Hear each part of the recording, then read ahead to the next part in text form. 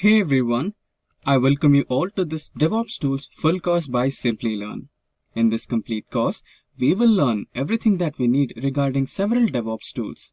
We will have Mathavs and Chidanand to guide us through this journey. We shall begin with having a basic understanding of what DevOps is. After that, we shall dive deeper and understand the basics of DevOps, its relevance in the present scenario, and several DevOps phases. After we know about DevOps, we shall begin with learning different DevOps tools in detail. We shall learn about Git, followed by GitHub, and in the process, we shall learn the various GitHub commands. Second, we shall see what Jenkins is, Jenkins Pipeline, and how we install Jenkins. After that, we shall move on to Docker and check what Docker and Docker container is all about. And in the process, we shall see the process to install Docker. Moving further, we shall learn the basics of Kubernetes, the difference between Kubernetes and Docker, and Kubernetes on AWS. The following tool in our list would be Puppet, where we shall know what Puppet is, why we use Puppet, and the process to install it. Moving forward, we shall learn about Ansible, its installation process, and what are the benefits of using Ansible. The last tool in our list is Selenium, where we will learn about what Selenium is all about and all the Selenium suite tools, followed by its installation process. While we are learning all these tools, we shall understand them with a hands-on demo, making the understand much more effective and more accessible. And finally, we will have a piece of deep knowledge regarding DevOps and several DevOps tools. We shall look into some of the most prominent DevOps interview questions that will help you excel in your forthcoming DevOps interviews.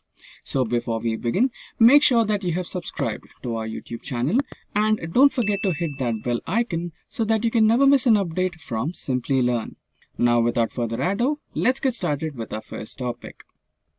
Right from the start, software development comprised two different departments. The development team that develops the plan, designs, and builds the system from scratch, and the operation team for testing and implementation of whatever is developed.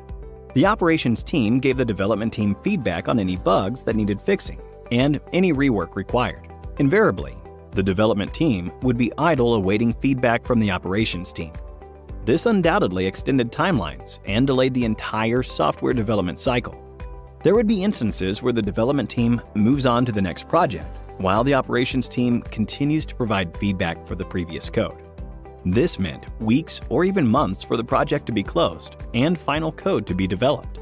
Now, what if the two departments came together and worked in collaboration with each other? What if the wall of confusion was broken? And this is called the DevOps approach. The DevOps symbol resembles an infinity sign, suggesting that it is a continuous process of improving efficiency and constant activity. The DevOps approach makes companies adapt faster to updates and development changes. The teams can now deliver quickly, and the deployments are more consistent and smooth. Though there may be communication challenges, DevOps manages a streamlined flow between the teams and makes the software development process successful. The DevOps culture is implemented in several phases with the help of several tools. Let's have a look at these phases. The first phase is the planning phase, where the development team puts down a plan, keeping in mind the application objectives that are to be delivered to the customer. Once the plan is made, the coding begins. The development team works on the same code, and different versions of the code are stored into a repository with the help of tools like Git and merged when required. This process is called version control. The code is then made executable with tools like Maven and Gradle in the build stage. After the code is successfully built, it is then tested for any bugs or errors. The most popular tool for automation testing is Selenium. Once the code has passed several manual and automated tests, we can say that it is ready for deployment and is sent to the operations team. The operations team now deploys the code to the working environment. The most prominent tools used to automate these phases are Ansible, Docker, and Kubernetes. After the deployment, the product is continuously monitored, and Nagios is one of the top tools used to automate this phase. The feedback received after this phase is sent back to the planning phase, and this is what forms the core of the DevOps lifecycle, that is, the integration phase. Jenkins is the tool that sends the code for building and testing. If the code passes the test, it is sent for deployment, and this is referred to as continuous integration. There are many tech giants and organizations that have opted for the DevOps approach. For example, Amazon, Netflix, Walmart, Facebook, and Adobe. Netflix introduced its online streaming service in 2007. In 2014, it was estimated that a downtime for about an hour would cost Netflix $200,000. However, now Netflix can cope with such issues. They opted for DevOps in the most fantastic way. Netflix developed a tool called the Simian Army that continuously created bugs in the environment without affecting the users. This chaos motivated the developers to build a system that does not fall apart when any such thing happens. So, on this note, here is a quiz for you. Match the DevOps tool with the phase it is used in. A. B. C. D. None of the above. Today, more and more companies lean towards automation, with the aim of reducing its delivery time and the gap between its development and operations teams. To attain all of these, there's just one gateway: DevOps. We're going to go through a number of key elements today. The first two will be reviewing models that you're already probably using for delivering solutions into your company. And the most popular one is Waterfall, followed by Agile. Then we'll look at DevOps and how DevOps differs from the two models and how it also borrows and leverages the best of those models. We'll go through each of the phases that are used in typical DevOps delivery, and then the tools used within those phases to really improve the efficiencies within DevOps. Finally, we'll summarize the advantages that DevOps brings to you and your teams. So let's go through Waterfall. So Waterfall is a traditional delivery model that's been used for many decades for delivering solutions, not just IT solutions and digital solutions, but even way before that. It has its history that goes back to World War II. So Waterfall is a model that is used to capture requirements and then cascade each key deliverable through a series of different stage gates that is used for building out the solution. So let's take you through each of those stage gates. The first that you may have done is requirements analysis. And this is where you sit down with the actual client and you understand specifically what they actually do and what they're looking for in the software that you're going to build. And then from that requirements analysis, you'll build out a project plan so you have an understanding of what the level of work is needed to be able to be successful in delivering the solution. After that, you've got your plan, then you start doing the development, and that means that the programmers start coding out their solution. They build out their applications, they build out the websites, and this can take weeks or even months to actually do all the work. When you've done your coding and development, then you send it to another group that does testing, and they'll do full regression testing of your application against the systems and databases that integrate with your application. You'll test it against the actual code, you'll do manual testing, you do UI testing. And then after you've delivered the solution, you go into maintenance mode, which is just kind of making sure that the application keeps working. If there's any security risks, that you address those security risks. The problem you have, though, is that there are some challenges, however, that you have with the waterfall model. The cascading deliveries and those complete and separated stage gates means that it's very difficult for any new requirements from the client to be integrated into the project. So if a client comes back and the project has been running for 6 months and they've gone, hey, we need to change something, that means that we have to almost restart the whole project. It's very expensive and it's very time consuming. Also, if you spend weeks and months away from your client and you deliver a solution that they are only just going to see after you spend a lot of time working on it, they could be pointing out things that are in the actual final application that they don't want or are not implemented correctly or lead to just general unhappiness. The challenge you then have is if you want to add back in the client's feedback to restart the whole waterfall cycle again. So the client will come back to you with a list of changes, and then you go back and you have to start your programming, and you have to then start your testing process again, and just you're really adding in lots of additional time into the project. So using the waterfall model, companies have soon come to realize that, the clients just aren't able to get their feedback in quickly, effectively. It's very expensive to make changes once the teams have started working. And the requirement in today's digital world is that solutions simply must be delivered faster. And this has led for a specific change in Agile. And we start implementing the Agile model. So the Agile model allows programmers to create prototypes and get those prototypes to the client with the requirements faster. And the client is able to then send the requirements back to the programmer with feedback. This allows us to create what we call a feedback loop, where we're able to get information to the client and the client can get back to the development team much faster. Typically, when we're actually going through this process, we're looking at the engagement cycle being about 2 weeks. And so it's much faster than the traditional waterfall approach. And so we can look at each feedback loop as comprising of 4 key elements. We have the planning, where we actually sit down with the client and understand what they're looking for. We then have coding and testing, that is building out the code and the solution that is needed for the client. And then we review with the client the changes that have happened. But we do all this in a much tighter cycle that we call a sprint. And then typically a sprint will last for about 2 weeks. Some companies run sprints every week, some run every 4 weeks. It's up to you as a team to decide how long you want to actually run a sprint. But typically it's 2 weeks. And so every 2 weeks, the client is able to provide feedback into that loop. And so you were able to move quickly through iterations. And so if we get to the end of sprint 2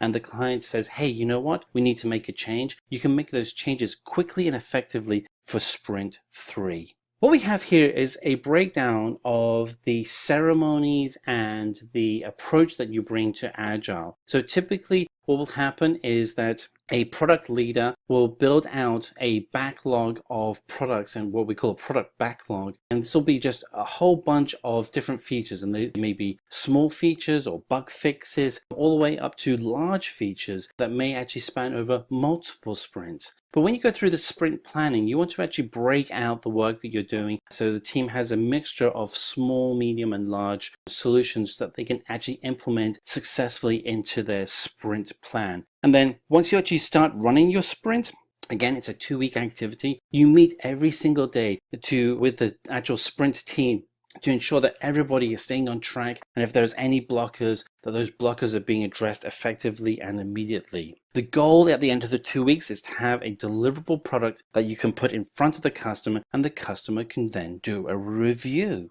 The key advantages you have of running a sprint with Agile is that the client requirements are better understood because the client is really integrated into the Scrum team. They're there all the time. And the product is delivered much faster than with a traditional waterfall model. You're delivering features at the end of each sprint versus waiting weeks, months, or in some cases years for a waterfall project to be completed. However, there are also some distinct disadvantages. The product itself really doesn't get tested in a production environment. It's only being tested on the developer computers. And it's really hard when you're actually running Agile for the sprint team to actually build out a solution easily and effectively on their computers to mimic the production environment. And the developers and the operations team are running in separate silos. So you have your development team running their sprint and actually working to build out the features.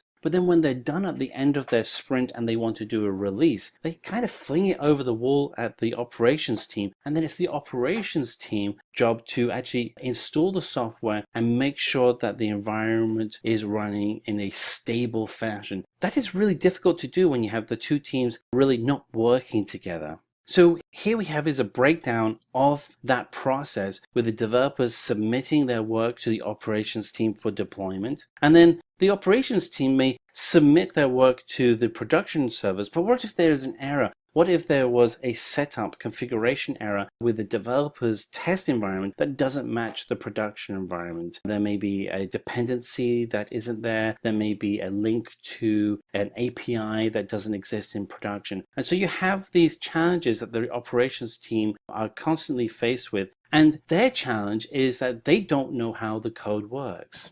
So this is where DevOps really comes in. And let's dig into how DevOps, which is developers and operators working together, is the key for successful continuous delivery.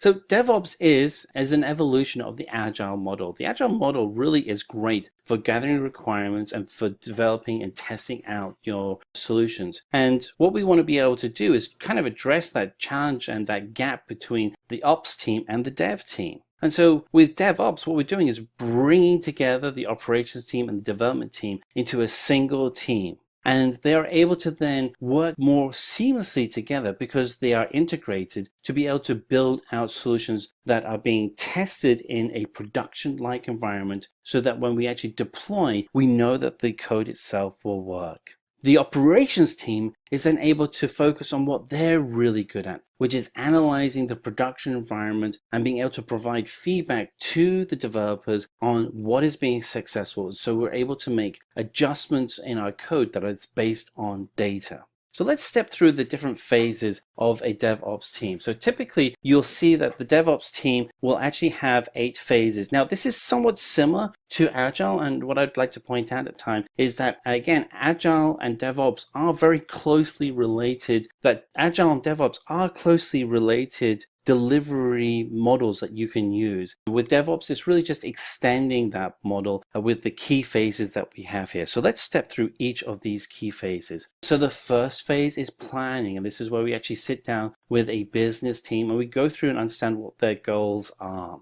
The second stage is, as you can imagine, and this is where it's all very similar to Agile, is that the coders actually start coding. But they'll start using tools such as Git, which is a distributed version control software. It makes it easier for developers to all be working on the same code base rather than bits of the code rather than them working on bits of the code that they are responsible for. So the goal with using tools such as Git is that each developer always has the current and latest version of the code. You then use tools such as Maven and Gradle as a way to consistently build out your environment. And then we also use tools to actually automate our testing. Now, what's interesting is when we use tools like Selenium and JUnit is that we're moving into a world where our testing is scripted, the same as our build environment and the same as using our Git environment. We can start scripting out these environments. And so we actually have scripted production environments that we're moving towards.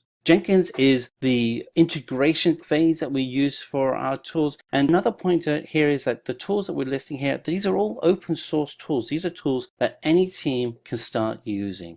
We want to have tools that control and manage the deployment of code into the production environments. And then finally, tools such as Ansible and Chef will actually operate and manage those production environments so that when code comes to them, that code is compliant with the production environment, so that when the code is then deployed to the many different production servers, that the expected results of those servers, which is you want them to continue running, is received. And then finally, you monitor the entire environment so you can actually zero in on spikes and issues that are relevant to either the code or changing consumer habits on the site. So let's step through some of those tools that we have in the DevOps environment. So here we have is a breakdown of the DevOps tools that we have. And again, one of the things I want to point out is that these tools are open source tools. There are also many other tools. This is just really a selection of some of the more popular tools that are being used. But it's quite likely that you're already using some of these tools today. You may already be using Jenkins. You may already be using Git. But some of the other tools really help you create a fully scriptable environment so that you can actually start scripting out your entire DevOps tool set. This really helps when it comes to speeding up your delivery, because the more you can actually script out the work that you're doing, the more effective you can be at running automation against those scripts, and the more effective you can be at having a consistent experience.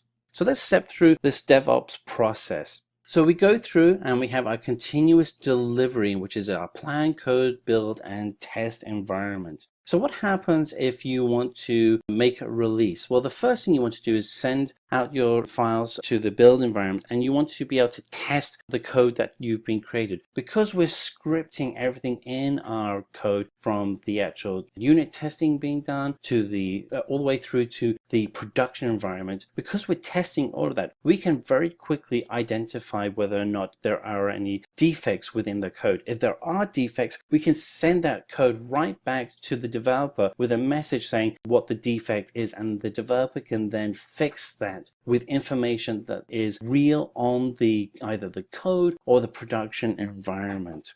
If, however, your code passes the scripting tests, it can then be deployed. And once it's out to deployment, you can then start monitoring that environment. What this provides you is the opportunity to speed up your delivery. So you go from the waterfall model, which is weeks, months, or even years between releases, to Agile, which is 2 weeks or 4 weeks, depending on your sprint cadence, to where you are today with DevOps, where you can actually be doing multiple releases every single day. So there are some significant advantages. And there are companies out there that are really zeroing in on those advantages. If we take any one of these companies, such as Google, any given day will actually process 50 to 100 new releases on their website through their DevOps teams. In fact, they have some great videos on YouTube that you can find out on how their DevOps teams work. Netflix is also a similar environment. Now, what's interesting with Netflix is that Netflix have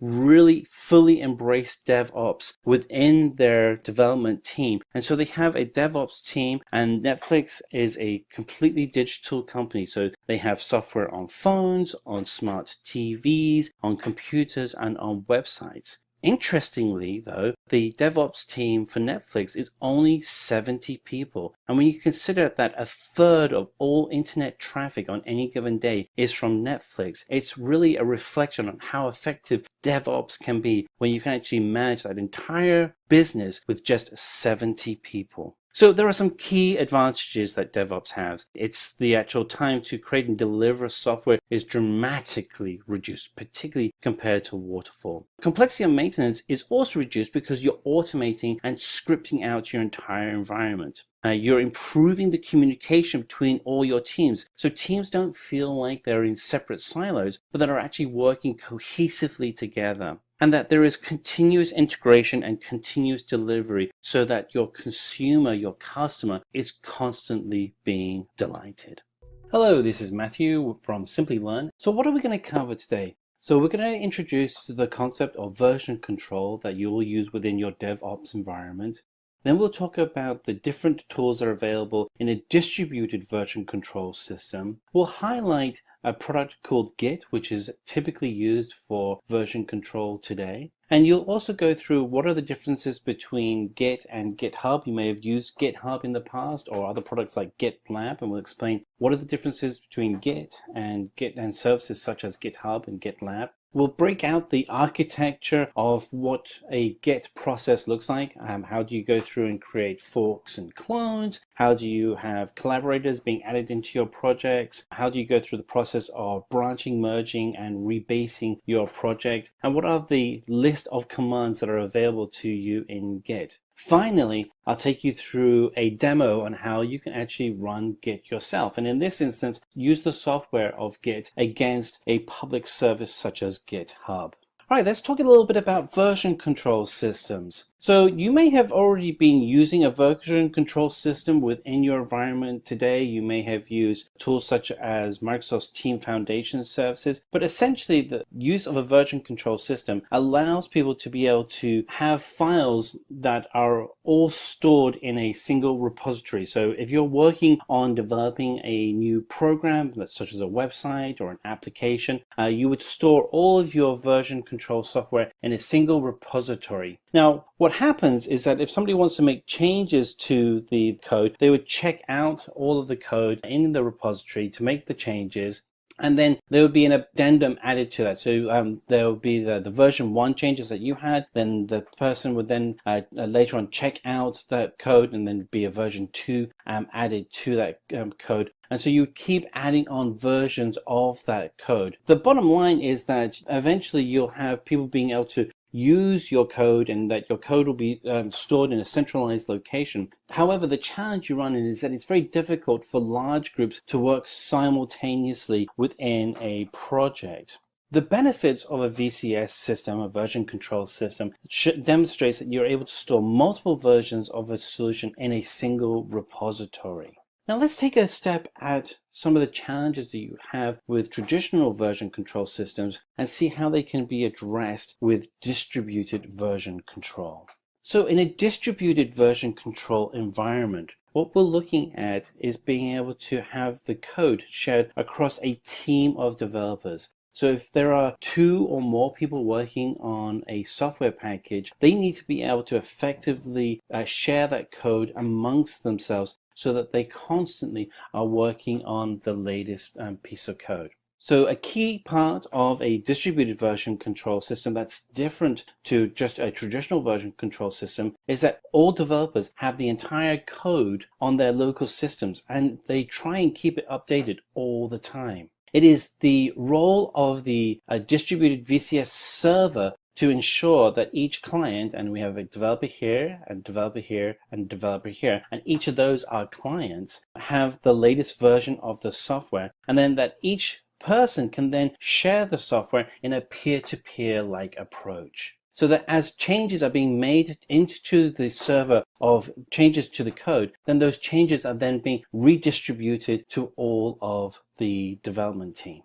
The tool to be able to do an effective distributed VCS environment is Git. Now, you may remember that we actually covered Git in a previous video, and we'll reference that video for you. So we start off with our remote Git repository, and people are making updates to the copy of their code into a local environment. That local environment can be updated manually and then periodically pushed out to the Git repository. So you're always pushing out the latest code changes you've made into the repository. And then from the repository, you're able to pull back the latest updates. And so your Git repository becomes the kind of the center of the universe for you. And then updates are able to be pushed up and pulled back from there. What this allows you to be able to accomplish is that each person will always have the latest version of the code. So what is Git? Git is a distributed version control tool used for source code management. So GitHub is the remote server for that source code management, and your development team can connect their Git clients to that remote hub server. Git is used to track the changes of the source code and allows large teams to work simultaneously with each other. It supports a non-linear development because of thousands of parallel branches, and has the ability to handle large projects efficiently. So let's talk a little bit about Git versus GitHub. So Git is a software tool, whereas GitHub is a service, and I'll show you how those two look in a moment. You install the software tool for Git locally on your system, whereas GitHub, because it is a service, it's actually hosted on a website. Git is actually the software that's used to manage different versions of source code, whereas GitHub is used to have a copy of the local repository stored on the service, on the website itself. Git provides command line tools that allow you to interact with your files, whereas GitHub has a graphical interface that allows you to check in and check out files. So let me just show you the two tools here. So here I am at the Git website, and this is the website you would go to download the latest version of Git. And again, Git is a software package that you install on your computer that allows you to be able to do version control in a peer-to-peer environment. For that peer-to-peer environment to be successful, however, you need to be able to store your files in a server somewhere. And typically, a lot of companies will use a service such as GitHub as a way to be able to store your files. So Git can communicate effectively with GitHub. There are actually many different companies that provide similar service to GitHub. GitLab is another popular service, but you also find that development tools such as Microsoft Visual Studio are also incorporating Git commands into their tools. So the latest version of Visual Studio Team Services also provides this same ability. But GitHub, it has to be remembered, is a place where we actually store our files and can very easily create public shareable, is a place where we can store our files and create public shareable projects. You can come to GitHub and you can do a search on projects. You can see at the moment I'm doing a lot of work on blockchain, but you can actually search on the many hundreds of projects here. In fact, I think there's something like over 100,000 projects being managed on GitHub at the moment. That number is probably actually much larger than that. And so if you are working on a project, I would certainly encourage you to start at GitHub to see if somebody's already maybe done a prototype that they're sharing, or they have an open source project that they want to share that's already available in GitHub. Certainly if you're doing anything with Azure, you'll find that there are thousands, 45,000 Azure projects currently being worked on. Interestingly enough, GitHub was recently acquired by Microsoft, and Microsoft is fully embracing open source technologies. So that's essentially the difference between Git and GitHub. One is a piece of software, and that's Git, and one is a service that supports the ability of using the software, and that's GitHub.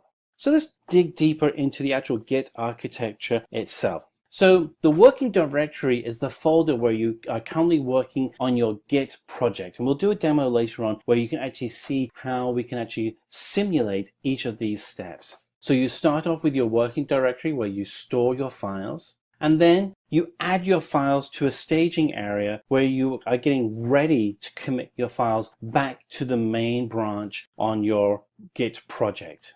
You want to push out all of your changes to a local repository after you've made your changes, and these will commit those files and get them ready for synchronization with the service, and will then push your services out to the remote repository. An example of a remote repository would be GitHub.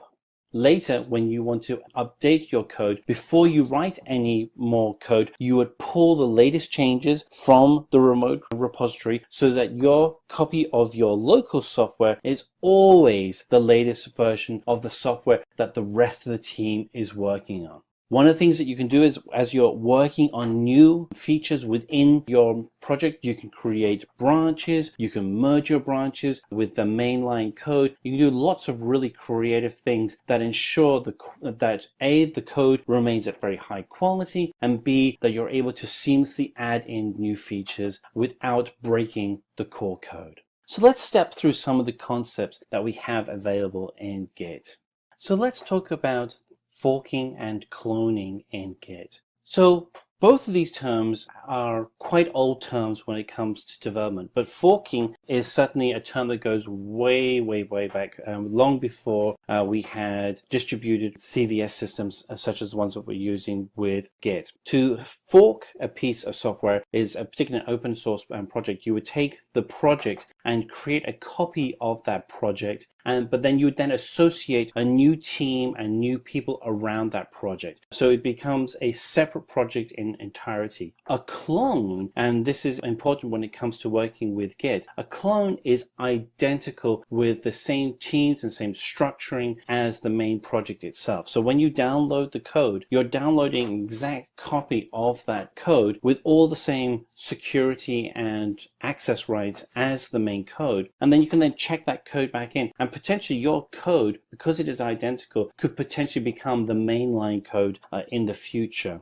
Now, that typically doesn't happen. Your changes are the ones that merge into the main branch, but you do have that potential where your code could become the main code. With Git, you can also add collaborators that can work on the project, which is essential for projects particularly where you have large teams. This works really well when you have product teams where the teams themselves are self-empowered. You can do a concept what's called branching in Git. And so say, for instance, you are working on a new feature. That new feature and the main version of the project have to still work simultaneously. So what you can do is you can create a branch of your code so you can actually essentially work on the new feature, whereas the rest of the team continue to work on the main branch of the project itself. And then later you can merge the two together. Pull from remote is the concept of being able to pull in services, software the team is working on from a remote server. And Git rebase is the concept of being able to take a project and reestablish a new start from the project. So you may be working on a project where there have been many branches and the team has been working for quite some time on different areas, and maybe you kind of losing control of what the true main branch is. You may choose to rebase your project. And what that means though is that anybody that's working on a separate branch will not be able to branch their code back into the mainline branch. So going through the process of a Git rebase essentially allows you to create a new start for where you're working on your project. So let's go through forks and clones. So you want to go through the process. So you want to go ahead and fork the code that you're working on. So let's use this scenario that one of your team wants to go ahead and add a new change to the project. The team member may say, yeah, go ahead and create a separate fork of the actual project. So what does that look like? So when you actually go ahead and create a fork of the repository, you actually go and you can take the version of the mainline branch, but then you take it completely offline into a local repository for you to be able to work from. And you can take the mainline code and you can then work on a local version of the code separate from the mainline branch. It's now a separate fork.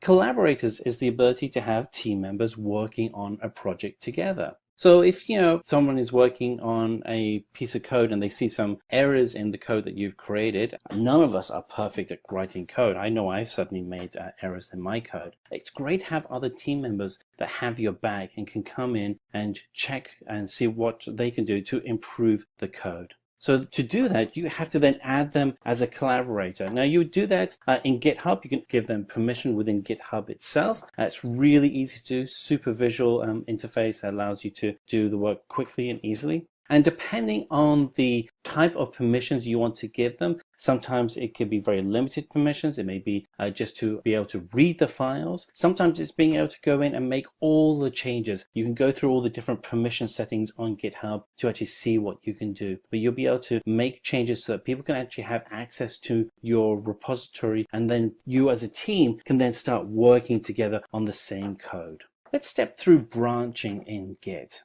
So suppose you're working on an application, but you want to add in a new feature. And this is very typical within a DevOps environment. So to do that, you can create a new branch and build a new feature on that branch. So here you have your main application on what's known as the master branch. And then you can then create a sub branch that runs in parallel, which has your feature. You can then develop your feature and then merge it back into the master branch at a later point in time. Now, the benefit you have here is that by default, we're all working on the master branch. So we always have the latest code. The circles that we have here on the screen show various different commits that have been made so that we can keep track of the master branch and then the branches that have come off which have the new features. And there can be many branches in Git. So Git keeps the new features you're working on in separate branches until you're ready to merge them back in with the main branch. So let's talk a little bit about that merge process. So you're starting with the master branch, which is the blue line here. And then here we have a separate parallel branch, which has the new features. So if we're to look at this process, the base commit of feature B is the branch. F is what's going to merge back into the master branch. And it has to be said there can be so many divergent branches, but eventually you want to have everything merge back into the master branch. Let's step through Git rebase. So again, we have a similar situation where we have a branch that's being worked in parallel to the master branch. And we want to do a Git rebase. So we're at stage C, and what we've decided is that we want to reset the project so that everything from here on out along the master branch is the standard product. However, this means that any work that's been done in parallel as a separate branch will be adding in new features along this new rebased environment. Now, the benefit you have by going through the rebase process is that you're reducing the amount of storage space that's required for when you have so many branches. It's a great way to just reduce your total footprint for your entire project. So git rebase is the process of combining a sequence of commits to form a new base commit. And the primary reason for rebasing is to maintain a linear project history. When you rebase, you unplug a branch and replug it in on the tip of another branch. And usually you do that on the master branch, and that will then become the new master branch. The goal of rebasing is to take all the commits from a feature branch and put it together in a single master branch. And it makes the project itself much easier to manage. Let's talk a little bit about pull from remote. Suppose there are two developers working together on an application. The concept of having a remote repository allows the two developers will be actually then checking in their code into a remote repository that becomes a centralized location for them to be able to store their code. It enables them to stay updated on the recent changes to the repository because they'll be able to pull the latest changes from that remote repository so that they are ensuring that as developers, they're always working on the latest code. So you can pull any changes that you have made to your forked remote repository to your local repository. The command to be able to do that is written here, and we'll go through a demo of how to actually do that command in a little bit. Good news is if there are no changes, you'll get a notification saying that you're already up to date. And if there is a change, it will merge those changes to your local repository and you get a list of the changes that have been made remotely. So let's step through some of the commands that we have in Git. So git init initializes a local Git repository on your hard drive. Git add adds one or more files to your staging area. Git commit -m commit message is a commit changes the Git command, commits changes to head up. So the Git command commits changes to your local staging area. Git status checks the status of your current repository and lists the files you have changed. Git log provides a list of all the commits made on your current branch. Git diff views the changes that you've made to the file. So you can actually have files next to each other and you can actually see the differences between the two files. Git push origin branch name, so the name of your branch command, will push the branch to the remote repository so that others can use it. And this is what you would do at the end of your project. Git config -global username will tell Git who you are by configuring the author name, and we'll go through that in a moment. Git config global user email will tell Git the author by the email ID. Git clone creates a Git repository copy from a remote source. Git remote add origin server connects the local repository to the remote server and adds the server to be able to push to it. Git branch and then the branch name will create a new branch for you to create a new feature that you may be working on. Git checkout and then the branch name will allow you to switch from one branch to another branch. Git merge branch name will merge a branch into the active branch. So if you're working on a new feature, you're going to merge that into the main branch. A Git rebase will reapply commits on top of another base tip. And Git rebase will reapply commits on top of another base tip. And these are just some of the popular Git commands. There are some more, but you can certainly dig into those as you're working through using Git. So let's go ahead and run a demo using Git.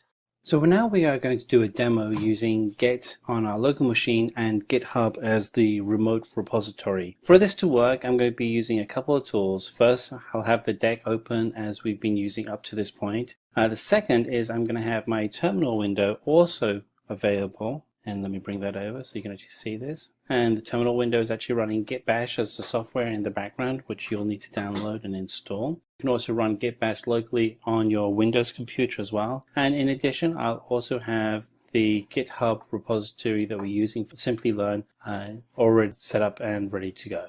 All right, so let's get started. So the first thing we want to do is create a local repository. So let's go ahead and do exactly that. So the local repository is going to reside in my development folder that I have on my local computer. And for me to be able to do that, I need to create a drive in that folder. So I'm going to go ahead and change the directory. So I'm actually going to be in that folder before I actually create and make the new folder. So I'm going to go ahead and change directory. And now I'm in the development directory. I'm going to go ahead and create a new folder. And that's gone ahead and created a new folder called Hello World. I'm going to move my cursor so that I'm actually in the Hello World folder. And now that I'm in the Hello World folder, I can now initialize this folder as a Git repository. So I'm going to use the Git command init to initialize. And that's going ahead and initialize that folder. So let's see what's happened. So here I have my Hello World folder that I've created. And you'll now see that we have a hidden folder in there, which is called .git. And if we expand that, we can actually see all of the different subfolders that Git repository will create. So let's just move that over a little bit so that we can see the rest of the work.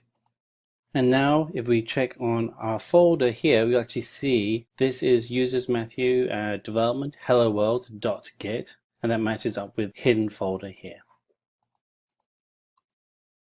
So we're going to go ahead and create a file called readme.txt in our folder. So here is our hello world folder, and I'm going to go ahead and using my text editor, which happens to be Simplilearn, I'm going to create a file, and it's going to have in there the text hello world, and I'm going to call this one readme.txt.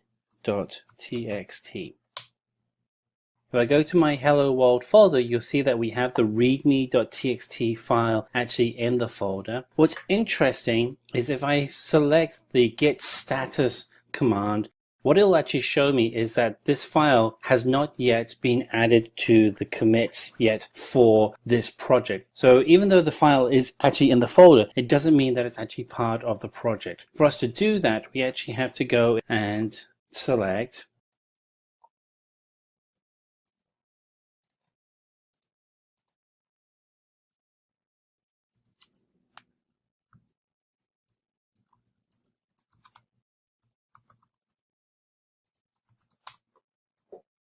For us to actually commit the file, we have to go into our terminal window, and we can use the git status to actually read the files that we have there. So let's go ahead and use the git status command, and it's going to tell us that this file has not been committed.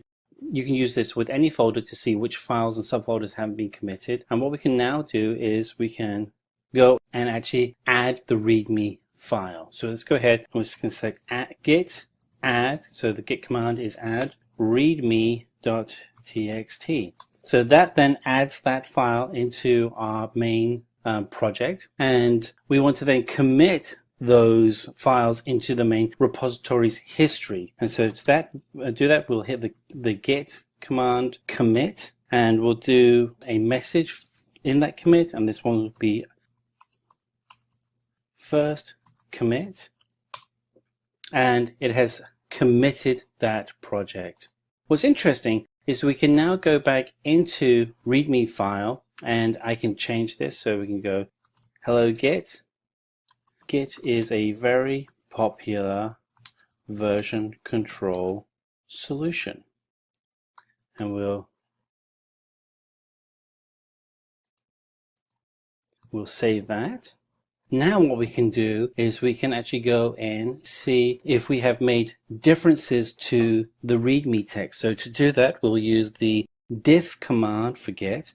So we do git diff, and it gives us two releases. The first is what the original text was, which is hello world. And then what we have afterwards is what is now the new text in green, which has replaced the original text. So what we're going to do now is you want to go ahead and create an account on GitHub. We already have one.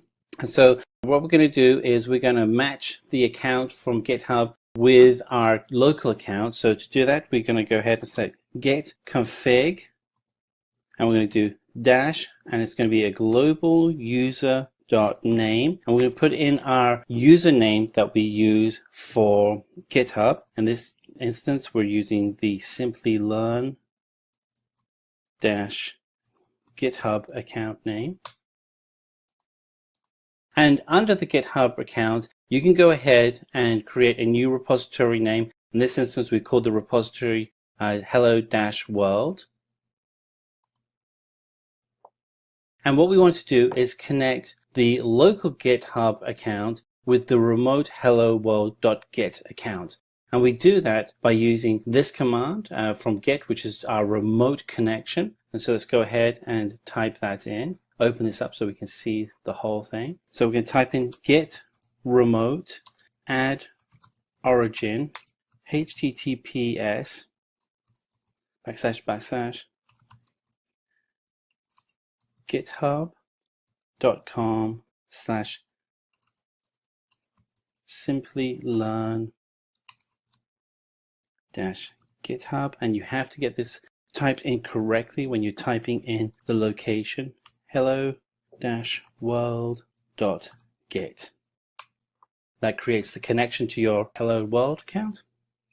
And now what we want to do is we want to push the files to the remote location using the git push command. Commit git push origin master.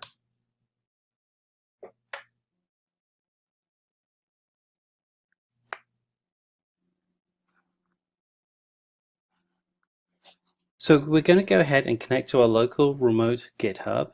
So I'm just going to bring up my terminal window again. And so let's select git remote add origin, and we'll connect to the remote location github.com / Simplilearn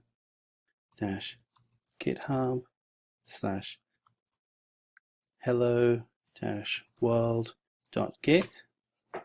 Oh, we actually have already connected, so we're connected to that successfully. And now we're going to push the master, gish. So git push origin master, and everything is connected and successful.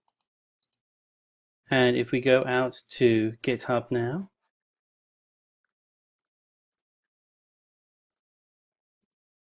we can actually see that our file was updated just a few minutes ago. So what we can actually do now is we can go and fork a project from GitHub and clone it locally. So we're going to use the fork tool that's actually available on GitHub. Let me show you where that is located. And here is our branching tool. It's actually changed more recently with a new UI interface. And once complete, we'll be able to then pull a copy of that to our account using the fork's new HTTP URL address. So let's go ahead and do that.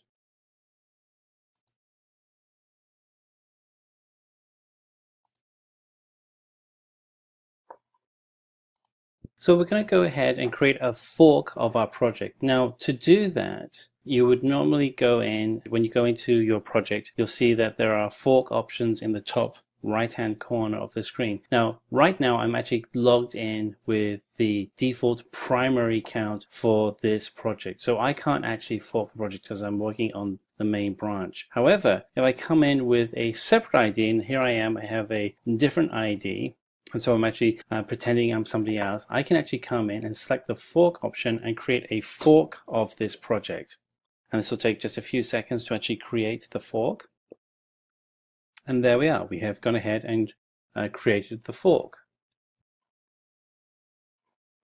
So you want to select clone or download with this. And so this is the, I select, that'll actually give me the web address. I can actually show you what that looks like. I'll open up my text editor.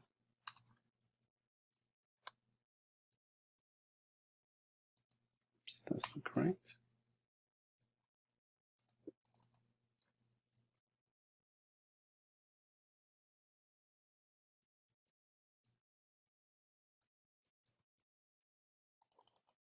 I guess that is correct. So I'm going to copy that. And I can fork the project locally and clone it locally. I can change the directory, so I can create a new directory that I'm going to put my files in and then post in that content into that folder. So I can now actually have multiple versions of the same code running on my computer. I can then go into the forked content and use the patchwork command to actually, so I can create a copy of that code that we've just created, and we call it, that's a clone, and we can create a new folder that we're actually putting the work in, and we could, for whatever reason we want to, we could call this folder patchwork, and that would be maybe a new feature. And then we can then paste in the URL of the new directory that has the forked work in it. And now at this point, we've now pulled in and created a clone of the original content. And so this allows us to go ahead and fork out all of the work for our project onto our computer. So we can then develop our work separately. So now what we can actually do is we can actually create a branch of the fork that we've actually pulled in onto our computer. So we can actually then create our own code that runs in that separate branch. And so we want to check out the branch and then push the origin branch down to our computer. This will give us the opportunity to then add our collaborators. So we can actually then go over to GitHub and we can actually come in and add in our collaborators. And we will do that under settings and select collaborators. And here we can actually see we have different collaborators that have been added into the project. And you can actually then request people to be added via their GitHub name or by email address or by their full name. One of the things that you want to be able to do is to ensure that you're always keeping the code that you're working on fully up to date by pulling in all the changes from your collaborators. You can create a new branch and then make changes and merge it into the master branch. To do that, you would create a folder, and then that folder in this instance would be called test. We would then move our cursor into the folder called test and then initialize that folder. So let's go ahead and do that. So let's create a new folder, and we're going to first of all change our root folder. We're going to go to development, and we're going to create a new folder.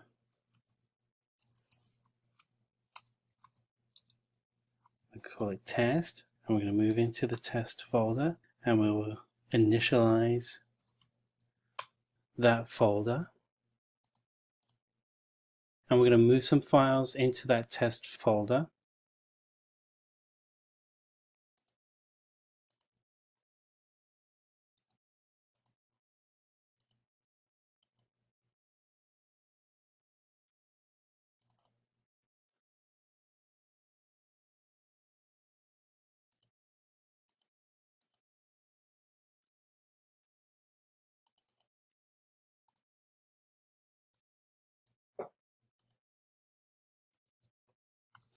Call this one test1, and then we're going to do file save as, and this one's going to be test2, and now we're going to commit those files. Git add, git add, and then we'll use the dot to pull in all files, and then git commit -m files committed.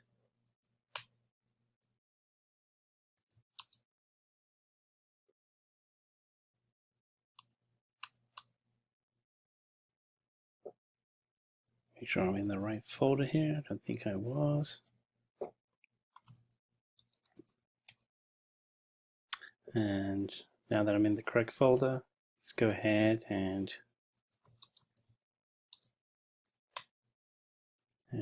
git commit,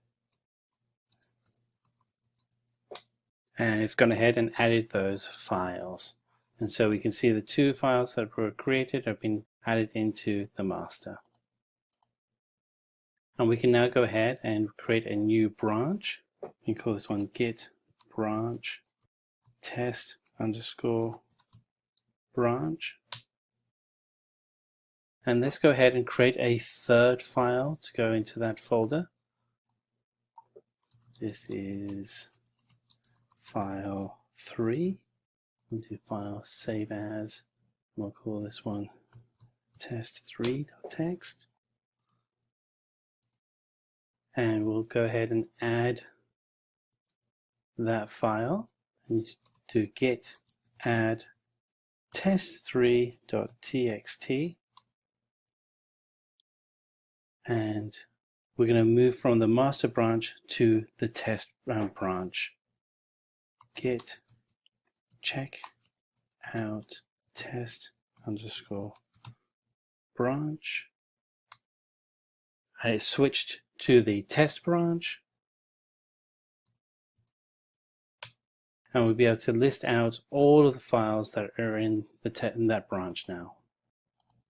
And we want to go through and merge the files into one area. So let's go ahead and we'll do git merge test underscore branch. And it's, well, we've already updated everything, so that's good. So otherwise it would tell us what we would be merging. And now all the files are merged successfully into the master branch. There we go, all merged together. Fantastic. And so what we're going to do now is move from master branch to test branch. So git checkout test underscore branch. And we can modify the files, the test3 file that we took out, and pull that file up.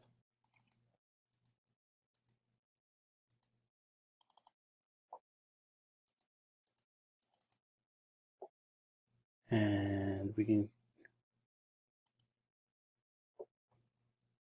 now modify it.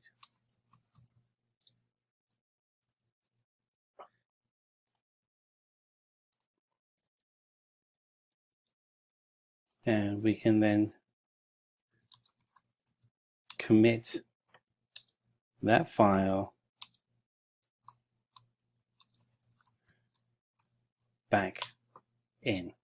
And we've actually been able to then commit the file with one changes, and we see it's the text-free change that was made. And we can now go through the process of checking the file back in, switching back to the master branch, and ensuring that everything is in sync correctly. We may at one point want to rebase all of the work. It's kind of a hard thing you want to do, but it will allow you to allow for managing for changes in the future. So let's switch to it back to our test branch, which I think we're actually on. We're going to create 2 more files. Let's go to our folder here and let's go copy those. And that's created. We'll rename those tests 4 and 5. And so we now have additional files.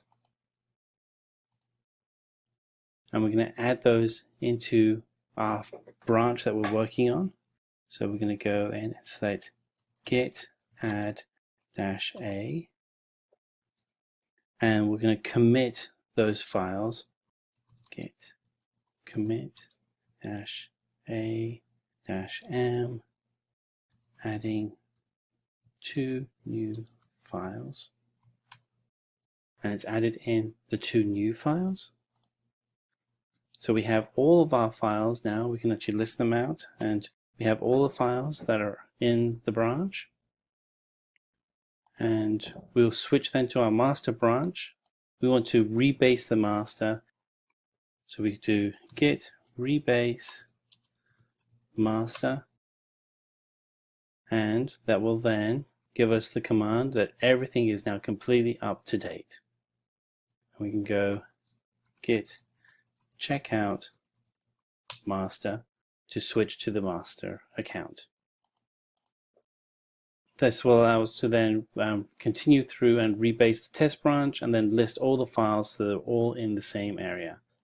So let's go git rebase test underscore branch, and now we can list, and there we have all of our files listed in correctly. Welcome to Git Commands. My name is Chidanand and I am with the Simplilearn team. I'm going to cover a few essential Git commands and walk you through a demonstration for most of it. I begin by installing a Git bash or the Git client and configuring it for its first time usage. Once I'm done with configuring the Git client, I'm going to spin up few repositories locally and work on these repositories using Git commands. Once I'm happy with my local changes, I'm going to commit few of them and then push these changes to a Git server of my choice. For today's demonstration, I plan to use github.com, which is a cloud-hosted free service, and it provides free account registrations for anyone. Eventually, I will cover a few topics regarding Git branching and merging, because these two, in my opinion, are the killer features of the Git distributed version control tool. Git is one of the most popular distributed version control tools of recent times, and like any other distributed version control tool, it allows us to perform various version control tasks without really needing a network connection. Before I jump into my demonstration, let me spend some time explaining to you the Git client-server working model. What does it take for a couple of users to collaborate and start working with Git? The bare minimal thing that any user would need in order to start working with Git is something called as Git Bash or the Git client. This comes as an installer for all popular operating systems like Windows, all flavors of Windows, Linux, macOS, and other operating systems. So once you install Git Bash, you get a command line utility using which you can fire up your Git commands and ensure that you can bring up repositories. You can work with these repositories by adding files to it, committing changes to it, and all those Git commands would work perfectly well. So you can bring up a small repository and you can work with your repository using this Git Bash. But what does it take for you to share this repository with another user who has also got Git Bash installed on his system?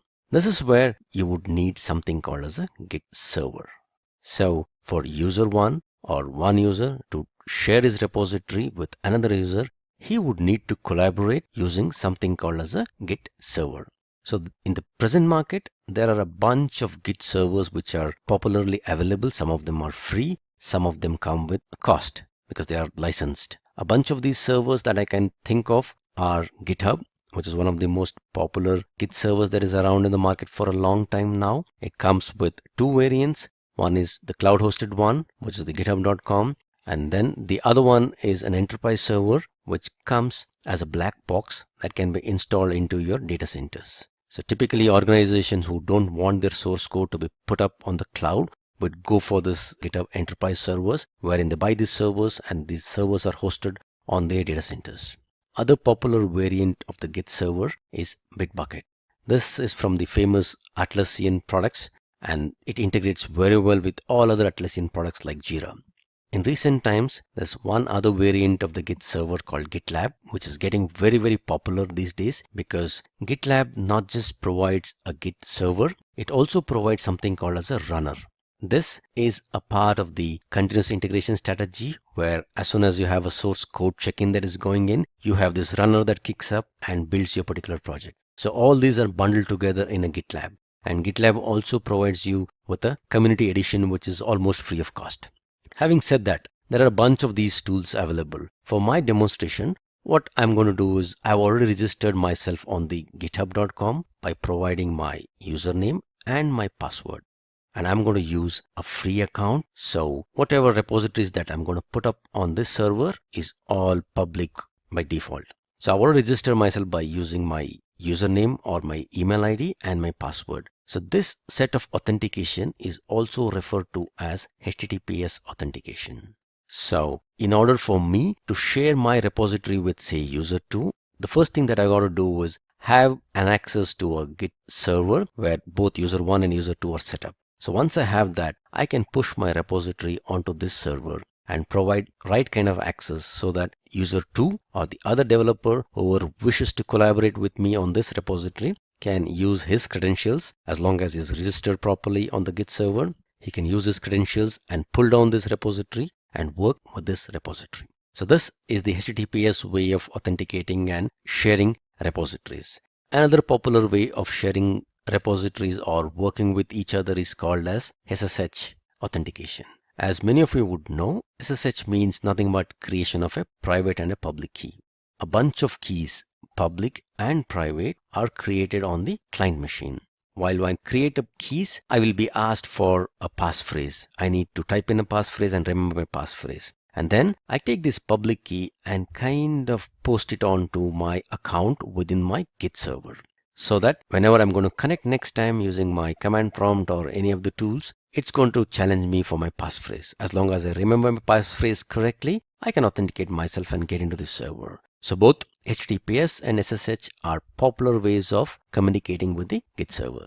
Having said this, let me just get started by installing the Git bash on my local system and then fire up some of these Git commands and build up some repositories, make some changes in my repository, commit these changes, and later use my GitHub credential to connect to my GitHub server and push my repositories out there.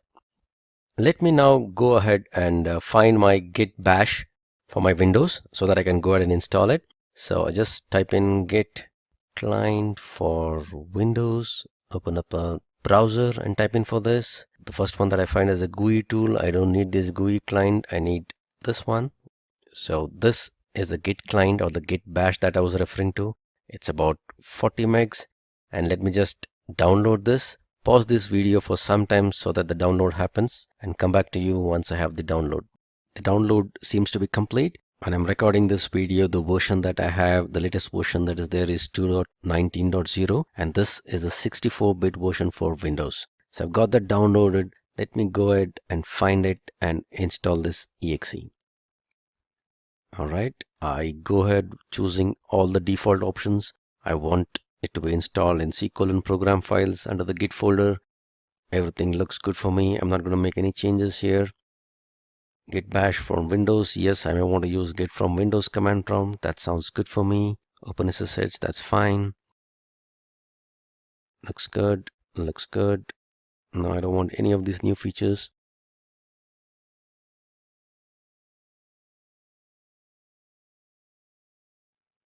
So what I'm doing is installing the Git bash or the Git client so that I can start using my Git commands.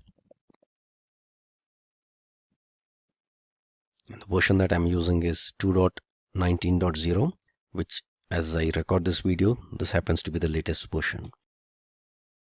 All right, so looks good. I don't want to see the release notes. I'll say launch Git bash. So what I get is this window. So this is the Git command prompt. So let me check if everything is looking good. Say Git version, it sounds good. Say Git help. All right, a lot of Git help commands. Everything looks good. So I ended up installing the Git bash. I can go ahead with all other commands. Now that I have Git bash installed on my system, let me open up a Git bash prompt and start using it. But before I do anything, I just need to configure it for the first time, stating what would be the username and the email ID with which I want the Git bash to be configured with. The command to do that is git config -- global, which means that this setting that I'm going to set would be a global setting. User.name, and the name of the user would need to be specified within a double quote. In my case, I am using a Simplilearn account, which is the official account, and this is the particular username of this account. The other setting is nothing but git config -- global. This is also a global setting, and this would be the email ID. The email ID need not contain a double quote. So in my case, this is the email ID that I would be setting up Git to work with. All right, let me check if the configurations were set correctly or not.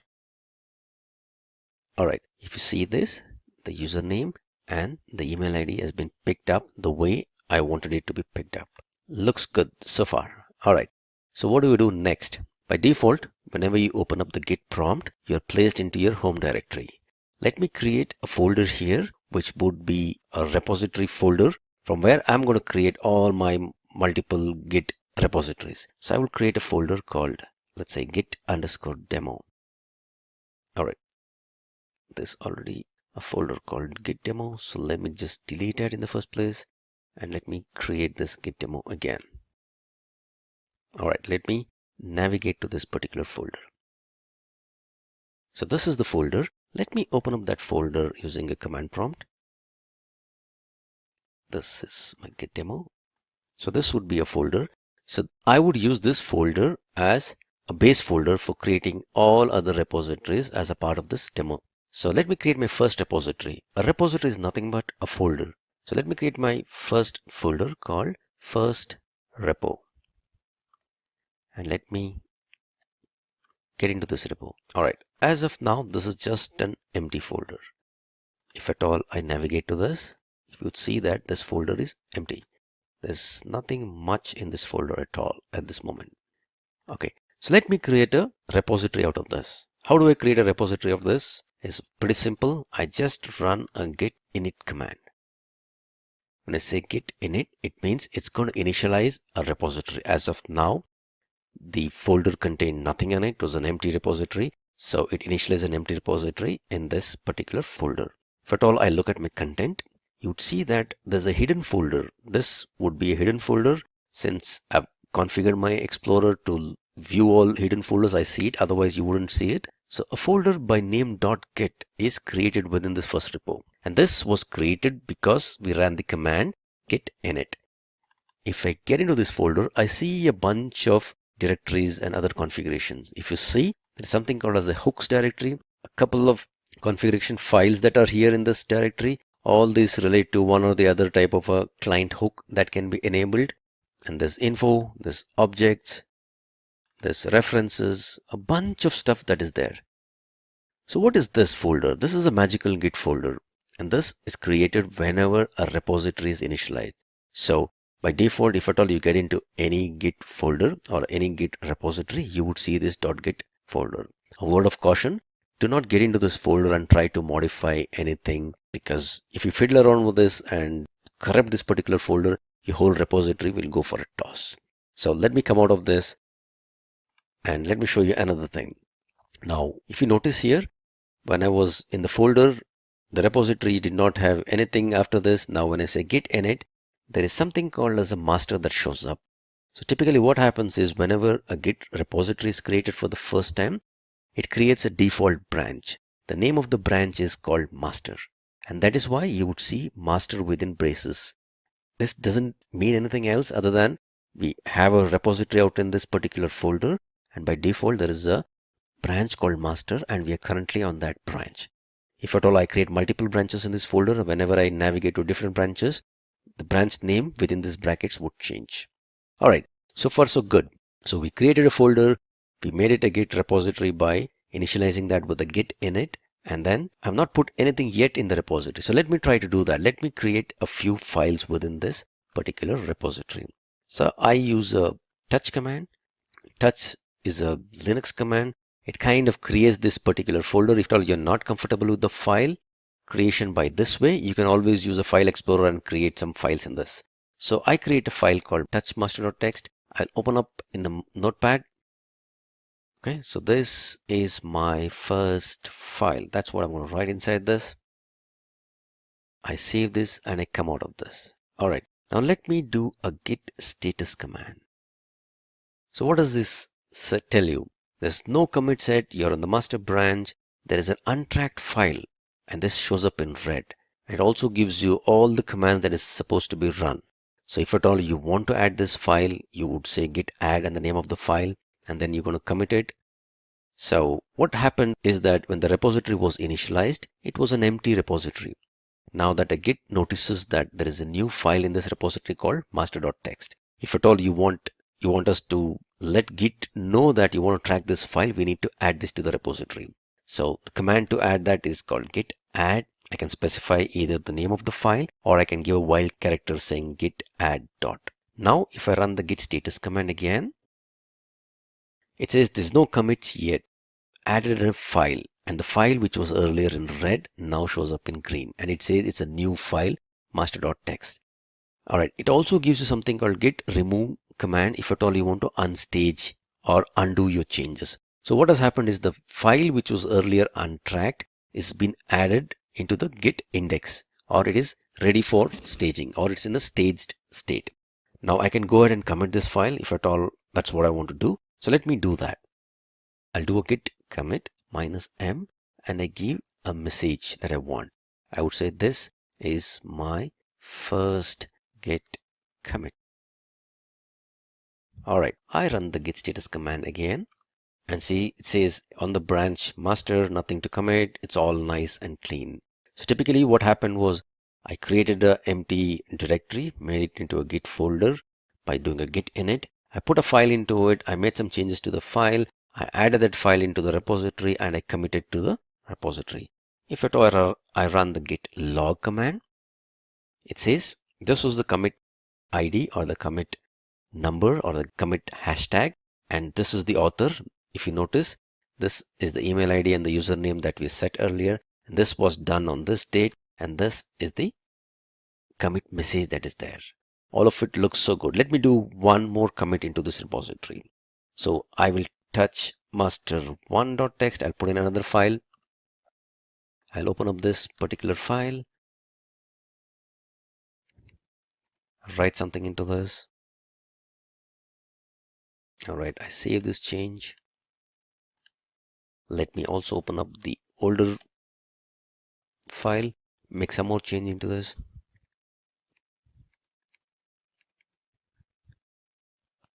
All right, so what I did, I modified the older file that existed. I also added a new file to my repository.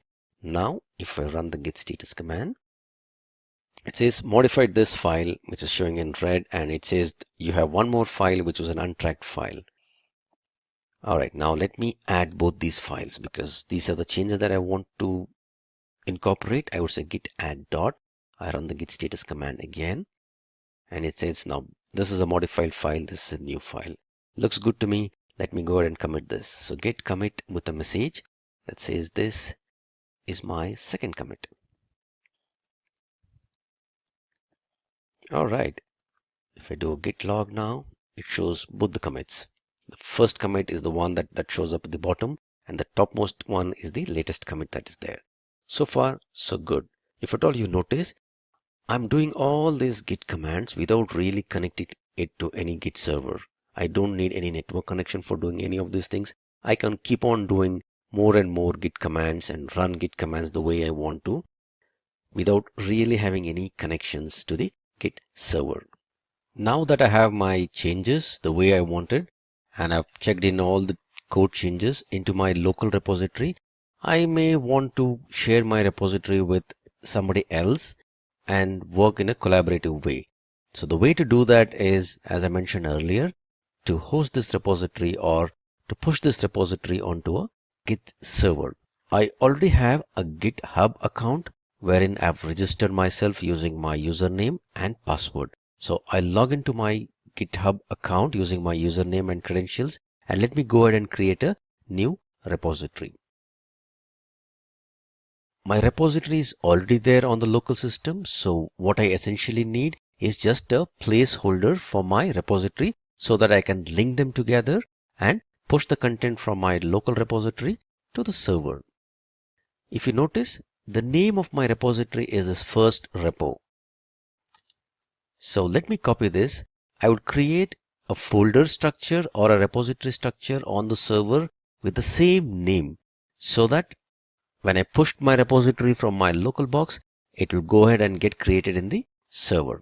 So the repository name should be the same as what I created on my local box.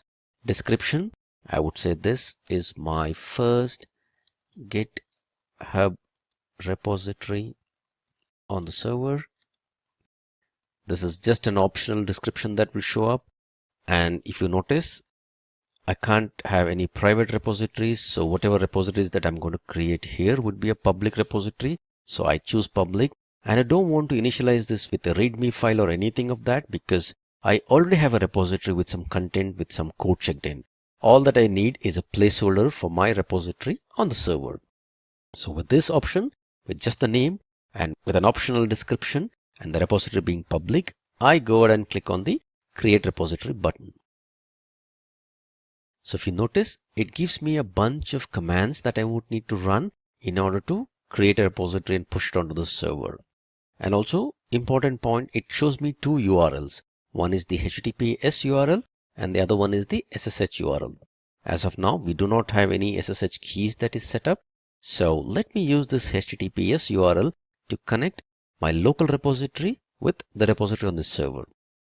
So I've done all these things. I already have the repository set up. All that I need is a placeholder for me to connect my local repository with the server URL.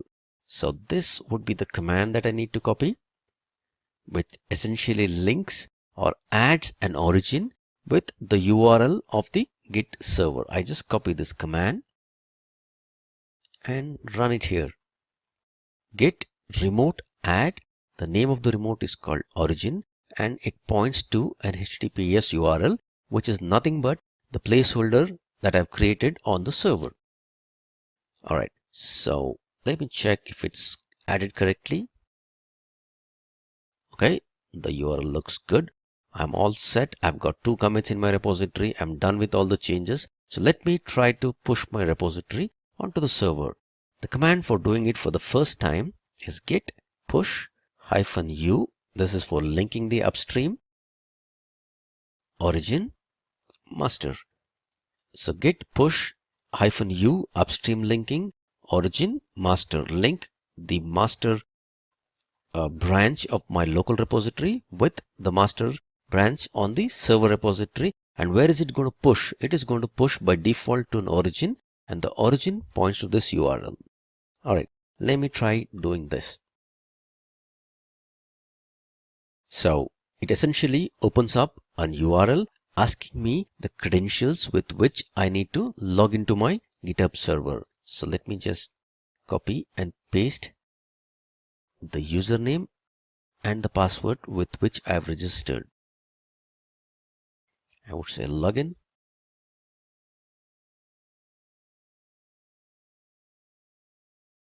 Okay, success.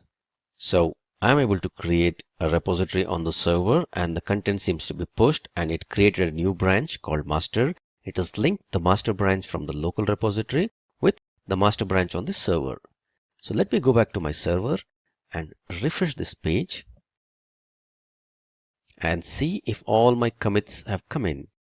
master1.txt. If at all I see the commits, there seem to be 2 commits. This is my first commit, this is my second commit. And if at all you notice, each of this commit comes with a hash key or a hash ID, which contains the details of my commits. In this commit, the files were added. This was the line that was added. If you look at the second commit, I added these lines. I made this, one line chain that was there. I also added this new file which was not existing. These are the 2 commits that existed.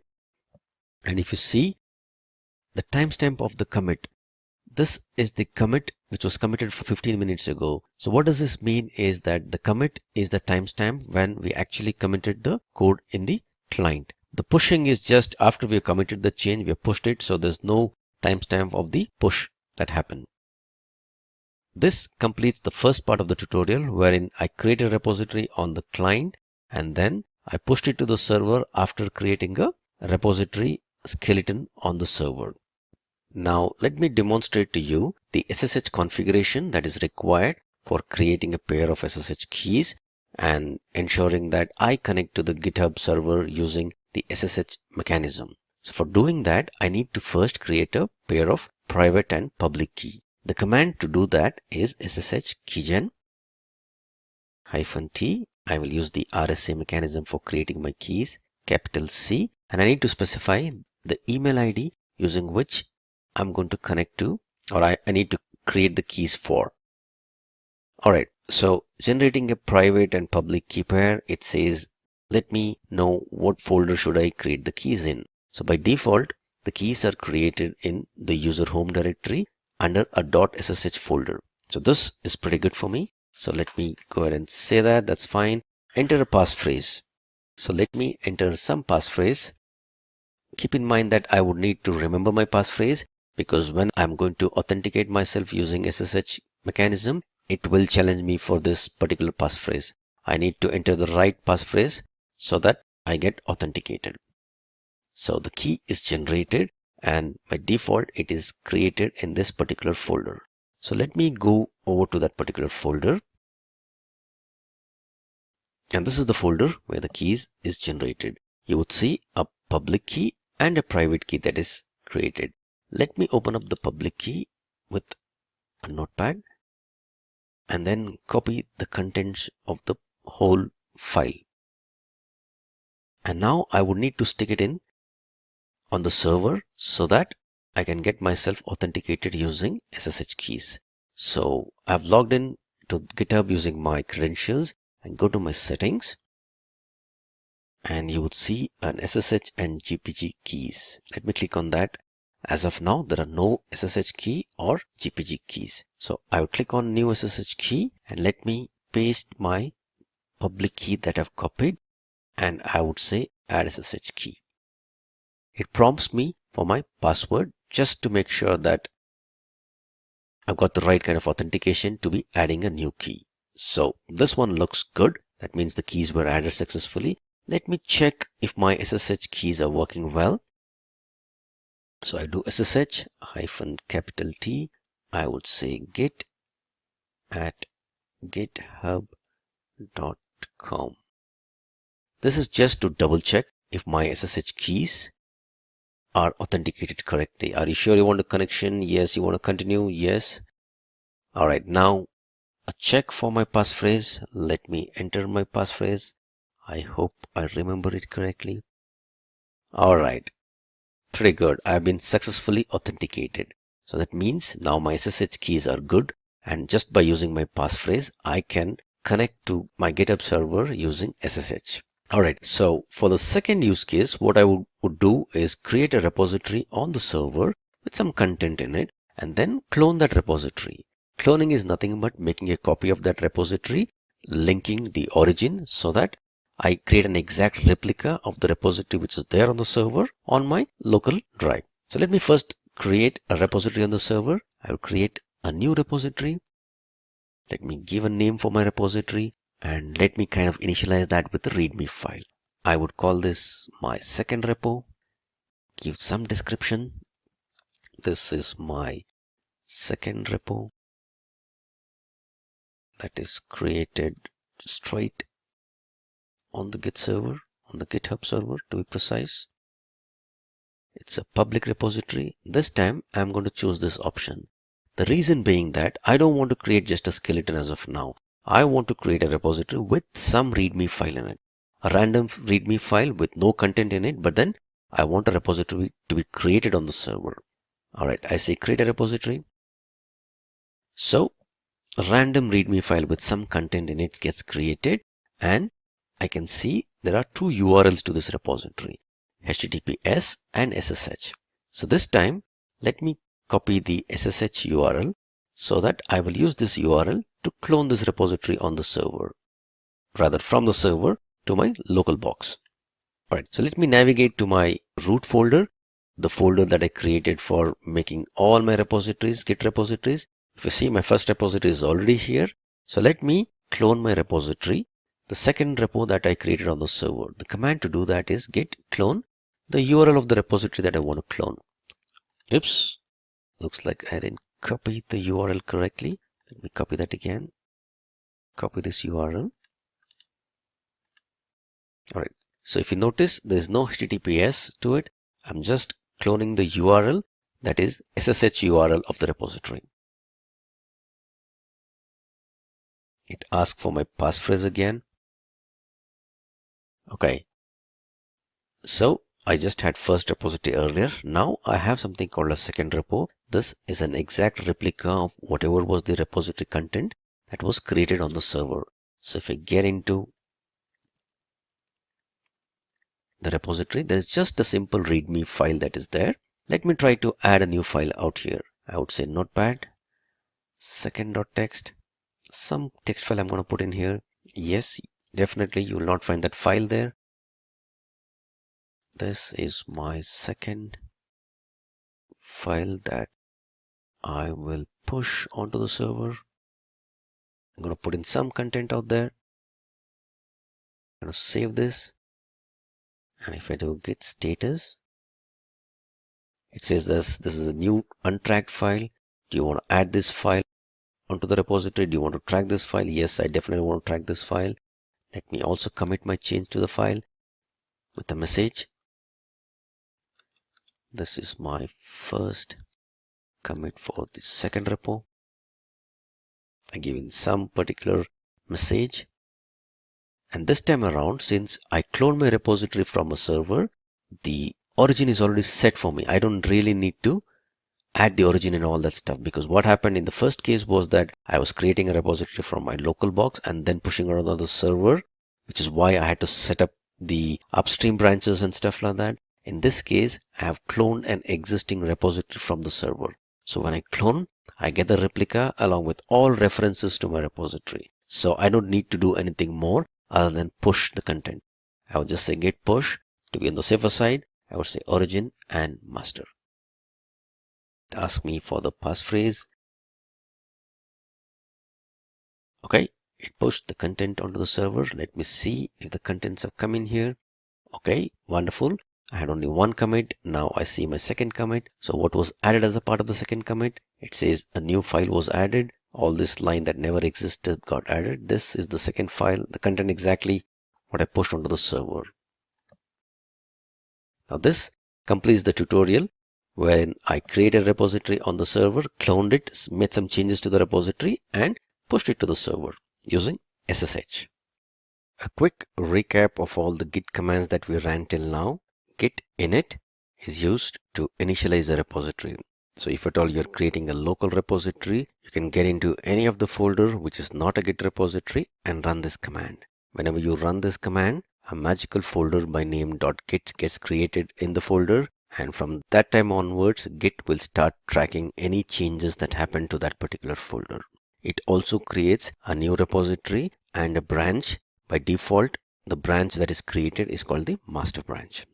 Git add dot is a wildcard character for adding any number of new files into your Git repository. If you have a bunch of files, 1 file, 2 files, 10 files, a folder containing multiple files in it, all of them could be added into the repository using this command. So once you add any number of files into the repository, you can keep on adding more and more files into the repository. Once you're done with that, you want to commit the changes that has happened in the repository, you use the git commit command. Git commit -m with a meaningful message. This will commit all the work items that you've done in terms of the files that got changed, the files that got added, all this with one particular message. Git status will give you the status of all the files and folders, any file that got added, any file that got created, any file that was deleted, all the status of the files will be obtained using the git status command. Git log will show you all the commit history with the latest history or the latest commit showing up on top. Git add remote origin. This command is used whenever you want to link any local repository to a server. And this is when you want to really push a repository from the local to the server for the first time. Git push -u origin and master. This is the command that you would use whenever you want to push contents from the local repository to the server. Git clone and the URL of the server. This is the command that you would run whenever you have an existing repository on the server and you want to make a fresh clone or a fresh copy of that particular repository onto your local box. More than often, many developers or Git users find themselves in situations where they would want to go back in history and modify or change some of the files that they recently committed or checked into the repository. Now, from a perspective of Git, this is a very simple activity. However, from a perspective of version control tool, you will have to be really cautious about the change that you're going to do. In case the changes are pretty local, none of the developers or none of the other users who are collaborating with you would be affected by this change. You're good to go ahead and make this change. However, if your repository has been pushed to the server and you're trying to modify something from history, this would have a very bad or adverse effect on all the other users who will be using it. You need to be really cautious while running these commands. In case your repository contents are local, you've not pushed your changes to your repository, and if at all you made some changes to the repository, maybe to fix a defect or to include a new feature, and you missed few things, you can go ahead and modify this with some of these commands. Let's say I have this simple repository called undo repo, and if at all I look at the logs of these, I have the commit histories which are like this. I have about 5 commits that is there in my repository, and in C1 I've added a file, in C2 I've added another file, in C3 I've also added some file, in C4 I've made some changes to M1 and M3, and in C5 I've added another file called M4. Now this is my commit history. Now let's say I made these 2 commits, but possibly I want to club them together along with some other changes because whatever changes I did not really fix things the way I expected it to fix. So there is a Git command called git reset. This would allow me to go back in history, to go back to any of the snapshot, get rid of all this commit history or the commit messages, but retain the changes that were made as a part of these commits. So if at all I need to go back in history and go back to this particular commit, and however, I just want to get rid of these commits that are there in terms of the commit messages, but I want the changes that were there as a part of these commits to still exist. I would do command called git reset --soft. Now this would go back or unwind my changes back to this particular snapshot, getting rid of all the commit messages that were there as a part of these two commits. But a soft would ensure that the file changes that were done as a part of these two commits would still exist or full remain. So the command for that is git reset -soft, which is the snapshot that I want to get back to. If this is the commit that I want to get back to, I just copy this and I paste this. All right, it doesn't give me any message, but if at all I do a git log pretty one line, what it says is C1, C2, now the head, which is nothing but the current pointer, which was earlier pointing to C5, it's gone back to C3. Now what happened to the changes that were there as a part of C4 and C5? If at all you do a git status, if you see the changes that were a part of C4 was some changes to M1 and M2, and C5, a new file got M4 got added. If at all I do a git status, you would see those changes still exist. However, from the git history or the git commit history, C3 is the topmost commit that exists as of now. C4 and C5 have been gotten rid of, but the changes that were there still exist. All right, now I can make some more changes that I want if as a part of my commit and possibly go ahead and commit this whole thing as a new commit altogether. Maybe I'll open up a notepad and possibly create a new file called m6.txt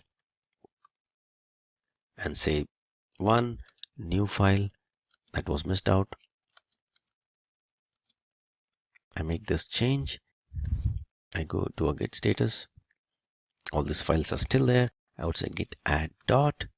I would say git commit -m C4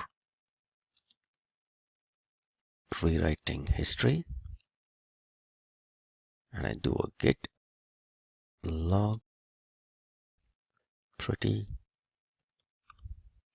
There you go.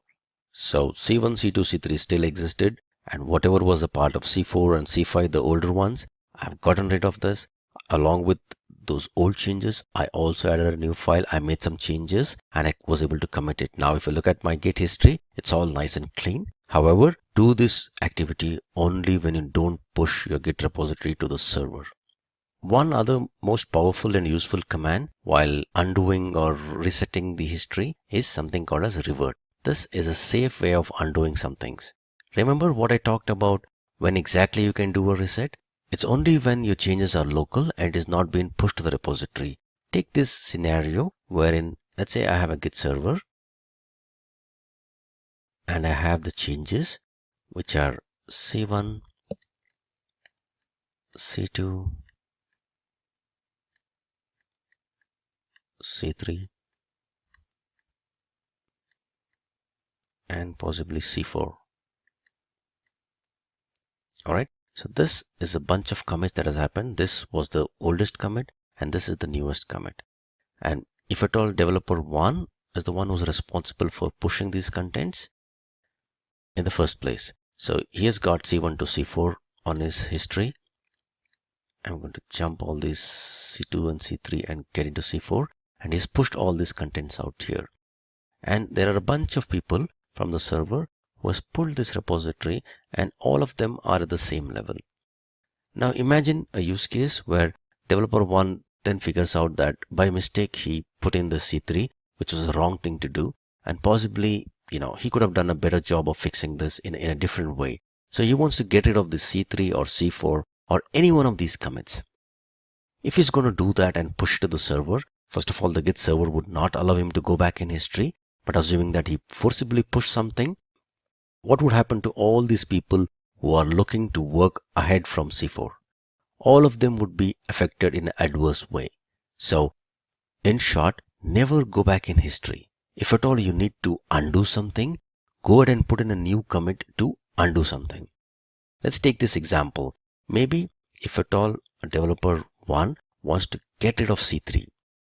Better way to do that is by adding a new commit which is ahead, say let's say C5. And what does this commit do? This commit possibly gets rid of C3. Instead of going back in history, it actually is taking your Git history ahead. But as a part of this commit, you're undoing some part of the work that was done as a part of C3. In short, you're removing a commit, but to remove a commit, you're adding a new commit. And this is why you're doing it, because there are a bunch of other people you're using this repository collaboratively and who are planning to get ahead in terms of history. They cannot afford to go back in history and modify something in history.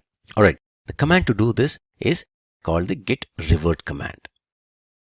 So let me take up this repository, which has got a bunch of commits in it. And if at all I do a git log, pretty one line,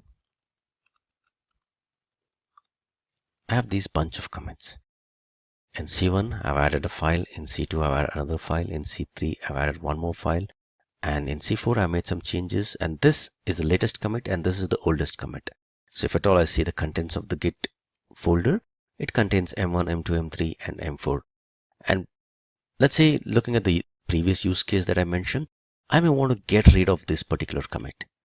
I want to get rid of the C3, which is nothing but I've added a file called m3.txt, but I added it by mistake. I need a better way of fixing it. Possibly I'll look at it later on, but for now, I don't want this particular commit and the changes that were made as a part of that commit to exist.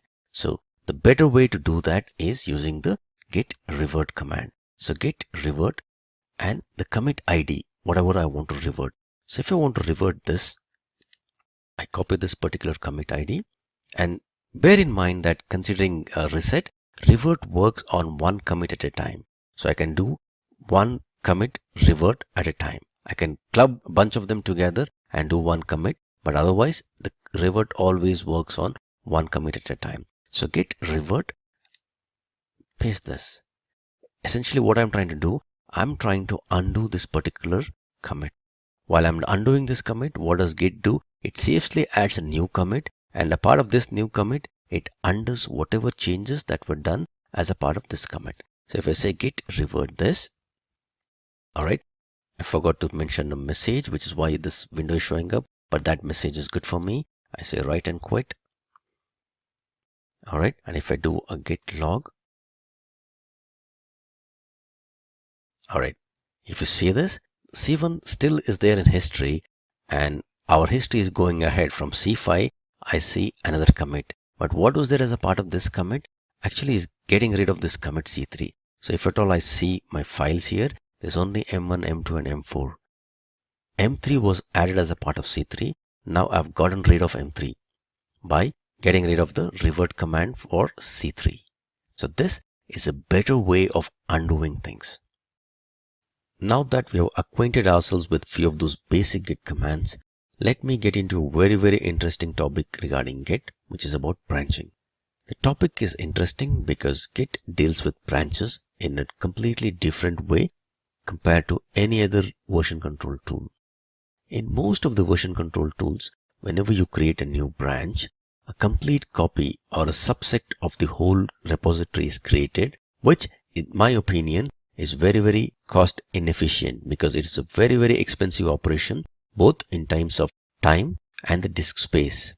However, in Git, you just create a very lightweight movable pointer whenever you create a branch. There is no folder or no copy of the repository that is created.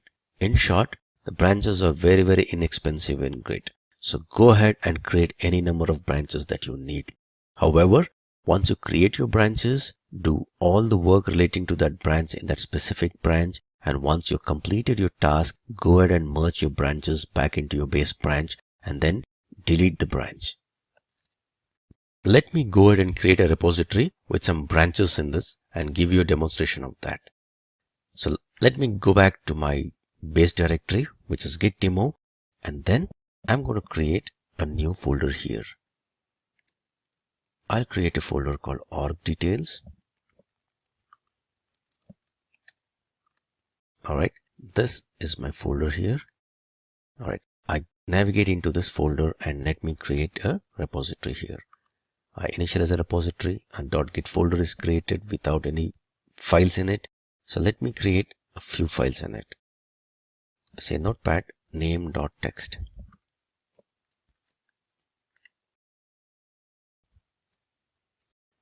Organization name. I create a name.txt within this. Maybe I'll create one more file in this. Notepad employees.txt.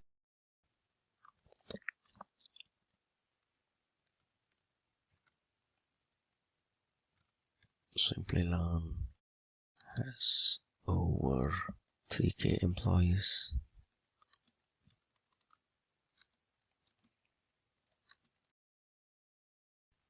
I just put in some content in this.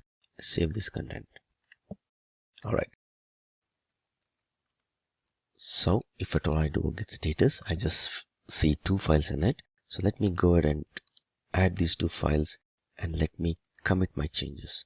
So git commit -am or -m. First commit. So if I do a git log, I see only one commit and there are two files and you can see those two files that is here. Alright, so at this stage, let me go ahead and create a new branch. And the command for creating a new branch is git branch name of the branch. So let me name my branch as Bangalore branch, BLR branch. And this created a branch. But I don't see any changes in the folder structure or in the file that exists here. I've just created this branch. So if at all I do a git branch, I see these two branches. And whatever star means I'm currently in this master branch. So let me go ahead and get into the BLR branch.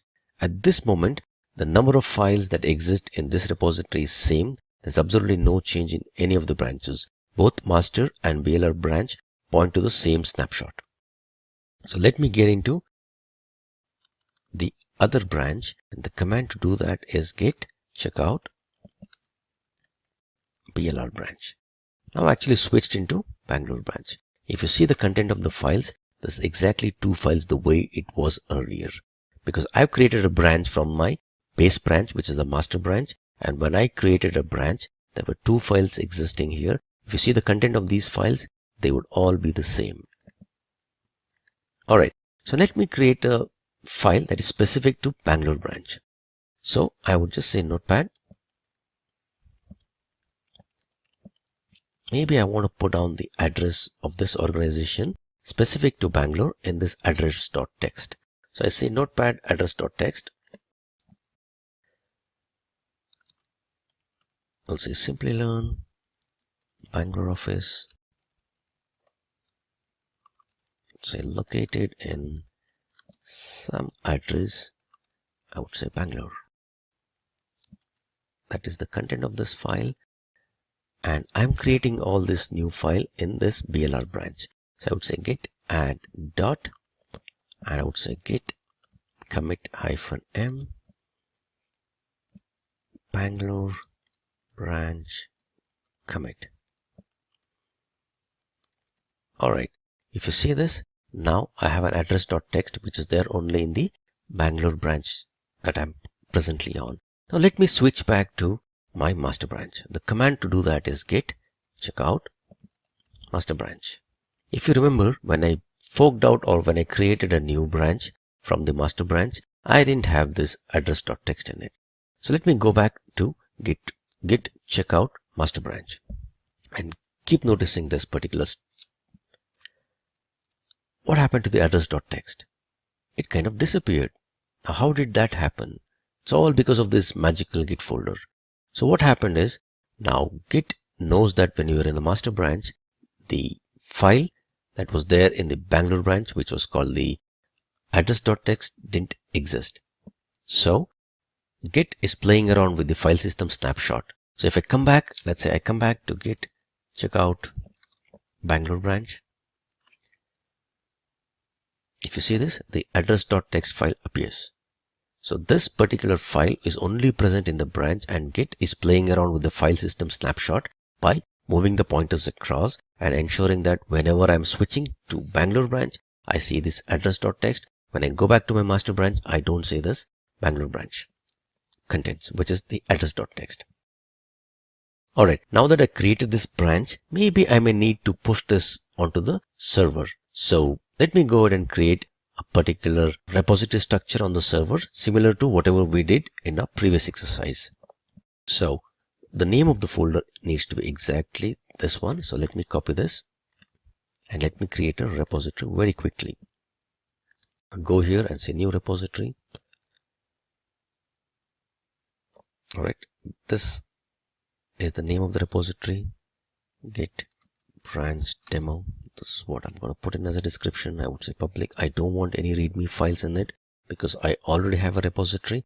I would just say create a repository. Alright, let me use the SSH URL. Yeah, this is the SSH URL. This is good for me. So let me copy this URL. Let me add it here.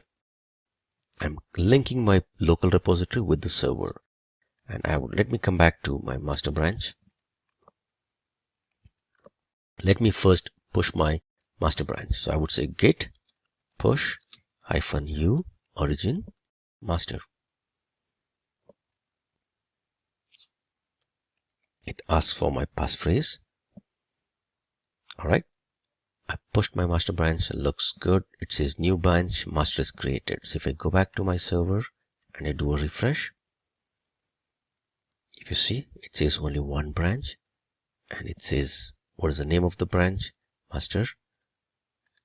If you see the contents, there is employees.txt and name.txt.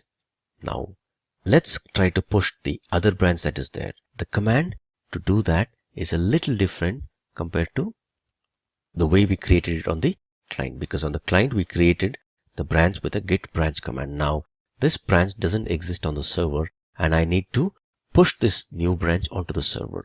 So the command would be git push -u origin and the name of the branch that I want to specifically push.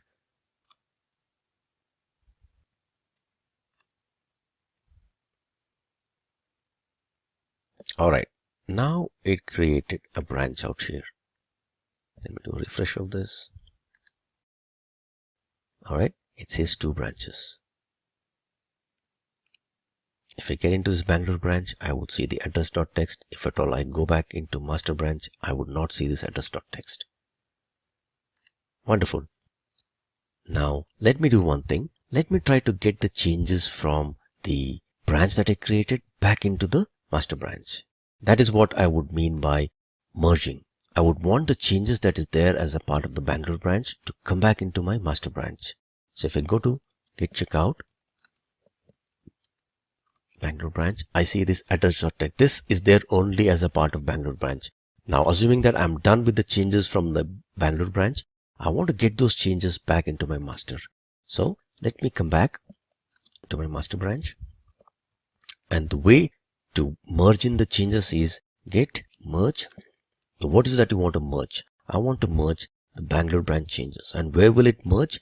It will merge it into the current branch that I'm on.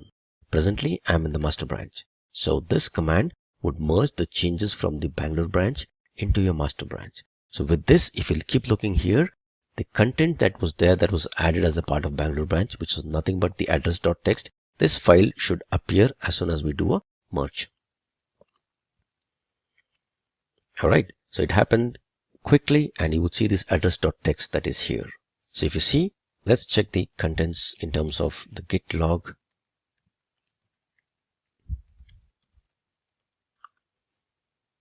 Alright, so there was only one branch that we had earlier, which had only one commit. Right now, we are at this Bangalore branch commit, which was there as a part of the Bangalore branch commit. So with this change, let me push this change onto the server as well. Git push origin master.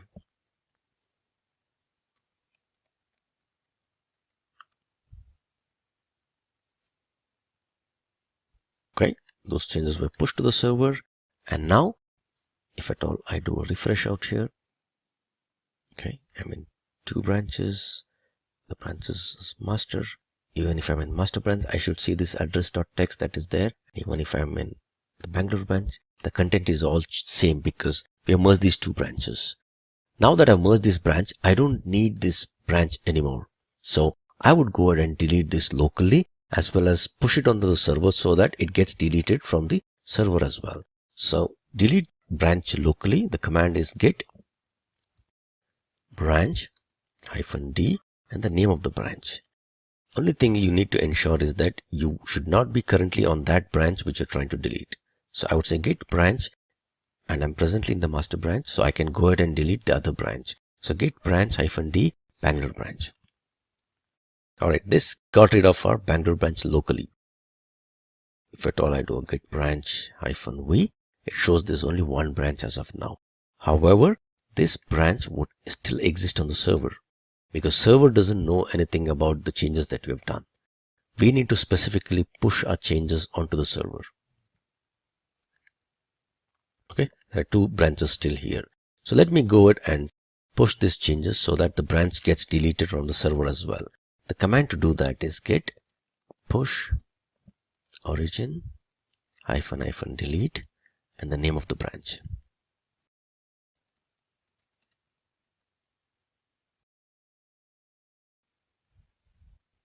Alright, so this went ahead and deleted the branch from the server. Let's check that. Okay, if you see now, there's only one branch.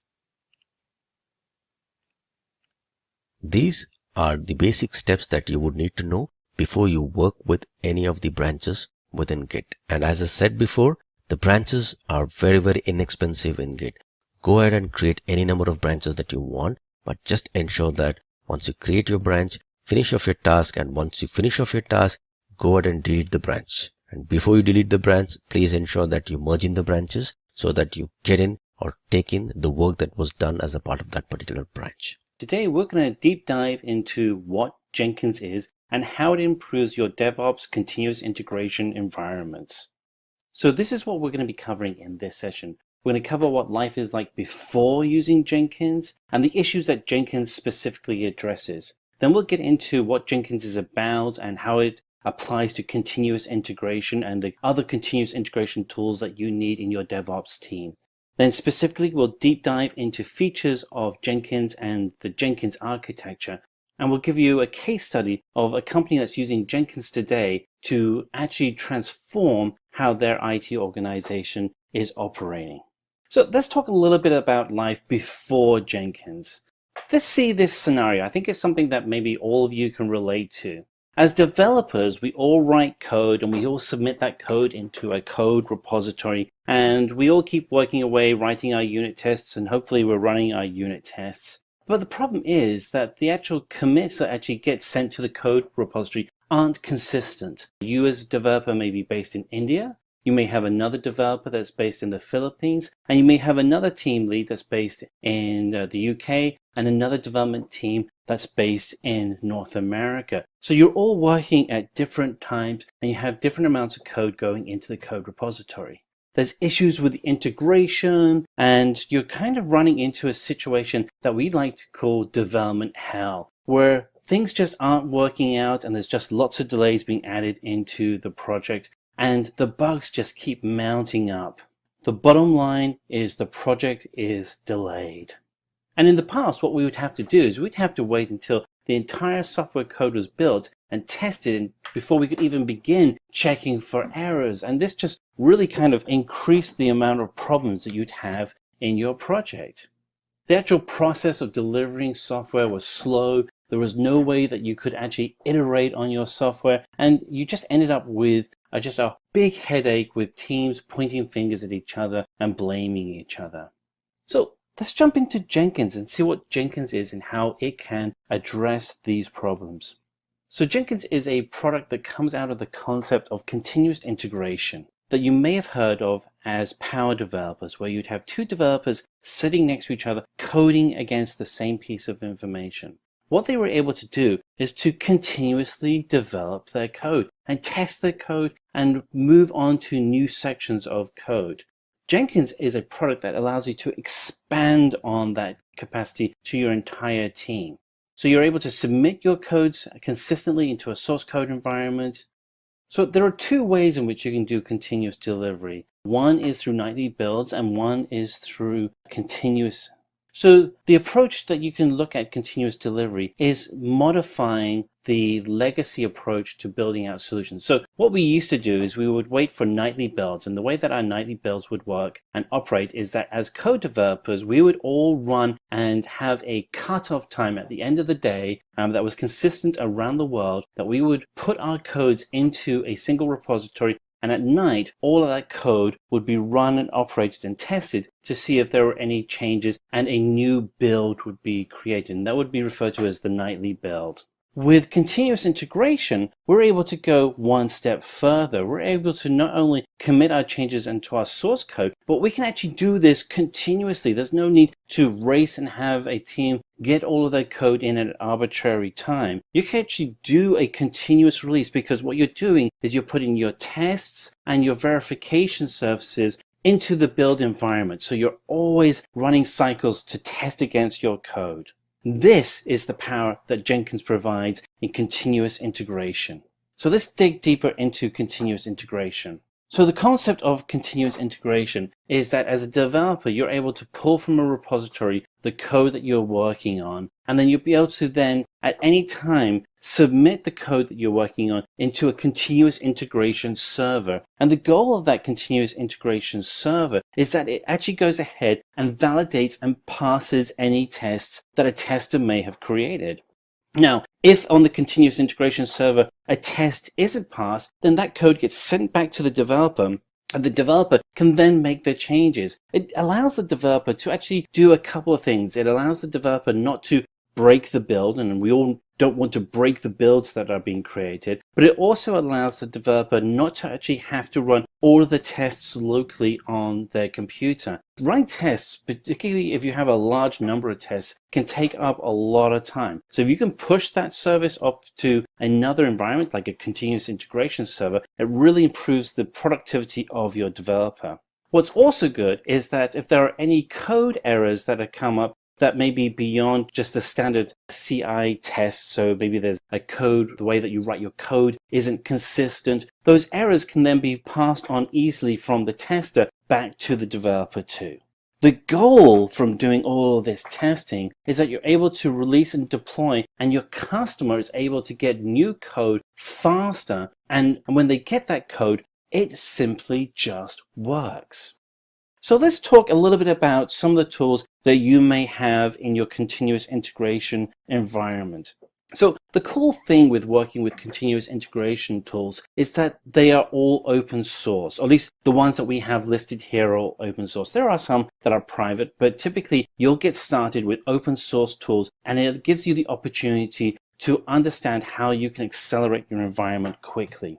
So Bamboo is a continuous integration tool that specifically runs multiple builds in parallel for faster compilation. So if you have multiple versions of your software that runs on multiple platforms, this is a tool that really allows you to get that up and running super fast so that your teams can actually test how those different builds would work for different environments. And this has integration with Ant and Maven and other similar tools.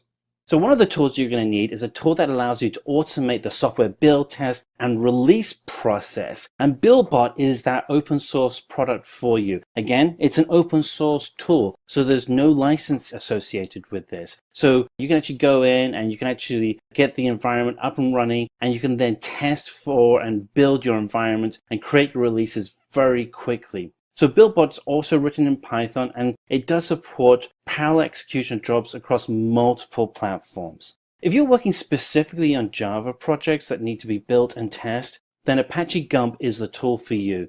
It makes all of those projects really easy. It makes all the Java projects easier for you to be able to test with API level and functionality level testing.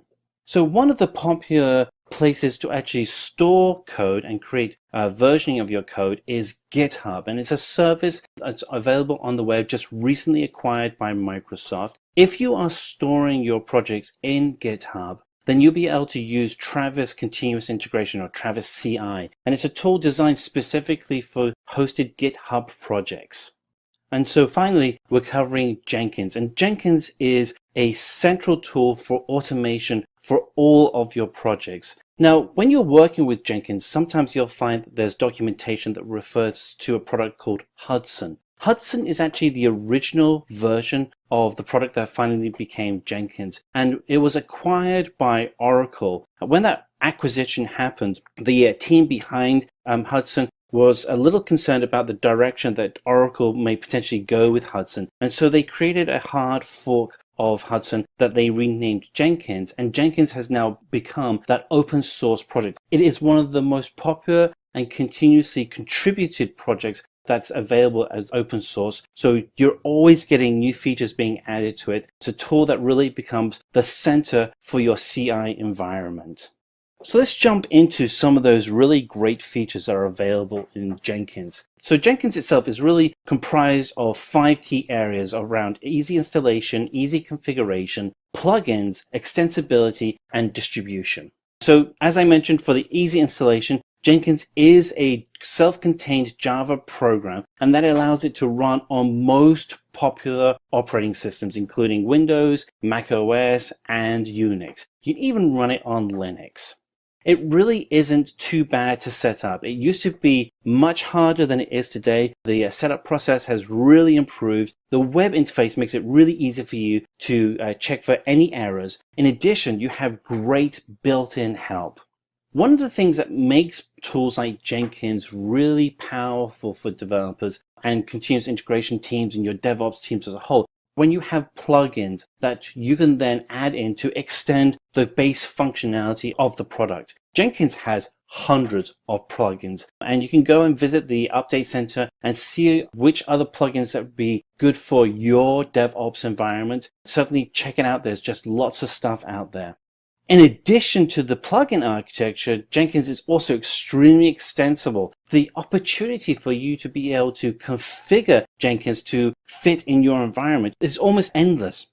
Now, it's really important to remember that you are extending Jenkins, not creating a custom version of Jenkins. And that's a great differentiation because the core foundation remains as the core Jenkins product. The extensibility can then be continued with newer releases of Jenkins. So you're always having the latest version of Jenkins and your extensions mature with those core foundation. The distribution and the nature of Jenkins makes it really easy for you to be able to have it available across your entire network. It really will become the center of your CI environment, and it's certainly one of the easier tools and more effective tools for DevOps. So let's jump into the standard Jenkins pipeline. So when you're doing development, you start off and you're coding away on your computer. The first thing you have to do when you're working in the Jenkins pipeline is to actually commit your code. Now, as a developer, this is something that you're already doing, or at least you should be doing. You're committing your code to a Git server or to an SVN server or a similar type of service. So in this instance, you'll be using Jenkins as the place for you to commit your code. Jenkins will then create a build of your code, and part of that build process is actually going through and running through tests. And again, as a developer, you're already comfortable with running unit tests and writing those tests to validate your code. But there may be additional tests that Jenkins is running. So for instance, as a team, you may have a standard set of tests for how you actually write out your code so that each team member can understand the code that's been written. And those tests can also be included in the testing process within the Jenkins environment. Assuming everything passes the tests, you can then get everything placed in a stage and release ready environment within Jenkins. And finally, you're getting ready to deploy or deliver your code to a production environment. Jenkins is going to be the tool that helps you with your server environment to be able to deploy your code to the production environment. And the result is that you're able to move from a developer to production code really quickly. This whole process can be automated. Rather than having to wait for people to actually test your codes or going through a nightly build, you're looking at being able to commit your code and go through this testing process and release process continuously. As an example, companies Etsy will release up to 50 different versions of their website every single day. So let's talk about the architecture within Jenkins that allows you to be so effective at applying a continuous delivery DevOps environment. So the server architecture really is broken up into two sections. On the left-hand side of the section, you have the code the developers are doing and submitting that code to a source code repository. And then from then, Jenkins is your continuous integration server. And it will then pull any code that's being sent to the source code repository and will run tests against it. It'll use a build service such as Maven to actually then build the code. And at every single stage that we have that Jenkins manages, there are constant tests. So for instance, if a build fails, that feedback is sent right back to the developers so that they can then change their code so that the build environment can run effectively. The final stage is to actually execute specific test scripts. And these test scripts can be written in Selenium. So it's probably good to mention here that both Maven and Selenium are plugins that run in the Jenkins environment. So before we were talking about how Jenkins can be extended with plugins, Maven and Selenium are just two very popular examples of how you can extend the Jenkins environment. The goal to go through this whole process, again, it's an automated process, is to get your code from the developer to the production server as quickly as possible, have it fully tested, and have no errors. So it's probably important at this point to mention one piece of information around the Jenkins environment, that if you have different code builds that need to be managed and distributed, this will require that you need to have multiple builds being managed. Jenkins itself doesn't allow for multiple files and builds to be executed on a single server. You need to have a multiple server environment with running different versions of Jenkins for that to be able to happen. So let's talk a little bit about the master-slave architecture within Jenkins. So what we have here is an overview of the master-slave architecture within Jenkins. On the left-hand side is the remote source code repository. And that remote source code repository could be GitHub, or it could be Team Foundation Services, or the new Azure DevOps code repository, or it could be your own Git repository. The Jenkins server acts as the master environment on the left-hand side, and that master environment can then push out to multiple other Jenkins slave environments to distribute the workload. So it allows you to run multiple builds and tests and production environments simultaneously across your entire architecture. So Jenkins slaves can be running the different build versions of the code for different operating systems, and the server master is controlling how each of those builds operate. So let's step into a quick story of a company that has used Jenkins very successfully. So here's a use case scenario. Over the last 10 or 15 years, there has been a significant shift within the automotive industry where manufacturers have shifted from creating complex hardware to actually creating software. We've seen that with companies such as Tesla, where they are creating software to manage their cars. We see the same thing with companies such as General Motors with their OnStar program. And Ford just recently have rebranded themselves as a technology company rather than just an automotive company. What this means, though, is that the software within these cars is becoming more complex and requires more testing to allow more capabilities and enhancements to be added to the core software. So Bosch is a company that specifically ran into this problem, and their challenge was that they wanted to be able to streamline the increasingly complex automotive software by adopting continuous integration and continuous delivery best practices, with the goal of being able to delight and exceed the customer expectations of the end user. So Bosch has actually used CloudBees, which is the enterprise Jenkins environment. So to be able to reduce the number of manual steps such as building, deploying, and testing, Bosch has introduced the use of CloudBees from Jenkins. And this is part of the enterprise Jenkins platform. It has significantly helped improve the efficiencies throughout the whole software development cycle, from automation, stability, and transparency, because Jenkins becomes a self-auditing environment. Now, the results have been tangible. Previously, it took 3 days before a build process could be done, and now it's taken that same 3-day process and reduced it to less than 3 hours. That is significant. Large-scale deployments are now kept on track and have expert support, and there is clear visibility and transparency across the whole operations through using the Jenkins tools.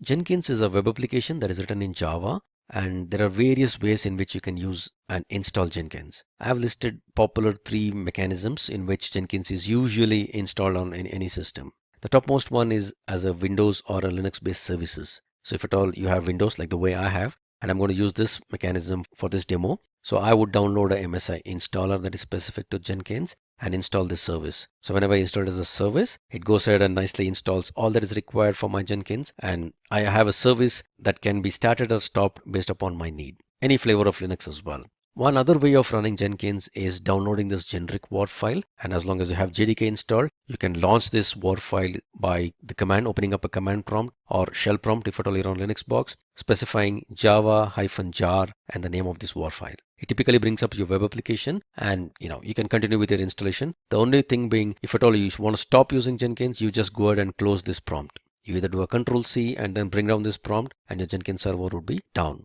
Other older versions of Jenkins were run popularly using this way, in which you already have a Java-based web server up and running. So you kind of drop in this WAR file into the root folder or the HTTPD root folder of your web server. So Jenkins would explode and kind of bring up your application. All user credentials or user administration is all taken care of by the Apache or the Tomcat server or the web server on which Jenkins is running. This was a very older way of running, but still some people use it because if they don't want to maintain 2 servers, if they already have a Java web server which it's being nicely maintained and backed up, Jenkins can run attached to it. Alright, so either ways, it doesn't matter however you're going to bring up your Jenkins instance. The way we're going to operate Jenkins is all going to be very same or similar one, with the subtle changes in terms of user administration if at all you're launching it through any other web server which will take care of the user administration. Otherwise, all the commands or all the configuration or the way in which I'm going to run this demo, it is going to be same across any of these installations. Alright, so the prerequisites for running Jenkins, as I mentioned earlier, Jenkins is nothing but a simple web application that's written in Java. So all that it needs is Java, preferably JDK 1.7 or 1.8. 2 GB RAM is the recommended RAM for running Jenkins. And also, like any other open source toolsets, when you install JDK, ensure that you set in the environment variable Java home to point to the right directory. This is something very specific to JDK, but for any other open source tools that you install, there is always a preferred environment variable that you got to set in, which is specific to that particular tool that you're going to use. This is a generic thing that is there for, for any other open source projects, because the way open source projects discover themselves is using this environment variables. So as a general practice or a good practice, always set these environment variables accordingly. So I already have JDK 1.8 installed on my system, but in case you do not, what I would recommend is just navigate on your browser to the Oracle homepage and just type in or search for install JDK 1.8 and navigate to the Oracle homepage. You'll have to accept the license agreement, and there are a bunch of installers that you can pick up based upon the operating system on which you're running. So I have this Windows 64 installer that is already installed and running on my system. So I will not get into the details of downloading this or installing it. Let me show you once I install this, what I've done with regard to my path. So if you get into this environment variables, alright, so I've just set in a Java home variable. If you see this, C:\program files Java JDK 1.8. This is where my Java is located. C program files Java Okay, so this is the home directory of my JDK. So that is what I've set it up here in my environment variable. So if you see here, this is my Java home. All right. One other thing to do is ensure that in case you want to run Java or JavaC from a command prompt, ensure that you also add that path into this path variable. So if you see this, somewhere I will see, yes, there you go. C: program files Java JDK 1.8 bin. So with these two, I'll ensure that my Java installation is nice and good enough. So to check that, to double check that, or to verify that, let me just open up a simple command prompt. And if I type in Java -version, all right, and Java C -version, so the compiler is on the path, Java is on the path, and if at all I do this, even the environment variable specific to my Java is installed correctly. So I'm good to go ahead with my Jenkins installation. Now that I have my prerequisites all set for installing Jenkins, let me just go ahead and download Jenkins. So let me open up a browser and say download Jenkins. All right. LTS is nothing but the long-term support. These are all stable versions. Weeklies, I would not recommend that you try these unless until you have a real need for that. Long-term support is good enough. And as I mentioned, there are so many flavors of Jenkins that is available for download. You also have a Docker container wherein you can launch Jenkins as a container, but I'll not get into details of that in this tutorial. All right. So what I want is, yes, this is the WAR file, which is a generic WAR file that I was talking to you earlier. And this is the Windows MSI installer. So go ahead and download this MSI installer. I already have that downloaded. So let me just open that up. All right. So this is my downloaded Jenkins instance, or rather installer. This is a pretty, maybe a few months old, but this is good enough for me. Before you start Jenkins installation, just be aware of one fact that there is a variable called Jenkins Home. This is where Jenkins would store all this configuration data, jobs, project workspace, and all that specific to Jenkins. So by default, if at all you don't set this to any particular directory, if at all you install an MSI installer, all your installation gets into C: program files 86 and Jenkins folder. If at all you run a WAR file, depending upon the user ID with which you're running your WAR file, the Jenkins folder, there's a .jenkins folder that gets created inside the user home directory. So in case you have any need wherein you want to back up your Jenkins or you want Jenkins installations to get into some specific directories, go ahead and set this Jenkins home variable accordingly before you even begin your installation. For now, I don't need to do any of these things, so I've already downloaded the installer. Let me just go ahead with the default installation. All right, so this is my Jenkins MSI installer. I don't want to make any changes into the Jenkins configuration. C: program files is good for me. Yeah, this is where all my destination folder and all the configuration specific to it goes. I'm happy with this. I don't want to change this. I would just say go ahead and click installation.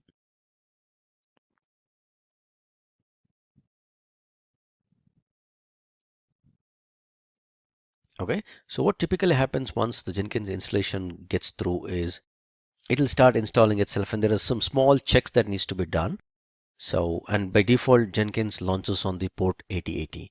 So let me just open up localhost 8080. There's a small checking that will be done as a part of the installation process, wherein I need to type in a hash key. All right. So there's a very, very simple hash key that gets stored out here. So I'll have to just copy this path.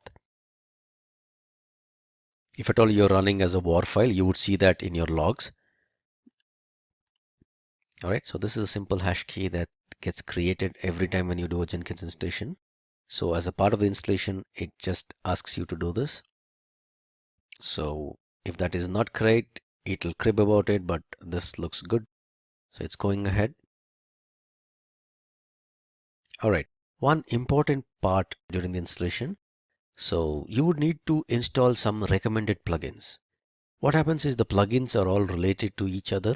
So it's like the typical RPM kind of a problem where you try to install some plugin and it's got a dependency which is not installed and you get into all those issues. In order to get rid of that, what Jenkins recommends, there's a bunch of plugins that is already recommended. So just go ahead and blindly click that install recommended plugins. So if you see, there is a whole lot of plugins which are bare essential plugins that is required for Jenkins in order to run properly. So Jenkins, as a part of the installation, would get all these plugins and then install it for you. This is a good combination to kind of begin with. And mind you, at this moment, Jenkins needs lots of bandwidth in terms of network. So in case your network is not so good, few of these plugins would kind of fail. And these plugins are all available on openly or mirrored sites, and sometimes some of them may be down. So do not worry in case some of these plugins kind of fail to install. You'd get an option to kind of retry installing them, but just ensure that at least most or 90-95% of all these plugins are installed without any problems. Let me pause the video here for a minute and then get back once all these plugins are installed. My plugin installation is all good. There was no failures in any of my plugins. So after that, I get to create this first admin user. Again, this is one important point that you got to remember.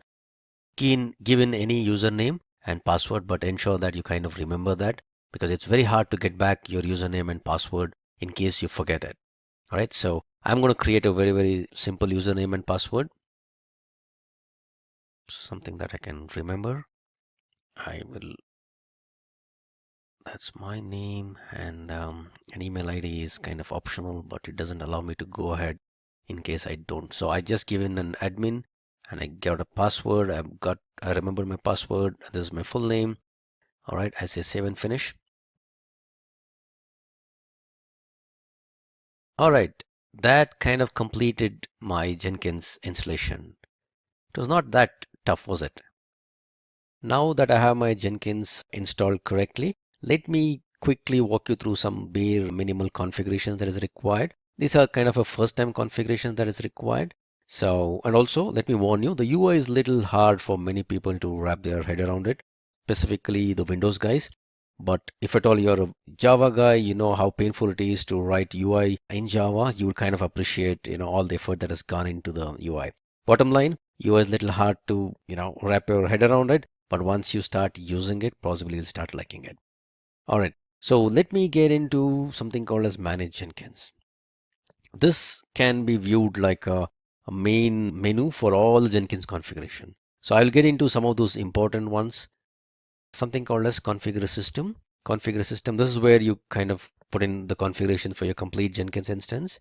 Few things to kind of look out for. This is a home directory. This is a Java home, where all the configurations, all the workspace, anything and everything regarding Jenkins is stored out here. System message, you want to put in some message on the system, you just type in whatever you want and it's possibly show up somewhere up here on the menu. Number of executors, very, very important configuration. This just lets Jenkins know at any point in time how many jobs or how many threads can be run. You can kind of visualize it like a thread that can be run on this particular instance. As a thumb rule, if at all you're on a single core system, number of executors 2 should be good enough. In case at any point in time, if there are multiple jobs that kind of get triggered at the same time, in case the number of executors are less compared to the number of jobs that have woken up, no need to panic, because they will all get queued up and eventually Jenkins will get to running those jobs. Just bear in mind that whenever a new job kind of gets triggered, the CPU usage and the memory usage in terms of the disk write is very high on the Jenkins instance. So that's something that you got to kind of keep in mind. All right, but number of executors 2 for my system is kind of good. Label for my Jenkins, I don't want any of these things. Usage, how do you want to use your Jenkins? This is good for me because I only have a primary server that is running. So I want to use this node as much as possible. Quiet period. Each of these options have got some bare minimal help kind of a thing that is out here. By clicking on these question marks, you will get to know as to what are these particular configurations. All right, so this all look good. What I want to show you here is there's something regarding the Docker, timestamps, Git plugin, SVN, email notifications. I don't want that. What I want I want this SMTP server configuration. Remember, I mentioned earlier that I would want Jenkins to be sending out some emails. And what I've done here is I've just configured the SMTP details of my personal email ID. In case you're in an organization, you would have some sort of an email ID that is set up for a Jenkins server. So you can specify the SMTP server details of your company so that you can authorize Jenkins to kind of send out emails. But in case you want to try it out like me, I have configured my personal email ID, which is on my Gmail, for sending out notifications. So the SMTP server would be smtp.gmail.com. I'm using the SMTP authentication. I've provided my email ID and my password. I'm using the SMTP port, which is 465, and reply to address is the same as mine. I can just send out an email and see if at all this configuration works. Again, Gmail would not allow you to allow anybody to send out notifications on your behalf. So you'll have to lower the security level of your Gmail ID so that you can allow programmatically somebody to send out email notifications on your behalf. So I've done already that. I'm just trying to see if I can send a test email with the configurations that I've set in. Yes. All right. So the email configuration looks good. So this is how you configure your your Gmail account in case you want to do that. If not, put in your organization SMTP server details, which are with a valid username and password, and it should all be set. All right, so no other configurations that I'm going to change here. All of these look good. All right, so I come back to manage Jenkins. Okay, one other thing that I want to kind of go over is the global tool configuration. Imagine this scenario, or look at it this way. Jenkins is a continuous integration server.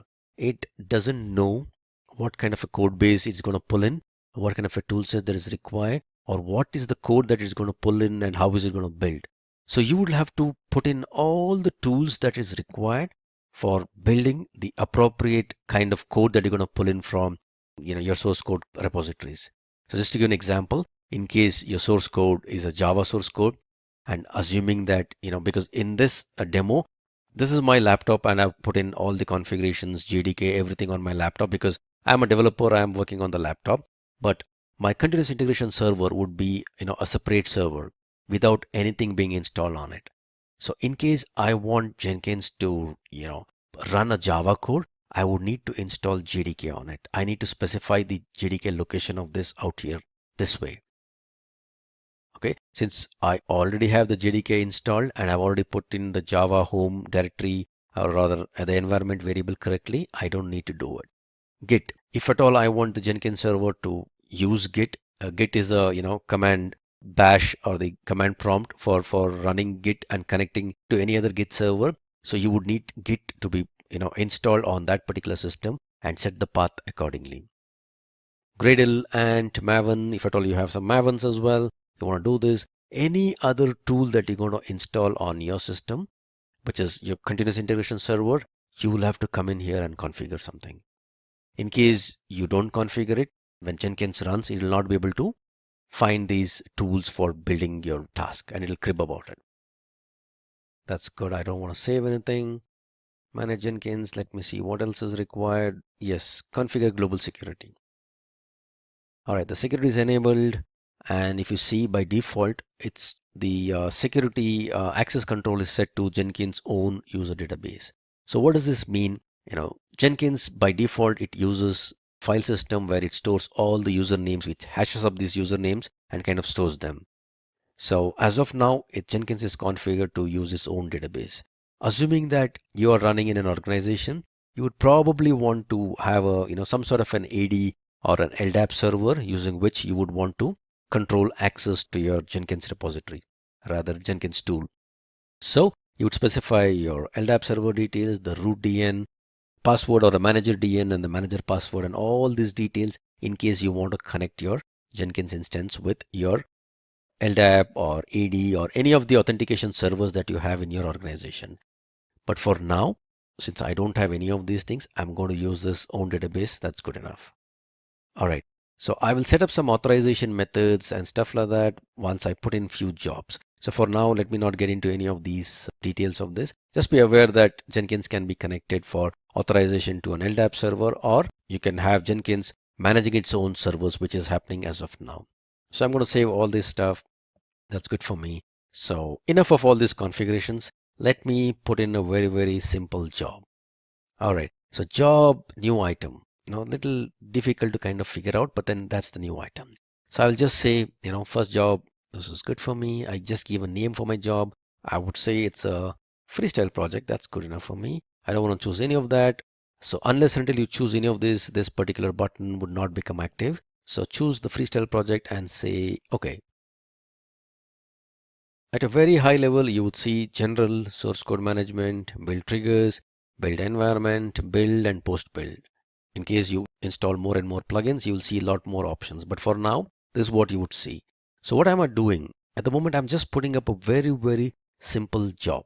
And the job could be anything and everything. So I don't want to put in a very complicated job for now. For the demo purpose, let me just put in a very, very simple job. I'll give a description. This is an optional thing. This is my first Jenkins job. All right. I don't want to choose any of these. Again, there are some helps available here. I don't want to choose any of this. I don't want to connect it into any source code for now. I don't want any triggers for now. I'll come back to this in a while. Build environment. I don't want any build environment. As a part of this build step, I just want to, run few things so that I kind of complete this particular job. So since I'm on a Windows box, I would say execute Windows batch command. All right. So what do you want to do? Let me just echo something. Echo. Hello. This is my first Jenkins job, and possibly I would want the date and the timestamp pertaining to the job. I mean, the date and time in which this job was run. All right. Very, very simple command that says, this is my first job. It just puts out something along with the date and the time. All right. I don't want to do anything else. I want to keep this job as simple as this. So let me save this job. All right. So once I save this job, the job names comes up here, and then I need to build this job. And you would see some build history out here. Nothing is there as of now because I've just put in a job. Have not run it yet. All right. So let me try to build it now. You see a build number, you would see a date and a timestamp. So if I click on this, you would see a console output. If I go here, okay, as simple as that. And where is all the job details that is getting into? If you see this, if I navigate to this particular directory, all right, so this is the directory what I was mentioning earlier regarding Jenkins home. So all the job related stuff that is specific to this particular Jenkins installation is all here. All the plugins that is installed, the details of each of those plugins can be found here. All right, so the workspace is where all the jobs that I've created, whichever I'm running, there will be individual folders specific to the jobs that has been put up here. All right, so one job, one quick run. That's what it looks like. Pretty simple. Okay, let me do one thing. Let me put up a second job. I would say second job. I would say freestyle project. All right, this is my second job. I just want to demonstrate the powerfulness of the automation server and how simple it is to automate a job that is put up on Jenkins, which will be triggered automatically. Remember what I said earlier about Jenkins, because at the core of Jenkins is a very, very powerful automation server. All right, so what I'm going to do, I will just keep everything else the same. I'm going to put in a build script pretty much similar to second job that gets triggered automatically every minute. All right, let me do that. Percentage date, and I'll put in the time. All right, so I just put in another job called second job, and it pretty much does the same thing as what I was doing earlier in terms of printing the date and the time. But this time I'm just going to demonstrate the powerfulness of the automation server that is there. If you see here, there's a build trigger. So a build can be triggered using various triggers that is there. So we'll get into this GitHub triggering or hook or a webhook kind of a triggering later on. But for now, what I want to do, I want to ensure that this job that I'm going to put in would be automatically triggered on its own. Let's say every minute, I want this job to be run on its own. So build periodically is my setting. If you see here, there's a bunch of help that is available for me. So for those of you who have written cron jobs on Linux boxes, you'll find it very, very simple. But for others, don't panic. Let me just put up a very, very simple regular expression for scheduling this job every minute. All right, so that's 1, 2, 3, 4, 5.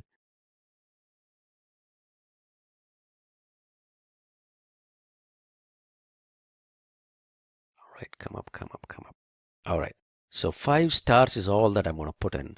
And Jenkins got a little worried and is asking me, do you really mean every minute? Oh yeah, I want to do this every minute. Let me save this. And how do I check whether it gets triggered every minute or not? I just don't do anything. I'll just wait for a minute. And if at all everything goes well, Jenkins would automatically trigger my second job in a minute's time from now. This time around, I'm not going to trigger anything. Look, there you see. It's automatically got triggered. If I go in here, yep, second job that gets triggered automatically. It was triggered at 1642, which is 4:42 my time. That looks good.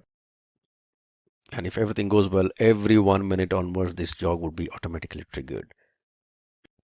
Now that I have my Jenkins up and running, a few jobs that has been put up here on my Jenkins instance, I would need a way of controlling access to my Jenkins server. This is wherein I would use a plugin called role-based access plugin and create few rules. The rules are something like a global role and a project role, project specific role. I can have different roles and I can have users who have signed up or the users whom I create kind of assigned to these roles so that each of these users fall into some category. This is my way of kind of controlling access to my Jenkins instance and ensuring that people don't do something unwarranted. All right, so first things first, let me go ahead and install a plugin for doing that. So I get into manage Jenkins and manage plugin. A little bit of a confusing screen in my opinion. There is updates available, installed and advanced. As of now, we don't have the role-based plugin. So let me go to available. It'll take some time for it to get refreshed. All right, now these are the available plugins. These are the installed plugins.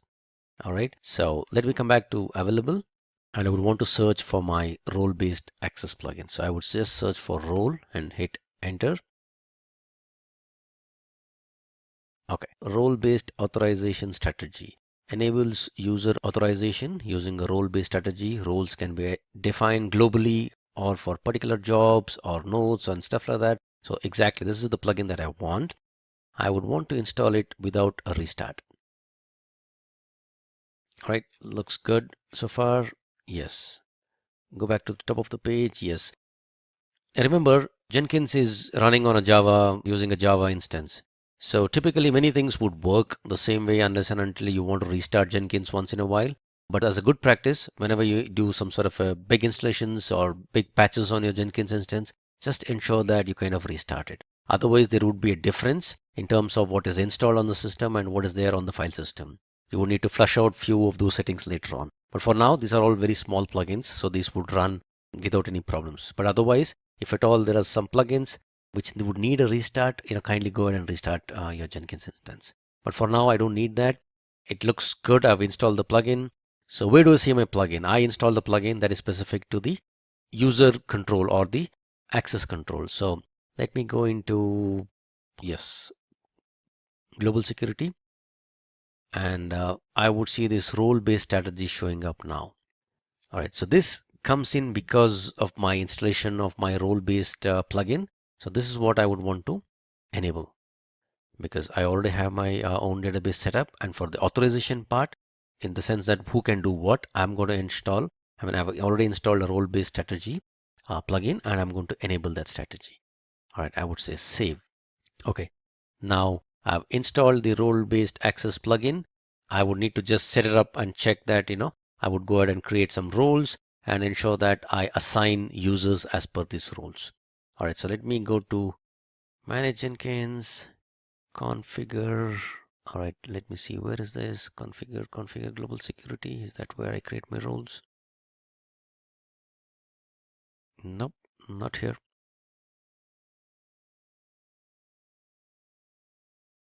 Yes, manage and assign roles. Okay, again, you would see these options only after you install these plugins. So for now, I've just enabled the plugin. I've enabled role-based access control, and I would go ahead and create some rules for this particular Jenkins instance. So I would say first manage roles. So I would need to create some roles here, and the roles are at a very high level. These are global roles, and there are some project roles, and there are some slave roles. I'll not get into details of all of these. At a very high level, which is a global role, let me just create a role. A role can be kind of visualized like a group. So I would create a role called developer. Typically, the Jenkins instance or the CA instance are kind of owned up or controlled by QA guys. So QA guys would need to provide some sort of limited access to developers. So that's why I'm creating a role called developer, and I'm adding this role at a global role level. So I would say add this here, and you would see this developer role that is there. And each of these options, if you hover over it, you would see some sort of a help on what are these permissions specific to. So what I want is it sounds a little different, but I would want to give very little permissions for the developer. So from an administration perspective, I would just want him to have a read kind of a role. Credentials, again, I would just want a view kind of a role. I don't want him to create any agents and all that stuff. That's good for me.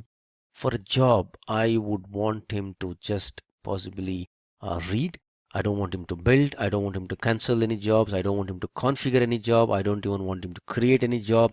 I would just want him to read few things. I would not give him possibly a role to the workspace as well. I mean, I don't want him to have access to the workspace. I would just want him to read a job or check, have read-only access to the job. Run. No, I don't want him to give him any particular access which will allow him to run any jobs. View, configure, yeah, possibly create, yeah, delete. I don't want read, yes, definitely. And this is the specific role. So what I'm doing, I'm just creating a global role called developer, and I'm giving him very limited roles, in the sense that I don't want this developer to be able to run any agents, nor create jobs, or build jobs, or cancel jobs, or configure jobs. At the max, I would just want him to read a job that is already put up there. Okay, so I would save. Now I've created a role. I still don't have any users that is there on the system. So let me go ahead and create some user on the system. That's not here. I would say configure, manage Jenkins, manage users. Okay, let me create a new user. I would call this user as, yeah, developer one sounds good. Some password that I can remember. Okay, his name is developer1 d@d.com or something like that.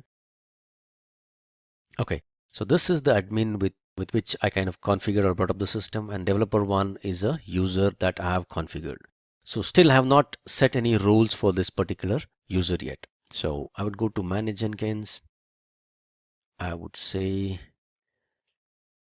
manage and assign roles. I would say assign roles. Okay, so if you see, what I'm going to do now is assign a role that is specific to that particular developer. I will find the particular user and assign him the developer role that I've already configured. The role shows up here. I would need to find my user, whoever I created, and then assign him to that particular role. So if you remember, the user that I created was developer1. I would add this particular user, and now this particular user, what kind of a role I want him to have, because this is the global role that I had created. So developer, I would assign this developer1 to this particular global role, and I would go ahead and save my changes. Now let me check the permissions of this particular user by logging out of my admin account and logging back as developer1. If you remember, this role was created with very less privileges. So there you go. I have Jenkins, but I don't see a new item. I can't trigger a new job. I can't do anything. I see these jobs. However, I don't think so I'll be able to start this job. I don't have the permission set for that. The maximum I can do is look at the job, see what was there as a part of the console output and stuff like that. So this is a limited role that was created, and I added this developer to that particular role, which was a developer role, so that the developers don't get to configure any of the jobs, because the Jenkins instance is owned by a QA person. He doesn't want to give developer any administrative rights. So the rights that he set out by creating a developer role And anybody who is tagged, any user who is tagged as a part of this developer role would get the same kind of permissions. And these permissions can be, fine grained. It can be a project specific permissions as well. But for now, I just demonstrated the high level permission that I had set in. Let me quickly log out of this user and get back as the admin user because I need to continue with my demo. With the developer role that was created, I have very, very less privileges. One of the reasons for Jenkins being so popular, as I mentioned earlier, is the bunch of plugins that is provided by users or community users who don't charge any money for these plugins, but it's got plugins for connecting anything and everything. So if you can navigate to, or if you can find Jenkins plugins, you would see index of over so many plugins that is there. All of these are wonderful plugins. Whatever connectors that you would need if you want to connect Jenkins to an AWS instance, or you want to connect Jenkins to a Docker instance, or any of those containers, you would have a plugin. You can go and search up. If I want to connect Jenkins to Bitbucket, Bitbucket is one of the Git servers. There's so many plugins that is available. Okay, so bottom line, Jenkins without plugins is nothing. So plugins is the heart of Jenkins. For you to connect, or in order to connect Jenkins with any of the containers or any of the other tool sets, you would need the plugins. If you want to connect, or you want to build a repository which has got Java and Maven, you would need to install Maven and JDK on your Jenkins instance. If at all you're looking for a .NET build or a Microsoft build, you would need to have MS Build installed on your Jenkins instance, and the plugins that will trigger MS Build. If at all you want to listen to some server-side webhooks from GitHub, you would need GitHub specific plugins. If you want to connect Jenkins to AWS, you need those plugins. If you want to connect to a Docker instance that is running anywhere in the world, as long as you have the URL which is publicly reachable, you just have a Docker plugin that is installed on your Jenkins instance. SonarQube is one of the popular static code analyzers. So you can connect a Jenkins build, you can build a job on Jenkins and push it to SonarQube and get SonarQube to run analysis on that and get back the results in Jenkins. All of these works very well because of the plugins. Now with that, let me connect our Jenkins instance to GitHub. I already have a very, very simple Java repository up on my GitHub instance. So let me connect Jenkins to this particular GitHub instance and pull out a job that is put up there. All right. So this is my very, very simple, repository that is there called Hello Java. And this is what is there in the repository. There is a hello.java application that is here, or a simple class file that is there. It's got just one line of system.out. So this is already present on github.com at this place, and this would be the URL for this repository. If I pick up the HTTPS URL, this is my HTTPS URL. So what I would do is I would connect my Jenkins instance to go to GitHub, provide my credentials, and pull out this repository which is on the cloud hosted github.com and get it to my Jenkins instance, and then build this particular Java file. I'm keeping the source code very, very simple. It's just a Java file. How do I build my Java file? How do I compile my Java file? I just say Java C and the name of my class file, which is hello.java. And how do I run my Java file? I would say Java and hello. Okay, so remember, I don't need to install any plugins now because what it needs is a Git plugin. So if you remember, when we were doing the installation, there was a bunch of recommended plugins. So Git is already installed on my system, so I don't need to install it again. So let me put up a new job here. It says Git job. Let it be a freestyle project. That's good for me. I would say okay. All right, so the source code management. Remember, in the earlier examples, we did not use any source code because we were just putting up some echo kind of jobs. We did not need any integration with any of the source code systems. So now let me connect this. So I'm going to put up a source code, and Git would show up because the plugin is already there. SVN, Perforce, any of those additional source code management tools, if at all you would need, just install those plugins, and Jenkins connects wonderfully well to all these particular source control tools. Okay, so I would copy the HTTPS URL from here. I would say this is the URL that I'm supposed to go and grab my source code from. But all right, that sounds good. But what is the username and password? So I'll have to specify a username and password. All right, so I would say the username, this is my username, and this is my HTTPS credential for my job. Okay, so this is my username and this is my password. I just save this. I say add, and then I would say, use these credentials to go to GitHub and then on my behalf pull out a repository. All right. If at all at this stage, if there's any error in terms of Jenkins not able to find Git or the git.exe, or if my credentials are wrong, somewhere down here you would see a red message saying that something is not right. You can just go ahead and kind of fix that. For now, this looks good for me. I'm going to grab this URL. What am I going to do? This step would pull the source code from the GitHub, and then what would be there as a part of my build step? Because this repository just has a Java file, correct? Hello.java. So in order for me to build this, I would just say execute Windows batch command, and I would say Java C hello.java. That is the way I would build my Java code. And if I have to run it, I would just say Java hello. Pretty simple, 2 steps. And this would run after the repository contents are fetched from GitHub. So Java C, Java, that sounds good. I would say save this and let me try to run this. Okay, if you see, there's a lot of, it executes Git on your behalf. It goes out here, it provides my credentials and says, it pulls all my repository, and by default, it will pull up the master branch that is there on my repository. And it kind of builds this whole thing, Java C hello.java, and it runs this project Java hello. And there you see, this is the output that is there. And if at all you want to look at the contents of the repository, if you can go here, this is my workspace of my system. Hang on, this is not right. Okay, git job. If you see here, this is my hello.java. This is the same program that was there on my GitHub repository. Okay, so this is a program that was there on my GitHub repository. All right, so this was the same program that was here, and Jenkins on our behalf went over all the way to GitHub, pulled this repository from there, and then it brought it down to my local system on my Jenkins instance. It compiled it and it ran this particular application. Okay, now that I've integrated Jenkins successfully with GitHub for a simple Java application, let me build a little bit on top of it. What I will do is I have a Maven based web application that is up there as a repository in my GitHub. So this is the repository that I'm talking about.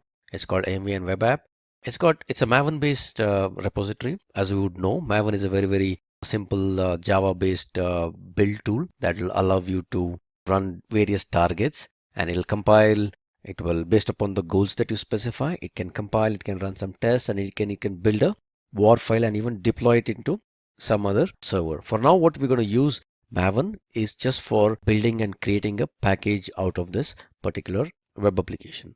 It contains a bunch of things, and what is important is just the index.jsp. It just contains an HTML file that is there as a part of this web application.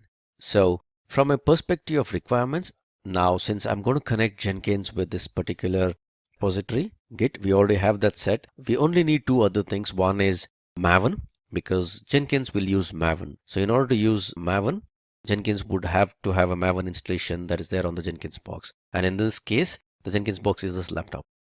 And after I have my Maven installed, I also need a Tomcat server. Tomcat is a very simple web server that you can freely download. I'll let you know how to quickly download and install the Tomcat. All right, so download Maven first. There are various ways in which you can kind of download this Maven.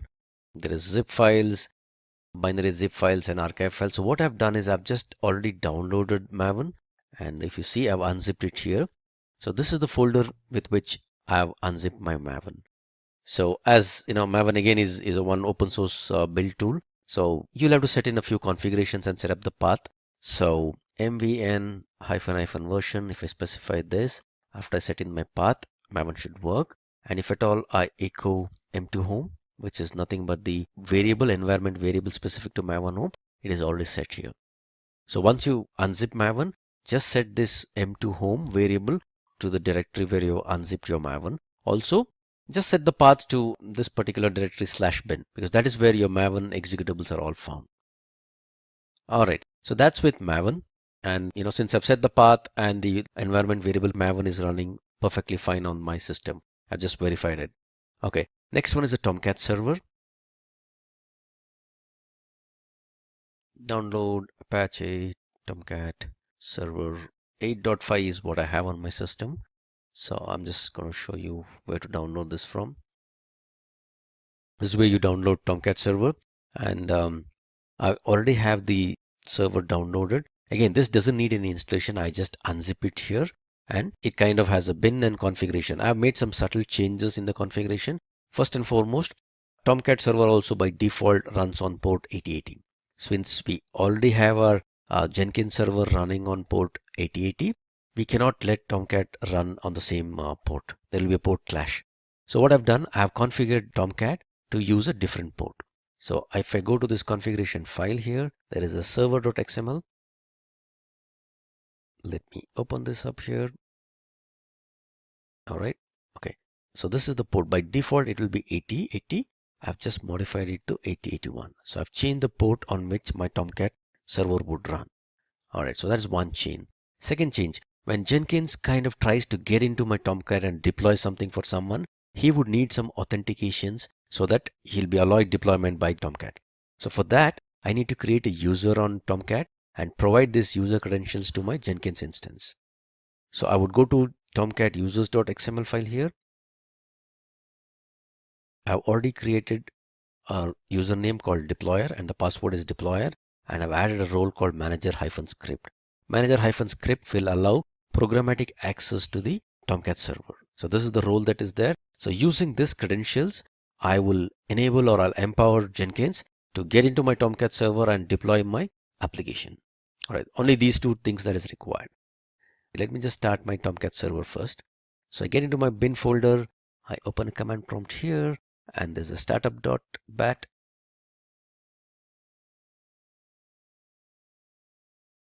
It's pretty fast. It just takes a few seconds. Yes, there you go. Tomcat server is up and running. Now this is running on port 8081. So let me just check if that looks good. So localhost 8081. Okay, my Tomcat server is up and running. That sounds good. The user is already configured on this. That's also fine. So what I'll do as a part of my first job, Maven is also installed on my system. So I'm good to use Maven as a part of my Jenkins. So I will put up a simple job now. I will say job, MVN, web app. I'll call this freestyle job. That's good. Okay, so this will be a Git repository. What is the URL of my Git repository? Is this guy, HTTPS URL. Okay, that's this URL. I will use the credentials. The old credentials that I set up will work well because it's the same Git user that I'm kind of connecting into. All right, so now the change happens here where after I get this, since I said this is a simple Maven repository, I will have some Maven targets to run. So the simple target first is, let me run Maven package. This creates a war file. Okay, so MVN package is the target. Package is the target. So whenever I run this package, it kind of creates it, it builds it, it tests it, and then creates a package. So this is all that is required. Maybe let me try to save this, and let me first run this and see if it connects well, if there's any problem with my war file, or the war file gets created properly.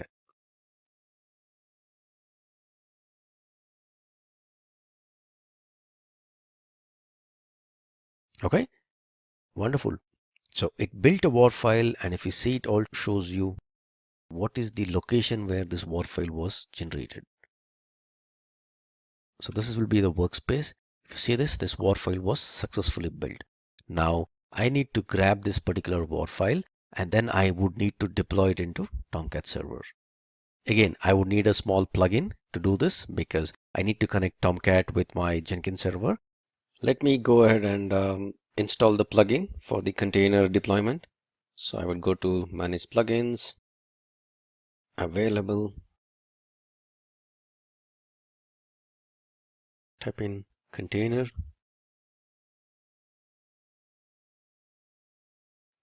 container,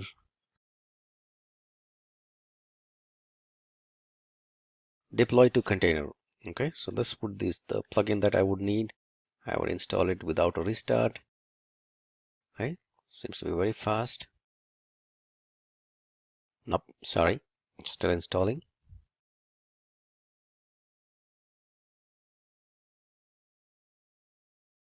Okay, it installed the plugin. So if at all you see this, if you go to my workspace, okay, in the target folder, I would see this web application WAR file that is already built. So I would need to configure this plugin to pull up this WAR file and deploy it onto the Tomcat server. For deploying onto the Tomcat server, I will use the credentials of the user that I've created. Okay, so let me go to configure this particular project again. And okay, all this is good.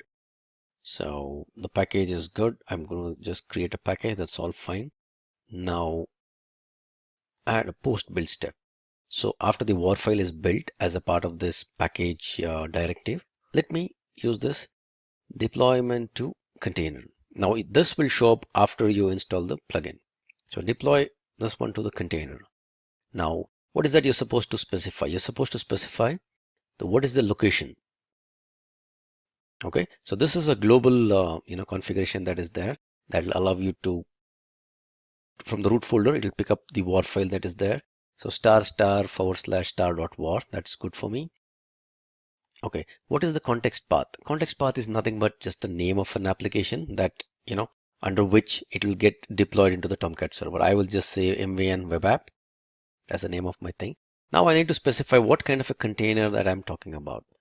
All right, so the deployment would be for this Tomcat 8.5 is what I need. Okay, because the server that we have is a Tomcat 8.5 server that I have. So this would be the URL. So the credentials, yes, I need to add a credential for this particular server. So if you remember, I had created a credential for my web application. So let me just find that. My Tomcat server, yes, configuration of this. Okay, so deployer and deployer. Username is deployer, password is deployer. Okay, so let me use that credential. I would say add a new credential, Jenkins credential. The username is deployer and the password is deployer. So I would use this deployer credentials for that. And what is the URL of my Tomcat instance? So this is the URL of my Tomcat instance. So take the WAR file that is found in this particular folder. And then, context path is MN web app, use the deployer deployment credentials and get into this localhost, which is there 8081. This is the Tomcat server that is running on my system, and then go ahead and deploy it. Okay, so that is all that is required. So I would say just save this and let me run it now.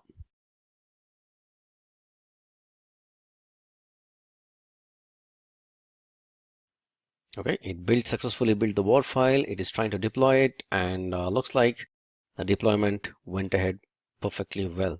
So the context path was MVN web app. So if I type in this, right, if at all I go ahead into my Tomcat server, there would be a web apps folder. You would see the date timestamp. So this is the file that got recently copied, and this is the Explorer version of our application. So the application was built, the source code of this application was pulled from the GitHub server. It was built locally on the Jenkins instance, and then it was pushed into a Tomcat server which is running on a different port, which is 80881. Now for this demo, I'm running everything locally on my system, but assuming that this particular Tomcat instance was running on some other server with some other different IP address, all that you got to go and change is the URL of the server. So this would be the server in case you already have that, if you have a Tomcat server which is running on some other machine, that's all fine. With a different IP, that's all good enough. The whole bundle or the WAR file that was built as a part of this Jenkins job gets transferred onto the other server and gets deployed. That's the beauty of Jenkins and automatic deployments, or rather deployments using Jenkins and Maven. So let's step deeper into what Docker actually is. So Docker is a tool which is used to automate the deployment of applications in a lightweight container so the application can work efficiently in different environments. Now, it's important to note that the container is actually a software package that consists of all the dependencies required to run the application. So multiple containers can run on the same hardware. The containers are maintained in isolated environments. They're highly productive, and they're quick and easy to configure. So let's take an example of what Docker is by using a house that may be rented for someone using Airbnb. So in the house, there are 3 rooms and only 1 cupboard and kitchen. And the problem we have is that none of the guests are really ready to share the cupboard and kitchen, because every individual has a different preference when it comes to how the cupboard should be stocked and how the kitchen should be used. This is very similar to how we run software applications today. Each of the applications could end up using different frameworks. So you may have a framework such as Rails, Perfect, and Flask, and you may want to have them running for different applications for different situations. This is where Docker will help you run the applications with the suitable frameworks. So let's go back to our Airbnb example. So we have 3 rooms and a kitchen and cupboard. How do we resolve this issue? Well, we put a kitchen and cupboard in each room. We can do the same thing for computers. Docker provides the suitable frameworks for each different application. And since every application has a framework with a suitable version, this space can also then be utilized for putting in software and applications that along. And since every application has its own framework and suitable version, the area that we had previously stored for a framework can be used for something else. Now we can create a new application, in this instance a 4th application that uses its own resources. You know what? With these kinds of abilities to be able to free up space on the computer, it's no wonder Docker is the right choice. So let's take a closer look to how Docker actually works. So when we look at Docker and we call something Docker, we're actually referring to the base engine, which actually is installed on the host machine that has all the different components that run your Docker environment. And if we look at the image on the left-hand side of the screen, you'll see that Docker has a client-server relationship. There is a client installed on the hardware. There is a client that contains the Docker product, and then there is a server which controls how that Docker client is created. The communication that goes back and forth to be able to share the knowledge on that Docker client relationship is done through a REST API. And this is fantastic news because that means that you can actually interface and program that API. So we look here in the animation, we see that the Docker client is constantly communicating back to the server information about the infrastructure, and it's using this REST API as that communication channel. The Docker server then will check out the requests and the interaction necessary for it to be the Docker daemon, which runs on the server itself, will then check out the interaction and the necessary operating system pieces needed to be able to run the container. Okay, so that's just an overview of the Docker engine, which is probably where you're going to spend most of your time. But there are some other components that form the infrastructure for Docker. Let's dig into those a little bit deeper as well. So what we're going to do now is break out the 4 main components that comprise of the Docker environment. The 4 components are as follows: the Docker client and server, which we've already done a deeper dive on, Docker images, Docker containers, and the Docker registry. So if we look at the structure that we have here, on the left-hand side, you see the relationship between the Docker client and the Docker server. And then we have the REST API in between. Now, if we start digging into that REST API, particularly the relationship with the Docker daemon on the server, we actually have our other elements that form the different components of the Docker ecosystem. So the Docker client is accessed from your terminal window. So if you are using Windows, it's going to be PowerShell. On Mac, it's going to be your terminal window. And it allows you to run the Docker daemon and the registry service. When you have your terminal window open, so you can actually use your terminal window to create instructions on how to build and run your Docker images and containers. If we look at the images part of our registry here, we actually see that the image is really just a template with the instructions used for creating the containers which you use within Docker. The Docker image is built using a file called the Docker file. And then once you've created that Docker file, you'll store that image in the Docker Hub or registry. And that allows other people to be able to access the same structure of a Docker environment that you've created. The syntax of creating the image is fairly simple. It's something that you'll be able to get your arms around very quickly. And essentially what you're doing is you're creating the option of a new container. You're identifying what the image will look like, what are the commands that are needed, and the arguments for within those commands. And once you've done that, you have a definition for what your image will look like.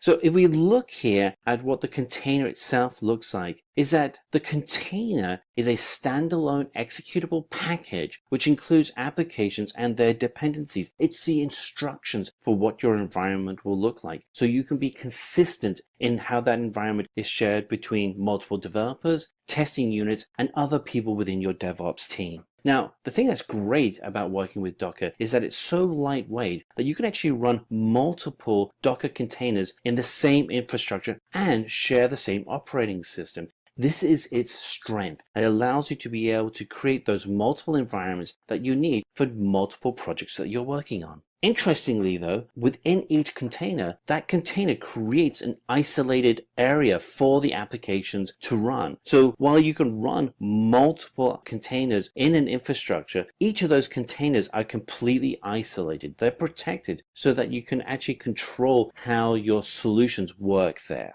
Now, as a team, you may start off with 1 or 2 developers on your team, but when a project starts becoming more important and you start adding in more people to your team, you may have 15 people that are offshore, you may have 10 people that are local, you may have 15 consultants that are working on your project. You have a need for each of those developers or each person on your team to have access to that Docker image. And to get access to that image, we use the Docker registry, which is an open source server-side service for hosting and distributing the images that you have defined.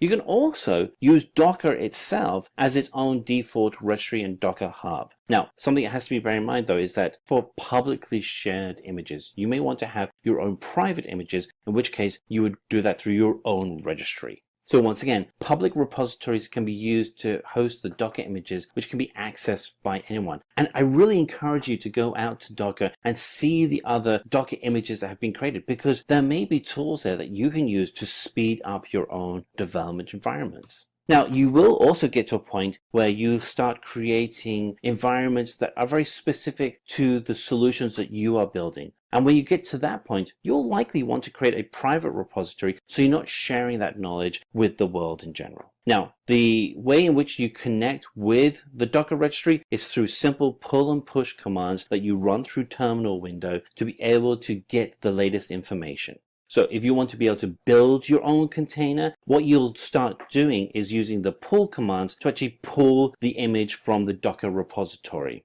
And the command line for that is fairly simple. In terminal window, you would write docker pull, and then you put in the image name and any tags associated with that image and use the command pulls. So in your terminal window, you would actually use a simple line of command once you've actually connected to your Docker environment. And that command will be docker pull with the image name and any associated tags around that image. What that will then do is pull the image from the Docker repository, whether that's a public repository or a private one. Now, in reverse, if you want to be able to update the Docker image with new information, you do a push command where you would take the script that you've written about the Docker container that you defined and push it to the repository. And as you can imagine, the commands for that are also fairly simple. In terminal window, you would write docker push the image name, any associated tags, and then that would then push that image to the Docker repository. Again, either a public or a private repository. So if we recap, the Docker file creates a Docker image that's using the build commands. A Docker image then contains all of the information necessary for you to be able to execute the project. Using the Docker image, any user can run the code in order to create a Docker container. And once a Docker image is built, it's uploaded to a registry or to a Docker Hub where it can be shared across your entire team. And from the Docker Hub, users can get access to the Docker image and build their own new containers. I'm Anjali from Simplilearn, and I'll be taking you through the installation process for Docker. So now let's begin with the demo. We'll be installing Docker on an Ubuntu system. So this is my system. I'll just open the terminal. So the first thing you can start with is removing any Docker installation that you probably already have present in your system if you want to start from scratch. So this is the command to do so. Sudo apt-get remove Docker, Docker engine, docker.io. Enter your password and Docker is removed. So now we'll start from scratch and we'll install Docker once again. Before that, I'll just clear my screen. Okay, so before I install Docker, let me just ensure that all the softwares on my system currently is in its latest state. So sudo apt-get update.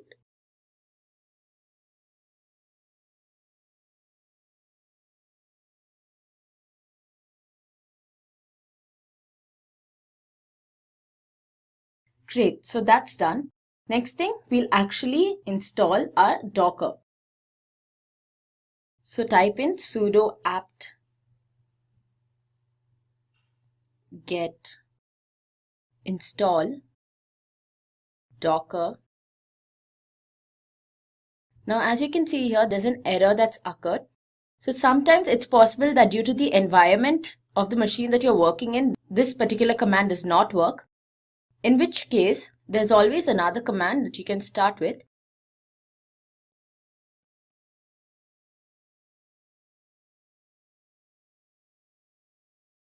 Just type docker install. And that by itself will give you the command you can use to install Docker. So as it says here, sudo apt install docker.io is a command that we will need to execute to install Docker. And after that, we'll execute the sudo snap install docker. So sudo apt install docker.io first. And this will install your Docker. After that's done, we will have sudo snap install docker. So snap install docker installs a newly created snap package. They are basically some other dependencies for Docker that you'll have to install.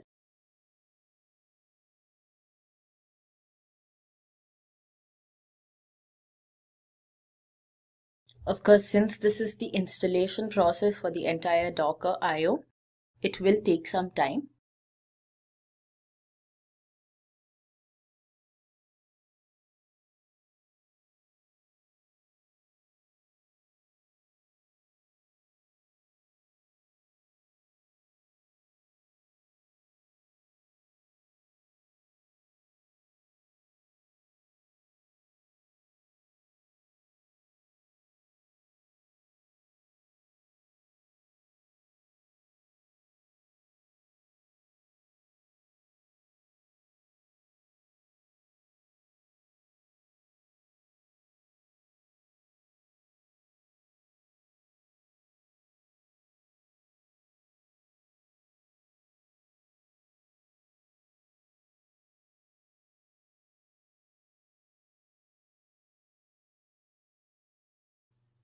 Great, so our Docker is installed. The next thing we do, as I mentioned earlier, is that we need to install all the dependency packages. So the command for that is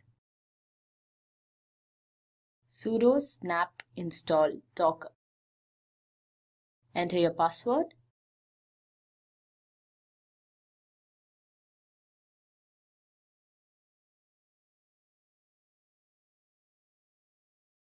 So with that, we have completed the installation process for Docker, but we'll perform a few more stages where we will test if the installation has been done right. So before we move on with the testing for Docker, let's once again just check the version that we have installed. So for that, the command is docker version. And as you can see, Docker version 17.12.1 CE has been installed. Next thing we do is we pull an image from the Docker hub. So docker run hello world. Now hello world is a Docker image which is present on the Docker Hub. Docker Hub is basically a repository that you can find online. So with this command, the Docker image hello world has been pulled onto your system. So let's see if it's actually present on your system now. The command to check this is sudo docker images.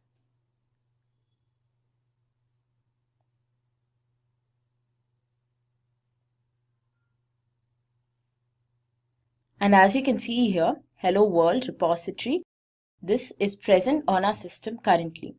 So the image has been successfully pulled onto the system, and this means that our Docker is working. Now we'll try out another command. Sudo docker ps -a. This displays all the containers that you have pulled so far. So as you can see here, there are 3 hello world images displayed and all of them are in exited state. So I did this demo previously too, which is why the 2 hello worlds which is created 2 minutes ago is also displayed here. And the first hello world which has been created a minute ago is the one we just did for this demo. Now, as you have probably noticed that all the hello world images over here, all these containers are in the exited state. So when you give the option for docker ps -a, where -a stands for all, it displays all the containers whether they are in exited or running state. If you want to see only those containers which are in their running state, you can simply execute sudo docker ps.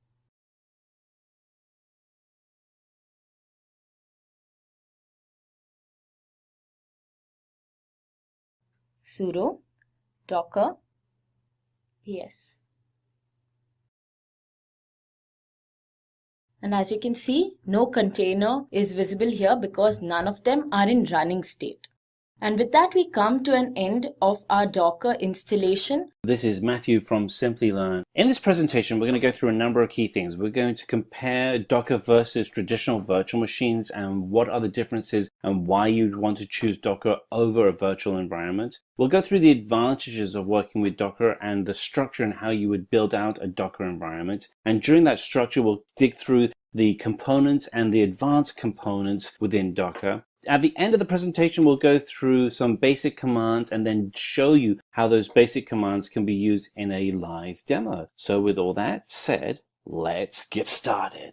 So let's first of all compare Docker with a traditional virtual machine. So here we have the architecture on the left and right of a traditional virtual machine versus a Docker environment. And there are some things that you'll probably see immediately that are big differences. One is that the virtual environment has hypervisor layer, whereas the Docker environment has a Docker engine layer. And then in addition to that, there are additional layers within the virtual machine. Each of these really start compounding and creating very significant differences between a Docker environment and a virtual machine environment. So with a virtual machine, the actual memory usage is very high, whereas with a Docker environment, the memory usage is very low. If we look at performance, virtual machines, when you start building out particularly more than one virtual machine on a server, the performance starts degrading and starts getting poorer, whereas with Docker, the performance always stays really good. This is largely due to the lightweight architecture used to construct the Docker containers themselves. If we look at portability, virtual machines just are terrible for portability. They're still dependent on the host operating system, and there's just a lot of problems that happen when you are using virtual machines for portability. In contrast, Docker was designed for portability, so you can actually build solutions in a Docker container environment and have the guarantee that the solution will work as you have built it, no matter where it's hosted. Finally, boot up time. The boot up time for a virtual machine is fairly slow in comparison to the boot up time for a Docker environment, which is almost instantaneous. So we look at these in a little bit more detail. One of the other challenges that you have with a virtual machine is that if you have unused memory within the environment, you cannot reallocate that memory. So if you set up an environment that has 9 gigs of memory that's being used, but you have 6 gigs that are free, you can't do anything with it. Though that whole 9 gig has been allocated to that virtual machine. In contrast with Docker, if you have 9 gigs and 6 gigs becomes free, that free memory can then be reallocated and reused across other containers used within that Docker environment. Another challenge is running multiple virtual machines in a single environment can lead to instability and performance issues, whereas Docker is designed to run multiple containers in the same environment and actually gets better the more containers you run in that hosted single Docker engine. Portability issues with a virtual machine is the software can work on one machine, but then when you move that VM to another machine, suddenly some of the software won't work because there are some dependencies that haven't been inherited correctly. Whereas Docker itself is designed specifically to be able to run across multiple environments and to be deployed very easily across systems. And again, the actual boot up time for a VM, it just takes a long time. You're talking about minutes in contrast to the milliseconds that it takes for a Docker environment to boot up. So let's dig into what Docker actually is and what allows for these great performance improvements over a traditional VM environment. So Docker itself is an OS virtualized software platform, and it allows IT organizations to really easily create, deploy, and run applications as what are called Docker containers that have all of the dependencies within that container very easily. And the container itself is really just a very lightweight package that has all the instructions and dependencies such as frameworks, libraries, bins, etc., all within that container. And that container itself can then be moved from environment to environment very easily. If we were to look in our DevOps lifecycle, the place where Docker really shines is in deployment, because when you're actually at the point of deploying your solution, you want to be able to guarantee that the code that has been tested will actually work in the production environment. But in addition to that, what we often find is that when you're actually building the code and you're actually testing the code, having a container running the solution at those stages is also a really good plus, because what happens is that the people building the code and testing the code are able to validate their work in the same environment that would be used for the production environment. So really, you can use Docker in multiple stages within your DevOps cycle, but it becomes really valuable in the deployment stage. So let's look at some of the key advantages that you have with Docker. Some of the things that we've already covered is that you can do rapid deployment, and you can do it really fast. The environment itself is highly portable and was designed for that in mind. The efficiencies that you'll see will allow you to run multiple Docker containers in a single environment as compared to more traditional VM environments. The configuration itself can be scripted through a language called YAML, which allows you to be able to write out and describe the Docker environment that you want to create. This in turn allows you to be able to scale your environment very, very quickly. But with all of these advantages, probably the one that is most critical to the type of work that we're doing today is security. You have to ensure that the environment you are running is a highly secure but highly scalable environment. And I'm very pleased to say that Docker takes security very seriously. So you'll see it as one of the key tenets of the actual architecture of the system that you're implementing. So let's look at how Docker actually works within your environment. So Docker works, there is what's called a Docker engine. The Docker engine is really comprised of two key elements. So you have a server and a client, and the communication via the two is via a REST API. The server, as you can imagine, has the instructions that are communicated out to the client and instructs the client on what to do. The connection between the client and the server, the communication is via a REST API.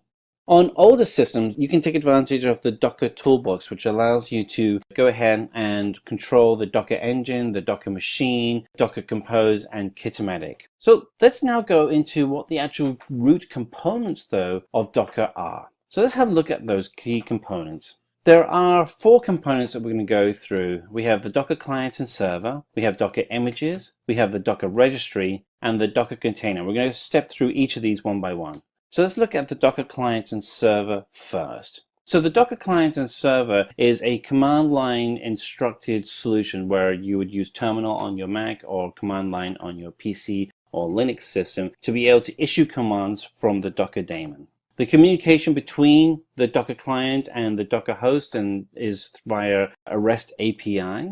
So you can do similar communication such as a Docker pull command, which would send an instruction to the daemon, which would then form the interaction of pulling in the correct components, such as an image or container or registry, to the Docker client. The Docker daemon itself is actually a service which actually performs all sorts of operating and performance services.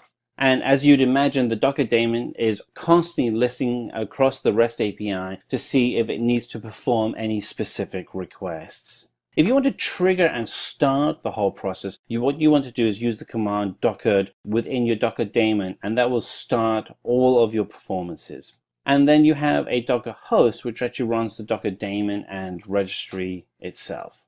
So now let's look into the actual structure of a Docker image. So a Docker image itself is a template which contains instructions for the Docker container. And that template is written with a language called YAML. And YAML stands for yet another markup language. It's very easy to learn. The Docker image itself is built within that YAML file and then hosted as a file in the Docker registry. The image is really comprised of several key layers. And you start with your base layer, which will typically have your base image. In this instance, it's your base operating system, such as Ubuntu. And then you would then have layer of dependencies above that. This would then comprise the instructions in a read-only file that would become your Docker file. So let's actually go through and look at what one of those sets of instructions would look like. So here we have 4 layers of instructions. We have a from, pull, run, and then command. So what does that actually look like in our layers? So to break this down, the from creates a layer which is based on Ubuntu. And then what we're doing is we're adding in files from the Docker repository onto that base command, that base layer. And then what we want to be able to do is then say, okay, what are the run commands so we can actually then build the container within the environment. And then we want to be able to then have a command line that actually executes something within that container. And in this instance, the command is to run Python. So one of the things that we will see is that as we set up multiple containers, each new container is a new layer with new images within the Docker environment. Each container is completely separate from the other containers within your Docker environment. So you're able to create your own separate read-write instructions within each layer. What's interesting is that if you delete a layer, then the layer above it will also get deleted. So what happens when you pull in a layer, but something has changed in the core image? What's interesting then is that the actual main image of itself cannot be modified. Once you've copied the image, you can then modify it locally, but you can never modify the actual base image itself. So here are some callouts for the components within a Docker image. So the base layer are in read-only format. The layers can be combined in a union file system to create a single image. The union file system saves memory space by avoiding duplication of files. And this allows a file system to appear as a writable, but without modifying the file, which is known as a copy on write. The actual base layers themselves are read-only. So to be able to get around this structure within a Docker container, the Docker environment itself uses what's known as a copy on write strategy within the images and the containers themselves. And so what this allows you to do is you can actually copy the files for better efficiency across your entire container environment.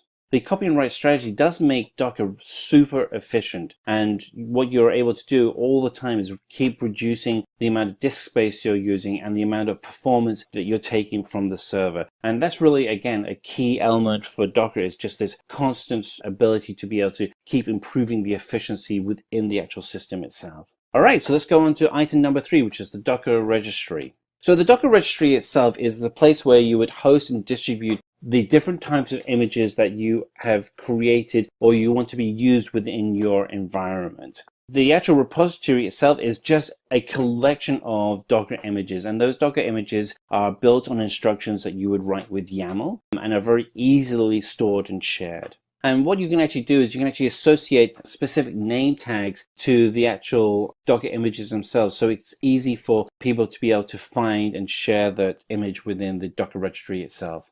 One of the things you actually see as we go through the demos, you actually see us actually using the tag name, and you'll see how it is an alphanumeric identifier and how we actually use it to actually create the actual container itself.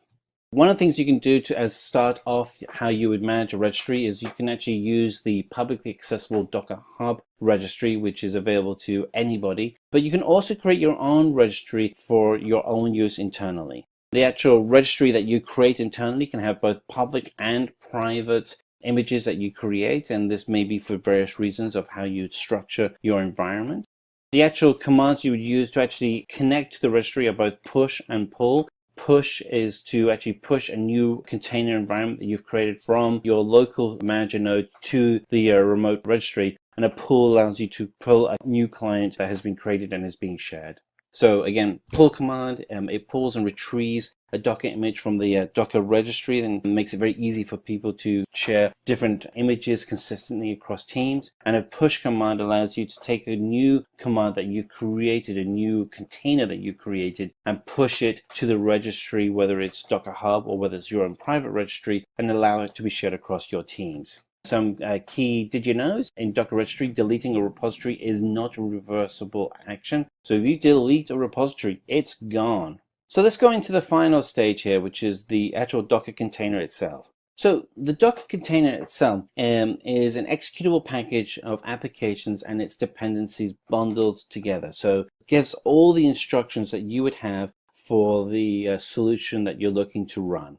It's actually really lightweight, and again, this is because of the redundancy that's built into how you structure the container, and the container itself is then inherently also extremely portable. What's really good about running a container though is that it does run completely in isolation, so you're able to share it very easily from group to group, and you are guaranteed that even if you are running a container, it's not going to be impacted by any host OS peculiarities or unique setups as you would have in a VM or a non-containerized environment. The actual memory that you have on a Docker environment, they can be shared across multiple containers, which is really useful. Typically, when you have a VM, you would have a defined amount of memory for each VM environment. The challenge you start running into, though, is that you can't share that memory, whereas with Docker, you can easily share the memory for a single environment across multiple containers. The actual container is built using Docker images, and the command to actually run those images is a run command. So let's actually go through a basic structure of how you would run a Docker image. So you go into terminal window and you would write in Docker run Redis, and then it would run a container called Redis. So we're going to go in, and if you don't have the Redis image locally installed, it will then pull it from the registry. Then the new Docker container Redis will be then available within your environment, so you can actually start using it. So let's look at why containers are so lightweight. They're so lightweight because they really have been able to get away from some of the additional layers that you have in virtualization within VMs. And the biggest one is the hypervisor and the need to run on a host operating system. Those are two big elements. So if you can get rid of those, then you're doing great. So let's look at some of the more advanced concepts within the Docker environment. And we're going to look at two advanced components. One is Docker Compose, and the second is Docker Swarm. So let's look at Docker Compose. Docker Compose is really designed for running multiple containers as a single service. And it does this by running each container in isolation, but allowing the containers to interact with each other. As was stated earlier on, you would actually write the Compose environment using YAML as the language in the files that you would create. So where would you use something like Docker Compose? So an example would be if you are running an Apache server with MySQL database and you need to create additional containers to run additional services without the need to start each one separately. And this is where you would write a set of files using Docker Compose to be able to help balance out that demand. So let's now look at Docker Swarm. So Docker Swarm is a service that allows you to be able to control multiple Docker environments within a single platform. So what you actually are looking at doing is within your Docker Swarm is we're treating each node as a Docker daemon, and we're actually having an API that's interacting with each of those nodes.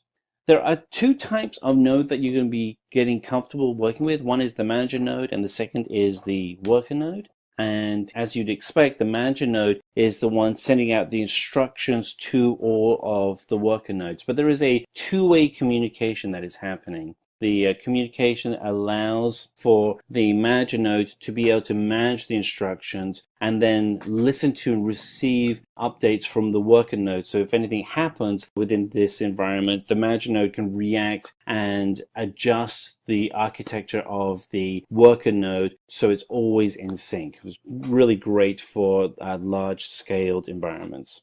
So finally, let's go through what are some of the basic commands you'd use within Docker. And once we've gone through all these basic commands, we'll actually show you a demo of how you'd actually use them as well. So if we're going to go in, probably the first command is to install Docker. And so if you have yum installed, you just do yum install Docker and it'll install Docker onto your computer. To start the Docker daemon, as you want to do systemctl start Docker. The command to remove a Docker image is docker rmi and then the image ID itself. And that's not the image name, that's the actual alphanumeric ID number that you want to grab. The command line to download a new image is docker pull and then the name of the image you'd want to pull. And by default, you're going to be pulling from the Docker default registry that will then connect to your Docker daemon and download the images from that registry. The command line to run an image is docker run and then the image ID.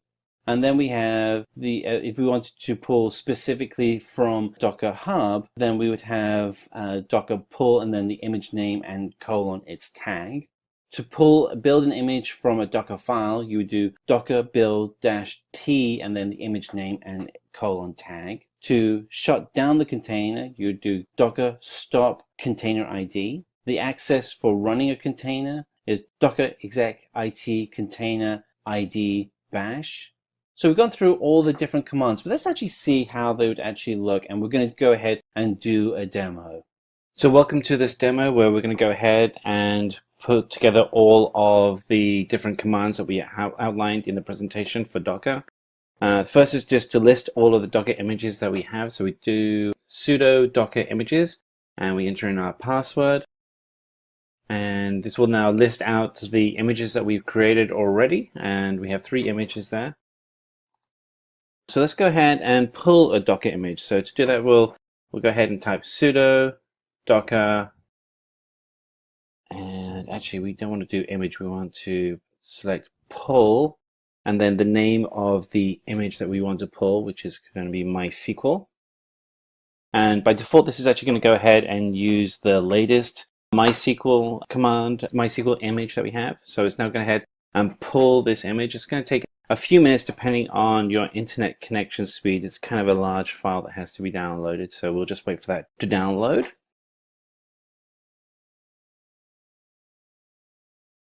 You can see the others have completed. Just waiting for this last file to download. Almost there. Once that's done, what we're going to go ahead and do is we'll actually run the Docker container and create the new container using the image that we just downloaded, but we have to wait for this to download first.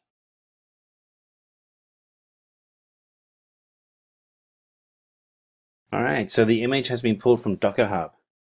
And let's go ahead and create the new Docker container. So we're going to do sudo docker run -d -p 0.0.0.0 :80 :80, and then we'll put in MySQL latest, so we have the latest version, and we have our new token, and that shows our new Docker container has been created. Now let's go ahead and see if the container is running, and we'll do sudo docker ps to list all the running containers. And what we see is that the container is not listed there, which means it's probably not running. So let's go ahead and list out all of the images that we have within Docker so we can see whether it's actually listed there. So we'll do ps-a. And yes, there we are. We can see that we do have our new container, MySQL latest, and it was created 36 seconds ago. But it's in the exited mode, so what we have to do is we have to change that status so it's actually running. So let's change that to running state. Dash. And that's now going to be in the root, and we'll exit out of that. And now, if we list out the Docker containers, we should see it is now an active container. Sudo docker start, and then we'll start the and we should now see it. There we are. It's now in the running state. Excellent.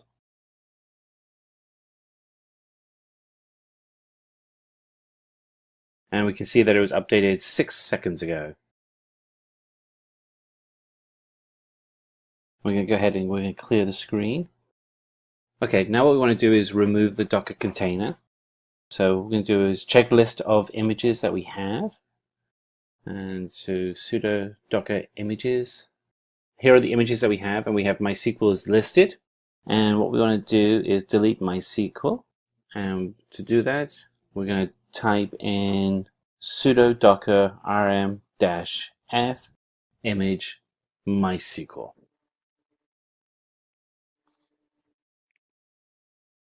Run that command, and what we'll find is the image. There's no such image. Oh, okay. So what we actually have to do is we have to go and see that the image is now gone. It's been removed. Excellent.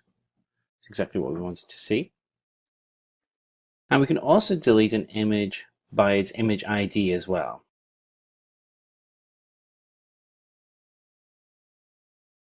However, if an image is running and active, we have to kill that image first. So we're going to go ahead and we're going to select the image ID. We'll copy that. And it's going to, we paste that. It won't be able to actually run correctly because the image is active. So what we have to do now is stop the image and then we can kill it. So it's in the running state. So we have to do, so we do sudo docker kill and just kill SL, and that will kill the container. And now we'll see that the container has gone. And now we can delete the image.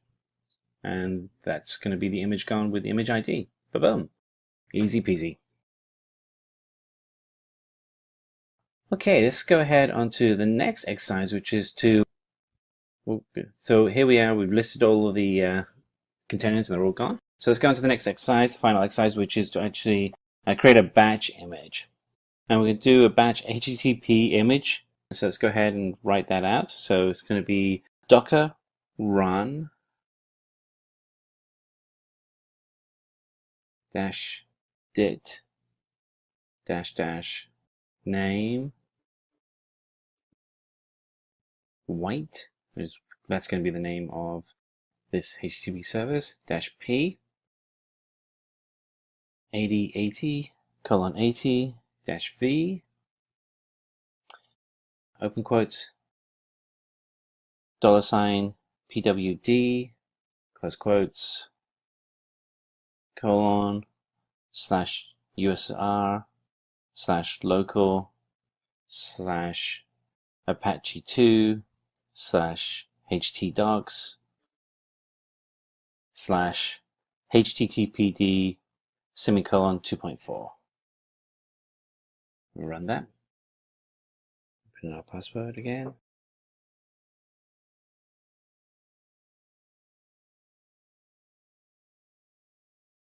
So what we see is the port is already being used. So let's go ahead and see which ports. Let's go see if we can change the port or see what ports are running. So let's do sudo images and see which ports are being used, because it's either the port or the name hasn't been put in correctly. So sudo docker images ps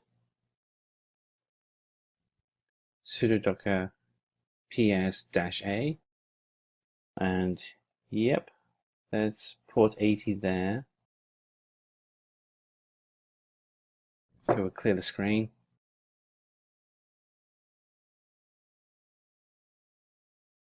So we're going to change the container name, because I think we actually have the wrong container name here. So let's go in and change that, and we'll paste that in, and voila. There we go. Now working, and we'll just double check and make sure everything's working correctly. So to do that, we'll go into our web browser, and we'll type in, as soon as Firefox opens up, type in localhost :8080, which was the port that we created. And there we are. It's a list of all the files, which shows that the server is up and running. Today we're going to cover what is a Docker container, why you would want to consider using it in your DevOps environment.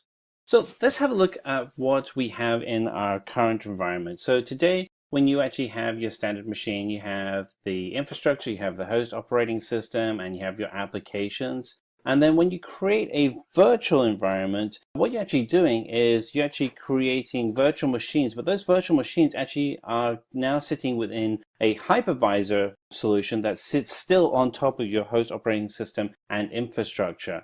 And with a Docker engine, what we're able to do is we're able to actually reduce significantly the different elements that you would normally have within a virtualized environment. So we're able to get rid of the bins and so we're able to get rid of the guest OS, and we're able to eliminate the hypervisor environment. And this is really important as we actually start working and creating environments that are consistent, because we want to be able to make it so that it's really easy and stable for the environment that you have within your dev and ops environment.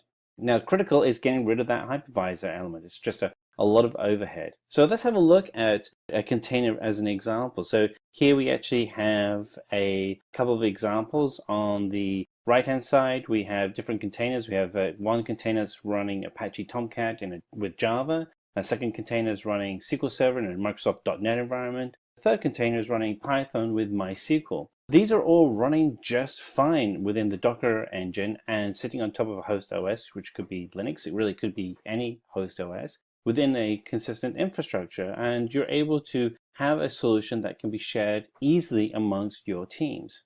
So let's have a look at an example that you'd have today if a company is doing a traditional Java application. So you have your developers working in JBoss on his system, and he's coding away, and he has to get that code over to a tester. Now, what will happen is that tester will then typically in your traditional environment then have to install JBoss on their machine and get everything running and hopefully set up identically to the developer. Chances are they probably won't have it exactly the same, but they'll try and get it as close as possible. And then at some point, you want to be able to test this within your production environment, so you send it over to a system administrator who would then also have to install JBoss on their environment as well. Yeah, this just seems to be a whole lot of duplication. So why go through the problem of installing JBoss 3 times? And this is where things get really interesting, because the challenge you have today is that it's very difficult to almost impossible to have identical environments if you're just installing software locally on devices. The developer's probably got a whole bunch of development software that could be conflicting with the JBoss environment. The tester has similar testing software, but probably doesn't have all the development software. And certainly the system administrator won't have all the tools that the developer and tester have, their own tools. And so what you want to be able to do is kind of get away from the challenge you have of having to do local installations on 3 different computers. And in addition, what you see is that this uses up a lot of effort, because when you're having to install software over and over again, you just keep repeating doing really basic foundational challenges. So this is where Docker comes in, and Docker is the tool that allows you to be able to share environments from one group to another group without having to install software locally on a device. You install all of the code into your Docker container and simply share the container. So in this presentation, we're going to go through a few things. We're going to cover what Docker actually is, and then we're going to dig into the actual architecture of Docker and kind of go through what Docker container is and how to create a Docker container. And then we'll go through the benefits of using Docker containers and then the commands and finalize everything out with a brief demo. So what is Docker? So Docker is, as you'd expect, because all the software that we cover in this series is an open source solution, and it is a container solution that allows you to be able to containerize all of the necessary files and applications needed to run the solution that you're building. So you can share it from different people in your team, whether it's a developer, tester, or system administrator. And this allows you to have a consistent environment from one group to the next. So let's kind of dig into the architecture so you understand why Docker runs effectively. So the Docker architecture itself is built up of two key elements. There is the Docker client, and then there is a REST API connection to a Docker daemon, which actually hosts the entire environment. Within the Docker host and the Docker daemon, you have your different containers, and each one has a link to a Docker registry. The Docker client itself is a REST service, so as you'd expect, a REST API, that sends command line to the Docker daemon through a terminal window or command line interface window. And we'll go through some of these demos later on so you can actually see how you can actually interact with Docker. The Docker daemon then checks the request against the Docker components and then performs the service that you're requesting. Now, the Docker image itself, all it really is a collection of instructions used to create a container. And again, this is consistent with all the DevOps tools that we have. The DevOps tools that we're looking to use throughout this series of videos are all environments that can be scripted. And this is really important because it allows you to be able to duplicate and scale the environments that you want to be able to build very quickly and effectively. The actual container itself has all of the applications and the dependencies of those applications in one package. You kind of think of it as a really effective and efficient zip file. It's a little bit more than that, but it's one file that actually has everything you need to be able to run all of your solutions. The actual Docker registry itself is an environment for being able to host and distribute different Docker images among your team. So say, for instance, you had a team of developers that were working on multiple different solutions. So say you have a team of developers and you have 50 developers and they're working on 5 different applications. You can actually have the applications themselves, the containers, shared in the Docker registry. So each of those teams at any time check out and have the latest container of that latest image of the code that you're working on. So let's dig into what actually is in a container. So the important part of a Docker container is that it has everything you need to be able to run the application. It's like a virtualized environment. It has all your frameworks and your libraries, and it allows the teams to be able to build out and run exactly the right environment that the developer intended. What's interesting though is the actual applications then will run in isolation, so they're not impacting other applications that's using dependencies on other libraries or files outside of the container. Because of the architecture, it really uses a lot less space, and because it's using less space, it's a much more lightweight architecture, so the files, the actual folder itself is much smaller. It's very secure, highly portable, and the boot up time is incredibly fast. So let's actually get into how you would actually create a Docker container. So the Docker container itself is actually built through command line, and it's built of a file and Docker image. So the actual Docker file is a text file that contains all the instructions that you would need to be able to create that Docker image. And then we'll actually then create all of the project code within inside of that image. Then the image becomes the item that you would share through the Docker registry. You would then use the command line, and we'll do this later on, select Docker run and then the name of the image to be able to easily and effectively run that image locally. And again, once you've created the Docker image, you can store that in the Docker registry, making it available to anybody within your network. So something to bear in mind is that Docker itself has its own registry called Docker Hub, and that is a public registry, so you can actually go out and see other Docker images that have been created and access those images. As your own company, you may want to have your own private repository, so you want to be able to go ahead and either do that locally through your own repository, or you can actually get a licensed version of Docker Hub where you can actually then share those files.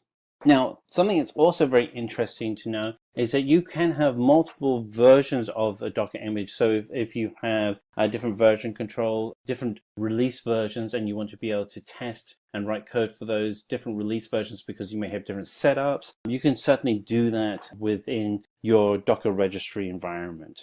Okay, so let's go ahead and we're going to create a Docker image using some of our basic Docker commands. And so there are essentially really, kind of just two commands that you're going to be looking for. One is the build command, and another one is to actually put it into your registry, which is a push command. So if you want to get a image from a Docker registry, then you want to use the pull command, and a pull command simply pulls the image from the registry, in this example using nginx as our registry, and we can actually then pull the image down to our test environment on our local machine. So we're actually running the container within our Docker application on a local machine. We're able to then have the image run exactly as it would in production. And then you can actually use the run command to actually use the Docker image on your local machine. So just a few interesting tidbits about the Docker container. Once the container is created, a new layer is formed on top of the Docker image layer. It's called the container layer. Each container has a separate read-write container layer, and any changes made in that Docker container is then reflected upon the particular container layer. And if you want to delete the container layer also gets deleted as well. So, why would using Docker and containers be of benefit to you? Well, some of the things that are useful is that containers have no external dependencies for the applications they run. Once you actually have the container running locally, it has everything it needs to be able to run the application. So there's no having to install additional pieces of software, such as the example we gave with JBoss at the beginning of the presentation. The containers are really lightweight, so it makes it very easy to share the containers amongst your teams, whether it's a developer, whether it's a tester, whether it's somebody on your operations environment. It's really easy to share those containers amongst your entire team. Different data volumes can be easily reused and shared among multiple containers. And again, this is another big benefit, and this is a reflection of the lightweight nature of your containers. The container itself also runs in isolation, which means that it is not impacted by any dependencies you may have on your own local environment. So it's a completely sandboxed environment. So some of the questions you might ask is, can you run multiple containers together without the need to start each one individually? And you know what? Yes, you can with Docker Compose. Docker Compose allows you to run multiple containers in a single service. And again, this is a reflection on the lightweight nature of containers within the Docker environment. So we're going to end our presentation by looking at some of the basic commands that you'd have within Docker. So we have here on the left-hand side, we have a Docker container and then the command for each item. We're actually going to go ahead and use some of these commands in the demo that we're going to do after this presentation. You'll see that in a moment. But just, some of the basic commands we have are committing the Docker image into the container. Kill is a standard kill command to terminate one or more of the running containers so they stop working. Then restart those containers. But certainly you can look at all of the commands here and try them out for yourself. So we're going to go ahead and start a demo of how to use the basic commands to run Docker. So to do this, we're going to open up terminal window or command line, depending whether you're running Linux, PC, or Mac. And we're going to go ahead, and the first thing we want to do is see what our Docker image lists are. So we can go sudo docker images, and this will give us, well, first we'll enter in our password. So let's go enter that in. And this will now give us a list of our Docker images. And here are the Docker images that have already been created in the system. And we can actually go ahead and actually see the processes that are actually running. So I'm going to go ahead and open up this window a little bit more, but this will show you the actual processes and the containers that we actually have. And so on the far left-hand side, you see under names, we have learn, Simplilearn, b_cool. These are all just different ones that we've been working on. So let's go ahead and create a Docker image. So we're going to do sudo docker run -d -p 0.0.0.0 :80:80 Ubuntu, and this will allow us to go ahead and run an Ubuntu image, and this will run the latest image. And what we have here is a hash number, and this hash number is a unique name that defines the container that we've just created, and we can go ahead and we can check to make sure that the container actually is present. So we're going to do sudo docker.ps, and this will actually show us on there. So it's not in a running state right now, but that doesn't mean that we don't have it. So let's list out all the containers that are both running and in the exit state. So let's do sucker ps-a, and this lists all the containers that I have running on my machine. And this shows all the ones that have been in the running state and in the exit state. And here we see one that we just created about a minute ago, and it's called learn. And these are all running Ubuntu, and this is the one that we had created just a few seconds ago.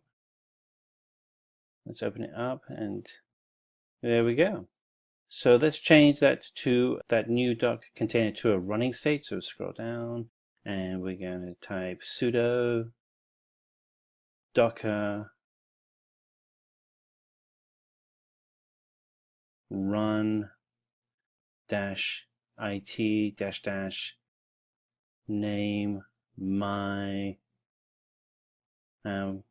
So this is going to be the new container name. It's going to be my Docker. So this is how we name our Docker environment.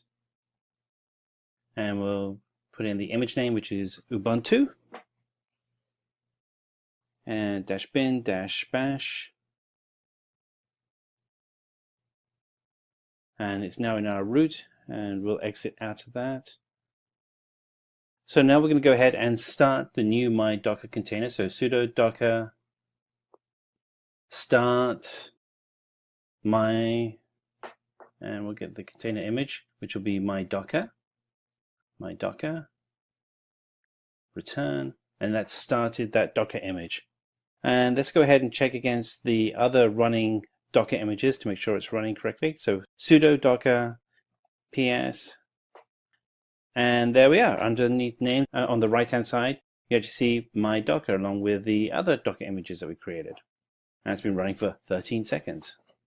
Quite fast. So we want to rename the container. Let's use the command sudo docker rename. We can take another Docker image. Let's grab this one and we'll put it in rename. And we'll rename, and we'll put in the old container name, which is image, and then we'll put in the new container name, and let's call it purple. So now the container image that had previously been called image is now called purple. So we do sudo docker ps to list all of our Docker images, and if we scroll up, and there we go, purple. How easy is that to rename an image? And we can go ahead and use this command if we want to stop a container. So we're going to write sudo docker stop, and then we'll have to put in the container name, and we'll put in my Docker, the container that we originally created, and that image has now stopped. And let's go ahead and prove that. We're going to list out all the Docker images, and what you see is that it's not listed in the active images. It's not on the list on the far right hand side. But if we go ahead and we can list out all of the Docker images, so you actually see it's still there as an image, it's just not in an active state, just what's known as in an exit state. So here we go. And there's my Docker. It's in an exited state. So that happened 27 seconds ago.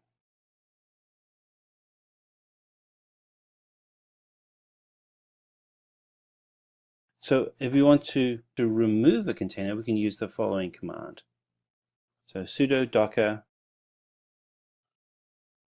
rm for remove my Docker, and that will remove it from the exited state. And we're going to go ahead and we're going to double check that.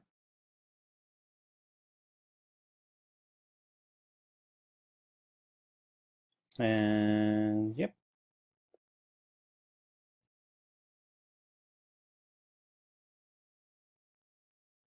Yep. It's not listed there under exit state anymore. It's gone. And there we go. That's where it used to be. All right, let's go back.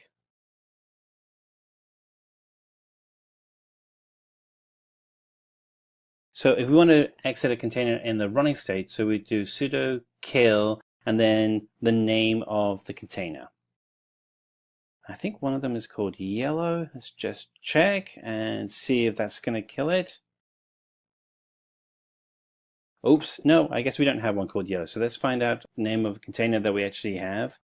So sudo docker kill. Oh, we're going to list out the ones that are running. Oh, okay, there we go. Yellow isn't in that list, so let's take Simplilearn. And so we can actually go ahead and let's write sudo docker kill Simplilearn. And that will actually kill an active Docker container. Boom, there we go. And we list out all the active containers. You can actually see now that the Simplilearn container is not active anymore. And these are all the basic commands for Docker container. Today we're going to dig into Docker Swarm. So what we're going to do in this session is we're going to go through what Docker and Docker container is and why you'd want to use it. We'll then break out what are the characteristics and structure of a Docker Swarm environment. And then finally, we'll go through and do a demo using actual code in the command line interface to actually run and build out the main functions and commands that you would use for a Docker Swarm environment. So with that said, let's get started.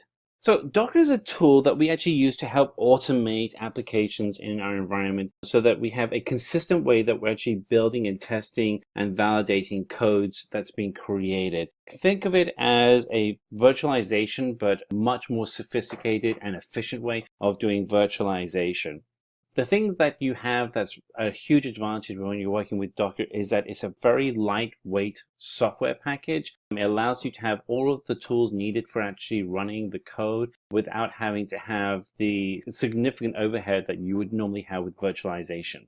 So one of the characteristics you have with Docker is that you can actually run multiple Docker environments in the same host environment. And for you to be able to do this, we had to figure out how this would actually run. And so to actually do this, we actually do what's called a Docker Swarm. And a Docker Swarm is an environment where you can actually have multiple Docker images running on the same host operating system. So you can have running in each of those Docker containers different solutions. So let's dig into what a Docker Swarm is. So a Docker Swarm is essentially a tool that allows you to very easily create and schedule multiple Docker nodes. So really 2 or more Docker nodes. And you can have quite a large number of Docker nodes in a single swarm. Each node itself is actually a Docker daemon, and that daemon is able to then interact with the Docker API and have all the benefits of being a full Docker environment. One of the other advantages you have is that each Docker container within the swarm can then be deployed and managed as a node in that entire clustered environment. So what we have here is a breakdown of the 5 key elements within a Docker environment. You have the Docker container, you have the daemon, the Docker images, and the Docker client and Docker registry. So the Docker daemon itself is what does all the work interacting with the actual host operating system to be able to manage the Docker containers.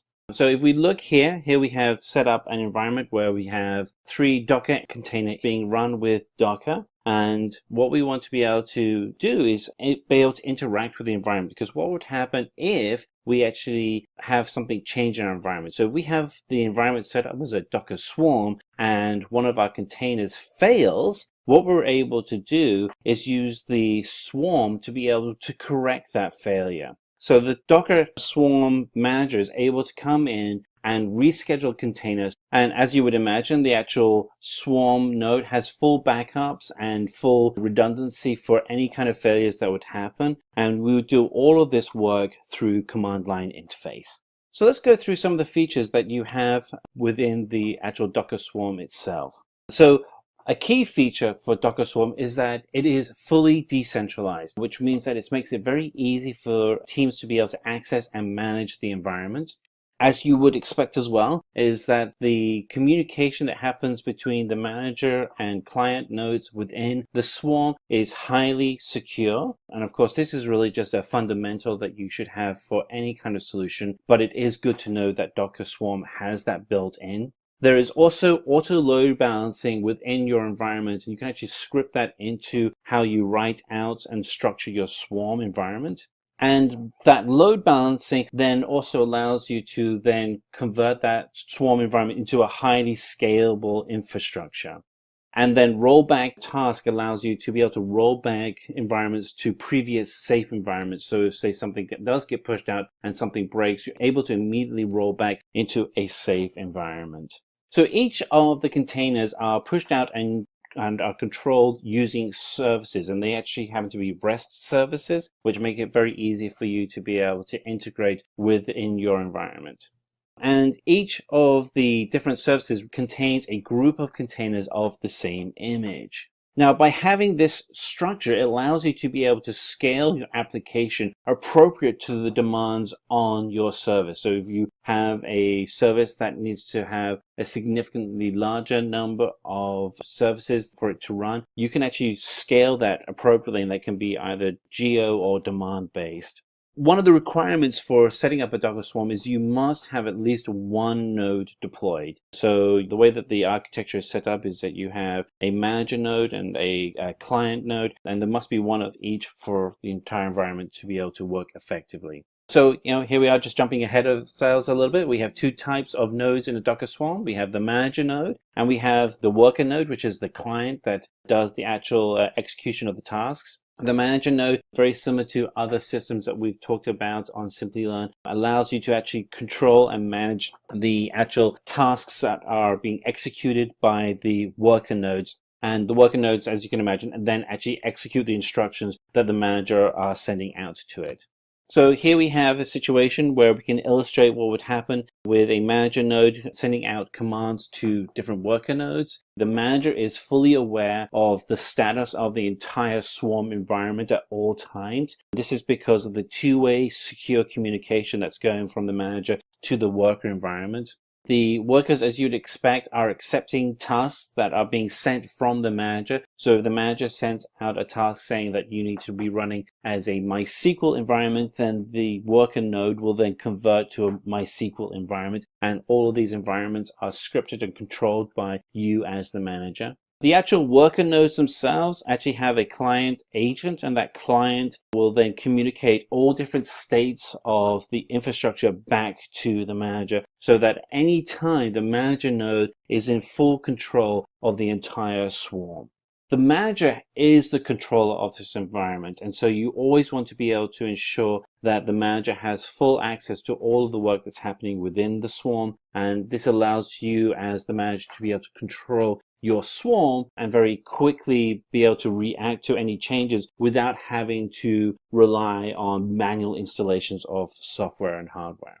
And as we covered earlier on, there is a REST API that uses the communication over HTTP from the manager to the worker node. It's interesting to note that it is a REST API, because if you wanted to, you could actually integrate that API into custom applications and even then create automated Docker images to be created on demand from third-party solutions that you may want to create.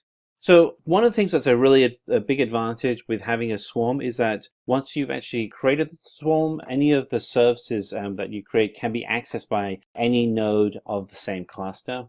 One of the things you do have to do, though, is you have to specify what container image that you're going to use when you're creating a new service. And you can do that either through a centralized Docker Hub environment or through your own private Docker Hub environment.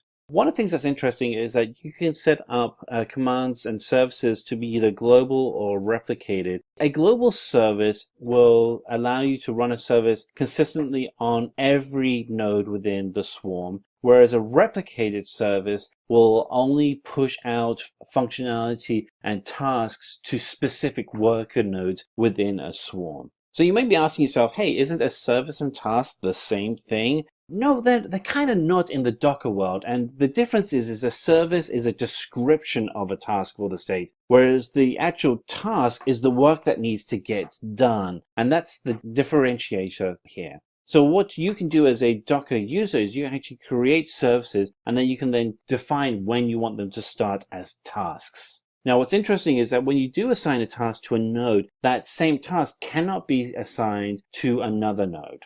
Also, what's interesting is that you can actually have multiple managers within a Docker Swarm environment. If you do, however, go down this path, you have to elect one manager to be the primary manager and the other managers to be secondary managers. In many ways, those secondary managers are really similar in concept to worker nodes, in which they have the capability of a manager, but they are dependent on that single primary manager to be able to provide the right instructions and for services and tasks to the entire Swarm environment. So if we kind of recap some of these, we have a command line interface, which allows us to create and connect via APIs. And that those APIs that we connect to in our Swarm environment allows us to do orchestration via tasks and services. The task allocation allows us to allocate work to tasks via their IP address, which allows them to execute them on the work. And then the worker nodes themselves have to connect to the manager node to be able to check for when tasks come in so that they are keeping a consistent communication back and forth across the entire swarm. And then the final stage is to actually execute the tasks that have been assigned from the manager node to the worker node so that you have a successful execution of the solution you're looking to build. All right, so with that said, let's go ahead and we're going to do a demo. So we're going to go ahead and do a demo and showing how you can run Docker Swarm. For this, you'll need to have both a virtual environment running your manager and your working environment. So here we have our worker and here we have our manager. So we're just going to open up terminal window and we're going to go into the manager for terminal window. So the following command here is used to initialize Docker Swarm. We're just going to type this in. So sudo docker swarm init. And we put the IP address for the network we're connecting to. And we'll put in our password. And here we have now connected. And this is our manager node. And what we want to be able to highlight is the specific token which identifies the Docker Swarm environment. And this is our token right here. So we're going to copy that, because we'll need to use that for our worker environment. So here we are in the worker environment, and we'll use the token that we just copied as a way to be able to connect to the manager and connect to the Docker Swarm environment. And so sudo, we'll paste in the Docker Swarm and we'll join that. And now here we shows that we have joined the Swarm environment as a worker. And now that we're in the manager, we can actually show that we actually have that worker in the environment. So there's docker node ls to list out all of the items in that environment. Sorry, we actually did that in the wrong area. So we're on the right, sudo docker node ls to list out all the nodes in the swarm. And there you are. You see we've actually connected the worker to the manager node, and both are active, and the manager is the leader and the worker VirtualBox is in the swarm. Okay, we're going to go ahead and create a new service. So Docker Swarm create, and we're going to just change the name to Hello World for the new service, and we're going to use the Alpine image from docker.com. Takes just a moment for it to run. There we go. And there we go. Services converged. So what we have now is a new service that has been created. Let's go ahead and we'll list out the services. And here we have our new Hello World service.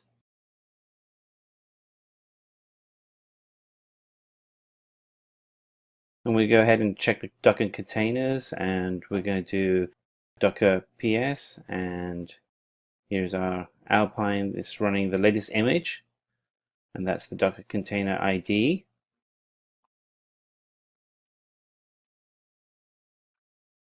And we can see that it was just updated.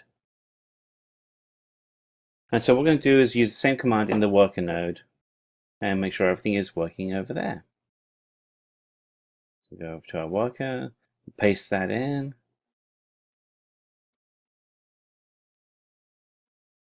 So what we see here is there is no image or container created because it's not in the worker node. It would be in the manager node. So we can go ahead and create the new service. And we're going to make the mode global, and that way the service is available across all of the swarm.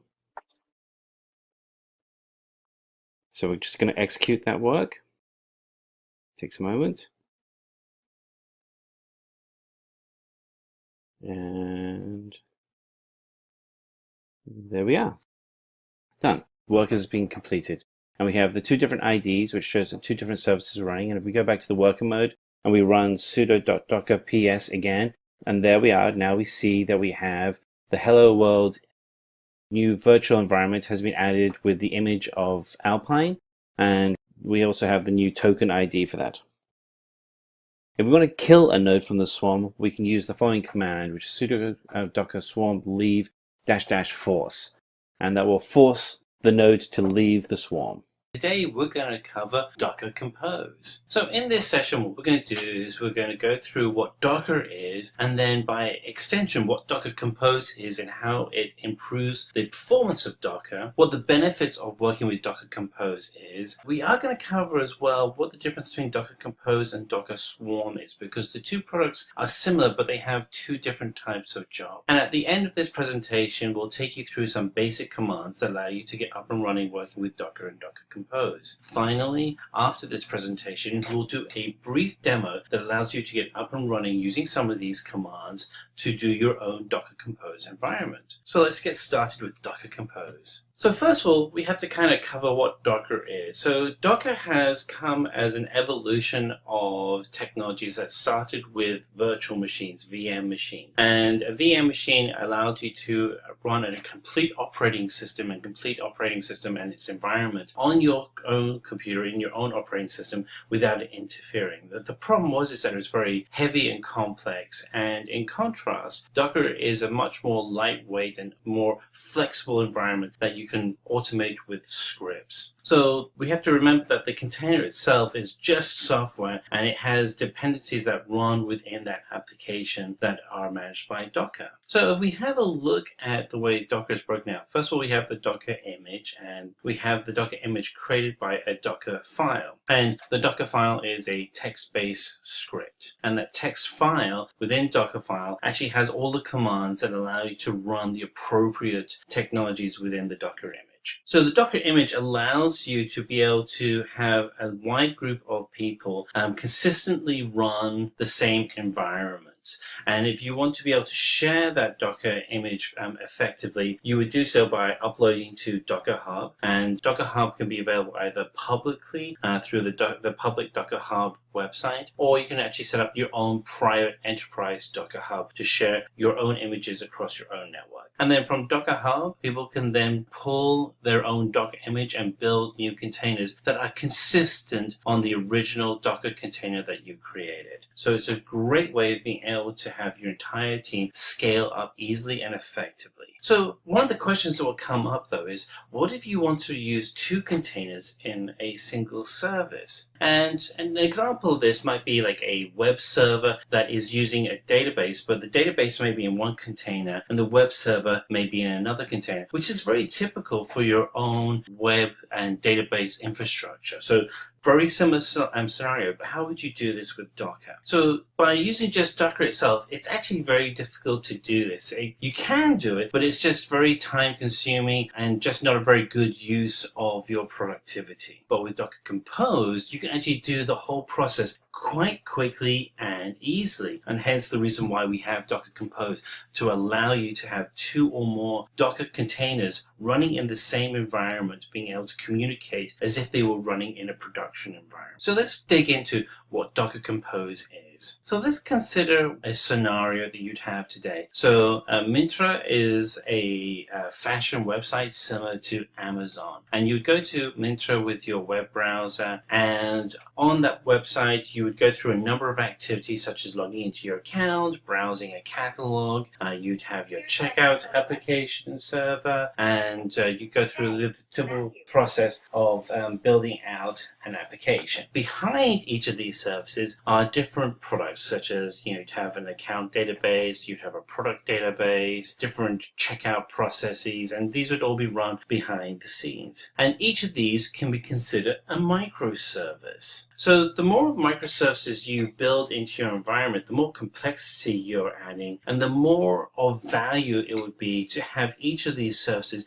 in their own container. But as a developer, you want to be able to jump from one container to another container, so your login account can then be passed onto your product catalog and then be able to move through the whole process. So the environment that you would see today would be more like what we're showing right now, where you'd have your server and your database, and you may have a server running on Apache Tomcat or SQL Server. You'd have different databases, and you'd want to be able to have each of those in their own containerized environment. So the way that Docker Compose runs is that it works as a single service. So you have the Docker Compose running multiple containers, but the perception is of a single service running. The thing that's great though is that each of those containers will run in isolation, but they can interact with each other. So unlike a normal Docker environment where you have multiple Docker images running completely in isolation of each other, these are images that will run in isolation but can interact with each other. The Docker Compose files are very easy to write. They're all written with a scripting language called YAML, and YAML is an XML-based language. It actually stands for yet another markup language, but it's an XML-based language and it's very easy to use. The great thing about learning YAML is that a lot of open source tools in the DevOps environment use YAML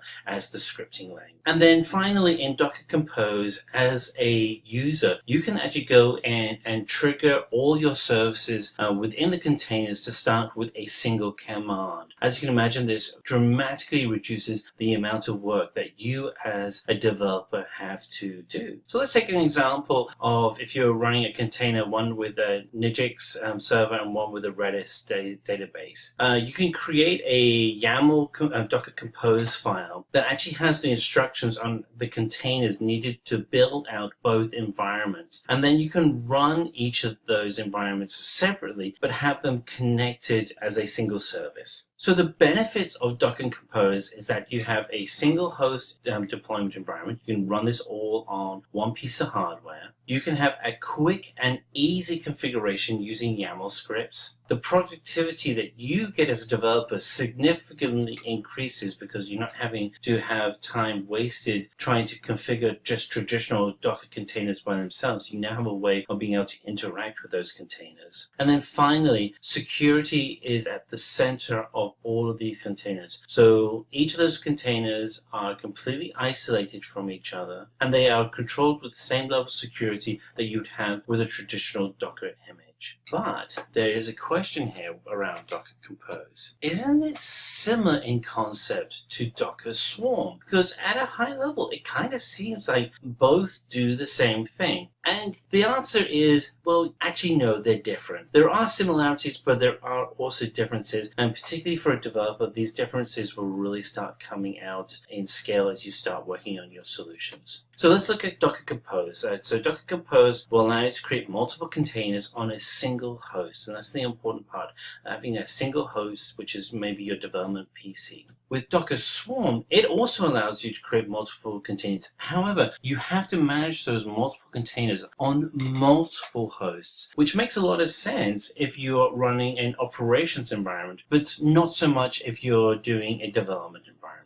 And Docker Compose is scripted with YAML, which is very easy for you to be able to control your scripts. Docker Swarm doesn't have a scripting technology like YAML, so it's a little bit harder to work with. So what we have here is just some basic commands that allow you to get up and started working with Docker Compose. In our next demo, we're actually going to take you through how to use all of those commands. So we're going to go ahead and do a demo on how to use Docker Compose. The first thing you want to do is check that you have Docker installed. So what we're going to do is we're going to open up the command window and we're going to type in Docker. You'll be able to see now that we have Docker installed. If you don't have Docker installed, go ahead and install Docker. You can go to Google search to install Docker and they'll give you the instructions for that. We also have videos that we've already done. If once you have Docker installed, then you want to do a Google search on Docker Compose or go to the docker.com website and select for the Compose section and look for the install Docker Compose instructions. So we already have another tab which has the instructions already installed. You'll see on the left hand side there are a number of Docker tools. You want to expand the Docker Compose section, select install Compose, and then on the right hand side you'll have different install options for Mac, Windows and Linux. If you're installing on those platforms, make sure that you're copying the correct command lines. There's a couple of command lines you want to copy. You copy the first one over and we paste that in, and it's going to go ahead and download all of the files for Compose. It takes a while, but we have to get another file, so while it's downloading we'll go get the other command line. Just go back and grab it real quick. That was a little fast there, but we'll copy that over. There was a second command instruction and post that command. Yep, there's the command right there. And that will apply the appropriate binary. And once you've done that, you can actually go ahead and validate that you have the correct version of Docker Compose installed. And for that, you want to write the command docker-compose space -- version. And that will then give you a version build. Once you know that you have a version build, that means that you have everything installed correctly on your machine. So you can see here that we have a version number, which means we have everything installed. You might see a different version number depending on how old the video is when you're watching it, but we're using very content at the moment. And just go ahead and clear the screen. And now what we're going to do is create a folder where we're actually going to install the YAML file that will have the instructions for our Docker Compose environment. So we're moving the cursor to the desktop, and on the desktop we're going to create a new folder and using the mkdir command, and we'll call this one Docker Compose F for file. And then we'll move the cursor into that new folder by using cd command. And now we are in the folder called Docker Compose F. And you can go look at your desktop and you'll see it's there. And now you want to select #touch docker-compose.yml, and that will actually create the new YAML file for you, and you can use the ls list command, ls docker-compose.yaml, and that'll allow you actually now to step in and edit that file. So let's go ahead and hit return, and that'll allow us to go in and edit the file. So now I'm in the editor and I'm going to write some instructions. So I'm going to put a couple of mistakes in these instructions so we can see how Docker Compose catches those mistakes. But most of this is going to be fairly correct, so you can just type this out. So we're going to start with services : then we'll do web : and then we'll create image : and we'll do Nginx, and then we'll do a database : and we'll call the image Redis. And so what you can see, because we have two reference images, we're actually calling two different images, two different containers that will be created by Docker Hub. So what we're going to do is where we can actually show you how that's pulling in. You can go to Docker Hub and you can actually see the references to the images that we've just created. So go to Docker Hub, which is hub.docker.com, and you'll see that Nginx, Redis, those are the default names for the images. So you could do other images like HTTP for Apache web server if you wanted to. There are a lot of images in Docker Hub, so certainly have a lot of fun building tools from that environment. So we're going to save those files in the Docker image, and we're just going to do :WQ to exit this screen, save the text. Let's go and run our YAML file, and you'll see the two different error messages that will come up. So we're going to do cat docker-compose.yml, and here we have a display of the text that we just wrote. And now let's go check the validity of the file that we just created. So we'll do docker-compose config, and we should get an error message. And there we are, error message. And the reason why we have an error message is because the spacing is not correct in the YAML file itself. So let's go to the actual YAML file that we created. Let's go through, and we're going to use just the file finder, and you'll actually open up the YAML file in your text editor, your favorite text editor. And here we have the code that created it. And let's use the correct spacing so that everything is spaced out appropriately in the image. And so this is the spacing that you'd expect to see, a line between surfaces and the first image, and the first image is a tab in, and then it references what the image is. And let's go ahead and clear the screen, and we'll see whether or not we've got that all correct. Let's clear the screen, and we're going to check that everything is running correctly. And we're still getting an error message, and the reason why we're getting another error is that there's still a config error in the actual YAML file. So one of the things you have to do when you're creating a YAML file for Docker Compose is you actually have to have the appropriate version number in there. So what we have to do is we have to go and find which is the appropriate version. And there are three major versions, 1, 2, and 3, depending on the age of Docker that you have installed on your computer. So if you have the very latest version of Docker, 18 and newer, you would put 3.7 as the version number. And what we're going to do is we're going to just check on the version that we have installed. And so we'll just clear the screen, and then we'll just do Docker version. And what we have is our version of Docker is 17.12. Now this is the version of Docker, not Docker Compose. It's your main Docker environment. And so if we go back to our web browser, we'll actually see that version 17 should align with version number 3.5. Yep, there we are, version 3.5. So what we want to do is go back into our YAML file. And the very first line that we want to put in above the services is the version number. And that version number we're going to put in is 3.5.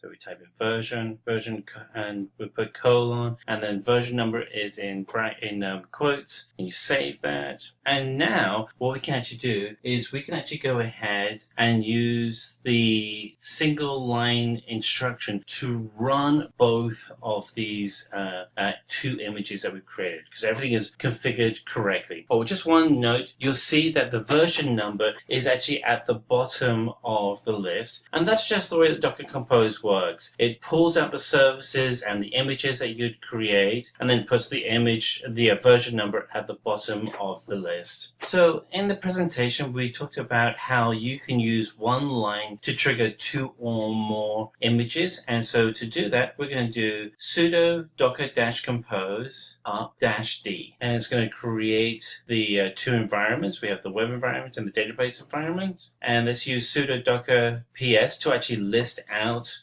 all the processes that are running right now. And there we are. We actually see all of the images that are running. We have the names, the commands, the images, and everything's up and running. And if we want to close both of those images, we can actually use a single line of command as well. And that command will be sudo docker-compose down. And that closes both of the images. And we can see that all the databases and the web services images have been closed, and sudo docker ps will actually list that there is nothing running. And that's how to use Docker Compose. In this session, we're going to cover what Kubernetes is and why you would want to be using it within your DevOps team. So let's get started. We're going to break up this presentation into 4 key areas. We're going to talk about life before Kubernetes, which some of you are probably experiencing right now. What is Kubernetes? The benefits that Kubernetes brings to you, particularly if you are using containers in a DevOps environment. And then finally, we're going to break down the architecture and working infrastructure for Kubernetes so you understand what's happening and why the actions are happening the way that they are.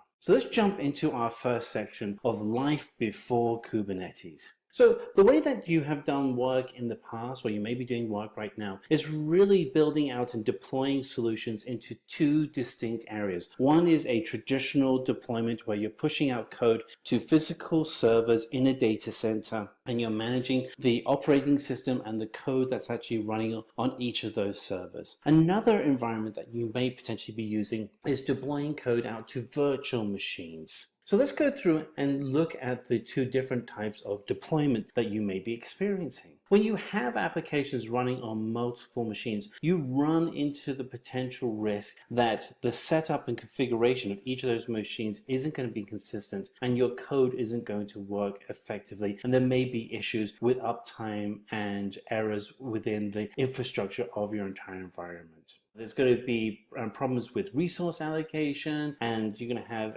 issues where applications may be running effectively and not effectively, and not load balanced effectively across the environment. The problem that you have with this kind of infrastructure is that it gets very expensive. You can only install one piece of software, one service on one piece of hardware, so your hardware is being massively underutilized. This is where virtual machines have become really popular. With a virtual machine, you're able to have better resource utilization and scalability at much less cost. And this allows you to be able to run multiple virtual machines on a single piece of hardware. The problem is that VMs, for virtual machines, are not perfect either. Some of the challenges you run with VMs is that the actual hardware and software needed to manage the VM environment can be expensive. There are security risks with VMs. There are security risks with VMs. There have been data breaches recorded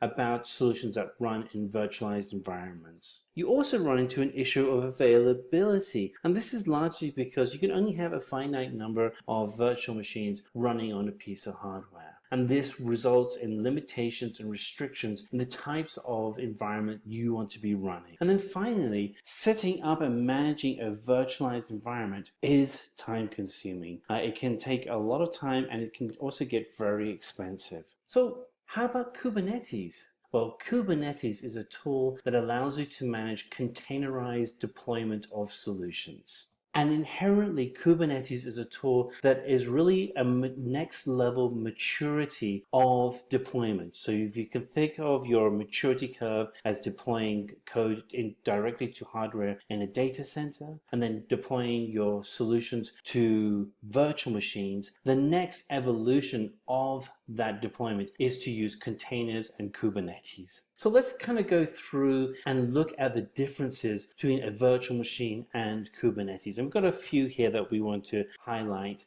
and you'll get an understanding of what the differences are between the two. So first of all, with virtual machines, there is inherently security risks. And what you'll find as we dig through the architecture later in the presentation is that Kubernetes is inherently secure. And this is largely because of the legacy code, the legacy of Kubernetes and where it came from. And we'll talk about that in just a moment. But Kubernetes is inherently secure.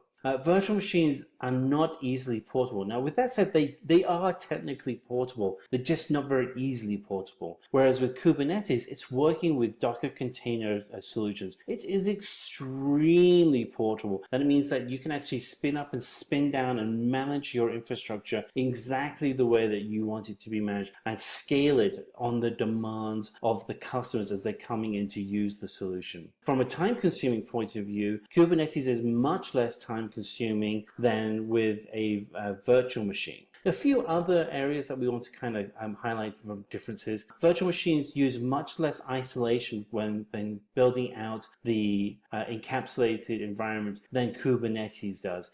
For instance, with a virtual machine, you have to run hypervisor on top of the OS and hardware. And then inside of the virtual machine, you also have to have the operating system as well. Whereas in contrast, on a Kubernetes environment, because it's leveraging Docker containers container or container-like technologies, it only has to have the OS and the hardware, and then inside of each container, it doesn't need to have that additional OS layer. It's able to inherit what it needs to be able to run the application. This makes the whole solution much more flexible and allows you to run many more containers on a piece of hardware than versus running virtual machines on a single piece of hardware. So as we highlighted here, VMs are not as portable as Kubernetes, and Kubernetes is portable, directly related to the use of containerization. And because Kubernetes is built on top of containers, it is much less time consuming because you can actually script and automatically allocate resource to nodes within your Kubernetes environment. This allows the infrastructure to run much more effectively and much more efficiently. So this is why, if we look at our evolution of the land of time before Kubernetes, why we are running into a solution where Kubernetes had to come about, because the demand for having more highly scalable solutions that are more efficient was just really a natural evolution of this software deployment model that started with pushing out code to physical hardware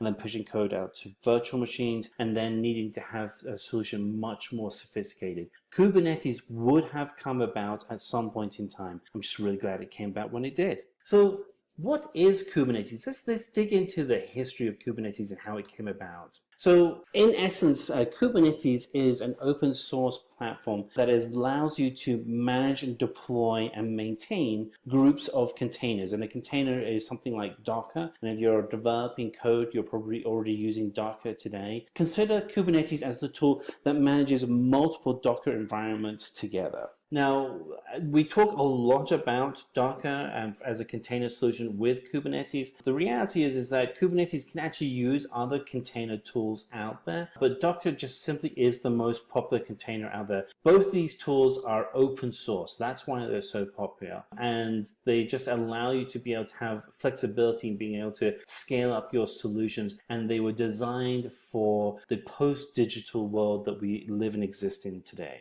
So a little bit of background, a little bit of trivia around Kubernetes. So Kubernetes was originally a successor to a project at Google, and the original project was Google Borg. Google Borg, it does exactly what Kubernetes does today, but Kubernetes was rewritten from the ground up and then released as an open source project in 2014 so that people outside of Google could take advantage of the power of Kubernetes containerization management tools. And today it is managed by the Cloud Native Computing Foundation. And there are many companies that support and manage Kubernetes. So for instance, if you're signing up for Microsoft Azure, AWS, Google Cloud, all of them will leverage Kubernetes. And it's just become the de facto tool for managing large groups of containers. So let's kind of step through some of the key benefits that you'd experience from Kubernetes. So we have 9 key benefits. The first, it is highly portable and it is 100% open source code. And this means that you can actually go ahead and contribute to this code project if you want to through GitHub. The ability to scale up the solution is incredible. What's the history of Kubernetes being part of a Google project for managing the Google network and infrastructure kind of really sets the groundwork for having a solution that is highly scalable.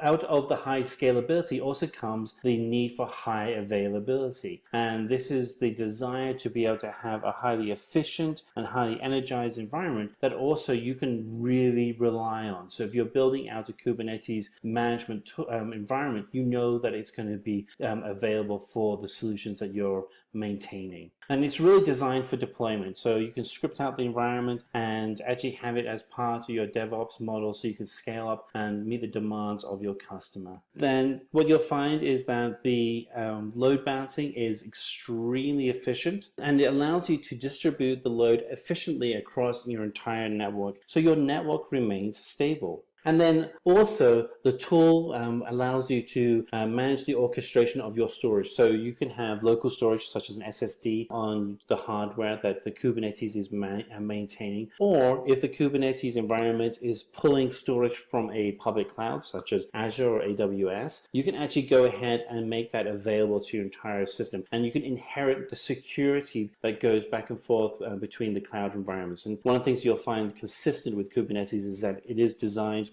for a cloud-first environment. Kubernetes as well is that it's really a self-healing environment. So if something happens or something fails, Kubernetes will detect that failure and then either restart the process, kill the process, or replace it. And then because of that, you also have automated rollouts and rollbacks in case you need to be able to manage the state of the environment. And then finally, you have automatic bin packaging, so you can actually specify the compute power that's being used from CPU and RAM for each container. So let's dig into the final area, which is the actual Kubernetes architecture. And we're going to cover this at a high level. There's actually another video that you can that Simplilearn has developed, which digs deeper into the Kubernetes architecture. And so the Kubernetes architecture is a cluster-based architecture, and it's really about two key areas. You have the Kubernetes master, which actually controls all of the activities within your entire Kubernetes infrastructure. And then you have nodes that actually are running on Linux machines that are controlled by the master. So let's kind of go through some of these areas. So if we look at the Kubernetes master to begin with, we'll start with etc. This is a tool that allows for the configuration of information and the management of nodes within your cluster. And one of the key features that you'll find with all of the tools that are managed within either the master environment or within a node is that they are all accessible via the API server. And what's interesting about the API server is that it's a RESTful based infrastructure, which means that you can actually secure each connection with SSL and other security models to ensure that your entire infrastructure and the communication going back and forth across your infrastructure is tightly secured. Scheduler goes ahead and actually, as you'd expect, it actually manages the schedule of activities within the actual cluster. And then you have the controller, and the controller is a daemon server that actually manages and pushes out the instructions to all of your nodes. So the other tools really are the infrastructure, and you can consider them the administration side of the master, whereas controller is the management. It actually pushes out all of the controls via the API server. So let's actually dig into one of the actual nodes themselves, and there are three key areas of the nodes. One is the Docker environment, which actually helps and manage and maintain the container that's actually inside of the node. And then you have the kubelet, which is responsible for information that goes back and forth, and it's going to do most of the conversation with the API server on the actual health of that node. And then you have the actual Kubernetes proxy, which actually runs the services actually inside of the node. So as you see, all of these infrastructures are extremely lightweight and designed to be very efficient and very available for your infrastructure. And so here's a quick recap of the different tools that are available. And it really breaks down into two key areas. You have your Kubernetes master and the Kubernetes node. The Kubernetes master has the instructions of what's going to happen within your Kubernetes infrastructure. And then it's going to push out those instructions to an indefinite number of nodes that will allow you to be able to scale up and scale down your solution in a dynamic way. Hi guys, in today's video I am going to show you how to install Ubuntu on Kubernetes. Kubernetes is an open source platform used for deployment and management of containers. So let's get started. Now the first step is to install the necessary dependencies using two of the commands. First is sudo apt get update, which gets all the updates, and then you have to enter a password. So this will take a few seconds. That's done. The next step is to install apt transport HTTPS. This is basically used to make repositories via HTTPS. So let's go ahead with that. Sudo.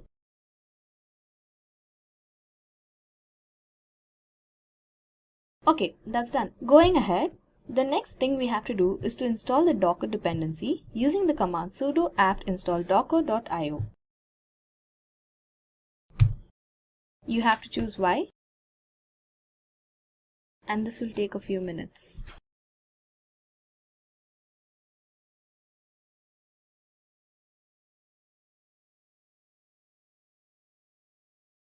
Okay, that's done. So after installing the Docker, we have to start and enable the Docker using the command sudo systemctl start docker and sudo systemctl enable docker. So now the Docker is enabled. So now we are done with the first step of installation. The next step is we have to install the necessary components for Kubernetes.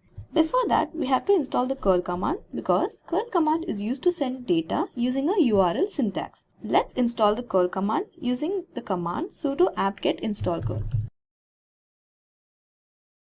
So you have to select Y, and this will take few minutes. So moving on, the next step we have to do is download and add key for Kubernetes installation from a URL. So let's go ahead with that. Sudo curl. So this is where we get the key, and then we have to add it using sudo apt-get add. And it's done. So the next step is we have to add a repository in a certain location. So before doing that, we have to change the permission of that file. So we do that using sudo chmod command. Okay, so the permission is changed. Now let's go ahead and save this file in that location. First, we have to enter this command into the file. This is a URL. Save as. So we have to save it in this location. Let's rename this to Kubernetes.list. Now let's see. Okay, so here it is. Now moving forward, now we have to check for any updates available. In the next command, we are going to install the Kubernetes components, that is kubelet, kubeadm, kubectl, and Kubernetes CNI. So let's go ahead with that.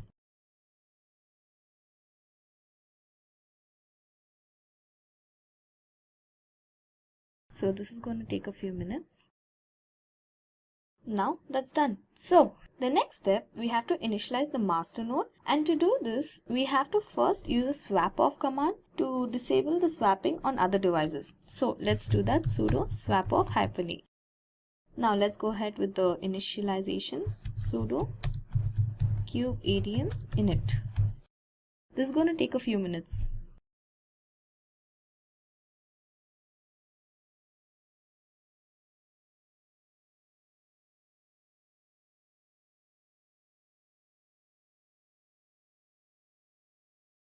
Okay, so before going to the next step, to start the cluster, we have to use these three commands. Let's just copy paste it. Okay, that's done. So, moving forward, the next step is to deploy pods using the following command.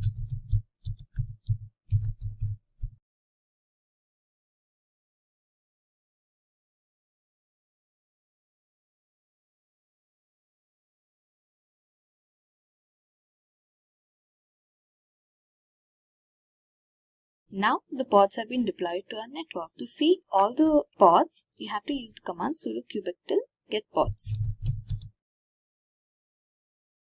There you can see the pods that have been deployed. Hello, and in this video we're going to cover a common conversation, which is Kubernetes versus Docker. But before we jump into that, I want you to hit the subscribe button so you get notified about new content as it gets made available. And if you hit the notification button, that notification will then pop up on your desktop as a video is published from Simplilearn. In addition, if you have any questions on the topic, please post them in the comments below. We read them and we do reply to them as often as we can. So with that said, let's jump into Kubernetes versus Docker. So let's go through a couple of scenarios. Let's do one for Kubernetes and then one for Docker. And we can actually go through and understand what the problems specific companies have actually had and how they're able to use the two different tools to solve them. So our first one is with Bose. And Bose had a large catalog of products that kept growing and their infrastructure had to change. So the way that they looked at that was actually establishing two primary goals to be able to allow their product groups to be able to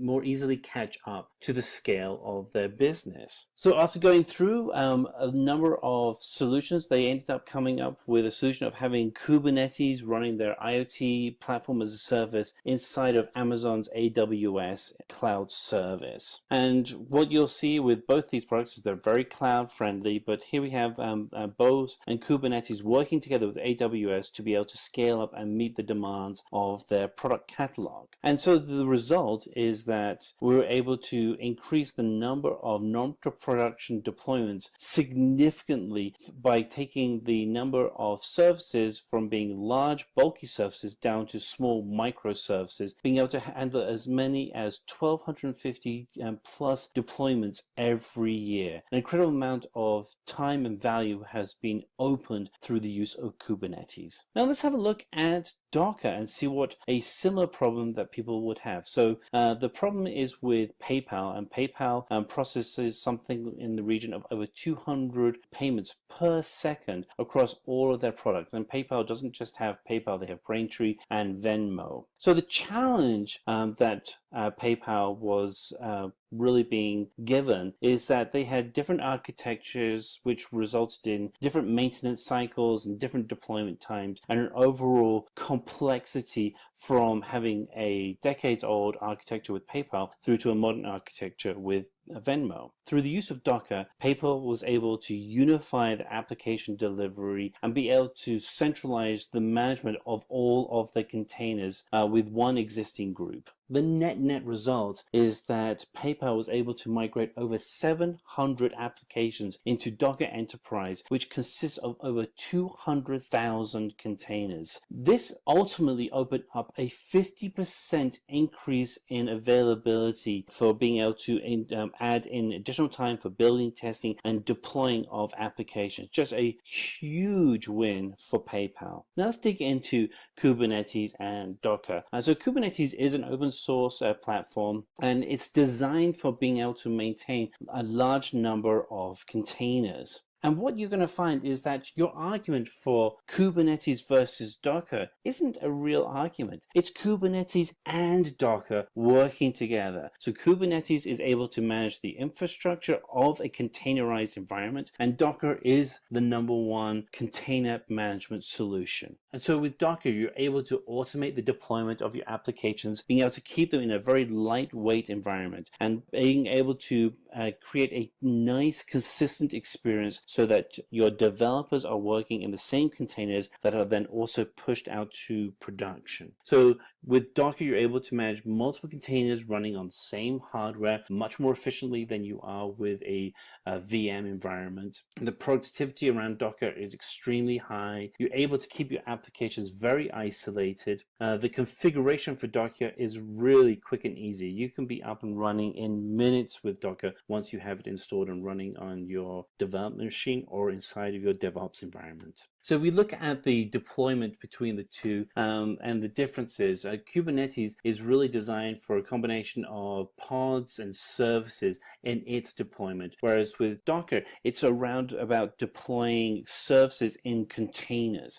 So the difference here is that Kubernetes is going to manage the entire environment, and then that environment consisting of pods, and inside of a pod, you're going to have all of your containers that you're working on, and those containers are going to control the services that actually power the applications that are being deployed. Kubernetes is by default an auto-scaling solution. It has it turned on and is always available, whereas Docker does not. And that's not surprising, because Docker is a tool for building out solutions, whereas Kubernetes is about managing your infrastructure. Kubernetes is going to run health checks on the liveness and readiness of your entire environment. So not just one container, but tens of thousands of containers. Whereas Docker is going to limit the health check to the services that it's managing within its own containers. Now, I'm not going to kid you, Kubernetes is quite hard to set up. It's of the tools that you're going to be using in your DevOps environment, it's not an easy setup for you to use. And for this reason, you want to really take advantage of the services within Azure and other similar cloud environments where they actually will do the setup for you. Docker, in contrast, is really easy to set up. You can, as I mentioned earlier, you can be up and running in a few minutes. As you would expect, the fault tolerance within Kubernetes is very high. And this is by design, because the architecture of Kubernetes is built on the same architecture that Google uses for managing its entire cloud infrastructure. In contrast, Docker has lower fault tolerance, but that's because it's just managing the services within its own containers. What you'll find is that most public cloud providers will provide support for both Kubernetes and Docker. Here we've highlighted Microsoft Azure because they were very quick to jump on and support Kubernetes. But the reality is that today Google, Amazon, and many other providers are having first level support for Kubernetes. It's just become extremely popular in a very, very short time frame. The companies using both Kubernetes and Docker is vast, and every single day there are more and more companies using it, and you should be able to look and see whether or not you can add your own company to this list. Hello and welcome to Simplilearn. Today we're going to be giving you a Kubernetes tutorial. We'll provide the overview of how and why you should be using Kubernetes. But before we get started, don't forget to hit the subscribe button and the like button if you want to get notified about additional content from Simplilearn. And as always, if you have any comments about the material that you're about to see and you have any questions, please post them in the comments below. We do read them and we do reply to them. So with that said, let's jump in. So we're going to go through a bunch of things today around Kubernetes. We're going to cover what Kubernetes is and why you should be using it, along with the features of Kubernetes. We're also going to take a little bit of a look at Kubernetes versus Docker Swarm, as the two technologies do tend to get referred to quite frequently. And then we're going to do a deep dive into the actual Kubernetes architecture itself and how Kubernetes runs and operates within your network. And then finally, we're going to look at some Kubernetes use cases of how you can actually apply best learnings that other companies have used with Kubernetes. We'll finish everything off with a demo where we actually step through and use some of the actual codes that you can actually use to run from your terminal window to actually activate Kubernetes itself. So with that said, let's jump in. So why Kubernetes? Well, Kubernetes is really being built from allowing you to be able to have a more reliable infrastructure. The tool itself is designed to manage the containers you have within your network. It's very modular in architecture, which allows it to be very easy to be able to maintain and to be able to scale and meet the demands that your current customers are offering you today. The actual ability for you to be able to deploy and update software at scale is really at the heart and center of Kubernetes. It's really one of the reasons why Kubernetes was created, was to be able to scale up the deployment of software to tens of thousands of networks and servers within a data center. And then finally, when you start working with Kubernetes, really what you're doing is laying the foundation for building cloud native applications. And part of this comes from the architecture and history of Kubernetes, which we'll get to in a little bit. But it's good to know that as you're using Kubernetes and containerized solutions, that you're really building out an infrastructure that's designed for cloud-centric solution delivery. So let's dig into what Kubernetes is. So the history of Kubernetes is that it was originally developed by Google. Google actually used the precursor to Kubernetes to manage and maintain the data structure and data infrastructure that they had within their network. They really liked it, and one of the big benefits that Google provided is that they converted their code into an open source program that they released as Kubernetes in 2014 and made it open source. This means that any company can use Kubernetes. There's no charge for it. All you have to do is know how to use the command lines to actually get up and running. The benefit of Kubernetes being open source is that most cloud providers now support Kubernetes. So whether you're using Microsoft Azure, you're using Google Cloud or AWS, you'll find that you can actually use Kubernetes. And Kubernetes at its core really helped eliminate manual processes. So it allowed for deploying and scaling your container-based solutions much more effortless within a cloud environment. So let's jump into the features of Kubernetes and why you'd want to be using it. And we have a number of features that we want to kind of step through. Again, the first thing that Kubernetes is a strong benefit of is that it eliminates those manual processes and allows you to automate them. The benefit you have from this is that you can then scale up your automation across your entire network. So whether you are managing 10 nodes within your network or whether you're managing 10,000, doesn't matter. You have the ability to scale. That's something you simply didn't have before. Kubernetes will manage the actual containers themselves, including the security, the storage, and the networking within those containers. The great benefit of working with Kubernetes is that not only is it a cloud-centric solution, but it was really built from a core need need of a secure solution. So security is at the heart and center of all the work you're doing, which really helps benefit any teams scaling out containers. Your Kubernetes environment will be constantly monitored, so that when you have nodes that have your containers, the health of those nodes is being constantly communicated back to the Kubernetes environment, so that the entire environment is always being managed and checked. So if you have any additional hosting and launching that needs to be done, Kubernetes will help you automate those manual processes. If something does go wrong, you can actually set up your Kubernetes environment to do an automatic rollback. Again, this is just allowing you to have that confidence that when you're deploying a solution, that everything is going to work within that environment. And then finally, Kubernetes will allow you to mount and add the storage needed to run your apps. So whether you have storage such as a local SSD storage device physically on the hardware, or if you're connecting to storage via the cloud, Kubernetes will allow you to access the storage you need how you're accessing it. So let's look a little bit into the differences between Kubernetes and Docker Swarm. So if we just step back a little bit, Kubernetes and Docker often get connected with each other, largely because Kubernetes manages containers, and Docker is really famous for creating the most popular container management solution, which is called Docker. If you're a developer, you're probably already using Docker today. So one of the things that Kubernetes is really, really good at is that it manages containers at scale, just massive volume of containers. Docker Swarm is Docker's alternative to Kubernetes. It's a tool that allows you to also manage large numbers of containers. There are differences between the two of them, and right now, without doubt, the most popular open source solution out there is Kubernetes from Google. It just has a massive community behind it, and the community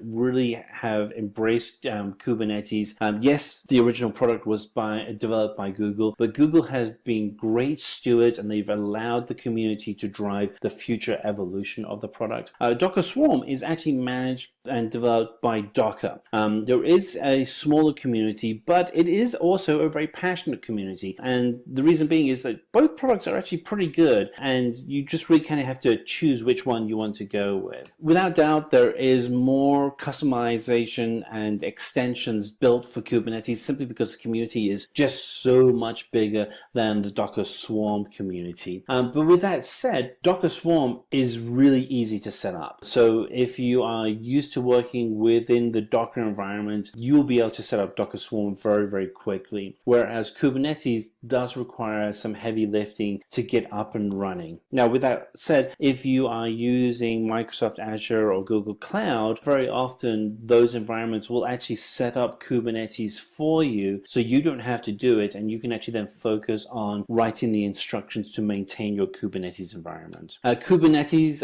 has extremely high fault tolerance. Again, it's because Kubernetes has been road tested. The foundation for Kubernetes is based on managing sites such as Gmail, Google.com, YouTube. I mean, just incredibly robust environment compared to Docker Swarm, which has lower fault tolerance. And this really kind of leads into the final areas where Kubernetes does guarantee strong clusters management, just a really reliable environment. Docker Swarm, however, is able to take containers and deploy them into large clusters very, very quickly. Two interesting differences is that with Kubernetes, the load balancing is still manual, and it'll be interesting to watch how Kubernetes matures that skill set. In contrast, load balancing is automatic within Docker Swarm. So let's dig into the Kubernetes architecture and just kind of expose some of those key elements. If you're interested in actually having a very deep dive into Kubernetes architecture, we have already got another video, and we should have a link in the comments that you can select that will take you to that video as well. But this will provide you an overview as well.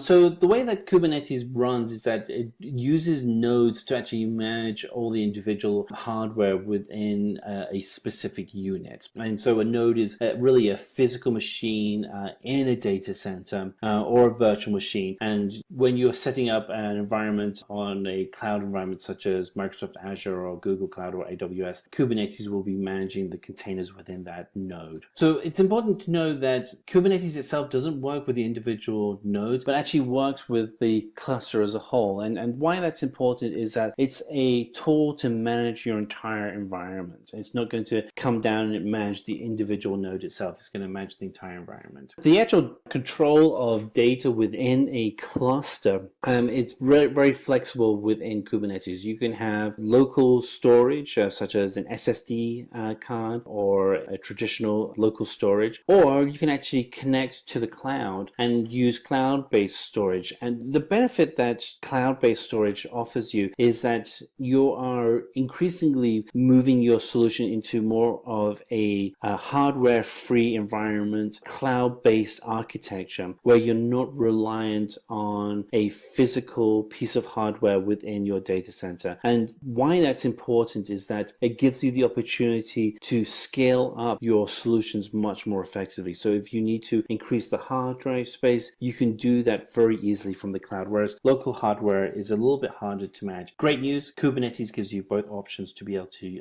choose from. And so the next layer down is the actual management of the application, and that's within a container. And as mentioned earlier, Docker is the most popular container solution out there. And again, if you're a developer, you're probably already using Docker, as it was a natural maturity from using a virtual machine. But Kubernetes itself will actually manage the containers that you have within your nodes. And so you have a collection of containers working together, and then you pull those together into what's called a pod. And what's great is Kubernetes will actually manage the health of that pod. So if a container or a pod fails, Kubernetes will automatically deploy out a replica so your entire environment can stay running and being efficient. And so the pods themselves will actually be managed by Kubernetes. And you really want to let Kubernetes do this, because it's allowing you to step away from the manual management of pods. Your environment is just going to be healthier relying on Kubernetes to do the actual management of all the pods you have out there. So you are able to allow access to, from services outside of your Kubernetes, and this is done through a process called ingress. And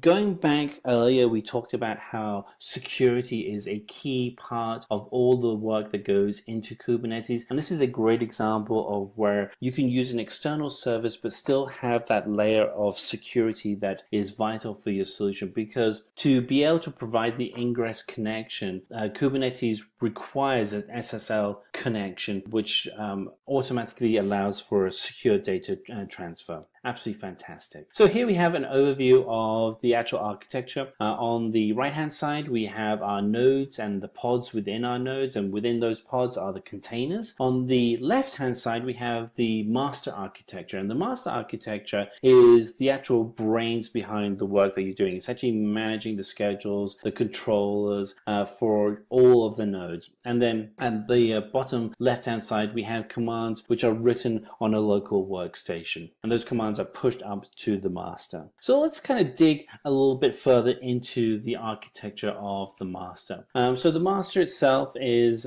comprised of a number of key components. Again, this is the tool that's going to manage your entire Kubernetes infrastructure. The key components that you have are the etcd, control manager, scheduler, API server, and the key four components are etcd, or the cluster store, the controller manager, the scheduler, and the API server. The cluster store is the tool where all the details of the work that you're doing is stored. It's going to manage the rules, it's going to manage all the instructions, and this is where you're going to post that information. The controller is actually going to then perform the tasks that are stored in the cluster store. And as you'd expect, the scheduler is the tool that actually controls when instructions and tasks are pushed out to all the pods and nodes within your network. And then finally, you have an API server which allows you to be able to control all the operations. The actual operations themselves are all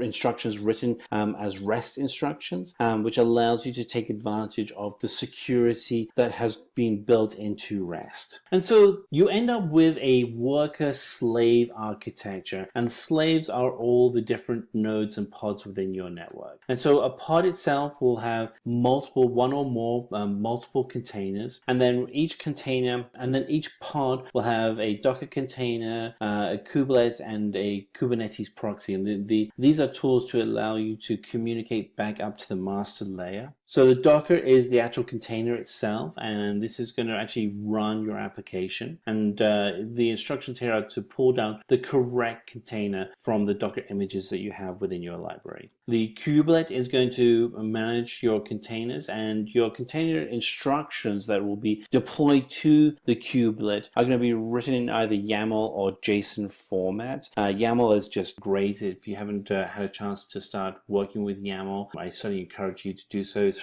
very easy to pick up. If you know any XML, you'll pick up YAML very quickly. And finally, the Kubernetes proxy is the tool that interacts with the master environment within the Kubernetes network and allows all the instructions that are pushed to the kubelet and to Docker to be able to perform effectively. So let's have a look at some of the companies using Kubernetes. There are a lot. And if you're doing any work today in the cloud, or even if you're just starting off and doing some simple work in the cloud, there's a really good chance that you are using Kubernetes. But some of the companies that you would probably not surprised are using Kubernetes are Spotify, SAP, eBay, and of course some of the big companies out there, Google with their entire network of solutions, and Microsoft with Office and their tools. So let's take a step into now let's have a look at a Kubernetes use case. And in this example, we're going to look at the New York Times and how they use Kubernetes to solve a problem that their IT department was struggling with. So when New York Times started working out of their data centers, their actual deployments were small and the applications were managed across VMs. But the problem is that as New York Times became more of a digital company, they started building more digital solutions. And at some point, they realized that what they needed to do was to embrace the cloud and move all their solutions to the cloud. However, their first step of using the cloud, and this is, I think, typical for a lot of companies, is that they treated the cloud-hosted provider in the same way as they would with a data center. And at some point, they realized they had to take a change. And this is where the development team came in and they said, look, how about we stop thinking of our solutions as a data center, even though they're being run in Amazon, and start thinking of them as cloud-first solutions. And so what they proposed and what they ended up doing was using Google Cloud Platform with Kubernetes as a service to provide greater efficiency. And so by using Kubernetes, they had the following advantages. They're able to deliver solutions at a much faster speed, and in the world of digital content, speed is everything. They were able to reduce the time for deployment from minutes to seconds, and by doing this, they were able to increase the amount of time, uptime for the actual infrastructure. Updates began to be deployed independently and when required, so you didn't have to schedule an event when you do the deployment. It just happened. And there was a more unified approach to deployment from the engineering staff, which just made the whole solution more portable. So the fundamental end line for the New York Times is that by leveraging Kubernetes, they were able to automatically manage their deployments and scheduling of solutions instead of having to do solutions through a more traditional ticket-based system. It just really speed up the efficiency of the New York Times website. So let's finally kind of look into some of the important terminologies before we take our time to do a demo. So we have 6 terms that we're going to look through, and we'll let you read through these, but we have a cluster, which is a set of machines, physical or vertical, in which applications are managed and run. We have a node, that are the worker machines that run containerized applications and other workloads. There is the pod, which is within a node and is a group of containers that are deployed together on the same host. We have replication controllers, and a replication controller is used to define a pod's life cycle rather than to create the pods directly. We have a selector, which is an expression matched label to filter specific resources. Labels are key value pairs that are attached to objects such as pods. The key value pair or the label can be filtered, organized, and perform operations on resources. Replication sets define how many replicas of each pod will be running and managed when you want to either replace a pod when it dies. Annotation is a label with much larger data capacity. A name is a resource as it is identified. Volume is the directory in which data is accessible to a container. Namespaces provide additional qualification to a resource's name. And then finally, servers is an abstraction of a top-tier pods which provide a single IP address and DNS name by which the pods can be accessed. So at this time, what we want to do is take you through Kubernetes demo, actually runs through some of these basic controls. So we're going to take you through a video of how to actually install Kubernetes and to use some of the basic instructions.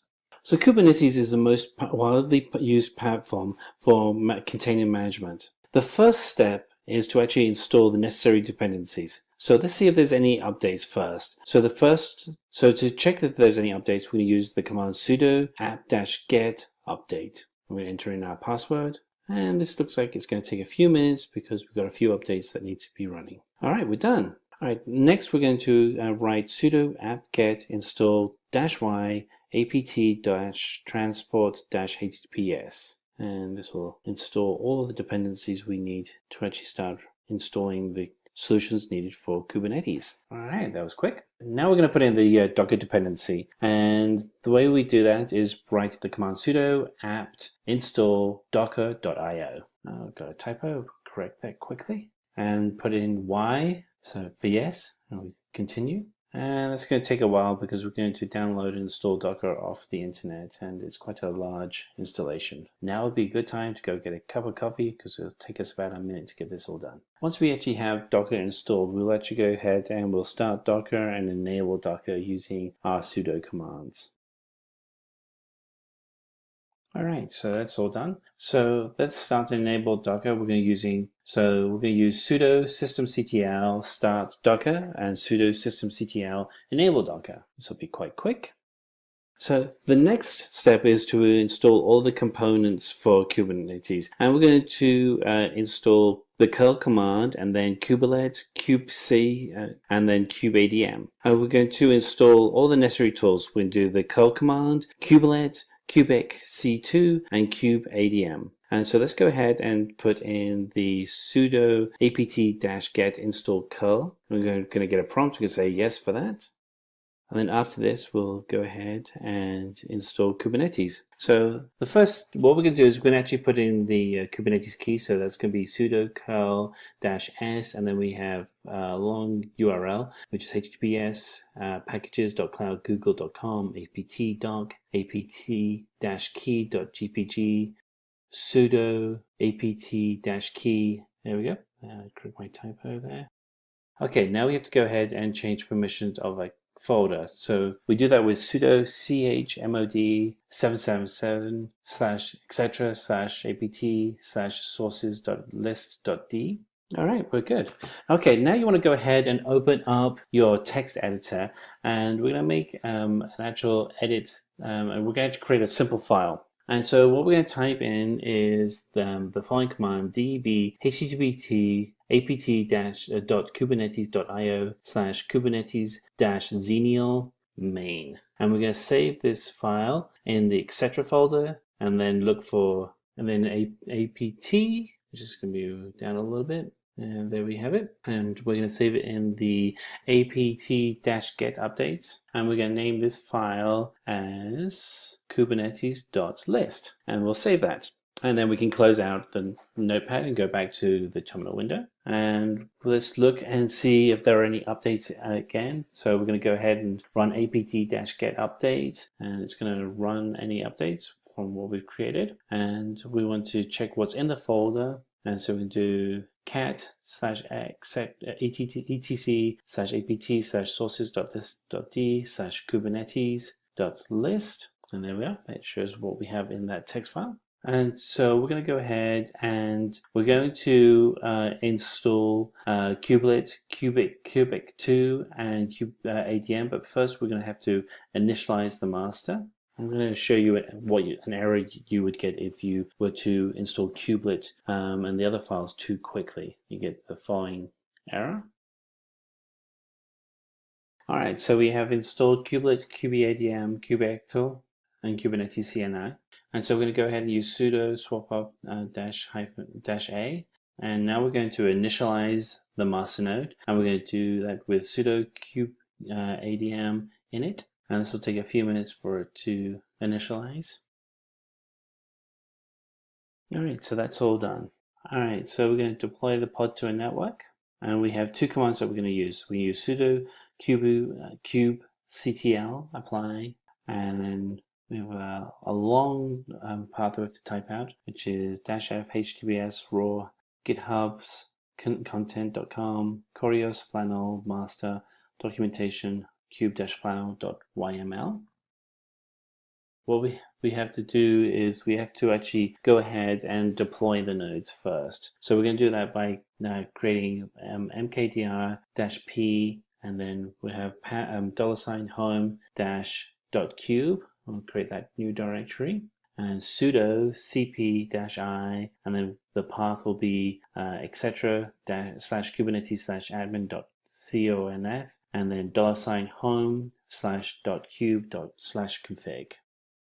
And then the final one will be sudo chown $open paren id -u close paren colon $open paren id /g close paren $home/.cube/config.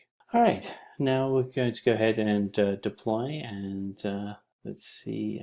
Oh, I think I have a typo in my command here. Yep. Oh, yeah, I did have a typo, and so I've got that incorrect now. So documentation is actually spelled with a T, not an S. And then we're going to go ahead and we're going to put in the next line, which is sudo kubectl apply -f, and then we're just going to change a little bit of the actual link here, and that runs great. And now we want to be able to see all of the pods that we have in our network. And so we're going to do that by writing the command sudo kubectl get pods -all -namespaces. And it should list all of our pods. We only have one. There we are. There's all of our content. Now we're going to, so there's only one node, so let's see what we have here. So we're going to use the command sudo kubectl get nodes. There we are, just one node. So our final step is to actually go ahead and deploy a service. And so what we're going to go ahead is deploy the nginx service, and we're going to do that with the command sudo kubectl run --image equals nginx. And we're going to put this into port 80, so it's going to be nginx-app --port equals 80 --environment env equals open quotes domain equals cluster close quotes. And we're going to write one more command, which is sudo kubectl expose deployment nginx-app --port equals 80 --name equals nginx-http. And once we've done this, we'll be able to then run the command to actually see our services. And there'll be quite a few of them. And our final command is sudo docker ps-a. There we are, quite a lot of lists, quite a lot of services listed. So there you are. That's the instructions on how to get Docker up and running, and with some basic commands. It's worth going through a few times to get right, but once you actually have the Kubernetes environment up and running, managing your Docker environment and containers, it's extremely powerful. We're going to take a deep dive into the Kubernetes architecture. So we're going to break out the presentation to the following areas. We're going to cover what Kubernetes is and why you want to be using it. We're going to introduce the actual architecture and provide an overview of how it contains the containers and the other components that you'd have within the architecture. We'll also compare Kubernetes with Docker Swarm, and one of the things that you hear with Kubernetes almost in the same breath is Docker. We have to be careful not to confuse Docker from a container point of view and Docker Swarm, which is a container management tool, and Kubernetes is also a container management tool, so we'll compare the two of those. And then we'll look at the hardware and software components, and then finally do a deep dive into the architecture of Kubernetes and provide a case study of where Kubernetes has been used successfully in the past. So let's jump into this. So what actually is Kubernetes? So Kubernetes is a tool that was designed to actually help manage and contain large groups of containers. It was developed originally by Google out of the Google Borg solution, and then open sourced by Google. The actual environment allows you to manage large groups of containers. So if you're a developer in DevOps and you're working with Docker, then you're used to the concept of a container, and you'll also know that containers containers and cloud technologies tend to be almost breathed in the same breath. So the work that you're doing with Kubernetes is to be able to manage large groups of containers inside of the cloud. The thing that's great about working with Kubernetes is that it is incredibly flexible and it allows you to have incredibly complex applications run efficiently. So let's step into why you'd want to use Kubernetes. So a couple of key points. Kubernetes itself is an open source solution originally developed by Google, but it is available on most cloud platforms today. So AWS, Google Cloud, Microsoft Azure, all of them support Kubernetes. And what you'll find is as you're setting up your infrastructure, particularly if you're using containers, you'll see that the support for Kubernetes is floated up very, very efficiently and effectively by all three vendors. It's extremely useful for being able to manage large modular environments, and that's really kind of the, I think one of the big benefits of Kubernetes is its modularity, is that it really breaks down containers into their smaller parts. And once you do that, it becomes much more efficient for you as an administrator to be able to manage that entire environment. The reproducibility of Kubernetes is extremely high. You can build out infrastructures very quickly and have them being able to manage and have containers coming on and off and killed and created to be able to help load balance your entire environment. And so again, we keep talking about containers, but that's really what Kubernetes is all about, is being able to manage your applications that are managed through containers and being able to do that in a virtualized infrastructure. And the thing that's also really good with Kubernetes is it's really easy to deploy solutions. You just have to use a simple curl call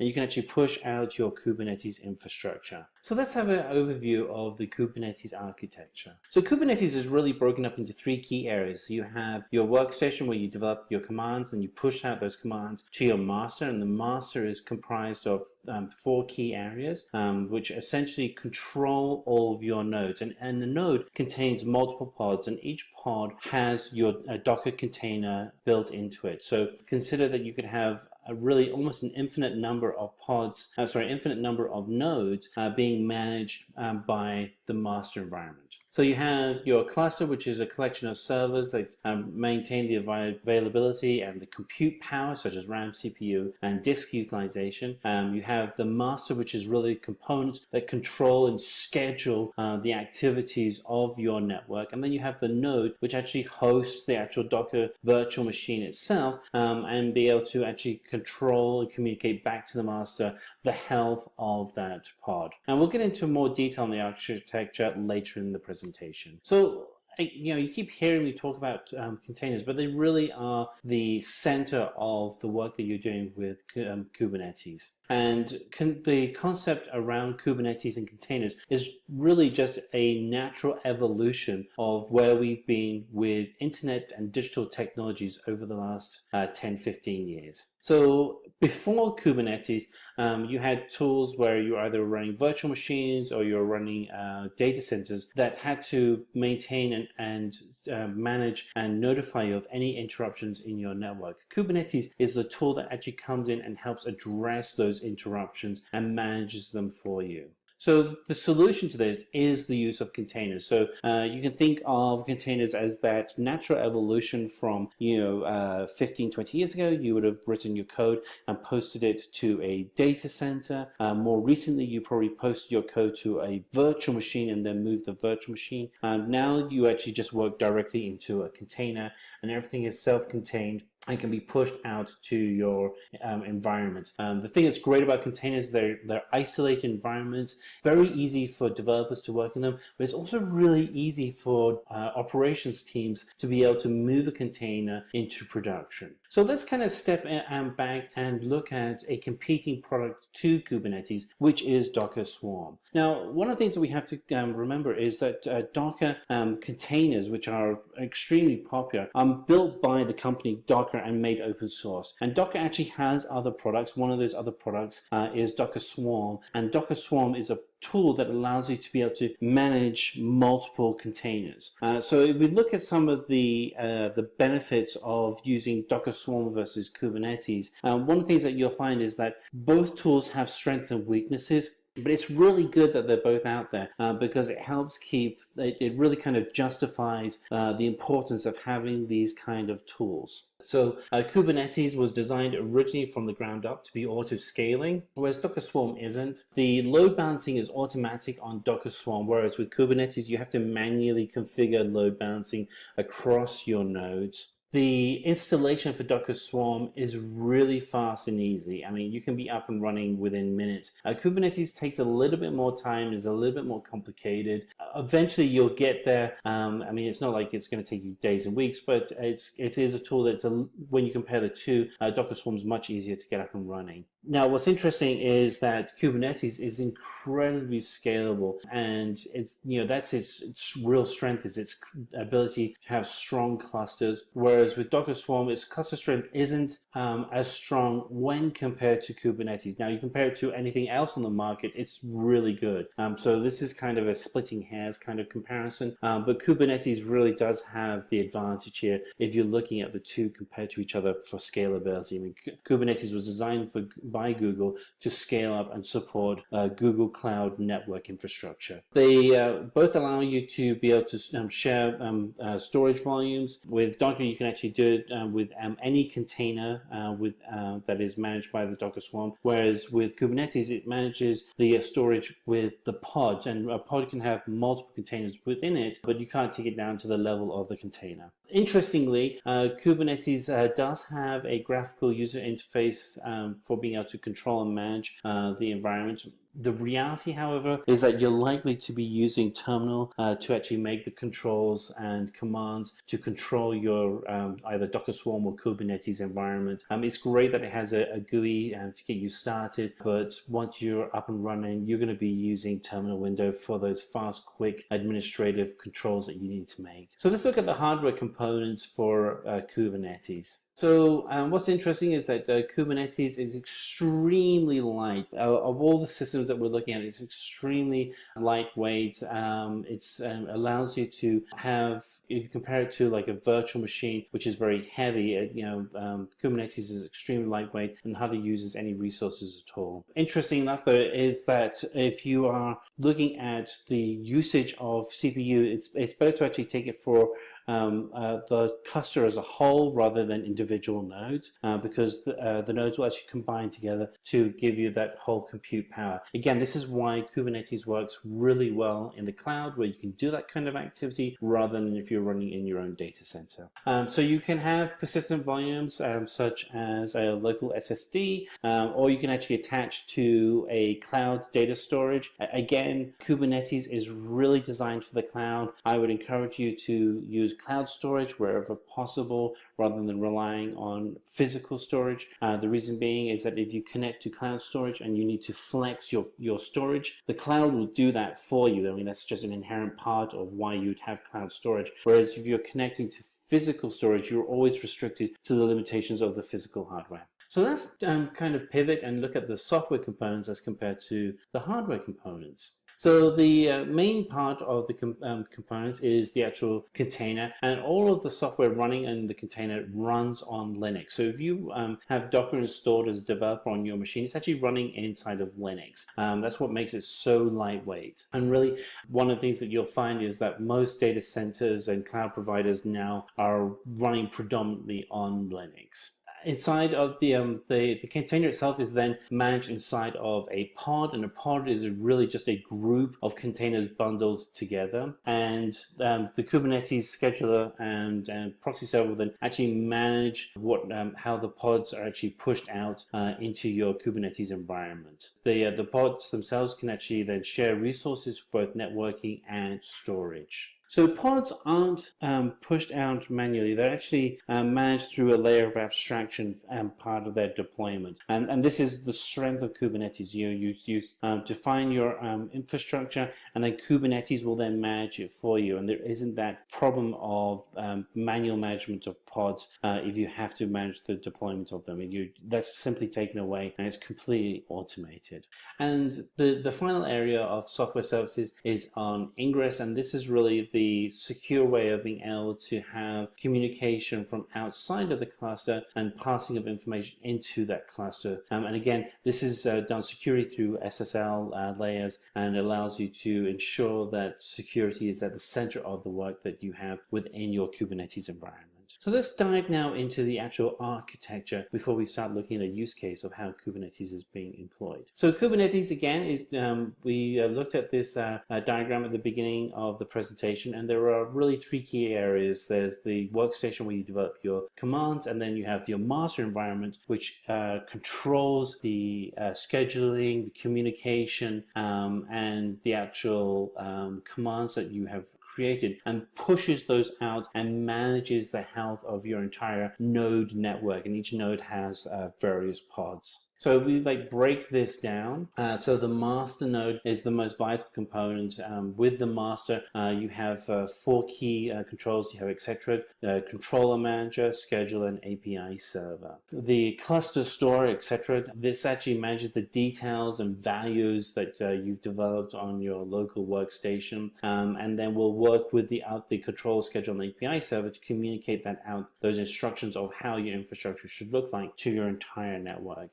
The control manager is really an API server, and again, this is all about security. So we use RESTful APIs, which can be packaged in SSL to communicate back and forth across your pods and the master, and indeed the services within each of them as well. So at every single layer of abstraction, the communication is secure. The schedule, as the name would imply, really schedules when tasks get sent out to the actual nodes themselves. The nodes themselves are dumb nodes. They just have the applications running on them. The master is really doing all of the work to make sure that your entire network is running efficiently. And then you have the API server, which has your REST commands and the communication back and forth across your network that is secure and efficient. So your node environment is where all the work that you do with your containers gets pushed out to. So a work is really it's a combination of containers, and each container will then logically run together on that node. So you'd have a collection of containers on a node that all make logical sense to have together. Within each node, you have Docker, and this is your isolated environment for running your container. You have your kubelet, which is a service for conveying information back and forth to the service about the actual health of the Kubernetes node itself. And then finally, you have the proxy server, and the proxy server is able to manage the nodes, the volumes, the creation of new containers, and actually helps pass the health of the container back up to the master to see whether or not the container should be either killed, stop started, or updated. So finally, let's look at see where Kubernetes is being used by other companies. So Kubernetes is being used by a lot of companies, and they're really using it to help manage complex existing systems so that they can have greater performance, and with the end goal of being able to delight the customer, increase value to the customer, and hence increase value and revenue into the organization. So an example of this is a company called BlackRock, where they actually went through the process of implementing Kubernetes. So BlackRock had a challenge where they needed to be able to have much more dynamic access to their resources. They were running complex installations on people's desktops, and it was just really, really difficult to be able to manage their entire infrastructure. So they actually then pivoted to using Kubernetes, and this allowed them to be able to be much more scalable and expansive in the management of their infrastructure. And as you can imagine, Kubernetes was then hooked into their entire existing system, and has really become a key part of the success that BlackRock is now experiencing of a very stable infrastructure. And the bottom line is that BlackRock is now able to have confidence in their infrastructure and be able to give that confidence as back to their customers through the implementation and more rapid deployment of additional features and services. Kubernetes specific to AWS Cloud Platform. So what's a part of this tutorial and demo? What's in store for you? At our offset, I would like to cover the basics of orchestration tools. As most of you would know, Kubernetes is one of the most popular orchestration tools in recent times, specifically for applications which are cloud native and deployed on some or the other types of containers. But what are these orchestration tools? Why would one need to use orchestration tools? What are the facilities or features provided by these orchestration tools? That's the first thing that I'm going to cover. After that, I will pick two orchestration tools specific to container management, Docker Swarm versus Kubernetes. I'm going to compare them with regard to the features that they provide, the use cases that they cover, what facilities that they provide, and when to use what. After that, I will get into a little bit details of the Kubernetes architecture, what exactly is required for setting up a Kubernetes cluster, what runs in a control plane or a master node, what runs as a part of the worker node. After that, I will end the tutorial by running you through a demo by setting up a 3-node Kubernetes cluster on AWS platform. I will use something called as kops, which is one of the admin tools for setting up production grade Kubernetes cluster. So I will use this to set up a 3-node cluster on AWS. All right, now that we set the context right, let me get started. So what are orchestration tools? The application development and the lifecycle management from the time the application is developed, connecting the source code to your continuous integration, to testing them all along your development process, and eventually moving it down to production, managing your production servers, the dependencies that your software has, the requirement that it has in terms of the hardware, the features of fault tolerance, self-healing capabilities, auto-scaling, all this has complicated over the last few years. As a part of DevOps, one thing that everyone is interested in is managing all this application dependency or lifecycle management using some or the other kind of a tool. So that's where these orchestration tools have become very, very popular. So what kind of features that they provide is you'll have to just let them know what are the kinds of tool sets that is required, what are the fault tolerance mechanisms that it has to be adopted to, what kind of a self-healing capabilities that application will have to need, and if at all there is any auto-scaling features that is required. If at all you can bake in all these specific parameters into your tool, your orchestration tool becomes a one-stop shop for all your deployment and configuration management needs. That's where these orchestration tools have become a very, very popular and relevant, specifically these days when people are more and more interested in adopting DevOps practices. All right, so having said that about orchestration tools, let's concentrate on two of these orchestration tools specifically for container management, Docker, Swarm, and Kubernetes. Many of the applications that are written for these kind of containers are called or kind of fall into a category of cloud native, where the application need not know much about the underlying infrastructure or the platform where these applications are running. So these two, along with Apache Mesos, there are many other container management systems, but I'm going to pick Docker, Swarm, and Kubernetes for comparing the features that is provided by these two frameworks. For the sake of comparison, I picked up Docker Swarm and Kubernetes just because of the reason that both of them operate in the space of container management. They do something very, very similar to containers. That's the similarity that exists between these two orchestration tools. However, there's a big difference that exists when it comes to the types of containers that both of them cater to, and also the capacity of workloads they can be used for. Docker Swarm is a cluster management solution that is provided by Docker Container. Docker is one of the very, very popular containers of recent times, and in case you have your applications that is totally powered by only Docker containers, if you have a need where you want to run a cluster of servers which are running only Docker containers, Docker Swarm should be your choice for your orchestration tool. Kubernetes, on the other hand, can cater to any other types of containers other than Docker, and including Docker as well. So in case you have your applications which have got Docker in them, which have got RKT in them, which they have got LX in them, or any other type of container, Kubernetes should be your choice of orchestration tool. A Docker Swarm can manage up to 40, 50 or 60 max nodes. So in case your application is totally written in Docker containers and the load or the expected cluster size is about 50-60 nodes, Docker Swarm should be your choice of orchestration tool. On the other hand, Kubernetes is something that was open sourced by Google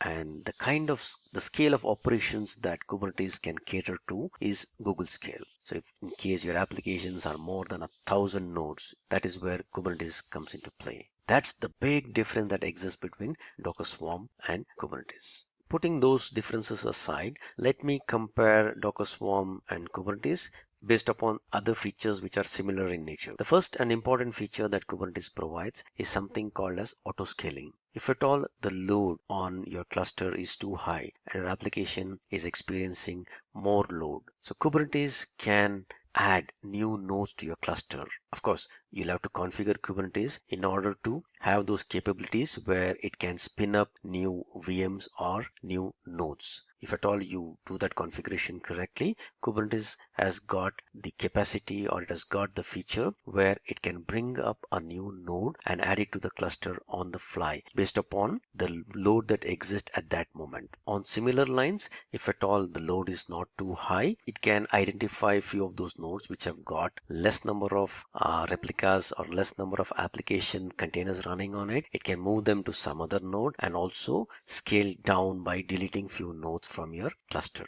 So that is the powerfulness of auto scaling which is provided by Kubernetes, and this unfortunately does not exist in Docker Swarm. The other feature of load balancing, specifically application load balancing. So Docker Swarm gives you an application level auto load balancing. However, Kubernetes gives you the flexibility of manually configuring any other type of load balancer of your choice for application load balancing. Installation. As I mentioned earlier, Docker Swarm is a loose cluster of containers which are running on nodes. It is very easy to spin up a new node and then connect them to a swarm. And this can be done in a very loosely coupled way where you can create swarms of your choice. Nodes are allowed to connect to swarms and quit or leave the swarms on the fly. So in and all, the installation is pretty easy and fast. Kubernetes, on the other hand, the configuration of Kubernetes, the way to spin up a big cluster specifying the size of the node,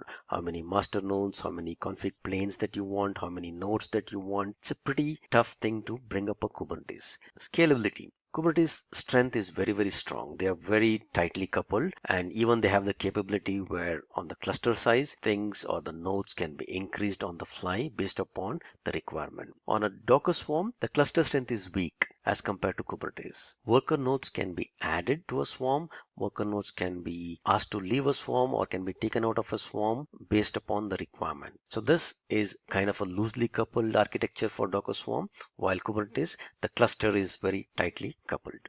Since Docker Swarm runs only Docker containers, containers find it very easy to share data and a lot of other things with each other because they all have the same signature.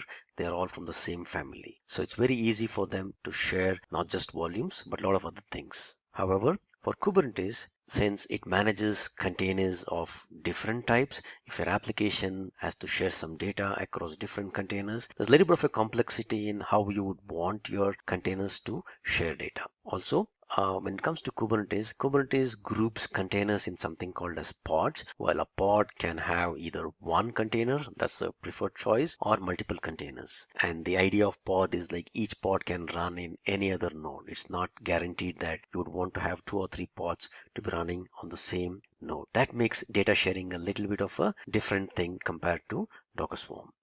GUI. So there's not a good enough UI tool in Docker Swarm, at least the CE edition of it, which will allow you to get to know what is running on your containers, what is the size of the containers, what is the volume of the containers, and all that stuff. There are some free and open source tools like Portainer, which gives you a good visibility into your running Docker containers. However, there's nothing at a swarm level that is provided by Docker. Kubernetes gives you an out-of-the-box dashboard, which is easy to configure and set up. You can also club it with some metrics services, and you can also get information about the size of the cluster that is running, what is the load on the nodes, and stuff like that. All this across your cluster in a very beautiful dashboard perspective. So that way, this is a little bit of a good UI for Kubernetes, while for Docker Swarm, there isn't anything that is provided out of the box. Let me spend some time in explaining a little bit about the Kubernetes architecture, what comprises of the Kubernetes cluster, what resides in a master or a control plane and what resides in a worker node. This is a very high level depiction of a Kubernetes cluster. So this is the master node, which has got something called as a cluster store, a controller, a scheduler component, and an API server. And these are the bunch of nodes that are connected or administered by the master node. The master node can be 1, 3, 5, typically an odd number. This is as per the typical cluster management thing where you would need the master nodes to be in odd numbers so that whenever there's any contention in terms of what needs to be deployed where or where to give the job to whom and stuff like that, all the masters would cast their vote and they would decide on the outcome. So that's the master node, and there are a bunch of nodes which can be connected and administered by the master node. kubectl, or the command from using which anybody can assign some workloads to the cluster, can also be run either on the same node or on a separate node. So kubectl is the command line tool that we will be installing and using in order to fire up our commands to our cluster. So if at all I have to put up a job on our cluster, if I have to give out any specific commands to my cluster, all this is done using kubectl. There's a bunch of REST APIs which is used by kubectl, and kubectl will talk to the API server and fire up the commands specific to my cluster. What runs in the master node? Master node, without saying, it's the most important component of any of the cluster. If at all you're running cluster with only one master node, if your master node goes down, there's no other way that you can, or any user can talk to the different nodes in the cluster. So master node is the most vital component responsible for the complete Kubernetes cluster.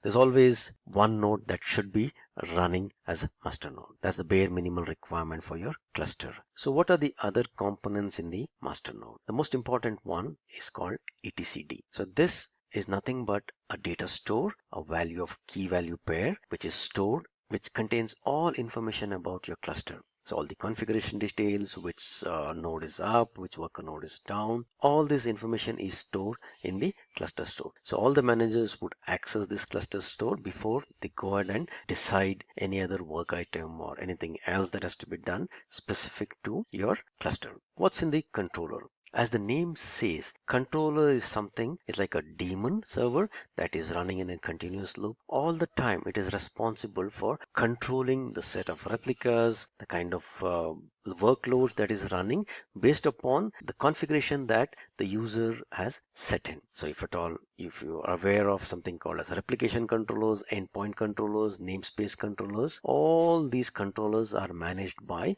the controller component. If any user asked for some 3 replicas of a particular pod or a service to be running, and if at all any of the nodes goes down or the pod goes down for whatever reason, the controller is the one who wakes up and assigns this particular job or the pod to some other available node by looking up for the details using in the cluster store. That's the importance of the control manager or the controller. The scheduler assigns the tasks based upon whoever is asked for any job to be scheduled, based upon a time frame or based upon some criteria. It also tracks the working load as to what exactly is the load, who is running what in the cluster, and places the workload on whoever is the available resource at that time. Alright, API server. This is one other important component in our Kubernetes cluster, where how would the end user deploy or give out any sort of a workload onto your cluster? All the requests come to the API server.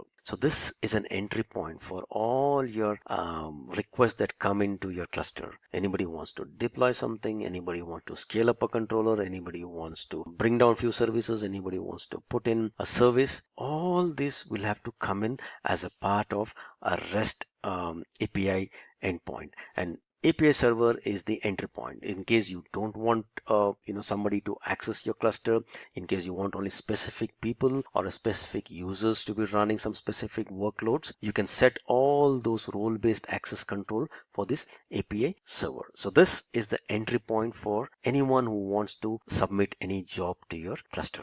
So that's a quick overview about the master node. What are the important components of a master node? Now let's go over to what runs in a worker or a slave node. As I mentioned earlier, slave nodes are something where the job that is submitted to your cluster is eventually run as a pod, as a service, as a container. So in Kubernetes world, there is something called as a pod. A pod is nothing but a combination of a container. It is a wrapper around your running containers. So slave nodes or the worker nodes typically run these pods. So that is where the whole workload typically gets run. But there are a bunch of other components in the node which also manages what runs in the pod, who has to have access to the pod, what is the state of the pod, is it in a running state, is it going down for some reason, and all that stuff. So let's quickly go over those components that is there in the slave node. The most important component, in my opinion, that should be on the node should be the container runtime. As I mentioned earlier, Kubernetes can run any different types of containers, not just Docker. So in case you want to have a node which wants to have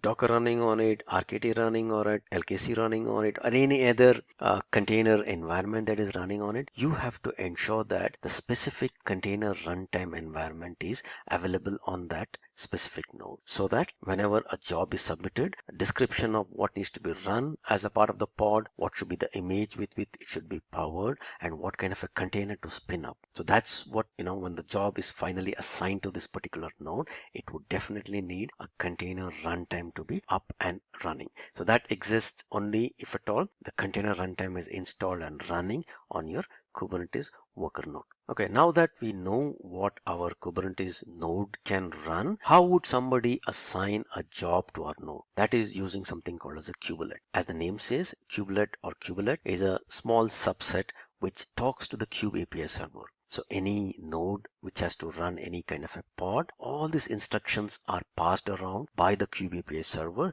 to the kubelet. And kubelet is capable of processing whatever job that is assigned to it and ensuring that so many pods and so many services are spun up based upon the requirement. The last component that exists in the worker node is the kube proxy or Kubernetes proxy. This plays a very, very important role, acting as a load balancer and a network proxy. So what typically happens is whenever the pods are running in nodes, the pods can be typically running in any node. There is no affinity towards any node on which these pods are running, because pods or containers are something called as ephemeral. They can run anywhere. So how would somebody reach out to these applications that is running in some pod which is running in one container now and running in probably another container, another node altogether tomorrow? So that is where your Kubernetes proxy comes into picture, and this component will ensure that any container that is spun up or any pod that is spun up, it keeps track of all these pods and kind of connects the endpoints or acts like a DNS server, so that it knows when somebody is trying to reach out to this particular service, which is the pod on which the service is typically running. So that plays a very, very important role by acting as a load balancer and a network proxy. Now that at a very high level we know what are all the components that make up of our Kubernetes cluster, let's go ahead and create a small cluster. We'll spin up this cluster on AWS platform. Finally, we get to the demo section of my tutorial. Now that you guys are aware as to what is Kubernetes, what is the use of Kubernetes, you also know at a very, very high level what are the components of a cluster. What is a master node or a control plane? What are the components of a master node, and what should be existing in a worker node? You're probably thinking that it's maybe pretty hard to kind of set this up. So let me demystify that by running you with a quick demo of how to set up a simple 3-node Kubernetes cluster using a tool called kops. And I will be doing this whole setup on my AWS cloud. Okay, so what is kops? Kops is nothing but a simple tool. This is an admin tool that allows you to bring up production grade Kubernetes environments. As I said, setting up a Kubernetes cluster on a bare metal is a little challenging. So that is why I would use something called as a kops, and I will use this on my cluster, which I will spin up on my AWS instance. So I have an AWS account, and what I will do first is I will first spin up an EC2 server. I will power this with one of the Linux AMIs, and I will install kops on it. Now this will be my starting point from where I'm going to trigger running up a big cluster. In our case, I'll try to keep it little small. I don't want too many nodes in my cluster. I'm going to have one master node and 2 worker nodes. This whole operation would be done programmatically by installing this kops admin tool. So as you may know, AWS, it's a little hard for me to programmatically run other components or rather bring up servers. It's not pretty simple. So what I would do is I will create an IAM role which will attach to my EC2 server so that my EC2 server gets powered with all the required role so that it can go ahead and spin up cluster based upon my configuration that I'm going to specify. Alright, so once I have my cluster set up, I will also install kubectl, which you would probably know by now is nothing but a command line utility using which I can kind of connect to my cluster, give out some jobs, put some pods and stuff like that. So I will use kubectl. I will also have a pair of SSH keys so that from this machine, I would be able to successfully get onto the master node and submit jobs on my behalf. So let me begin by first logging into my AWS account. All the steps that I will be following to bring up my AWS cluster, Kubernetes cluster, will be documented, and I'll be sharing you this document in a GitHub repository so that in case anybody wants to try, you'll be more than happy to find all the required instructions in one place. Okay, now the first thing that I would need is to launch an AWS EC2 instance. Now this is an instance where I'm going to install kops and I will use it as a base server from where I'm going to fire some commands which will bring up my Kubernetes cluster. So let me log into my AWS account and let me stick to one particular region and let me bring up one EC2 instance. Alright, so let me launch my instance. Let me choose, doesn't matter either ways, but in case you want to try it on your free tier, I would recommend choose free tier only and choose an AMI of your choice. Let me choose this instance. I will make it T2 micro. That is good for me. Configuration, instance details. All right. I don't want to change anything here. That looks good. Maybe I will change this 30 gig. That's good for me. Let me add a tag to my instance. I will name this as my kops server. Alright, I would need a bunch of ports to be opened up. So what I will do is I will create a new security group called open to the word. I would not recommend that you do this since I don't want to, it will take a long time for me to specifically pick and choose the ports that has to be open for running my cluster. I don't want to do that. I will open up all the HTTP and HTTPS ports so that it's quicker. So I will say all TCP. I would say from anywhere, just to be on the safer side. I also open HTTP and HTTPS, and I will make this anywhere and anywhere. This is good for me. I will say review and launch. Alright, so I chose a T2 micro instance.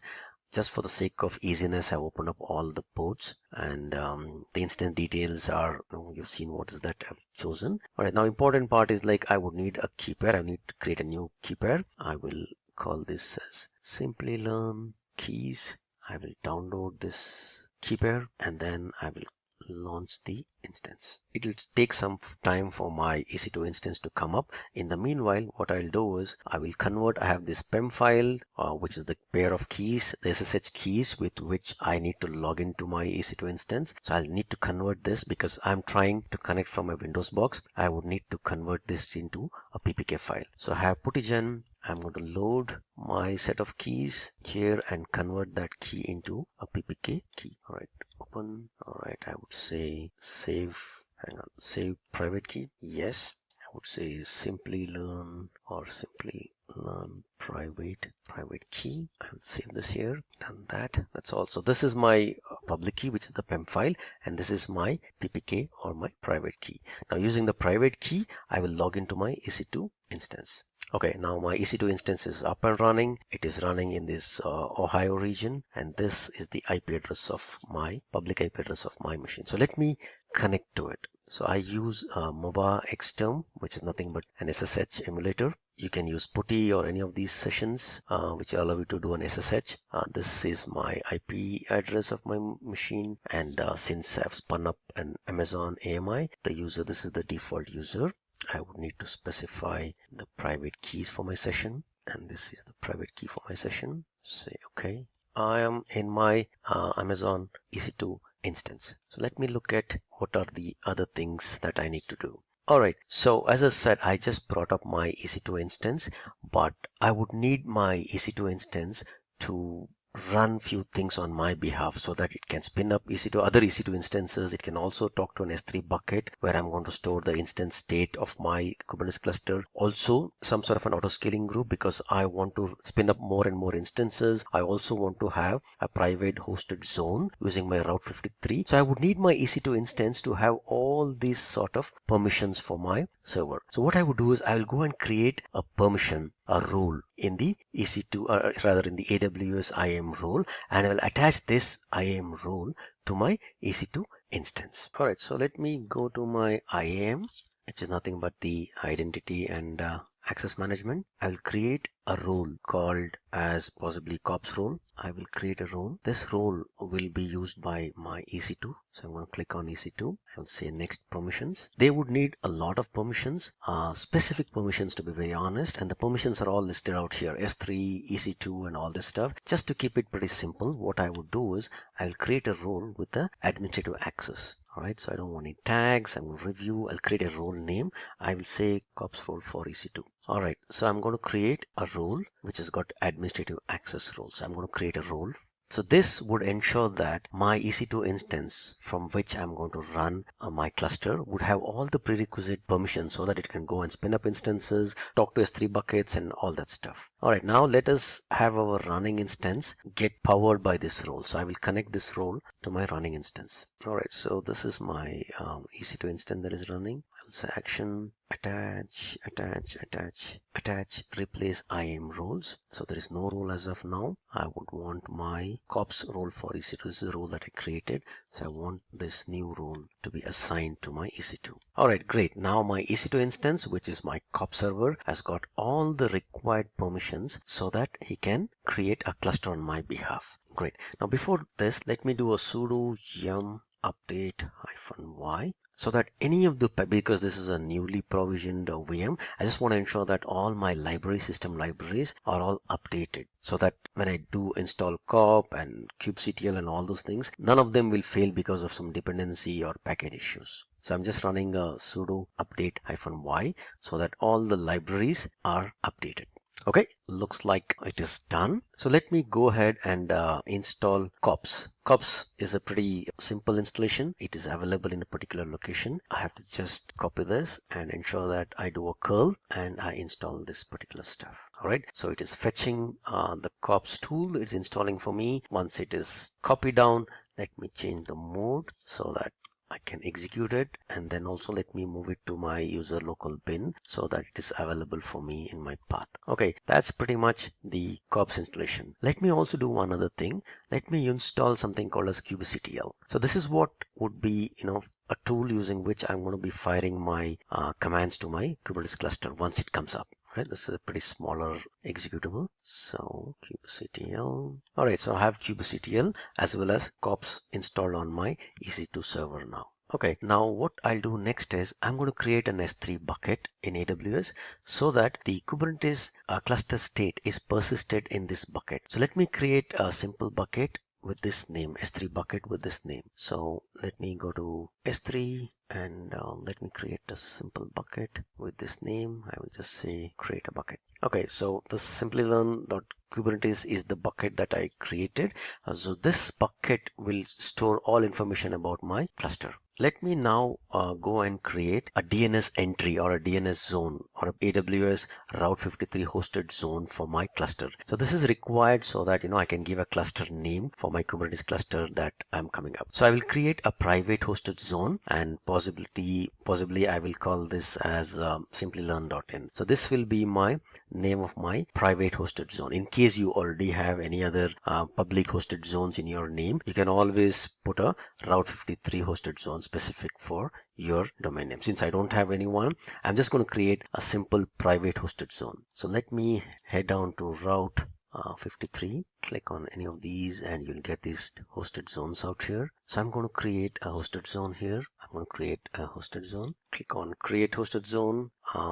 This would be Simplilearn.in. I want to create a public. No, I don't want a public. I want a private hosted zone, and I'm going to associate my VPC ID for this hosted zone. Since I'm going to try out all my exercises in the Ohio region, I will associate the VPC of the Ohio region for this. Alright, so this is the one that is specific to the Ohio region. So I will say this one, I'll say create a hosted zone. Great. Now let me come back to my EC2 box. My EC2 is all powered with whatever it needs in order to go ahead with the installation of my cluster. Only few things that I need to take care of is that, now that I put a name for my cluster, I also have an S3 bucket that I've configured for my cluster. I will have to ensure that I need to put in these two configurations as a part of my cluster building activity. So I will open my bash rc file and I'm going to export these two variables. If at all you remember well, these two variables are nothing but the cluster name, which is nothing but the the private hosted zone that I created, and the S3 bucket where I'm going to create, or rather I'm going to store my cluster state. So let me copy these two and open up my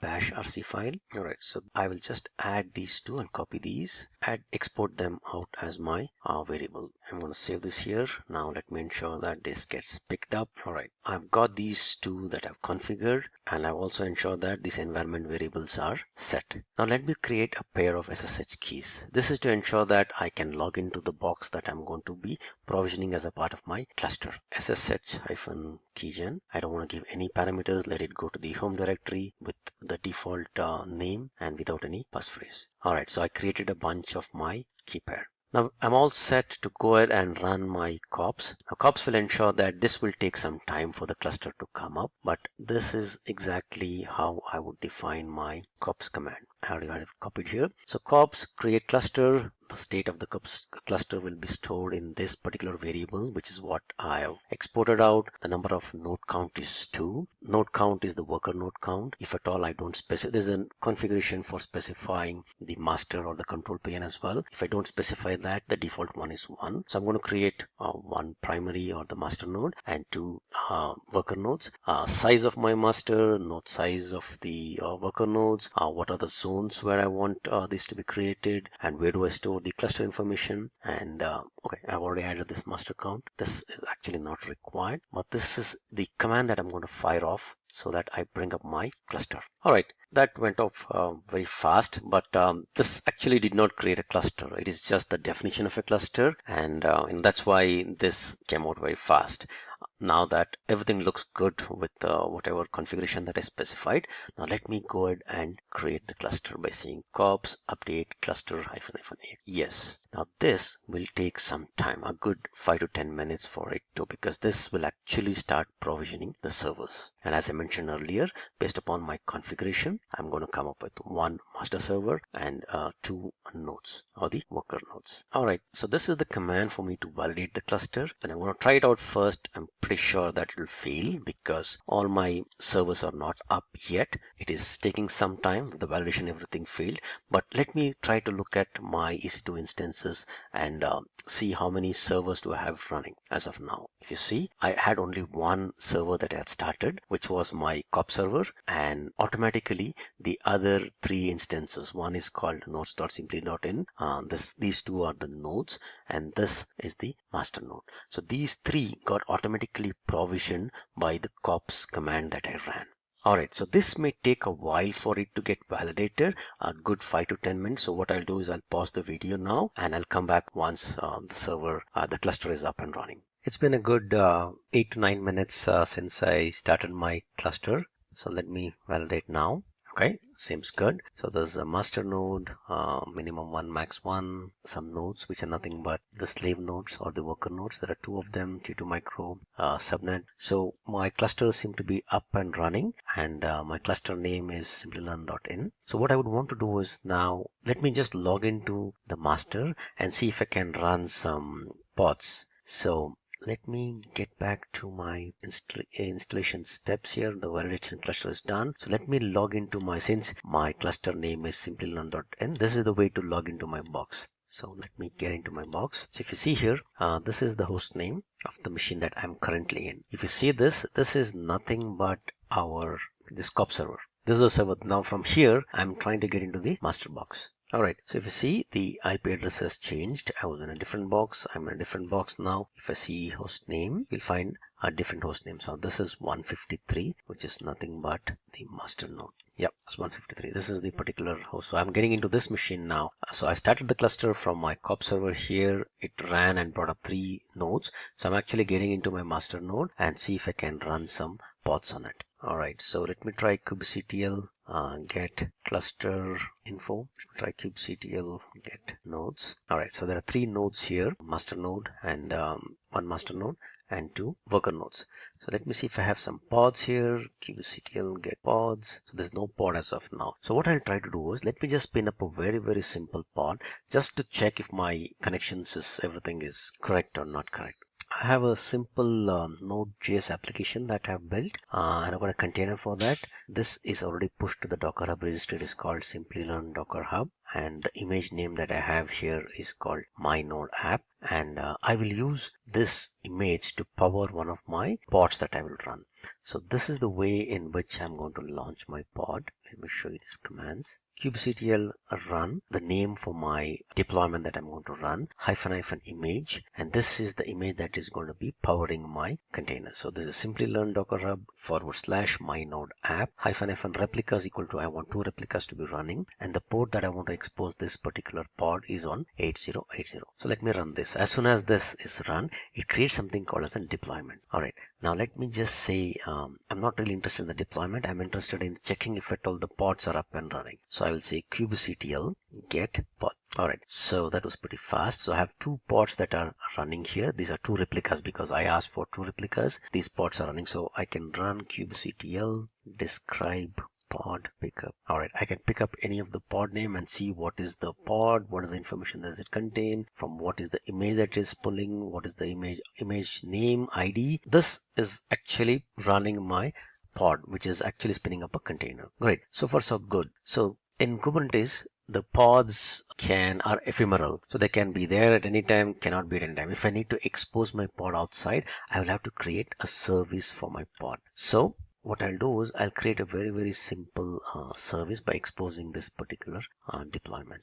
Before that, let me check kubectl get deployment. So there's a deployment that is created. The deployment name is Simplilearn app. So I will expose my deployment Simplilearn app as I'll just expose this. Let me see. All right, I'm not specifying what type and all. I don't want to get into the complications of what are the different types of exposing this service and all that stuff. So if I don't specify anything, it gives me something called a cluster IP. So this is where my pod is actually exposed. So let me just check if at all this pod is up and running. I'll just try a simple curl command. Curl http : this is my cluster IP, and the port is 8080. If at all I hit this, it's actually hitting my application and giving me whatever.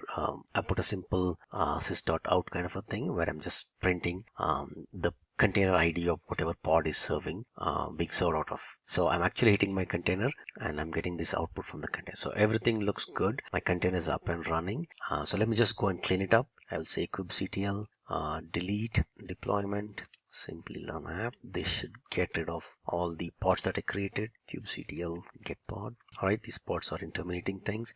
Let me just check kubectl get services. There's one service. I don't want this service. Let me delete that. Kubectl delete service. I want this. All right, that sounds good. So let me come back to my host, my COP server from where I'm running. So I managed to successfully verify this pod, see if everything is up and running. So what I'll do is I'll just go ahead and complete this demo by going and getting rid of my cluster. So cops delete cluster --es. All right, so this will ensure that it will clean up my complete cluster that I created. So I had 3 or 4 running instances. If you see that, all the 3 are shutting down because the COP server, which had COPS installed on it, has now got a mandate to go ahead and shut down and clean up the whole instances and all those things that are created as a part of my deployment.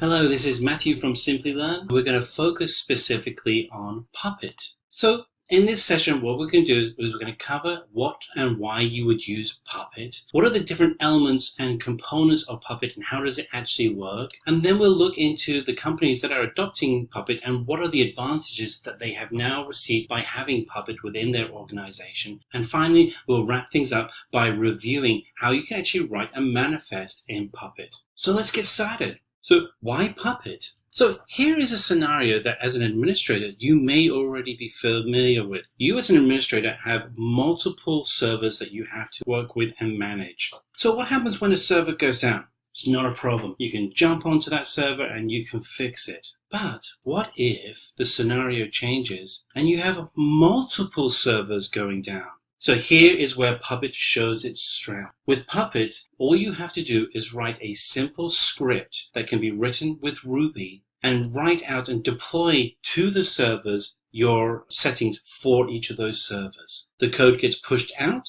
to the servers that are having problems, and then you can choose to either roll back to those servers to their previous working states or set them to a new state and do all of this in a matter of seconds. And it doesn't matter how large your server environment is, you can reach to all of these servers. Your environment is secure, you're able to deploy your software, and you're able to do this all through infrastructure as code, which is the advanced DevOps model for building out solutions. So let's dig deeper into what Puppet actually is. So Puppet is a configuration management tool. Maybe similar tools like Chef that you may already be familiar with. It ensures that all your systems are configured to a desired and predictable state. Puppet can also be used as a deployment tool for software. Automatically, you can deploy your software to all of your systems or to specific systems. And this is all done with code. This means you can test the environment and you can have a guarantee that the environment you want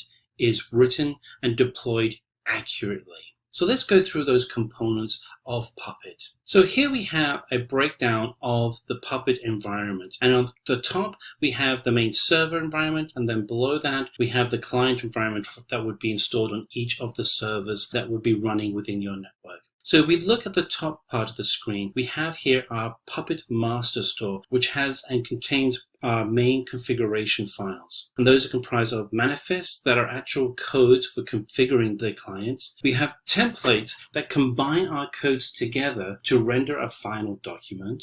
And you have files that would be deployed as content that could be potentially downloaded by the clients. Wrapping this all together is a module of manifests, templates, and files. You would apply a certificate authority to sign the actual documents so that the clients actually know that they're receiving the appropriate and authorized modules. Outside of the master server where you'd create your manifests, templates, and files, you would have Puppet Client is a piece of software that is used to configure a specific machine. There are two parts to the client. One is the agent that constantly interacts with the master server to ensure that the certificates are being updated appropriately. And then you have the factor, that the current state of the client that is used and communicated back to through the agent. So now that we know what Puppet is, let's look into the Puppet architecture.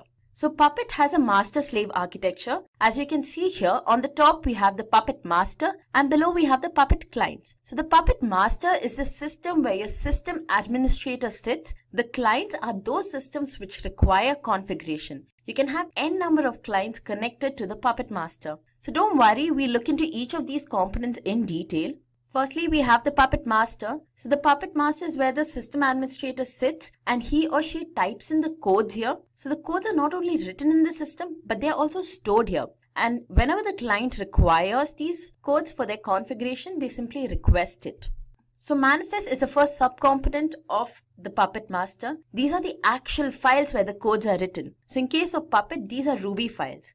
Modules tie manifests, templates, and files into a single unit. Now these codes dictate the instructions for performing various tasks on your client. The next component is templates. So if manifests are your code, templates are the data. So let me explain this to you with an example. Consider you want to create a file called index.html on one of your client machines. So what you do is, you write the code for creating this file in your manifest and the content of this file is written in your templates. Then you simply link them. But here's the thing, when you divide your code and data in this way, It's a very clean structure, so it's preferred to do it in this manner. Files are your static contents. So the files are basically sent to your client and they are simply downloaded at the client. There is no execution or compilation involved with your files. Now this is where files and templates are extremely different, because with templates, they are never sent over to your client. The templates are simply read by the parser at the master itself. Modules ties the manifest templates and files into a single unit. So modules is not a separate component as such, it just provides a very clean hierarchy. This is the most important component of the Puppet Master, CA, which stands for Certificate Authority.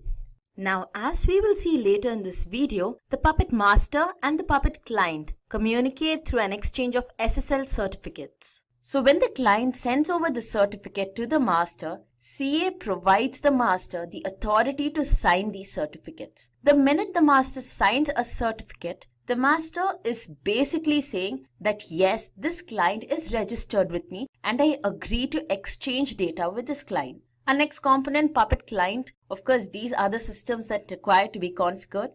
Agent is a service installed on the client. The agent is solely responsible for all the communication between the master and the client. And finally we have Factor. So Factor is responsible for collecting all the data about the present state of our clients and sending this data over to the Puppet Master. At the master, this data is compared against the manifests, which are your code files, and then these manifests are sent over to the client depending upon the results of this comparison.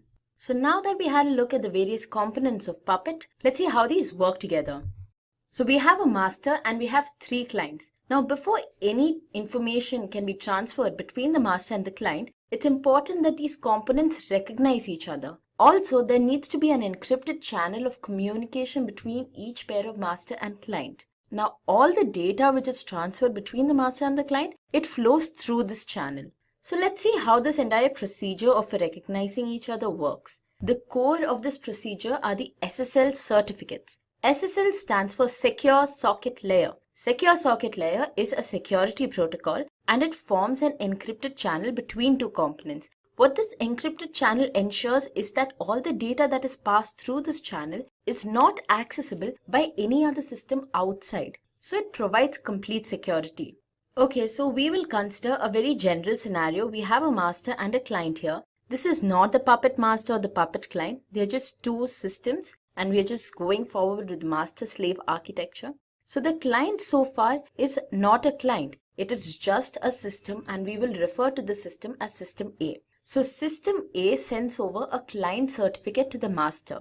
Associated with this client certificate is the host name of System A. Now master goes through this certificate, it sees the host name and then it decides whether it wants to form a communication link with the System A. If it does, it signs the certificate and the signed certificate is sent back to System A. Now the System A is officially a client. The minute the master signed the client certificate, it said that yes, I am willing to exchange information with this system and I do take the system as one of my clients. So now that the system is officially a client, it can request for data from the master and the master will simply send over the data.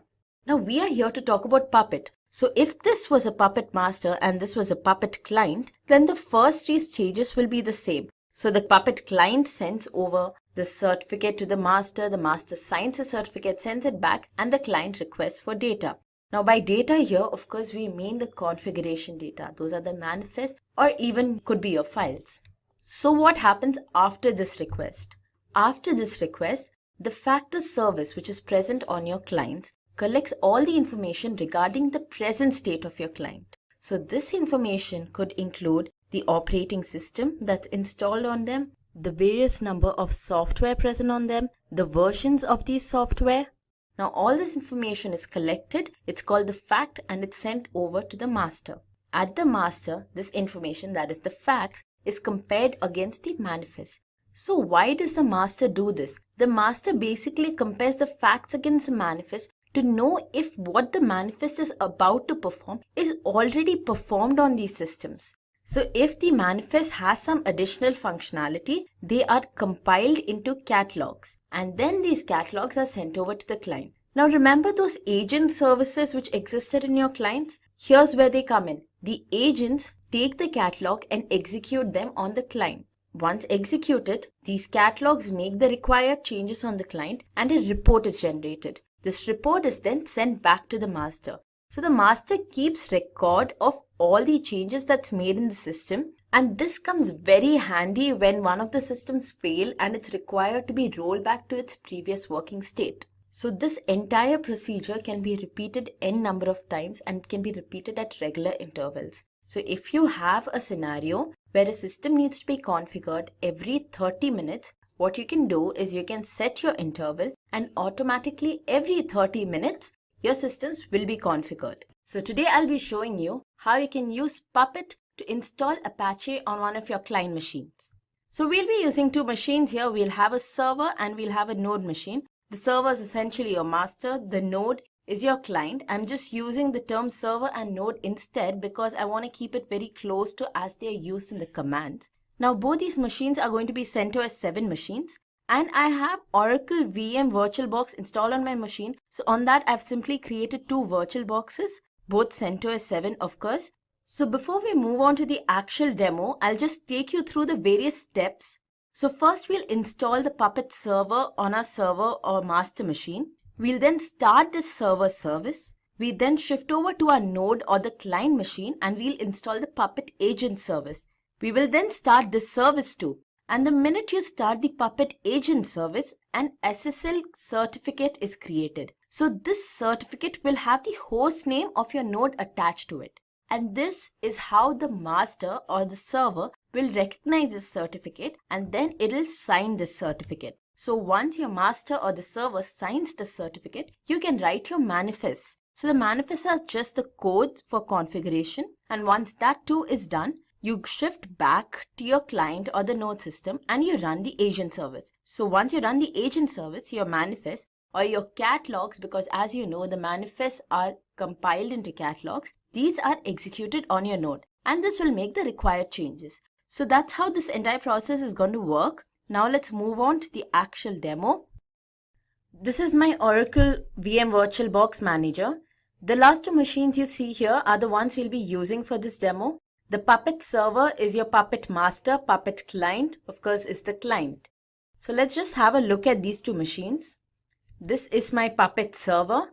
So just so you can differentiate, guys, the terminals have been set accordingly. Puppet server has a black background with white text, and Puppet client here has a black background with green text.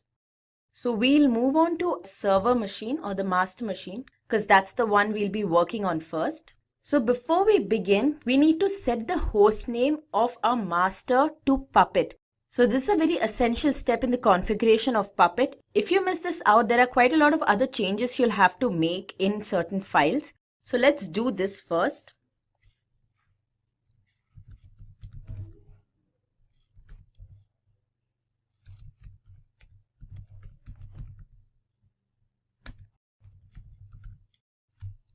So that's the command to set the host name. The last word you see there, that's the new host name you want. Okay, so now we'll just check if our host name is set. So just type host name. And yeah, it's Puppet. So next, we will check the IP of this machine. So for that, you just type ifconfig. Enter. So this is your IP, guys, under ENP0S3 init's value, that is 192.168.2.183. Of course, the IP will differ for you guys, needless to say. So note that down somewhere because we'll require it when we are configuring our client. Okay, so now you want your Puppet server and your client to communicate. So for this, we need to remove certain firewalls. So the command for this is sudo, because we want the root permission, systemctl stop firewall d and put in the password. Okay, so all your firewalls are removed. So the next step. Now we start on with our Puppet process. So we download the Puppet labs at first. Now guys, ensure that your systems, your virtual boxes in this case, are connected to the net. Also, you won't be getting an IP if it's not for the first time. So here's the command to download the Puppet lab.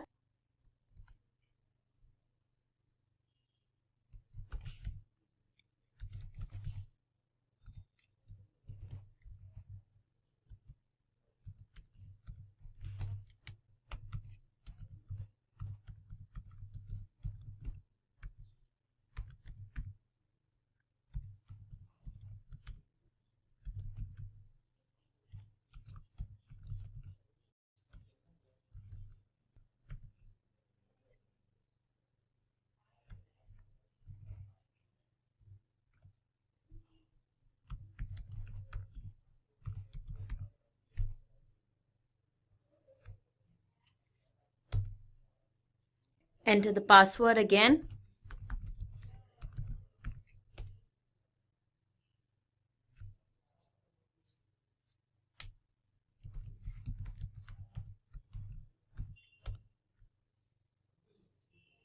Okay, so the Puppet Labs is downloaded. Now you need to install this.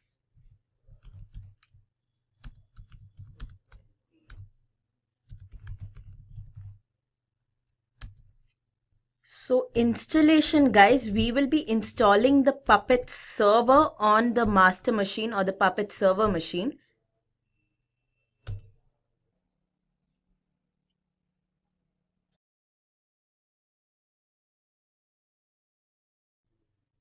So this may take a while.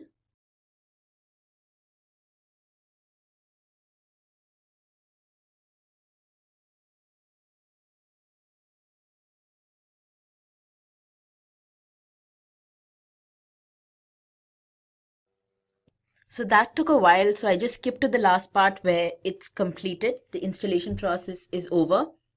Now we need to make a small change in our system config Puppet server file. So let's just move to the file first.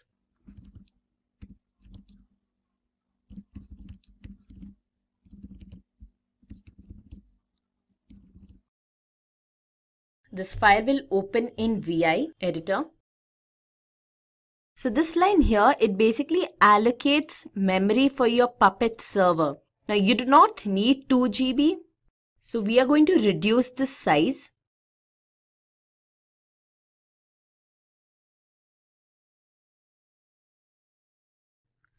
.512 MB should be enough.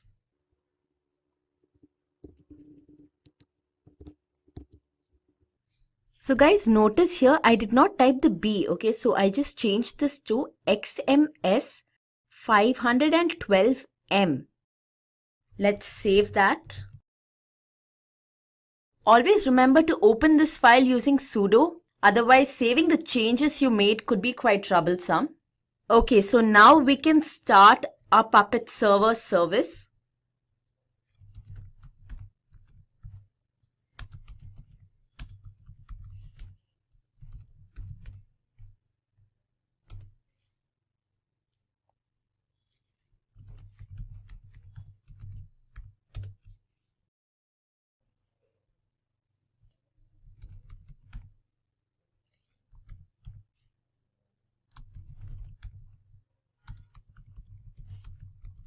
We enable the service.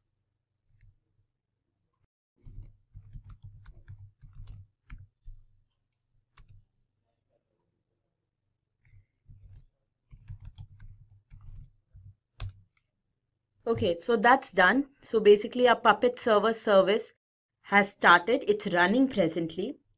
So for a while we are done with the server machine. Let's move on to our client machine.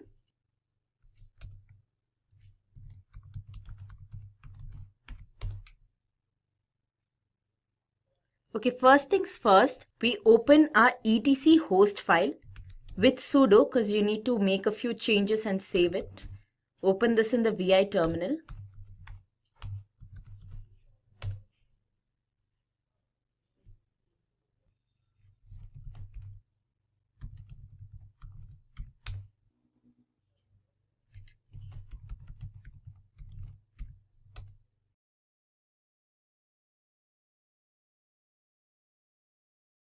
Okay guys, so here you have to add this one line at the end.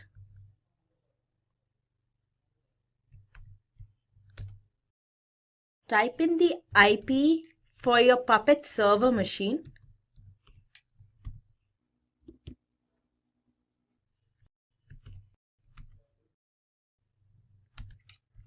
Puppet dash master. So let's save this file.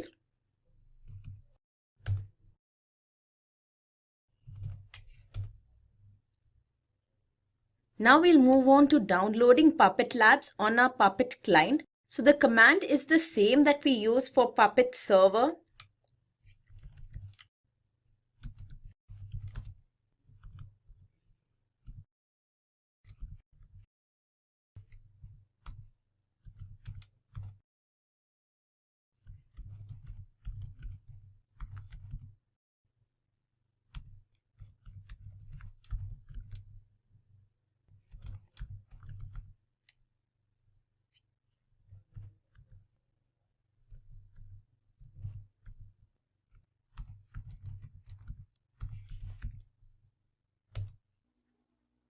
So Puppet Labs is downloaded. Now we need to install the Puppet agent service here.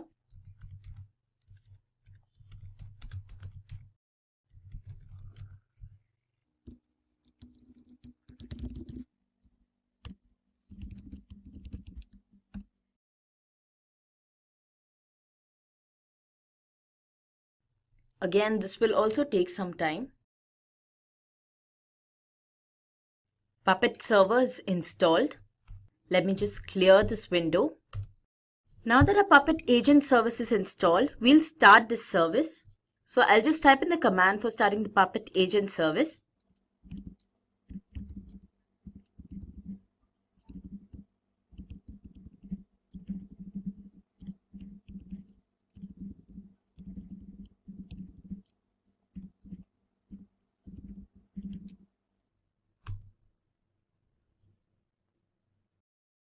As you can see here, ensure changed stop to running.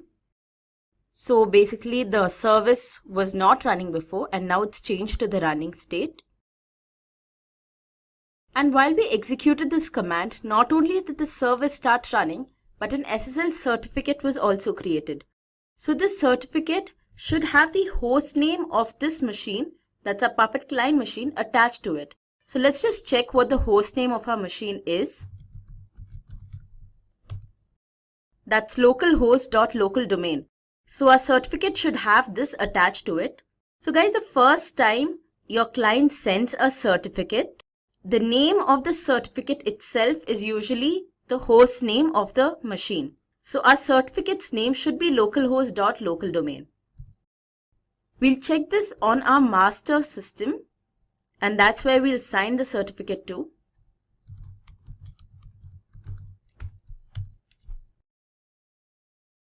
So first we list out all the certificates. In our case, since we have just one client and we just started the client, we should have technically just one certificate, and it will be so.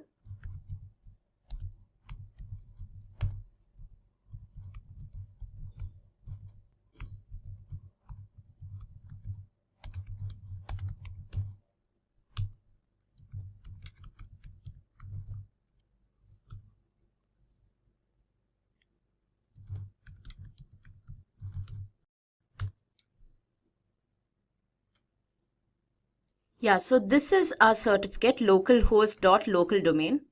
We'll now sign the certificate.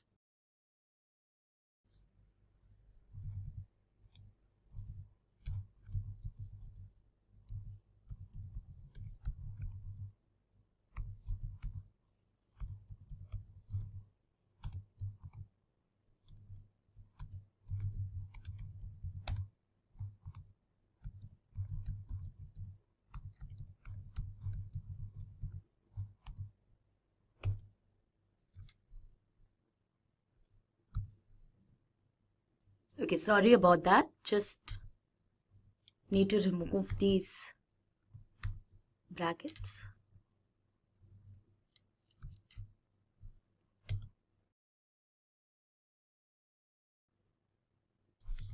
Yeah, as you can see here, the certificate is signed. Signed certificate request. Here. So once the certificate is signed, the request for signing the certificate is removed. That's this line. Now that a certificate is signed, we can begin to write our manifest. So let's move into a manifest folder and we'll create a placeholder file.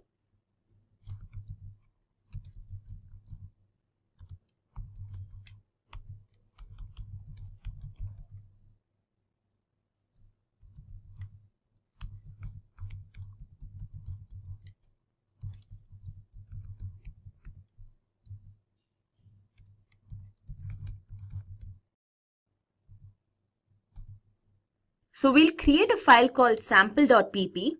This is a sample file. We won't be writing anything in this file as of now. So we are just checking here. We are just creating this file and then we'll go to our client machine and just check there if we can access this file from there. So now we'll move to our client machine.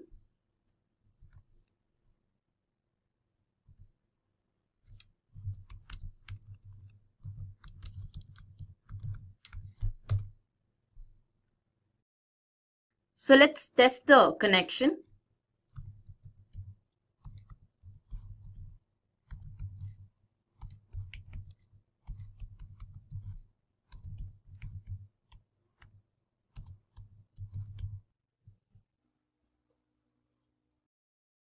So as you can see here, it says applied catalog in 0.03 seconds. So our catalog is executed on our client machine.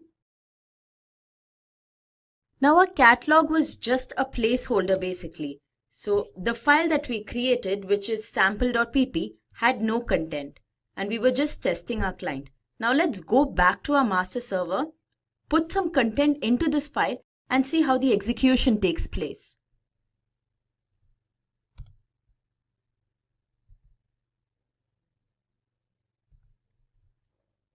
So we'll open our file sample.pp, which we created earlier in the VI editor.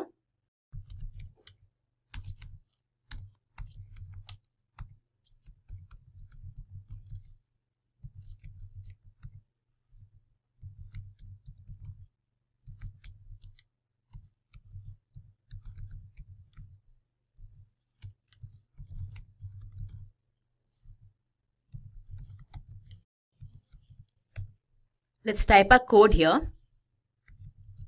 So node, and then within the brackets we enter the host name of our client machine.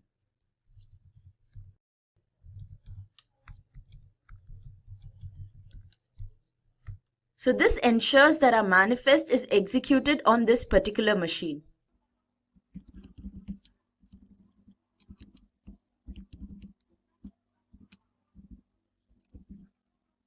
Now the Apache service package on CentOS is called the HTTPD.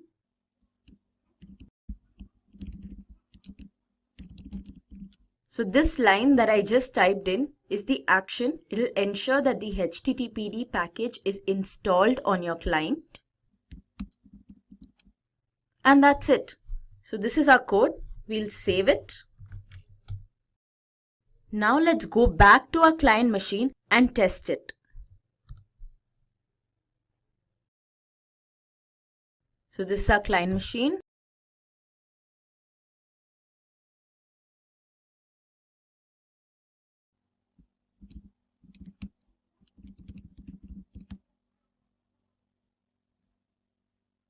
And our catalog's applied on the client. So I just cleared the screen. Now we'll start the Apache service.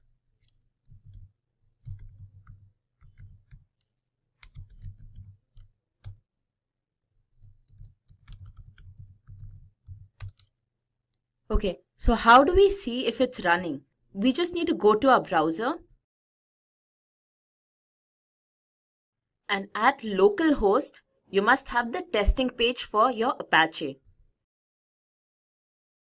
So we type localhost, enter. And yeah, this is the testing page for Apache. So as you can see, we have successfully used Puppet to install the Apache service on our Puppet client.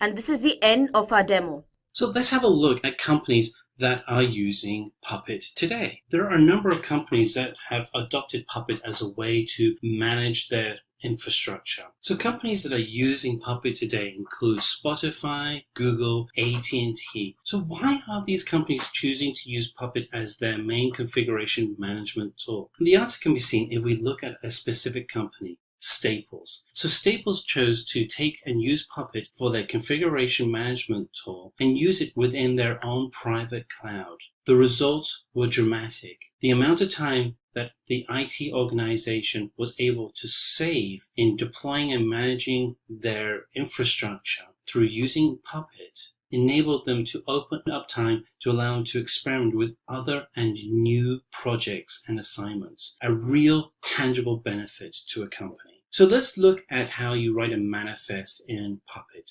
So manifests are designed for writing out in code how you would configure a specific node in your server environment. The manifests are compiled into catalogs, which are then executed on the client. Each of the manifests are written in the language of Ruby with a .pp extension. And if we step through the 5 key steps for writing a manifest, they are: 1. Create your manifest, and that is written by the system administrator. 2. Compile your manifest, and it's compiled into a catalog. 3. Deploy. The catalog is then deployed onto the clients. 4. Execute. The catalogs are run on the client by the agent. And then 5. End. Clients are configured to a specific and desired state. If we actually look into how a manifest is written, it's written with a very common syntax. If you've done any work with Ruby or really configuration of systems in the past, this may look very familiar to you. So we break out the work that we have here. You start off with a package, file, or service as your resource type, and then you give it a name, and then you look at the features that need to be set, such as IP address. Then you're actually looking to have a command written, such as present or start. The manifest can contain multiple resource types. If we continue to write our manifest in Puppet, the default keyword applies a manifest to all clients. So an example would be to create a file path that creates a folder called sample in a main folder called etc. The specified content is written into a file that is then posted into that folder. And then we're going to say we want to be able to trigger an Apache service, and then ensure that that Apache service is installed on a node. So we write the manifest and we deploy it to a client machine. On that client machine, a new folder will be created with a file in that folder, and an Apache server will be installed. You can do this to any machine and you'll have exactly the same results on those machines. Now let's have a look at the Puppet community. The Puppet community is a rich community of a lot of people. Officially, there is no count. But counting the various channels where people collaborate, there are a little over 2,900 committers to GitHub projects who are directly or indirectly associated with Puppet Labs. There are 4,893 modules on the official Puppet Forge. These include modules from the Puppet Labs and also from open source contributors to GitHub. So that's nearly 5,000 modules of ready-made code available on the Puppet Forge. So before you write any code for Puppet, you can check to see if it's already been written by someone. Now there's a mailing list which has 6,588 participants. Apart from this, on Slack Overflow you have a big tag of Puppet Labs in Puppet, which gives you a list of only Puppet questions. That's a good playground for you to interact with people who are already using Puppet and who are contributing and helping others. Now let's have a look at Puppet Forge. So Puppet Forge is a GitHub client for a repository which is hosted by Puppet Labs. It has almost 5,000 modules of Puppet code. So these are both Puppet Labs and community contributed. The best thing about this is that they're easy to customize. So when you have a requirement for anything you're doing with your infrastructure, you can just grab one of those 5,000 modules, and then you can customize it according to your needs. One of the other benefits is they have built-in tests, so they follow all of the best practices. Now, if you write your own module, you also have to write your own tests, and you have to spend extra time writing best practice code. All of that has been taken care of, and you can just download any one of those and customize it according to your needs, and you're good to go. So that's the benefit you get from such a large community, where people contribute to the modules and the code and share with the community. Puppet DSL. Puppet DSL is a Puppet domain-specific language. It's the Puppet's primary programming language. It's just like plain English, and you don't really need to be a programmer to write code in it. It's kind of a subchild of Ruby because it approaches and uses is equal to and greater than marks to define things. So it's very easy to learn. You can specify packages that you want to install. You can specify services to be managed. You can do things based on the operating system that you have. So we'll be writing a small Puppet module which will be using this Puppet DSL. We will do that after we install the Puppet server and the client. And then we will write a simple Puppet module to show how to use the Puppet DSL. Let's have a look at the demo we are going to do. So you will be setting up the machines using sudo DNS because we want to have a resolvable DNS. Because only by having a resolvable DNS can we use Puppet, because Puppet uses the SSL certificates. Now we'll be installing the Puppet server and the client. We'll be signing the certificates of the client on the server side. And then we'll proceed with writing an NTP module, which we'll be using for installation of NTP on the client. And then we'll look at the Puppet programming language, or DSL. Now, we are going to look at a demo here. So we will be setting up the machines. We'll set up a sudo DNS locally because Puppet requires a fully qualified domain name in order to run, since there is a certificate communication taking place here. We will be installing the Puppet server, the Puppet client. We'll be signing the certificate, and finally we will write an NTP module and make it run.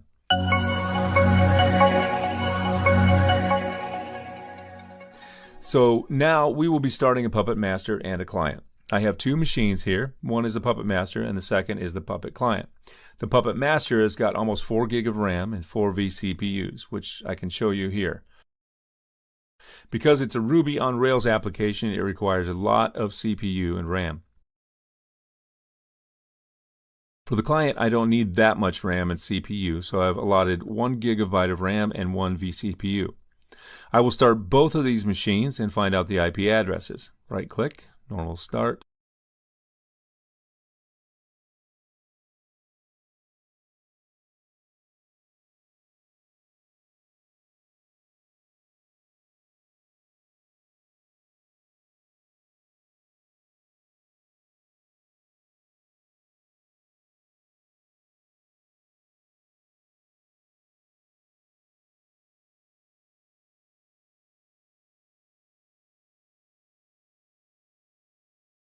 Both of these machines are starting up.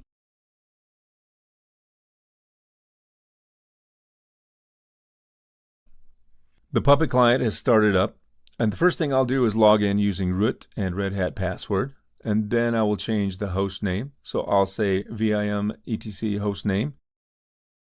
This will open a hostname file in a text editor, which is vim. Then we'll do a dd, which will delete that existing host name. And then I press the I for insert mode, and finally I'll type the Puppet-client, which will be the host name of this machine. I'll save this file by doing escape semicolon WQ exclamation mark. And I'll reboot the machine.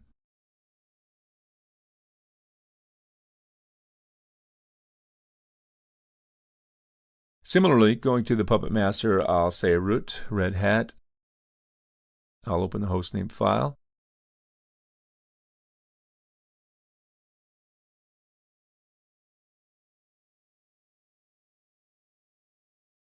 Say dd, then I'll say Puppet-master. I'll save this file and reboot the machine for the hostname change to take effect. The hostname change does not take effect unless you reboot the machine.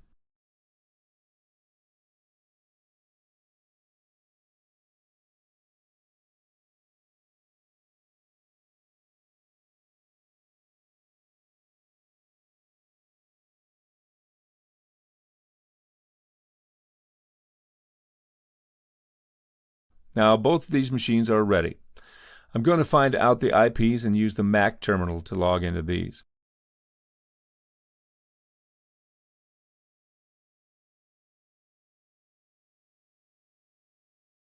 So this is 23 and 21. So 23 is my server and 21 is my client. I'll SSH to 23 first.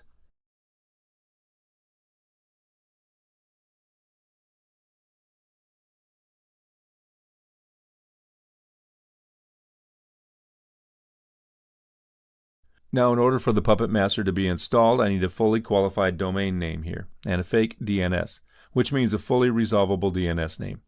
So if I do host name here, you see my host name is Puppet Master. In order to set up a fake DNS, I need to go to the etc host file, go to the end, then I say IP address, host name local, then space host name. Now, this is one of the techniques which makes the Linux server believe that there's a fully qualified domain name on this machine. I'll save this. Then I do a host name -f. You see it has a fully qualified domain name now. So now we will be downloading the Puppet Labs repository for Ubuntu 16.04, which is Xennial. So I'll say curl -0 https apt.puppetlabs.com /puppetlabs-release -pc1 -xennial.deb. You can see there's a Debian file which has been downloaded here. I will import this using the dpkg command. So I'll say dpkg-i puppetlabs-release -pc1 -xennial.deb.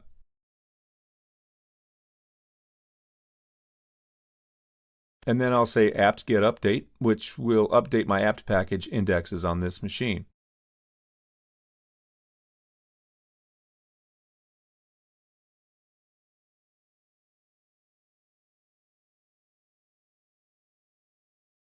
And now I'll install the Puppet server. So I'll say apt-get install puppet server -y.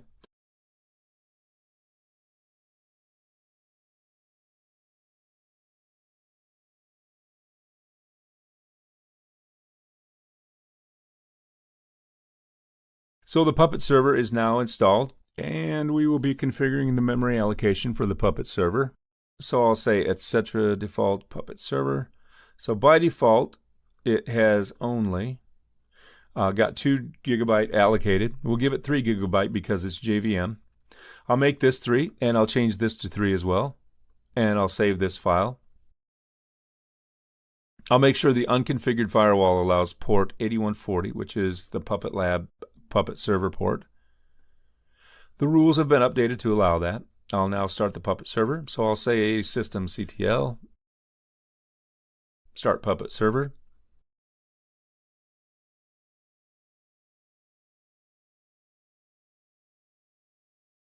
It takes some time because it's a JVM, so it takes a couple of minutes to start the Puppet server.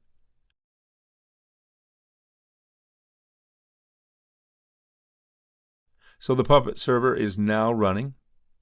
I'll also enable it at boot time. So I'll say systemctl enable Puppet server. It will enable at boot time. Now I also need to configure a fully qualified domain name here. So I'll do that by going into the hosts file.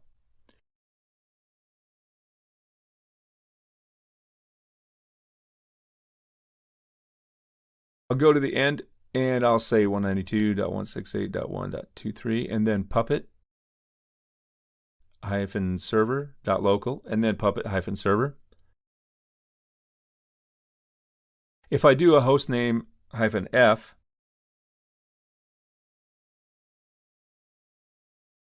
put -master.local because the current hostname is puppet-master. So the trick is to have the hostname.local in front of the IP address in the host file. Having a fully qualified domain name now we will go to the client setup. The client setup is almost the same with just a small difference. The package which we need to install on the client is Puppet Agent. So we will go to the client. So you see this has got a host name. Now we also need to set up the fake DNS here. So I'll copy this host name, open the host line, go to the end, write the IP address, and then .local, and then host name again. So this will give me a fully qualified domain name. So when I do a host name, it says puppet-client. When I do a hostname -f, it says Puppet Client Local. To install the Puppet agent on this machine, I will need to download the Xenio packages. So I'll say wget https apt.puppetlabs.com/puppetlabs -release -pc1 -xenio.deb. I'll download this, and then I'll say dpkg-i puppetlabs-release -pc1 -xenio.deb.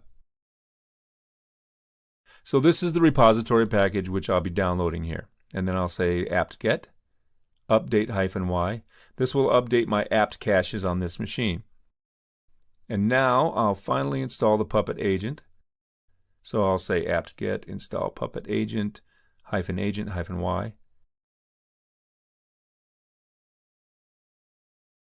Now the Puppet agent is here.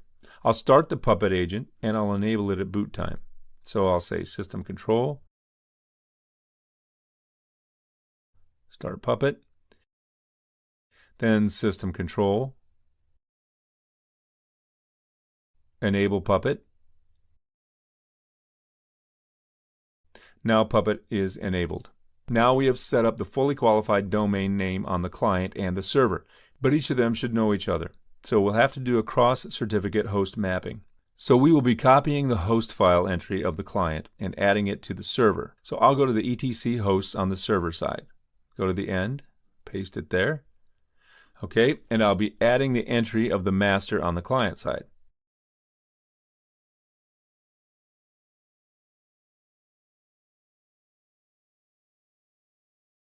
Okay, now both of the servers will recognize each other now, because one of them has the host entry of the other. So if I do from the master ping puppet-agent.local,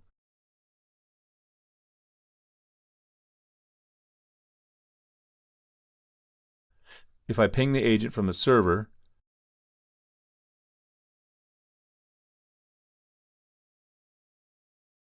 -client.local, it is able to ping it. And if I ping the master from the client, if I say ping puppet-master.local, both of them will be able to ping each other. Now the next step would be to create a certificate signing request. So I'll go to my to this directory, which is opt puppet labs puppet bin, and I'll say puppet agent -t -server is equal to, and I'll give the fully qualified domain name of the Puppet master. Then I'll say -f. When I do this, it will create a certificate signing request, you see. Now, if I go to the server and I do an opt, I'll check and see how many certificates are pending to be signed.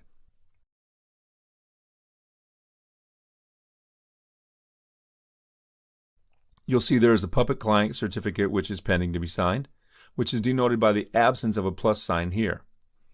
I'll be signing the certificate, so I'll say Puppet cert sign and then the name. So puppet-client.local, this will sign the certificates.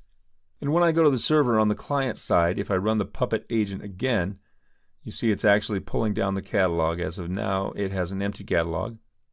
That says there is nothing. Now we have configured the Puppet agent and the master. Now we will be taking a module from Puppet Forge. Puppet Forge is a big collection of open source modules which are free to use. As a first step, we will be using a ready-made module, and that would be a demonstration for how to actually get up and running with a module. So search for Apache module here. This is the Puppet Labs Apache module. I'll be using the Puppet command line, Puppet module install. This is the command for that. But I will make sure I run this command from the Puppet home. So I'll go to the master, I'll go to etc Puppet Labs, code, environments, production. In this, I'll do modules. Now I will run it from the binary which is present at the opt Puppet Labs bin Puppet.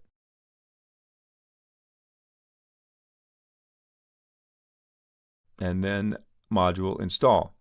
Puppet Labs -Apache, and then this version. So we are specifying the latest version, and I'll hit enter. When I press enter, it starts downloading from the Forge API. So you see the module is downloaded in addition to the dependencies. So there is concat, stdlib, and Apache. So now I'll go to a folder here which is one level up called manifests. So this is the file here, etc Puppet Labs code environments production manifests. So in this there's a file which I'll be creating called site.pp. The site.pp will specify, and this is the main controller of how the infrastructure looks. In the site.pp, I specify that I want puppet-client.local node to have the Apache module included. I'll save this file, and the only thing I need to do now is, since all is set on the server side, I need to go to the client side and run Puppet Agent. It will automatically download the Apache module and compile it, and then make sure the server is in a state. So when I press enter, we see a lot of output. It tries to configure Apache on this machine, and done. Now when I go to the front end of this machine, on this port, I should be able to see Apache's default page. So this is Apache's default page.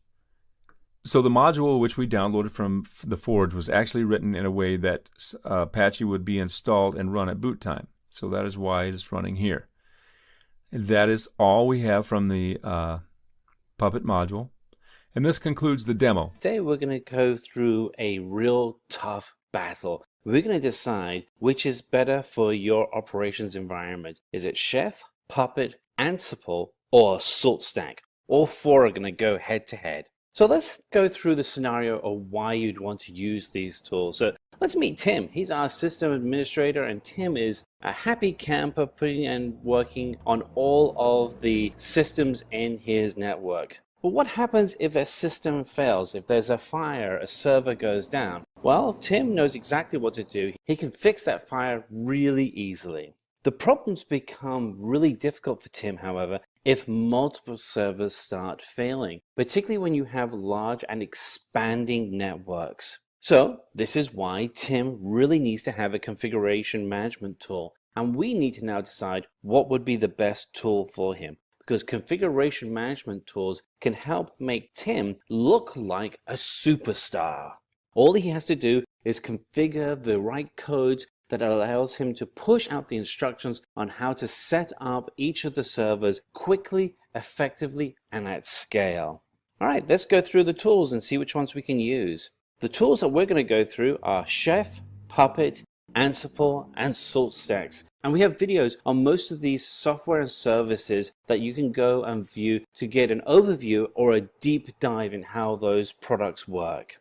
So let's go and get to know our contestants. So our first contestant is Chef. And Chef is a tool that allows you to configure very large environments. It allows you to scale very effectively across your entire ecosystem and infrastructure. Chef is by default an open source code. And one of the things that you find as a consistent metaphor for the tools that we recommend on Simplilearn is to use open source code. The code itself is actually written in language of Ruby and Erlang, and it's really designed for heterogeneous infrastructures that are looking for a mature solution. The way that Chef works is that you write recipes that are compiled into cookbooks, and those cookbooks are the definition of how you would set up a node. And a node is a selection of servers that you have configured in a specific way. So for instance, you may have Apache Linux servers running, or you may have a MySQL server running, or you may have a Python server running. And Chef is able to communicate back and forth between the nodes to understand what nodes are being impacted and need to have instructions sent out to them to correct that impact. You can also send instructions from the server to the nodes to make a significant update or a minor update.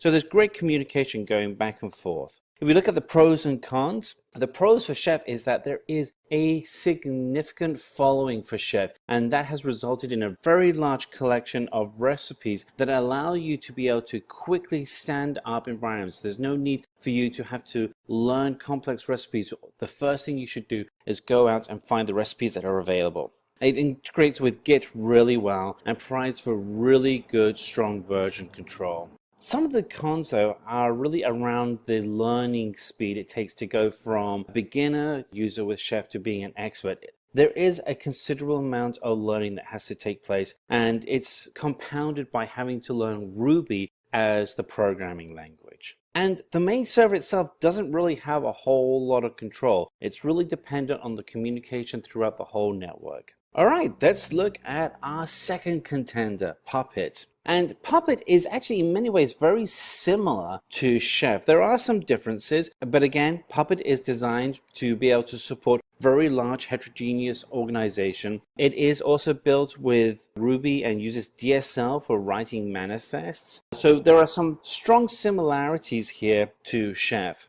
As with a Chef, there is a master-slave infrastructure with Puppet, and you have a master server that has the manifests that you put together in a single catalog, and those catalogs are then pushed out to the clients over an SSL connection. Some of the pros with Puppet is that, as with Chef, there is a really strong community around Puppet, and there's just a great amount of information and support that you can get right out of the gate.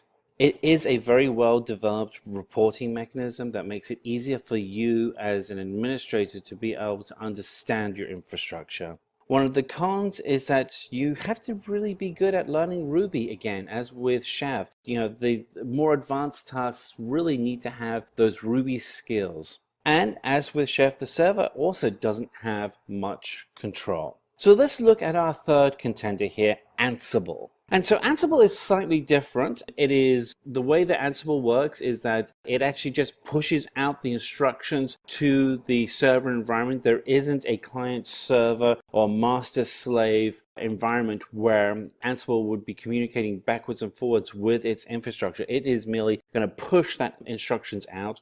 The good news is that the instructions are written in YAML, and YAML stands for YAML Ain't Markup Language.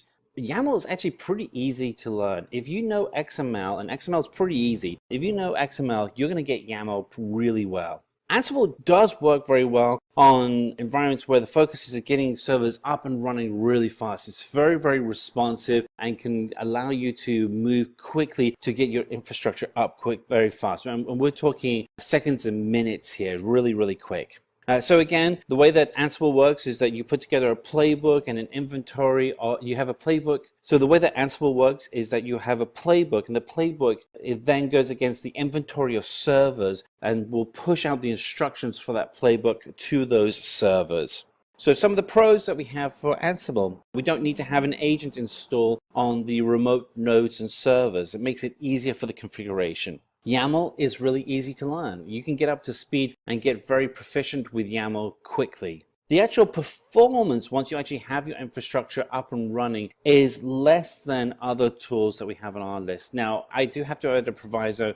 This is a relative less. It's still very fast. It's going to be a lot faster than individuals manually standing up servers, but it's just not as fast as some of the other tools that we have on this list. And YAML itself as a language, while it's easy to learn, it's not as powerful as Ruby. Ruby will allow you to do things that at an advanced level that you can't do easily with YAML. So let's look at our final contender here, SaltStack. So SaltStack is a CLI-based tool. It means that you will have to get your command line tools out or your terminal window out so you can actually manage the entire environment via SaltStack. The instructions themselves are based on Python, but you can actually write them in YAML or DSL, which is really convenient.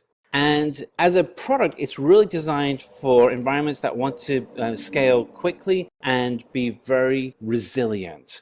The way that SaltStack works is that you have a master environment that pushes out the instructions to what they call grains, which is your network. And so let's step through some of the pros and cons that we have here with SaltStack. So SaltStack is very easy to use once it's up and running. It has a really good reporting mechanism that makes your job as an operator in your DevOps environment much, much easier. The actual setup, though, is a little bit tougher than some of the other tools, and it's getting easier with the newer releases, but it's just a little bit tougher. And related to that is that SaltStack is fairly late in the game when it comes to actually having a graphical user interface for being able to create and manage your environment. Other tools such as Ansible have actually had a UI environment for quite some time.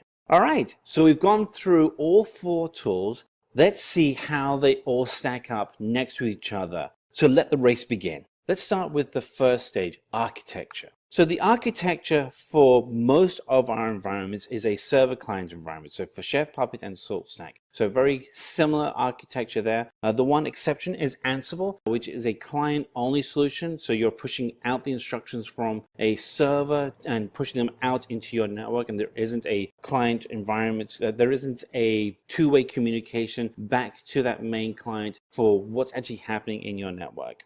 So let's talk about the next stage, ease of setup. So if we look at the 4 tools, there is one tool that really stands out for ease of setup, and that is Ansible. It is going to be the easiest tool for you to set up. And if you're new to having these types of tools in your environment, you may want to start with Ansible just to try out and see how easy it is to create automated configuration before looking at other tools. Now, and so with that said, Chef, Puppet, and SaltStack aren't that hard to set up either. And you'll find there's actually some great instructions on how to do that setup in the online community. Let's talk about the languages that you can use in your configuration. So we have 2 different types of language, with both Chef and Ansible being procedural in that they actually specify how you're actually supposed to do the task in your instructions. With Puppet and SaltStack, it's decorative, where you specify only what to do in the instructions. Let's talk about scalability. Which tools scale the most effectively? And as you can imagine, all of these tools are designed for scalability. That is the driver for these kind of tools. You want them to be able to scale to massive organizations. What do the management tools look like for our 4 contenders? So again, we have a 2-way split. With Ansible and SaltStack, the management tools are really easy to use. You're going to love using them. They're just fantastic to use. With Puppet and Chef, the management tools are much harder to learn, and they do require that you learn some either the Puppet DSL or the Ruby DSL to be able to be a true master in that environment. But what does interoperability look like? Again, as you'd imagine, with the similar to scalability, interoperability with these products is very high in all 4 cases. Now, let's talk about cloud availability. This is increasingly becoming more important for organizations as they move rapidly onto cloud services. Well, both Ansible and SaltStack have a big fail here. Neither of them are available in the most popular cloud environments. And Puppet and Chef are actually available in both Amazon and Azure. We've actually just haven't had a chance to update our Chef link here, but Chef is now available on Azure as well as Amazon. So what does communication look like with all of our 4 tools? So the communication is slightly different with them. Chef has its own knife tool, whereas Puppet uses SSL, so Secure Sockets Layer, and Ansible and SaltStack use Secure Socket Hashing, SSH, as their communication tool. Bottom line, all 4 tools are very secure in their communication. So who wins?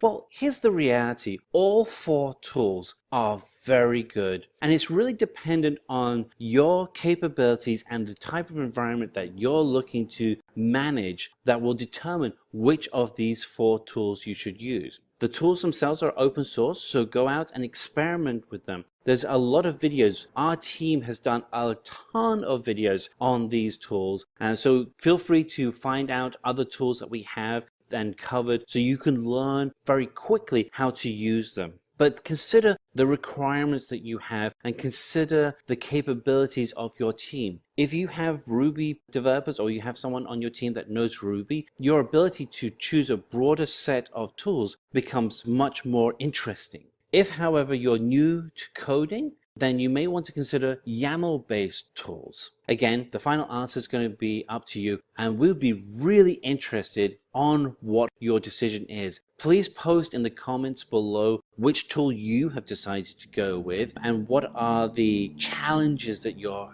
coming up with, because we'll help answer those challenges for you. A very warm welcome to all our viewers. I'm Anjali from Simplilearn, and today I'll be showing you how you can install the configuration management tool Ansible. So let's have a brief about why one would use Ansible and what exactly is Ansible. So if you consider the case of an organization, it has a very large infrastructure, which means it has more than probably hundreds of systems. And giving one or even a small team of people the responsibility to configure all these systems makes their work really tough, repetitive, and as you know, manual work is always prone to errors. So Ansible is a tool which can automate the configuration of all these systems. With Ansible, a small team of system administrators can write simple codes in YAML, and these codes are deployed onto the hundreds and thousands of servers, which configures them to the desired states. So Ansible automates configuration management, that is configuring your systems. It automates orchestration, which means it brings together a number of applications and decides an order in which these are executed, and it also automates deployment of the applications. Now that we know what Ansible does, let's move on to the installation of Ansible. So here is my Oracle VM VirtualBox Manager. I'll be using two systems. There's the node system, which is basically my client system, and there's the server system or the master system. So let's begin at our server system. So this is my master system, guys. So the first thing we do is we download our Ansible tool. So one thing we must remember with Ansible is that unlike Chef or Puppet, Ansible is a push type of configuration management tool. So what this means is that the entire control here lies with your master or your server system. This is where you write your configuration files, and these are also responsible for pushing these configuration files onto your node or client system as and when required.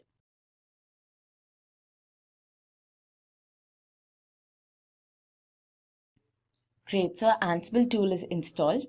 Now we need to open an Ansible host file, and there we'll specify the details of our node or client machine. So this is our Ansible host file. As you can see here, the entire file is commented, but there's a certain syntax that you'd observe. For example, here we have a group name, web servers, under which we have the IP addresses or certain host name. So this is about how we'll be adding the details for our client system. First, we need to give a group name. Under this group, basically, we add all the clients which require a certain type of configuration. Since we are using just one node, we'll give only the details for that particular node. First, we need to add the IP address of our client machine. So let's just go back to our client machine. And this here is the IP address, 192.168.2.11. Once you have typed in your IP address, give a space, and then we'll specify the user for our client machine. So all communications between the server or the master system and the client or the node system takes place through SSH. SSH basically provides a secure channel for the transfer of information. Follow this up with your password. In my case, it's the root's password. And that's it, we are done. So now we save this file and go back to our terminal. So now that our host file is written, the next thing we do is we write our playbook. So playbook is the technical term used for all the configuration files that we write in Ansible. Now playbooks are written in YAML. YAML is extremely simple to both write and understand. It's in fact very close to English. So now we'll write our playbook. The playbook or any code in YAML first starts with 3 dashes. This indicates the beginning of your file. Next thing, we need to give a name to our playbook. So name, and I'm going to name my playbook sample book. We next need to specify our host systems, which is basically the systems at which the configuration file or the playbook in our case will be executed. So we'll be executing this at the client machines mentioned under the group Ansible servers. So we had just one client machine under it. We'll still mention the group name. We next need to specify the username with which we'll be logging into our client machine, which is root in my case. And become true specifies that you need to become the root to execute this playbook. So becoming the root's called a privilege escalation. Next, we need to specify our tasks. So these are basically the actions that the playbook will be performing. So you would have noticed everything so far is aligned, that is name, host, remote user, become and task, because these are at one level. Now whatever comes under task will be shifted slightly towards the right. Although YAML is extremely simple to understand and read both, it's a little tricky while writing because you need to be very careful about the indentations and the spacing. So my first task is install HTTPD, which is basically a Apache server. So now my command's yum, and this will be installing the HTTPD package.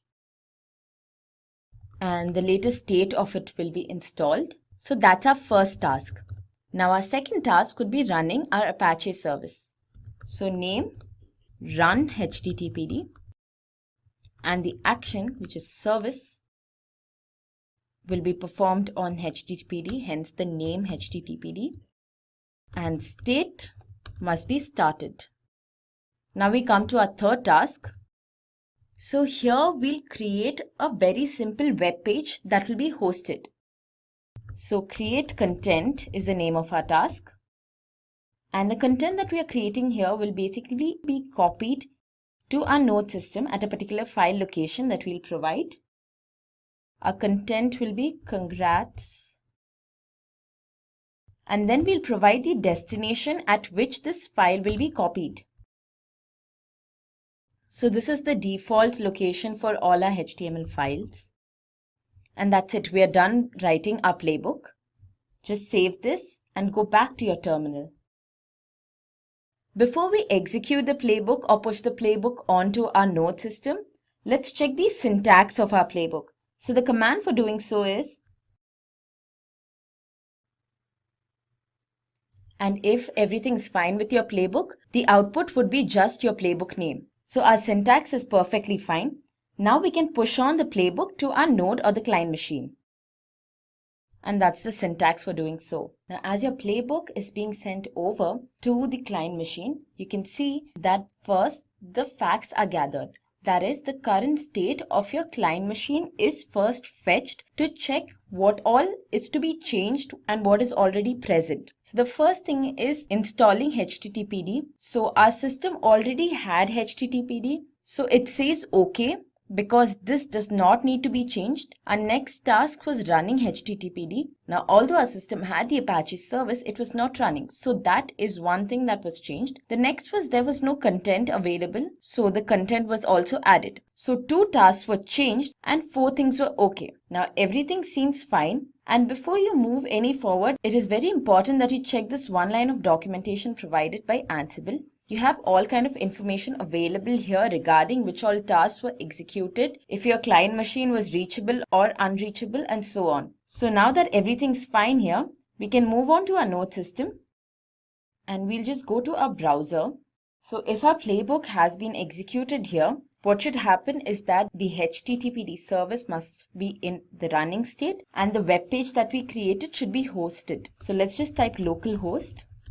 And great, everything's working fine. So our web page is displayed here. So we come to an end for our installation and configuration video for the configuration management tool Ansible. Ansible today as one of the key tools that you would have within your DevOps environment.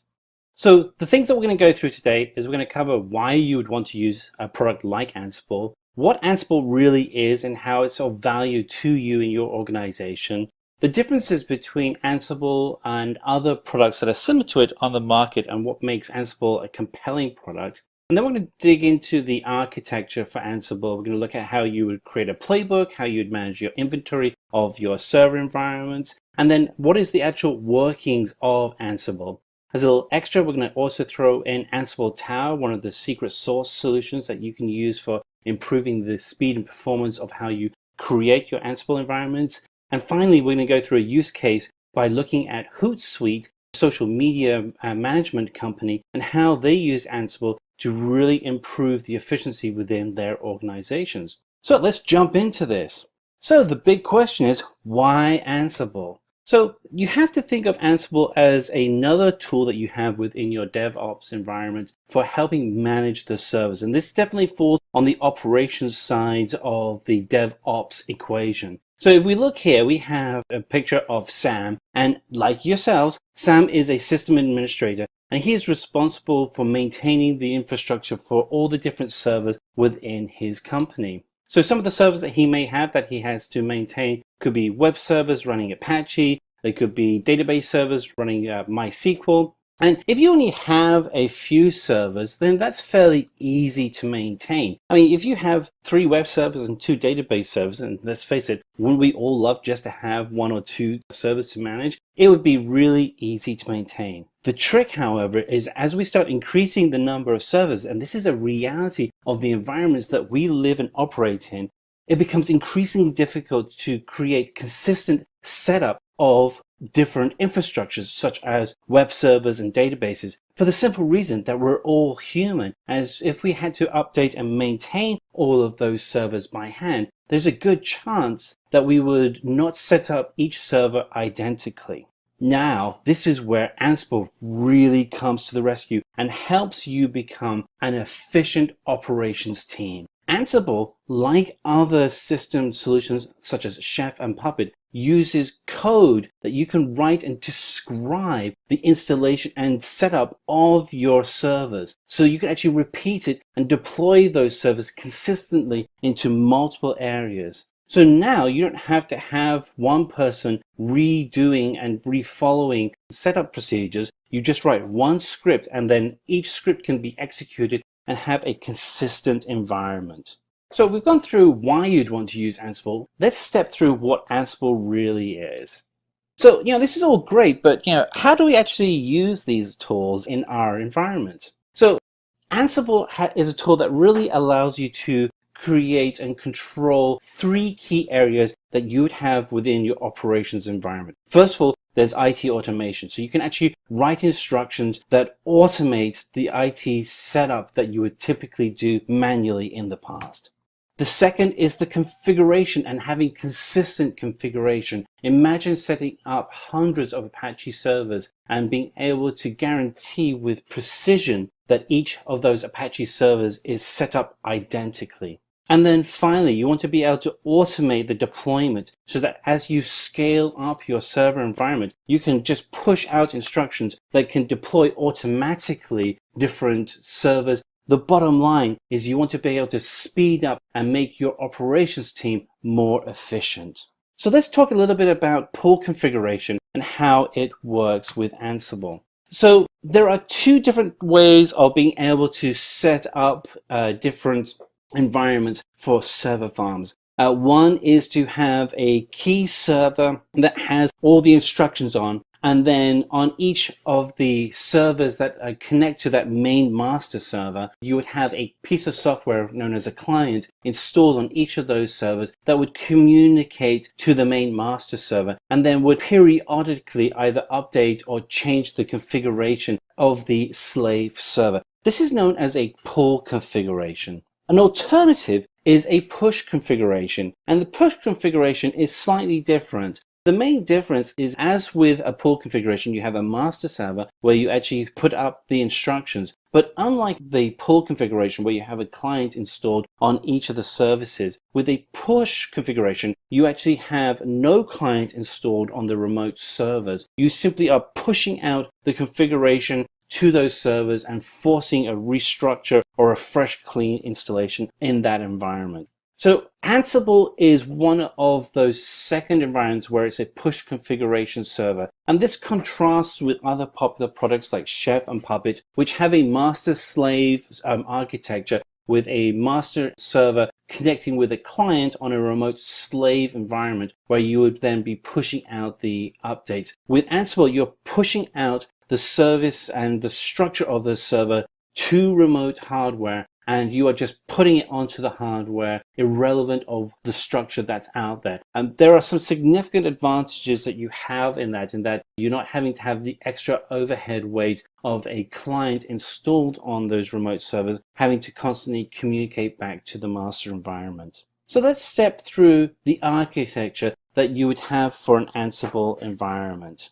So when you're setting up an Ansible environment, the first thing you want to do is have a local machine. And the local machine is where you're going to have all of your instruction and really the power of the control that you'd be pushing out to the remote server. So the local machine is where you're going to be starting and doing all of your work. Connected from the local machine are all the different nodes pushing out the different configurations that you would set up on the local machine.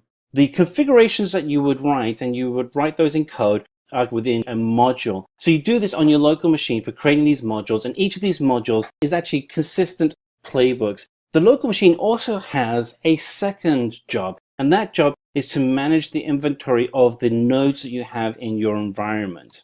The local machine is able to connect to each of the different nodes that you would have in your hardware network through SSH clients, so a secure client.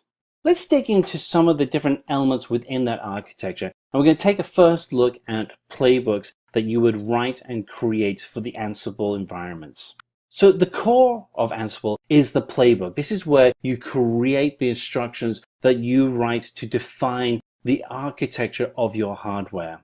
So the playbook is really just a set of instructions that configure the different nodes that you have, and each of those set of instructions is written in a language called YAML. And this is a standard language used for configuration server environments. Did you know that YAML actually stands for YAML Ain't Markup Language?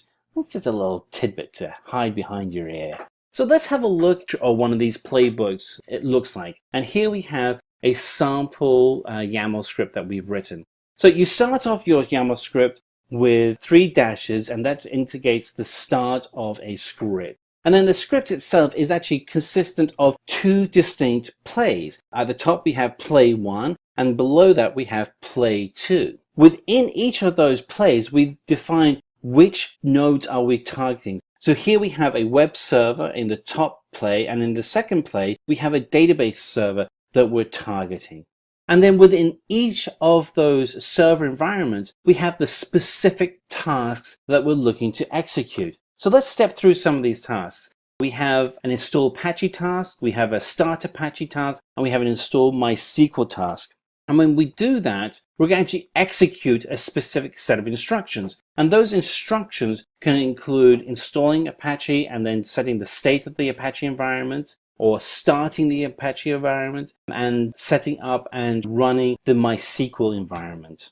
So this really isn't too complicated, and that's the really good thing about working with YAML, is it's really designed to make it easy for you as an operations lead to be able to configure the environments that you want to consistently create. So let's take a step back though. We have 2 hosts. We have web server and database server. Where do these names come from? Well, this takes us into our next stage and the second part of working with Ansible, which is the inventory management part of Ansible.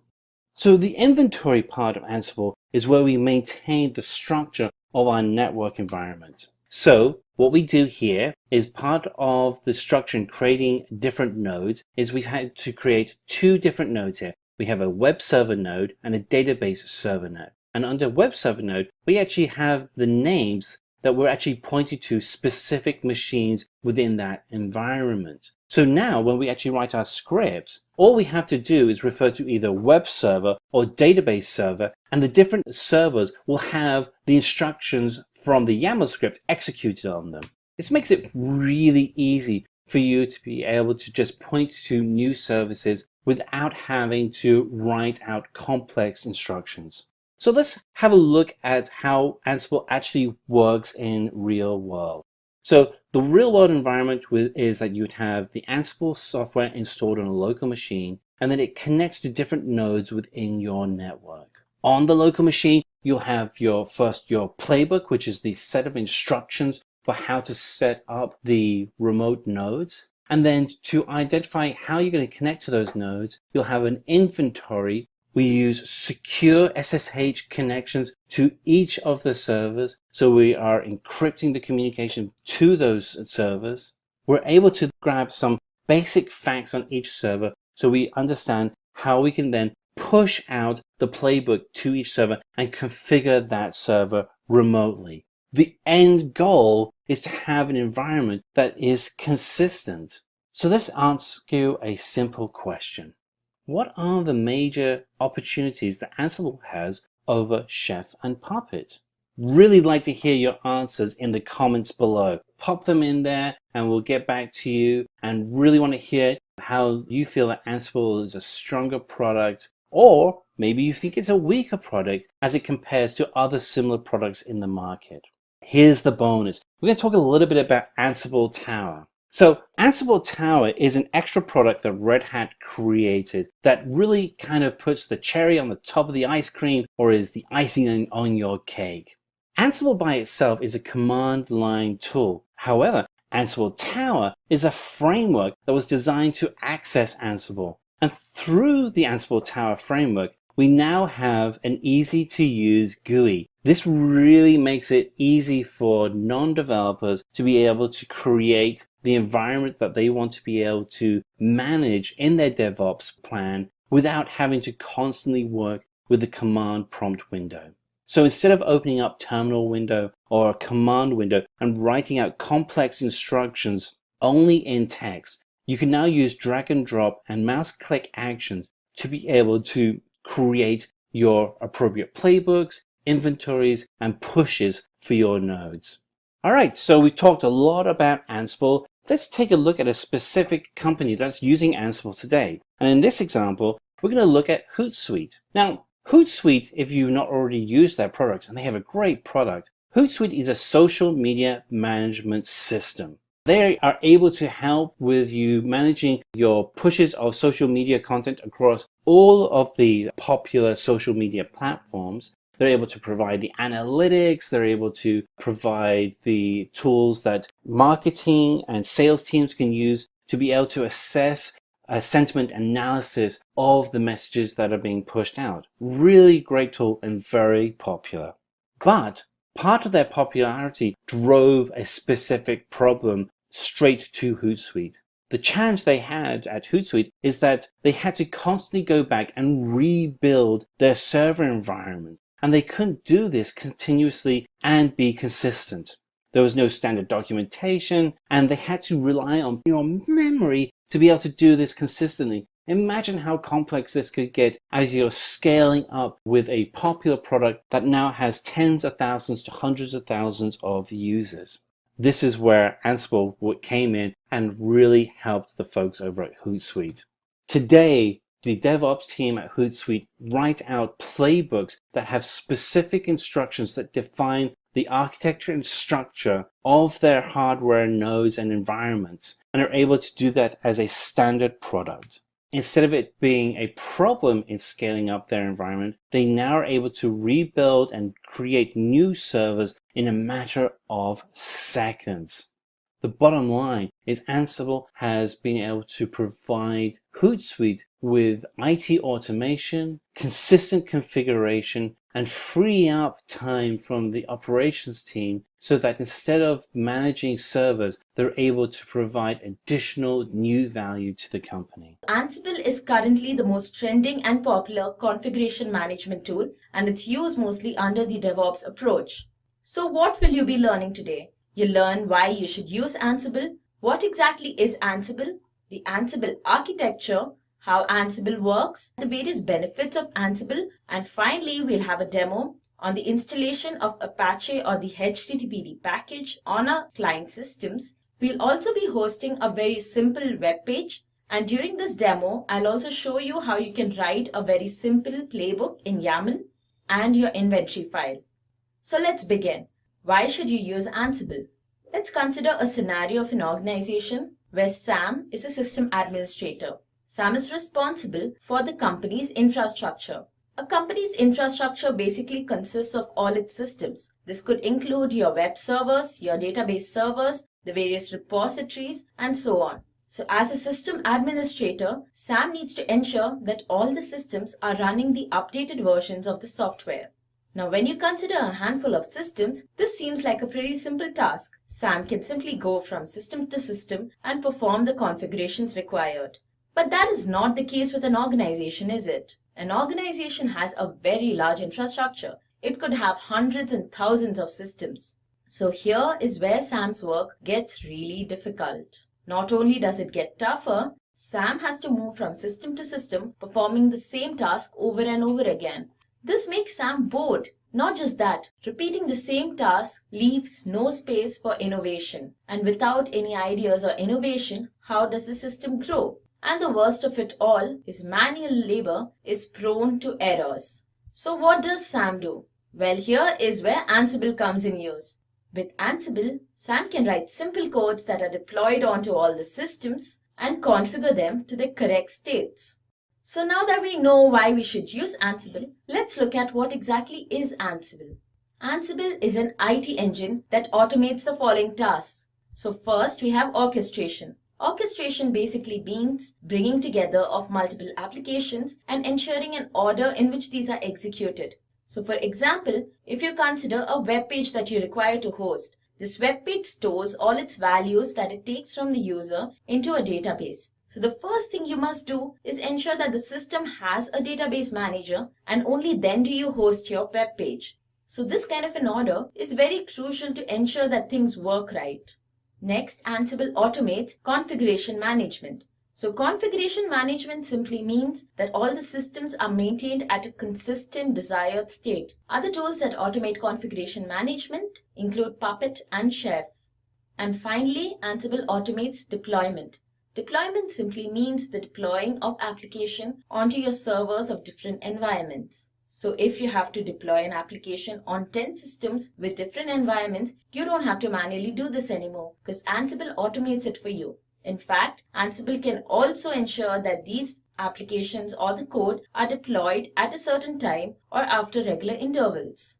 Now that we know what exactly Ansible is, let's look at Ansible's architecture. Ansible has two main components. You have the local machine and you have your node or the client machine. So the local machine is where the system administrator sits.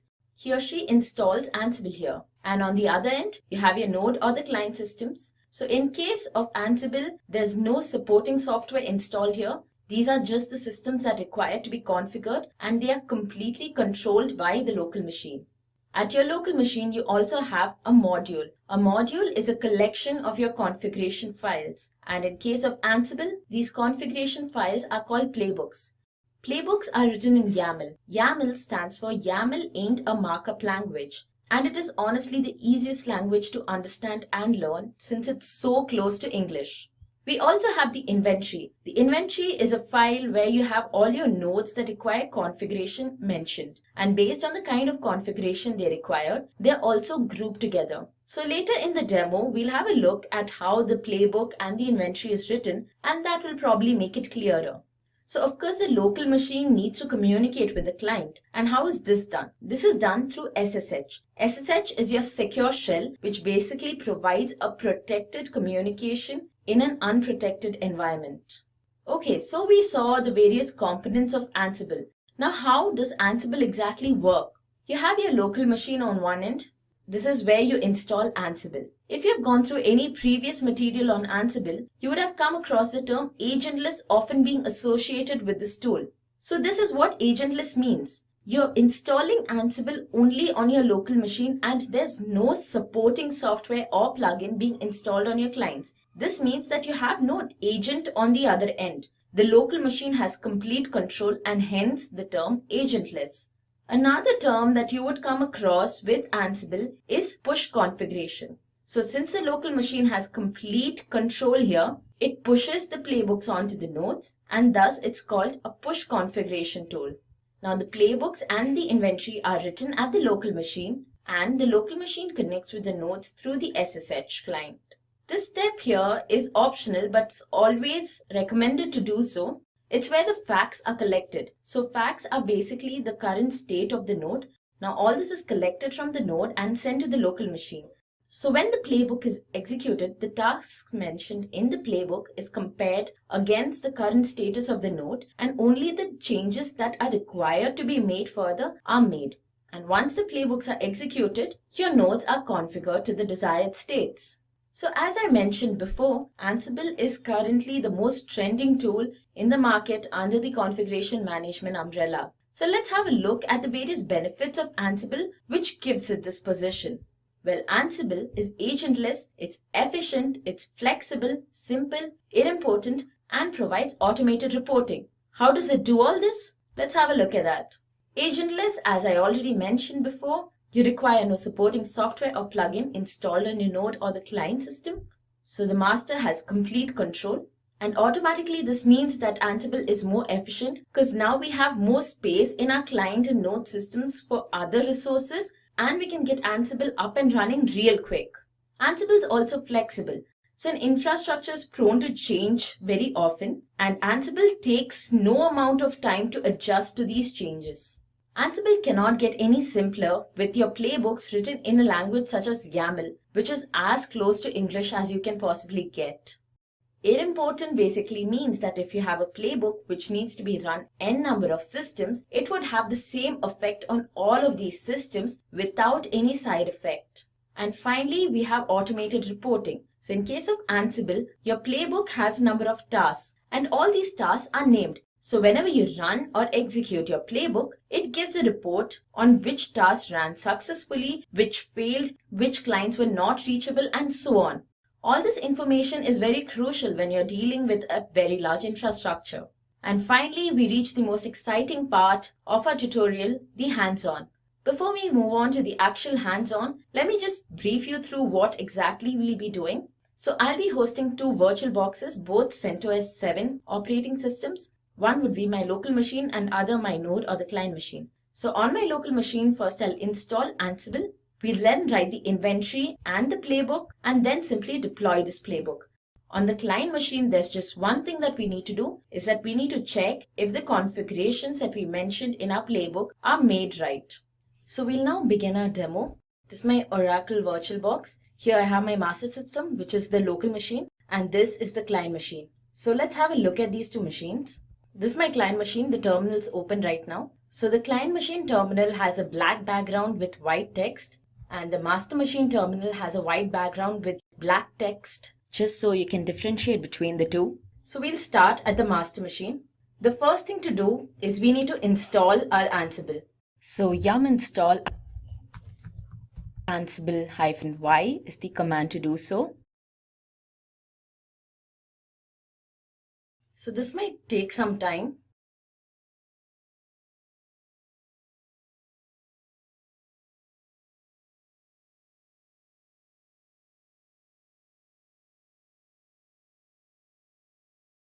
Yeah, so Ansible's installed. The next step, we go to our host file. So our host file here is basically the inventory. It's where you'll specify all your nodes. In our case, we just have one node. That's the path to your host file. As you'll see, everything here is commented. So just type in the group for your client nodes. So I'm going to name it Ansible Clients.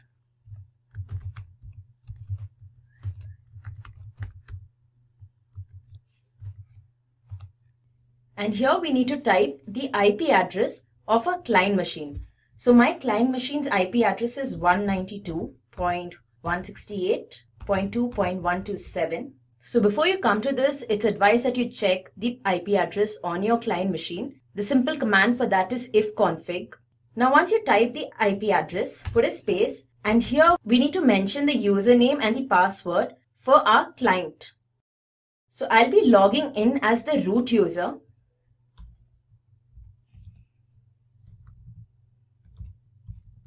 So this is the password.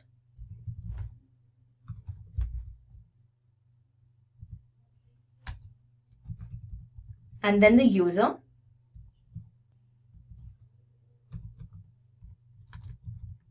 Which is root in my case. That's it. Now you can save this file. Just clear the screen. Next, we move on to our playbook. We need to write the playbook. So the extension for our playbook is YML, which stands for YAML. And as you can see here, I have already written my playbook, but I'll just explain to you how this is done. So a YAML file always begins with 3 dashes. This indicates the start of your YAML file. Now the first thing is you need to give a name to the entire playbook. So I have named it sample book. Host is basically where this would be executed. So as we saw earlier in our inventory, I mentioned client's group name as Ansible Clients. So we use the same name here. The remote user is the user you'll be using at your client. So in my case, that's root. And become true is basically to indicate that you need to set your privileges at root. So that's called a privilege escalation. Now a playbook consists of tasks. So we have here 3 tasks. The first task, I've named it to install HTTPD. So what we are doing here is we are installing our HTTPD package, which is basically the Apache server. And we are installing the most latest version of it. Hence the state value is latest. The next task is running HTTPD. So for the service, the name is HTTPD because that's the service we need to start running and the state is started. Our next task is creating content. So this is the part where we are creating our web page. So copy, because this is the file that will be created at the client. The content will be welcome and the destination of the file will be var www.html index.html. As you know, this is like a default path that we use to store all our HTML files. Now, as you can see here, there's quite a lot of indentation. And when it comes to YAML, although it's very simple to write and very easy to read, the indentation is very crucial. So the first dash here represents the highest stage, that is the name of the playbook, and all the dashes under tasks are slightly shifted towards the right. So if you have 2 dashes at the same location, they basically mean that they are siblings. So the priority would be the same. So to ensure that all your tasks are coming under the tasks label, make sure they are not directly under name. So yeah, that's pretty much it. So when you write your YAML file, the language is pretty simple, very readable. Indentations absolutely necessary. Make sure all your spaces are correctly placed. We can now save this file. Next thing, we need to check if the syntax of our YAML file is absolutely right, because that's very crucial. So the command to check the syntax of the YAML file is Ansible playbook, the name of your playbook, syntax check. So we have no syntax errors, which is why the only output you receive is sample.yml, which is the name of your playbook. So our playbook is ready to be executed. The command to execute the playbook is Ansible playbook and the name of your playbook.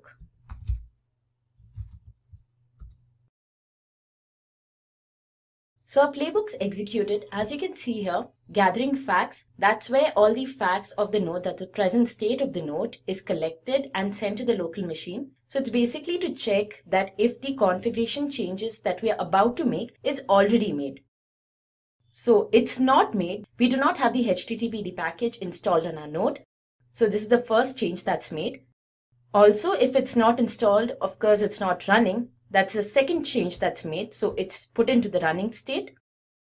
And a final task, which is create content, is under the OK state. This means that the content's already present in the client machine. So I made it this way so that you can at least see the different states that's present. So over here we have OK4, so 4 things are all fine. The facts are gathered, 2 things are changed, and 1 is already present. 2 changes are made. 0 clients are unreachable and 0 tasks have failed. So this is the documentation that I was referring to previously that Ansible provides automatically and is very useful, as you can see. So our next step, we need to just check on our client machine if all the changes that we desired are made. So let's move to our client.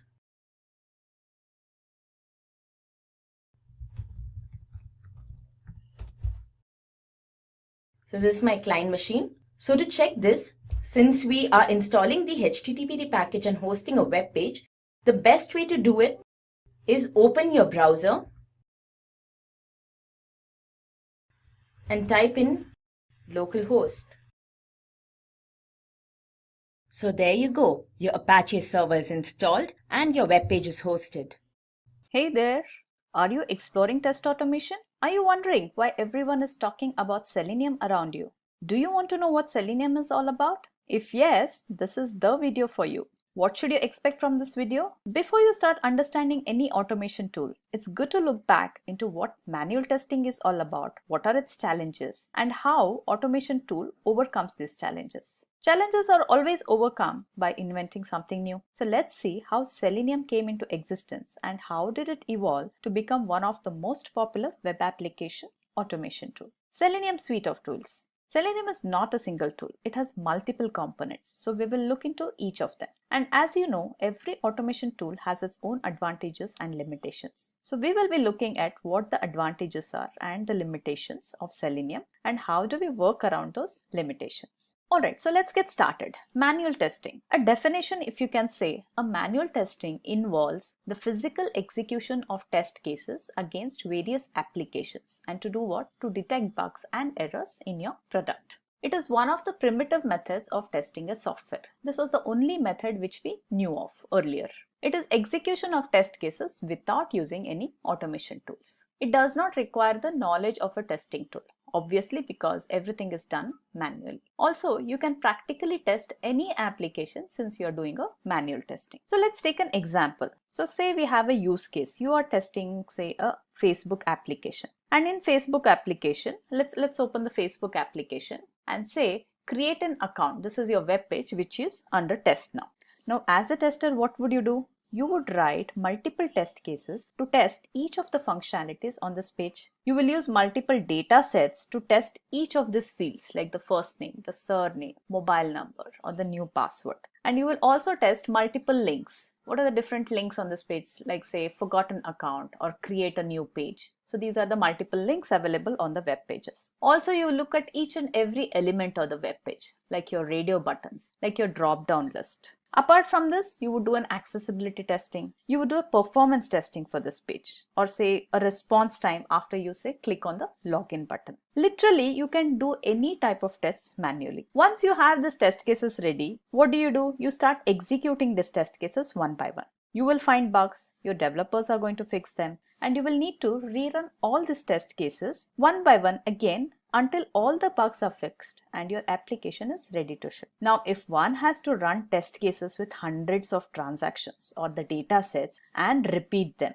can you imagine the amount of effort required in that? Now that brings us to the first demerit of the manual testing. Manual testing is a very time consuming process and it is very boring. Also, it is very highly error prone. Why? Because it is done manually and human mistakes are bound to happen. Since it's a manual execution, tester's presence is required all the time. One needs to keep doing manual steps, step by step again all the time. He also has to create manual reports, group them, format them so that we get good looking reports. Also send these reports manually to all stakeholders. Then collection of logs from various machines where you have run your test, consolidating all of them, creating repositories and maintaining them. And again, since it's all is a manual process, there is a high chance of creating manual errors there. Scope of manual testing is limited.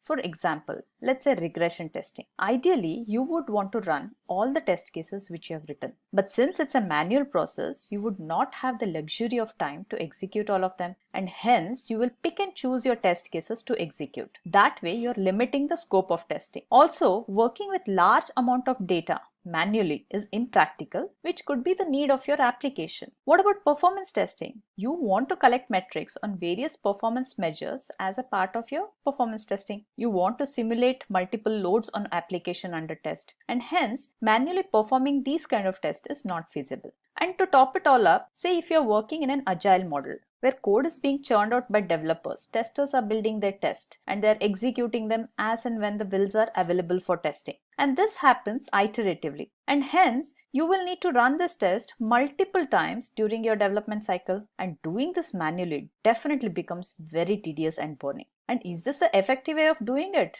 Not at all. So what do? We automate it. So this tells us why we automate. 1, for faster execution. 2, to be less error prone. And 3, the main reason is to help frequent execution of our test. So there are many tools available in the market today for automation. One such tool is Selenium. Birth of Selenium. Much before Selenium, there were various tools in the market, like say RFT and QTP, just to name a few popular ones. Selenium was introduced by a gentleman called Jason Huggins way back in 2004. He was an engineer at ThoughtWorks, and he was working on a web application which needed frequent testing. He realized the inefficiency in manually testing this web application repeatedly. So what he did was he wrote a JavaScript program that automatically controlled the browser actions, and he named it as JavaScript Test Runner. Later, he made this open source, and this was renamed as the Selenium core. And this is how Selenium came into existence. And since then, Selenium has become one of the most powerful tools for testing web applications. So how does Selenium help? So we saw all the demerits of manual testing. So we can say by automation of test cases, one, Selenium helps in speedy execution of test cases. Since manual execution is avoided, the results are more accurate, no human errors. Since your test cases are automated, human resources required to execute automated test cases is far less than manual testing. Because of that, there is a lesser investment in human resources. It saves time, and time is money. It's cost effective as Selenium is an open source. It is available free of cost. Early time to market. Since you save effort and time on manual execution, your clients will be merrier as you would be able to ship your product pretty fast. Lastly, since your test cases are automated, you can rerun them any point of time and as many times as required. So if this tool offers so many benefits, we definitely want to know more detail about what Selenium is. Selenium enables us to test web applications on all kinds of browsers like Internet Explorer, Chrome, Firefox, Safari, Edge, Opera, and even the headless browser. Selenium is an open source and it is platform independent. The biggest reason why people are preferring this tool is because it is free of cost, and the QTP and the RFT which we talked about are chargeable. Selenium is a set of tools and libraries to facilitate the automation of web application. As I said, it is not a single tool. It has multiple components which we'll be seeing in detail in some time. And all these tools together help us test the web application. You can run Selenium scripts on any platform. It is platform independent. Why? Because it is primarily developed in JavaScript. It's very common for manual testers not to have in-depth programming knowledge.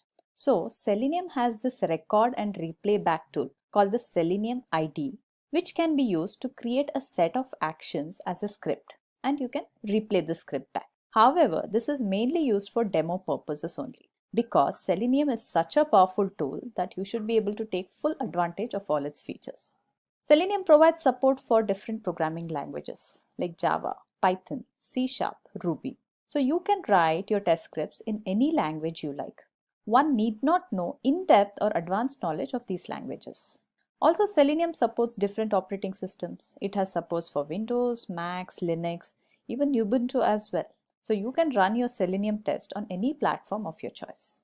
And hence, Selenium is the most popular and widely used automation tools for automating your web applications. Selenium set of tools. So let's go a little more deeper into Selenium.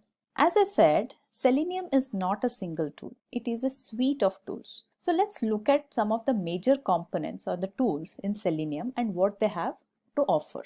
So Selenium has 4 major components. 1. Selenium ID. It's the most simplest tool in the suite of Selenium. It is integrated development environment. Earlier, Selenium ID was available only as a Firefox plugin, and it offered a simple record and playback functionality. It is a very simple to use tool, but it's mainly used for prototyping and not used for creating automation in the real-time projects because it has its own limitations like any other record and replay tool.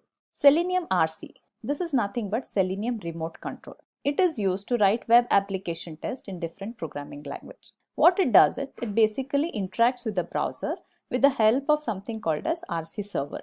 And how it interacts is it uses a simple HTTP POST-GET request for communication. This was also called as Selenium 1.0 version, but it got deprecated in Selenium 2.0 version and was completely removed in 3.0, and it was replaced by WebDriver. And we will see in detail as why this happened. Selenium WebDriver. This is the most important component in the Selenium suite. It is a programming interface to create and execute test cases. It is obviously the successor of the Selenium RC which we talked about because of certain drawbacks which RC had. So what WebDriver does is it interacts with the browsers directly, unlike RC where the RC required a server to interact with the browser. And the last component is the Selenium Grid. So Selenium Grid is used to run multiple test scripts on multiple machines at the same time. So it helps you in achieving parallel execution.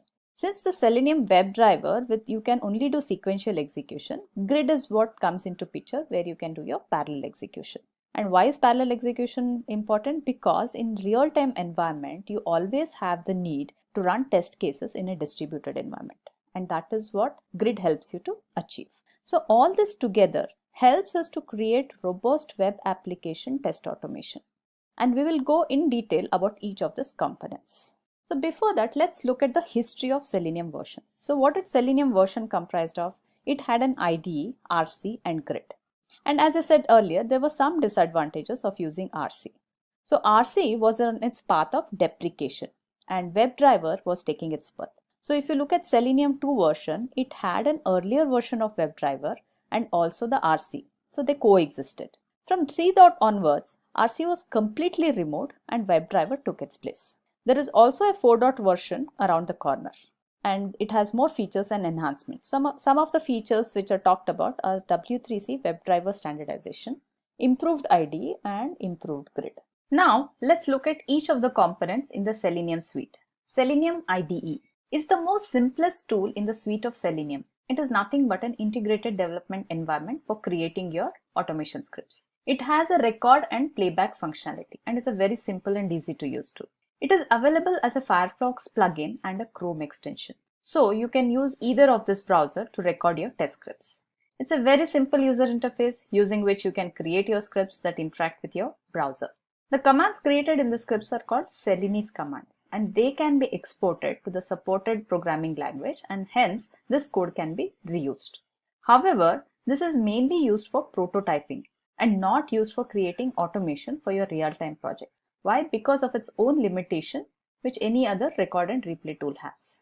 So a bit history of Selenium IDE. So earlier Selenium IDE was only a Firefox extension. So we saw that IDE was available since the Selenium version 1. Selenium IDE died with the Firefox version 55.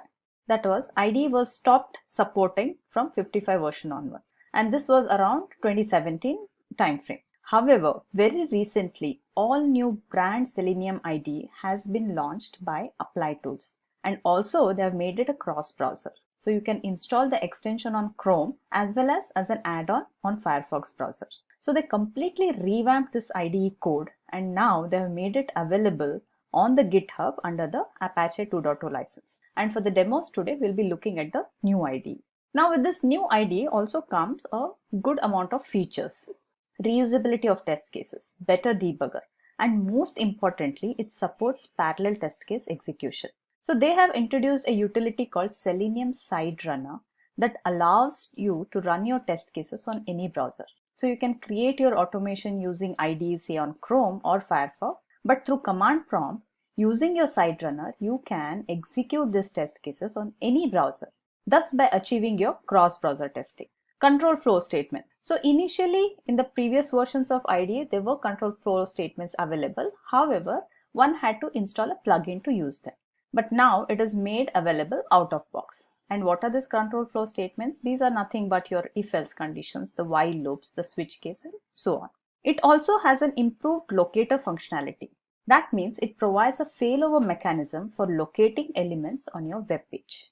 So let's look at how this IDE looks and how do we install it and start working on that. So for that, let me take you to my browser. So say, let's go to the Firefox browser. So on this browser, I already have the IDE installed. So when you already have an IDE installed, you will see an icon here which says Selenium IDE. And how do you install this? You simply need to go to your Firefox add-ons. Here, where it says find more extension, so just type in Selenium IDE and search for this extension. So in the search results, you see this Selenium IDE, just click on that. And now since I've already installed, here it says remove. Otherwise, for you, it is going to give you an add button here. Just click on the add button. It will install this extension. Once it is installed, you should be able to see this Selenium IDE icon here. Okay, so now let's go ahead and launch this IDE. So when I click on that, it is going to show me a welcome page where it's going to give me a few options. The first option is it says record a new test case in a new project. So straight away, if you choose this option, you can start recording a test case. in which case it's going to just create a default project for you, which you can save it later. Then open an existing project. So you can open if you already have a saved project, create a new project and close. So I already have an existing project with me for the demo purpose. So I'll go ahead and open that. So I'll say open existing project, and I have created a simple script. What the script does is it logs me into the Facebook using a dummy username and password. That's all. It's a very simple script with few lines, and this is what it's going to do. So what we will simply do is we'll just run the script and see how it works. For that, I'm just going to reduce the test execution speed so that you should be able to see every step of execution here. Alright, so what I'll do now here is I'll just adjust this window and I'll just simply say run current test. Alright, so I'll just get this side by side so that you should be able to see what exactly the script is doing. Okay, so now you're able to see both the windows. Okay, so now it's going to type in your user email here. There you go. And now it will enter the password and it has clicked on the login button. So it's going to take a while to say login, and since these are the dummy IDs, you are not able to log in here and you're going to see this error window. Fine, that is what is the expected output here. Now on the ID, if you look here, after I execute the test case, every statement or every command which I have used here is color coded in green. So that means this particular step was executed successfully. And then here in the log window, it will give you a complete log of this test case, right from the first step till the end. And your end result is, it says FB login, which is my test case name, completed successfully. Let's look at few components of this ID. The first one is the menu bar. So let's go to our ID. Alright, so the menu bar is right here on the top. So here is your project name. So either you can add a new project here or rename your project. So since we already have this project, which is named as Facebook. And then on the right, you have options to create a new project, open an existing project, or save the current project. And then comes our toolbar. So using the options in this toolbar, you can control the execution of your test cases. So first one here is the recording button. So this is what you use when you start recording your script. And then on the left, you have two options here to run your test cases. The first one is run all tests. So in case you have multiple test cases written here, you can execute them one by one sequentially by using this run all test. Else what you can do is if you just want to run your current test, this is what you would use. Then IDE has this debugger option which you can use to do a step execution. So say for example, now whenever I run the scripts, it's going to execute each and every command here sequentially. So instead, if I just select the first command and say do step execution, alright, so what it does is the moment it finishes the first command, which is opening of Facebook, right? I think which is already done here. Yeah.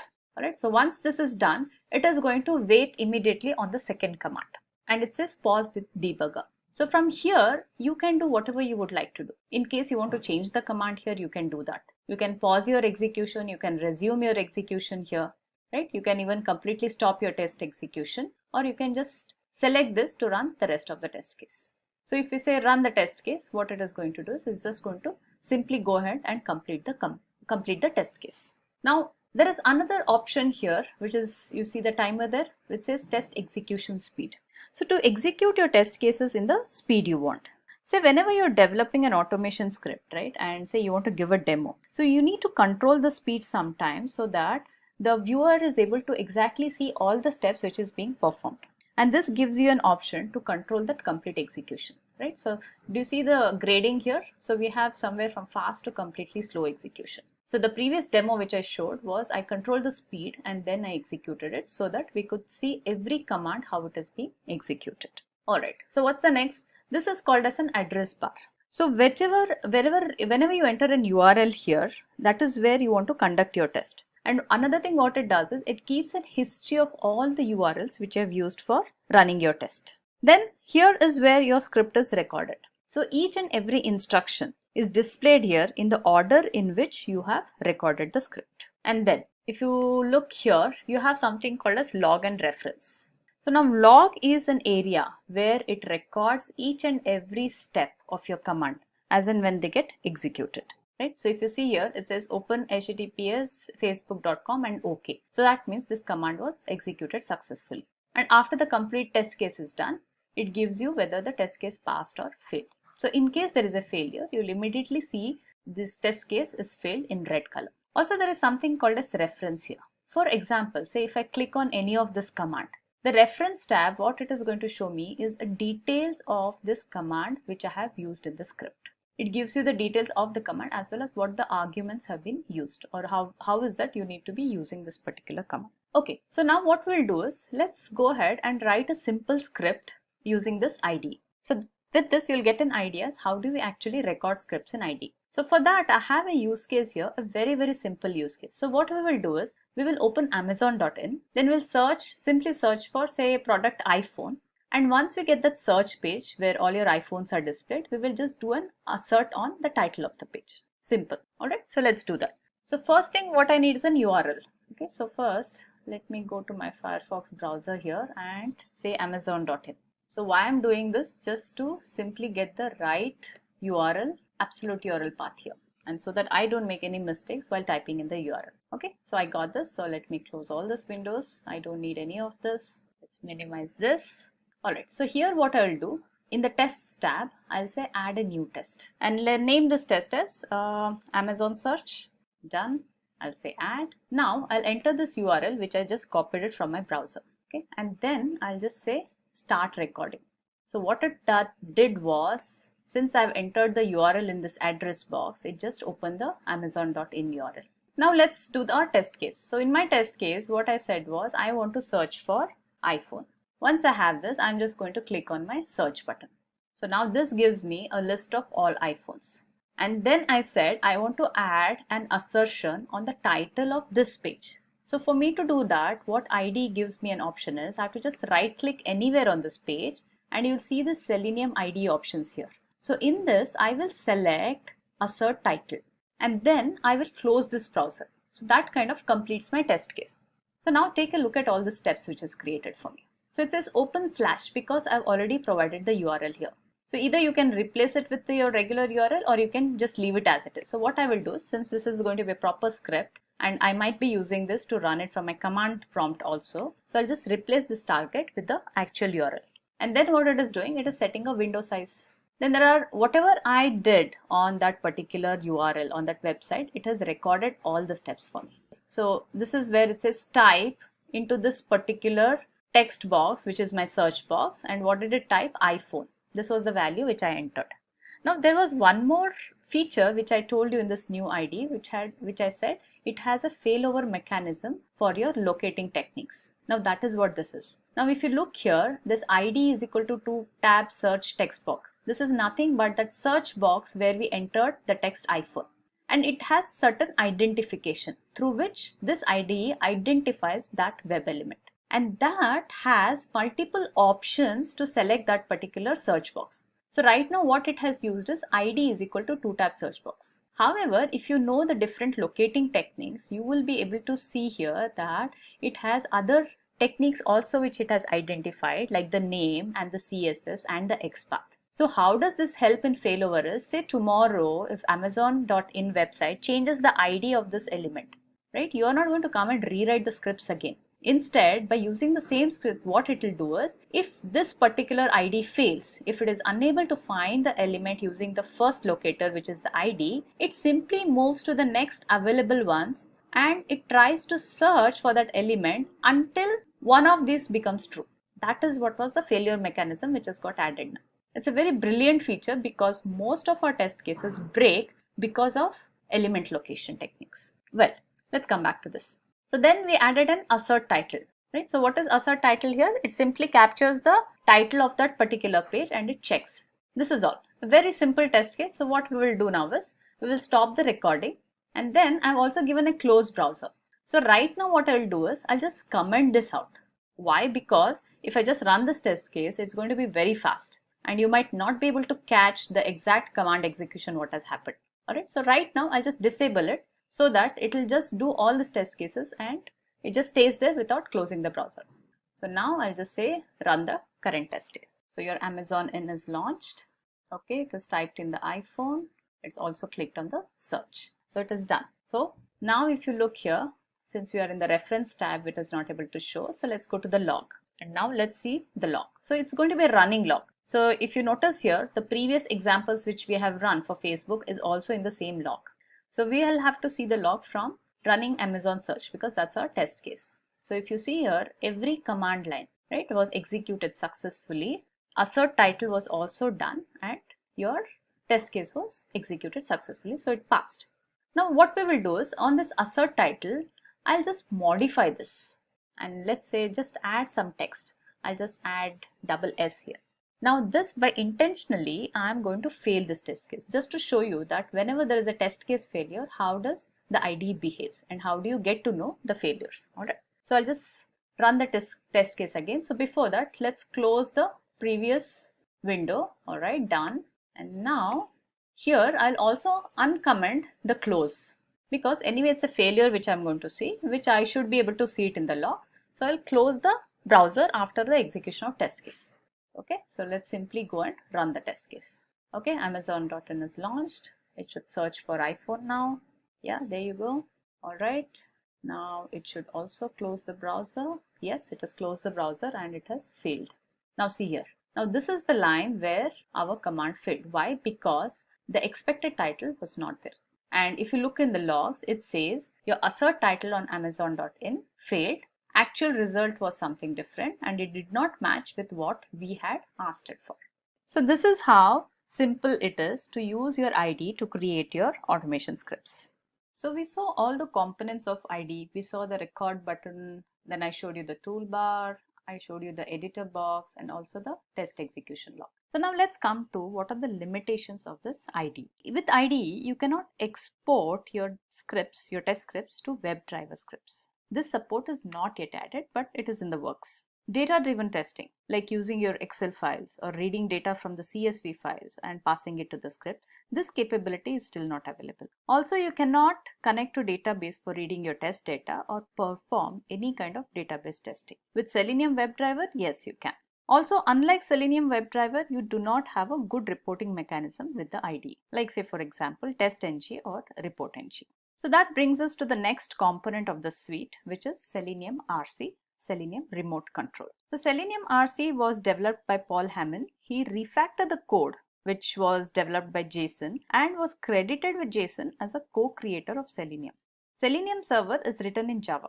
It is used to write web application tests in different programming languages, as it supports multiple programming languages like your Java, C#, Perl, Python, and Ruby. It interacts with the browser with the help of an RC server. So this RC server uses a simple HTTP GET and POST request for communication. And as I said earlier also, Selenium RC was called as Selenium 1.0 version. But it got deprecated in Selenium 2.0 and was completely removed in 3.0 and it got replaced by what? WebDriver. And we'll see why this happened and what was that issue which we had with the RC server. So this is the architecture of Selenium remote control at a very high level. So when Jason Huggins introduced Selenium, you know the tool was called as JavaScript program. And then that was also called as a Selenium core. So every HTML has a JavaScript statements which are executed by web browser, and there is a JavaScript engine which helps in executing this command. Now this RC had one major issue. Now what was that issue? Say for example, you have a test script, say test.javascript here, which you are trying to access elements from anywhere from the google.com domain. So what used to happen is every element which is accessible are the elements which can belong only to google.com domain. Like say for example, mail, the search or the drive. So any elements from this can be accessible through your test scripts. However, nothing outside the domain of say google.com in this case was accessible. Say for example, if your test scripts wanted to access something from yahoo.com, this was not possible. And this is due to the security reasons, obviously. Now to overcome that, the testers, what they had to do was they had to install the Selenium core and the web server, which contained your web application which is under test on the same machine. And imagine if you have to do this for every machine which is under test. This is not going to be feasible or even effective all the time. And this issue is called as a same origin policy. Now what a same origin policy issue says is it prohibits a JavaScript from accessing elements or interacting with scripts from a domain different from where it is launched. And this is purely for the security measure. So if you have written a scripts which can access your google.com or anything related to google.com, these scripts cannot access any elements outside the domain. Like as we said in the example yahoo.com. This was the same origin policy. Now, to overcome this, what this gentleman did was he created something called as Selenium Remote Control Server to trick the browser in believing that your core, your Selenium core and your web application under test are from the same domain. And this is what was the Selenium Remote Control. So if you look at again a high level architecture, or how did this actually work? First you write your test scripts, which is here, right, in any of the supported language like your PHP or your Java or Python. And before we start testing, we need to launch this RC server, which is a separate application. So this Selenium server is responsible for receiving the Selenium commands. And these Selenium commands are the ones which you have written in your script. It interprets them and reports the result back to your test. So all that is done through your RC server. The browser interaction, which happens through RC server, right, from here to your browser. So this happens through a simple HTTP and post and get request. And that is how your RC server and your browser communicate. And how exactly this communication happens? This RC server, it acts like a proxy. So say your test scripts asks to launch a browser. So what happens is this commands goes to your server, and then your RC server launches the browser. It injects the JavaScript into the browser. Once this is done, all the subsequent calls from your test script, right, from your test scripts to your browser goes through your RC. And now upon receiving these instructions, your Selenium core executes these actual commands as JavaScript commands on the browser. And then the test results are displayed back from your browser to your RC to your test scripts. So the same cycle gets repeated, right, until the complete test case execution is over. So for every command what you write in your JavaScript here or your test script here goes through a complete cycle of going through the RC server to the browser, collecting the results again from the RC server back to your test scripts. So this cycle gets repeated for every command until your complete test execution is done. So RC had definitely a lot of shortcomings, and what are those? So RC server needs to be installed before running any test scripts, which we just saw. So that was an additional setup since it acts as a mediator between your commands, which is your Selenium commands, and your browser. The architecture of RC is complicated. Why? Because of its intermediate RC server, which is required to communicate with the browser. The execution of commands takes very long. It is slower. We know why. Because every command in this takes a full trip from the test script to your RC server, to the core engine, to the browser, and then back to the same route, which makes your overall test execution very slow. Lastly, the APIs supported by RC are very redundant and confusing. So RC does have a good number of APIs. However, it is less object oriented. So they are redundant and confusing. Say for example, say if you want to write into a text box, how and when to use a type key command or just a type command is always confusing. Another example is some of the mouse commands, using a click or a mouse down. Both kind of, almost providing a similar functionality. So that is the kind of confusion which developers used to create. Hence, Selenium RC got deprecated and is no more available in latest Selenium versions. It is obsolete now. Now to overcome these shortfalls, WebDriver was introduced. So while RC was introduced in 2004, WebDriver was introduced by Simon Stewart in 2006. It's a cross-platform testing platform. So WebDriver can run on any platform like say Linux, Windows, Mac, or even if you have a Ubuntu machine, you can run your Selenium scripts on this machine. It is a programming interface to run test cases. It is not an IDE. And how does this work actually? So test cases are created and executed using web elements or objects using the object locator and the WebDriver methods. So when I do a demo, you will understand what these WebDriver methods are and how do we locate the web elements on the web page. It does not require a core engine like RC. So it is pretty fast. Why? Because WebDriver interacts directly with the browser and it does not have that intermediate server like the RC had. So each browser, in this case, what happens is each browser has its own driver on which the application runs. And this driver is responsible to make the browser understand the commands which you will be passing from the script. Like say for example, click of a button or you want to enter some text. So through your script, you tell which browser you want to work with, say Chrome, and then the Chrome driver is responsible for interpreting your instructions and to execute it on the web application launched on the Chrome browser. So like RC, WebDriver also supports multiple programming languages in which you can write your test scripts. So another advantage of WebDriver is it supports various frameworks like TestNG, JUnit, NUnit and ReportNG. So when we talk about the limitations of WebDriver, you will appreciate how this support for various frameworks and tools help in making the Selenium a complete automation solution for web application. So let's look at the architecture of WebDriver at a high level. What is in WebDriver? So WebDriver consists of 4 major components.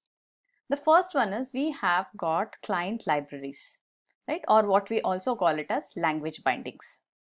So since Selenium supports multiple languages and you're free to use any of the supported languages to create your automation script, these libraries are made available on your Selenium website, which you need to download and then write your scripts accordingly.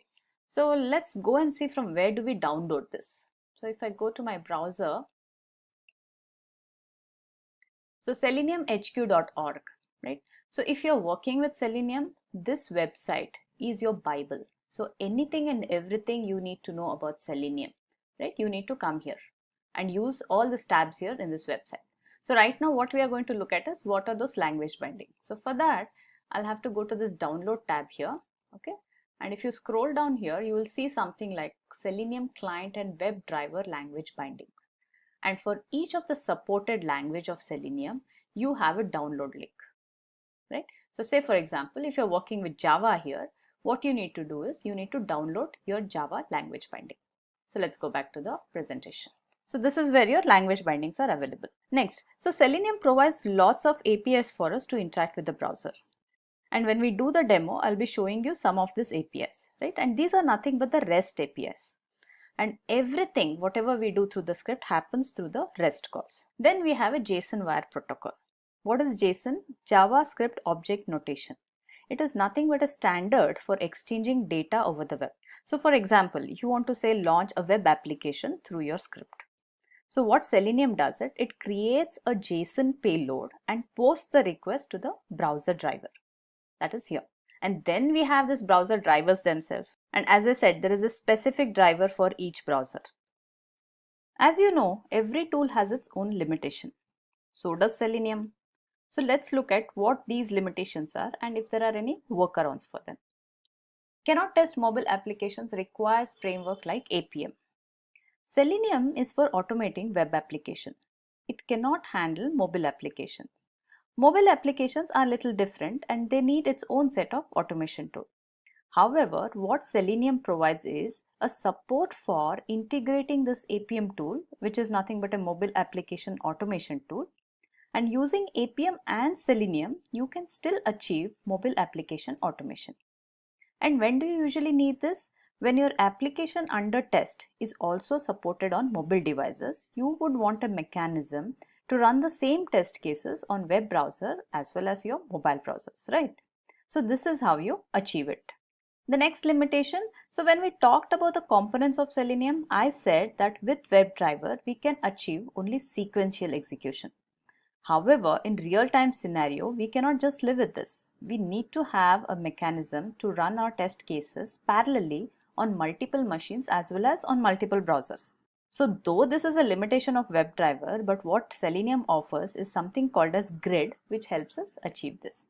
And we will see in shortly what the Selenium grid is all about.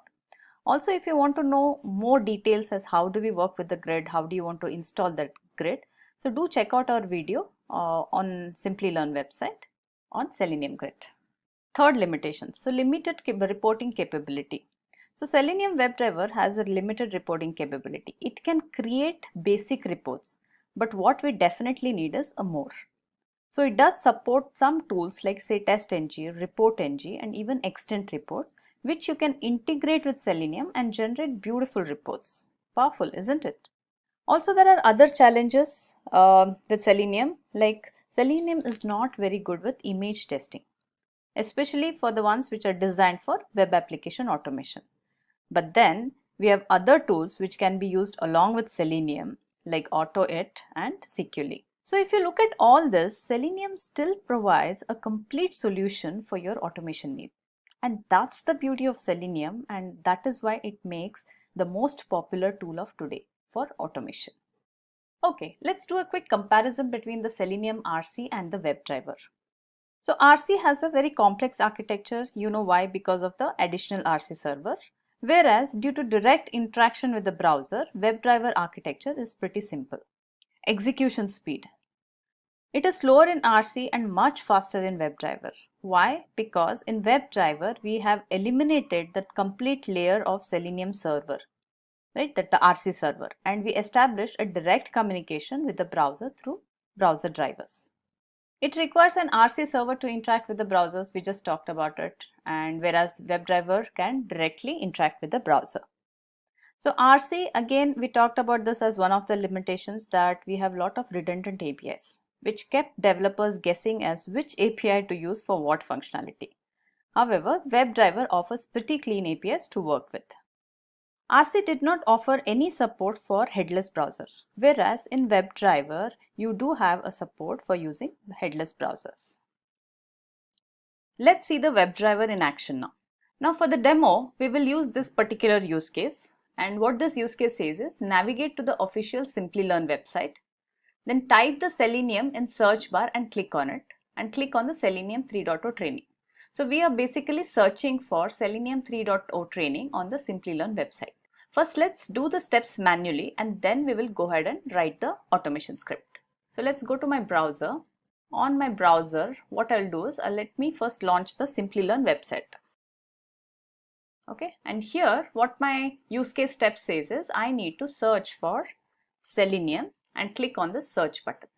So once I do that, it is going to give me a complete list of all kind of Selenium trainings which is available with Simplilearn. And what I'm interested in is the Selenium 3.0 training here. Once I find this on the web page, I need to go and click on that. Alright. So this is all the steps which we are going to perform in this use case. Okay. Now, so for writing the test cases, I'll be using an IDE which is Eclipse. I've already installed my Eclipse, and also I have installed Selenium in this instance of my Eclipse. Alright, so if you can see the reference library folder here, you will see all the jars which are required for the Selenium to work. Next, another prereq which is required for Selenium, and that is your driver files. Now, every browser which you want to work with has its own driver file to execute your Selenium scripts. And since for this demo, I'll be working with the Firefox browser, I will need a driver file for Firefox. Now, driver file for Firefox is the Gecko driver, which I have already downloaded and placed in my folder called drivers. Now, where did I download this from? Let's go ahead and see that.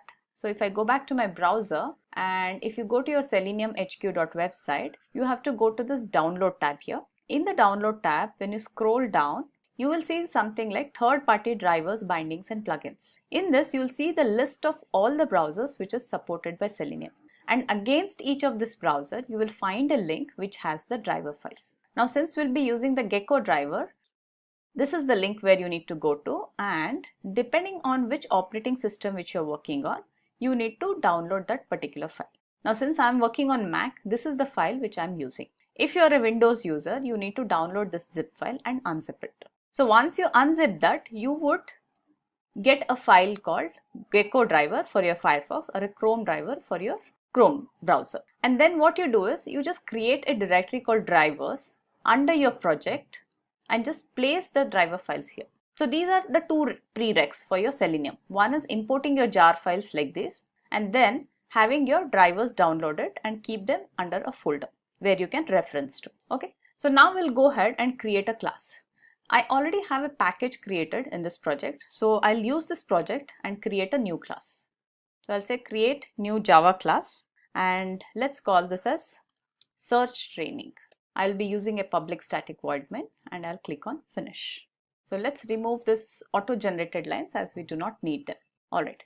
Now the first statement which you need to write before even you start writing the rest of your code is what you need to do is you need to define or declare your driver variable using your class WebDriver. So what I would do is I'll say WebDriver driver. Done. Alright. Now you will see that this IDE is going to flash some errors for you. That means it is going to ask you to import certain libraries which is required by the WebDriver. So simply just go ahead and say import WebDriver from org.opensq.selenium. This is the package which we will need. Alright. So you have a driver created which is of the class WebDriver.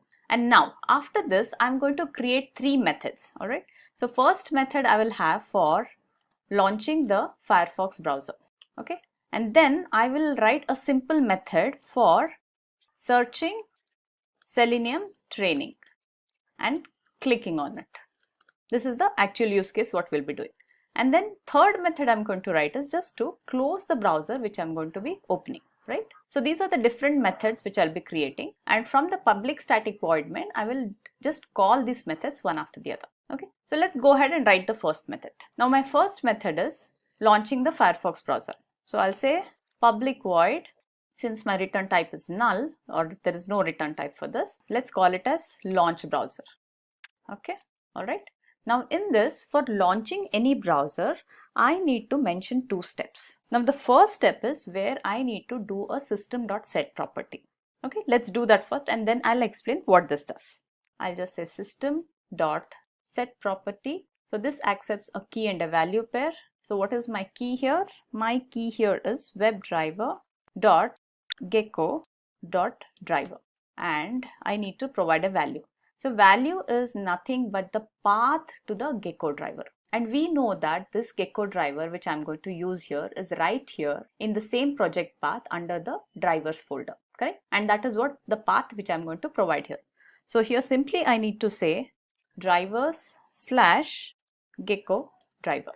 Gecko. All right, done. And let me close this sentence. All right. Now, since I'm a Mac user, my Gecko driver installable is just the name Gecko driver. If you're a Windows user and if you're running your Selenium scripts on the Windows machine, you need to provide a complete path to this, including .exe, because driver executable on your machines is going to be gecko driver.exe. All right. So just make sure that your path which you mentioned here in the system.set property is the correct path. Okay. Then the next thing what we need to do is I need to just say driver is equal to new Firefox driver. Okay, so this command new Firefox driver creates an instance of the Firefox browser. Now this is also flagging me error. Why? Because again it's going to ask me to import the packages where the Firefox driver class is present. Okay, we did that. Now these two lines are responsible for launching the Firefox browser form. So this is done. So what's my next step in the use case? Now I need to launch the website Simplilearn. So for that we have a command called driver.get. Driver.get, what it does is whatever URL you're going to give it here in this double quotes as an argument, it is going to launch that particular website. And for us, it's a Simplilearn website. So what I do as a best practice is instead of typing out the URL, I go to my browser, launch that URL which I want to test, and I simply copy it. Come back to your Eclipse and just simply paste it. So this ensures that I do not make any mistakes in the URL. Okay, so done. So our first method is ready where we are launching the browser, which is our Firefox browser, and then launching the Simplilearn website. Now, the next method. What is my next method? In my next method, I need to give the search string to search Selenium training on this particular website. Now, for that, we need to do few things. What are those few things? Let's go to the website again. All right. So let me relaunch this. Let's close this. Okay. Let me remove all this and let's go to the home page first. Okay, this is my home page. So as you saw when I did a manual testing of this, I entered the text here. So now since I have to write a script for this, first I need to identify what this element is. For that, what I'm going to do is I'm just going to say right click here and I'll say inspect element. Alright, now this element, let's see what attribute it has which I can use for finding this element. So I see that there is an ID present. So what I'm going to do is I'm just going to simply use this ID and then I'll just copy this ID from here. Go back to Eclipse. Let's write a method first. So I'll say public void, and what do we give the method name? Say search training or just search. All right. Now in this, I need to use a command called driver.findElement by ID is what I'm going to use as a locating technique. And in double quotes, the ID which I copied from the website is what I'm going to paste here. Okay. And then what am I going to do on this element is I need to send that text, the text which I'm going to search for, which is Selenium. So I'll just say send keys, and whatever text I want to send, I need to give it in double quotes. So for that, Selenium. So this is done. So now I've entered the text here, and after entering the text, I need to click on this button. So for that, I need to first know what that button is. So let's inspect that search button. Okay.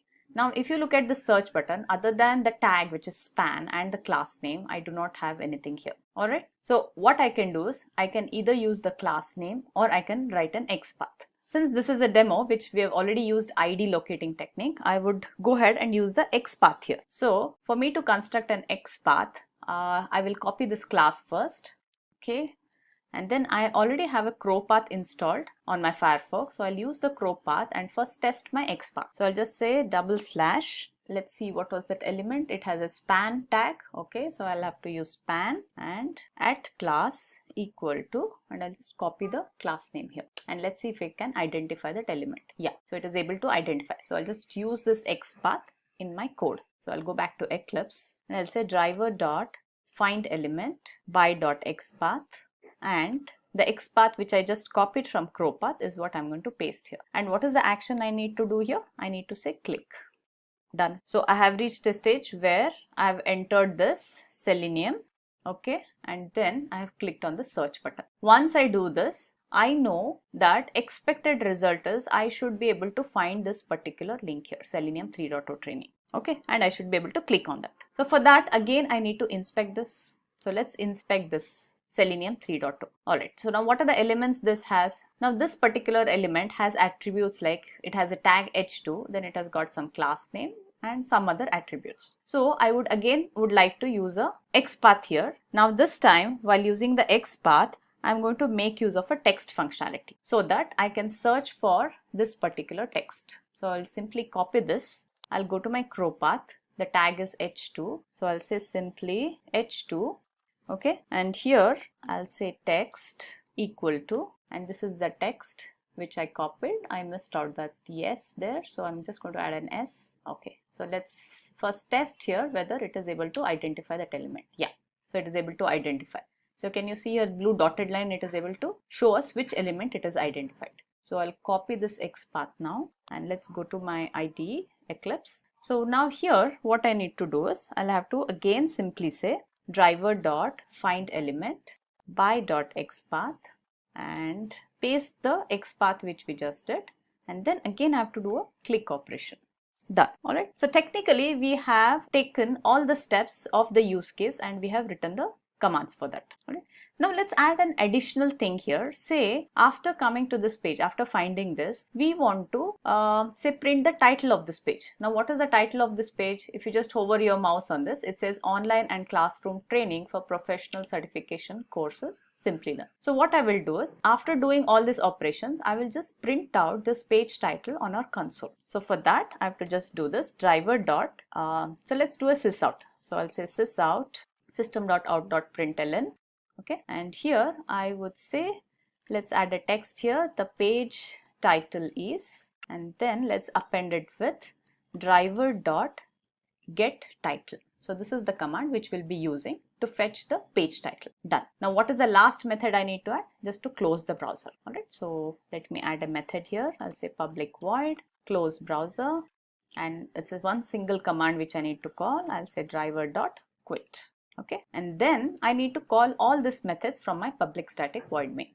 So let me use my class name, which is this. So I'm going to create an object obj is equal to new class name, and then using this object, first is I need to call the method launch browser, and then I'll call the method search, right, and then I'll call the method close browser.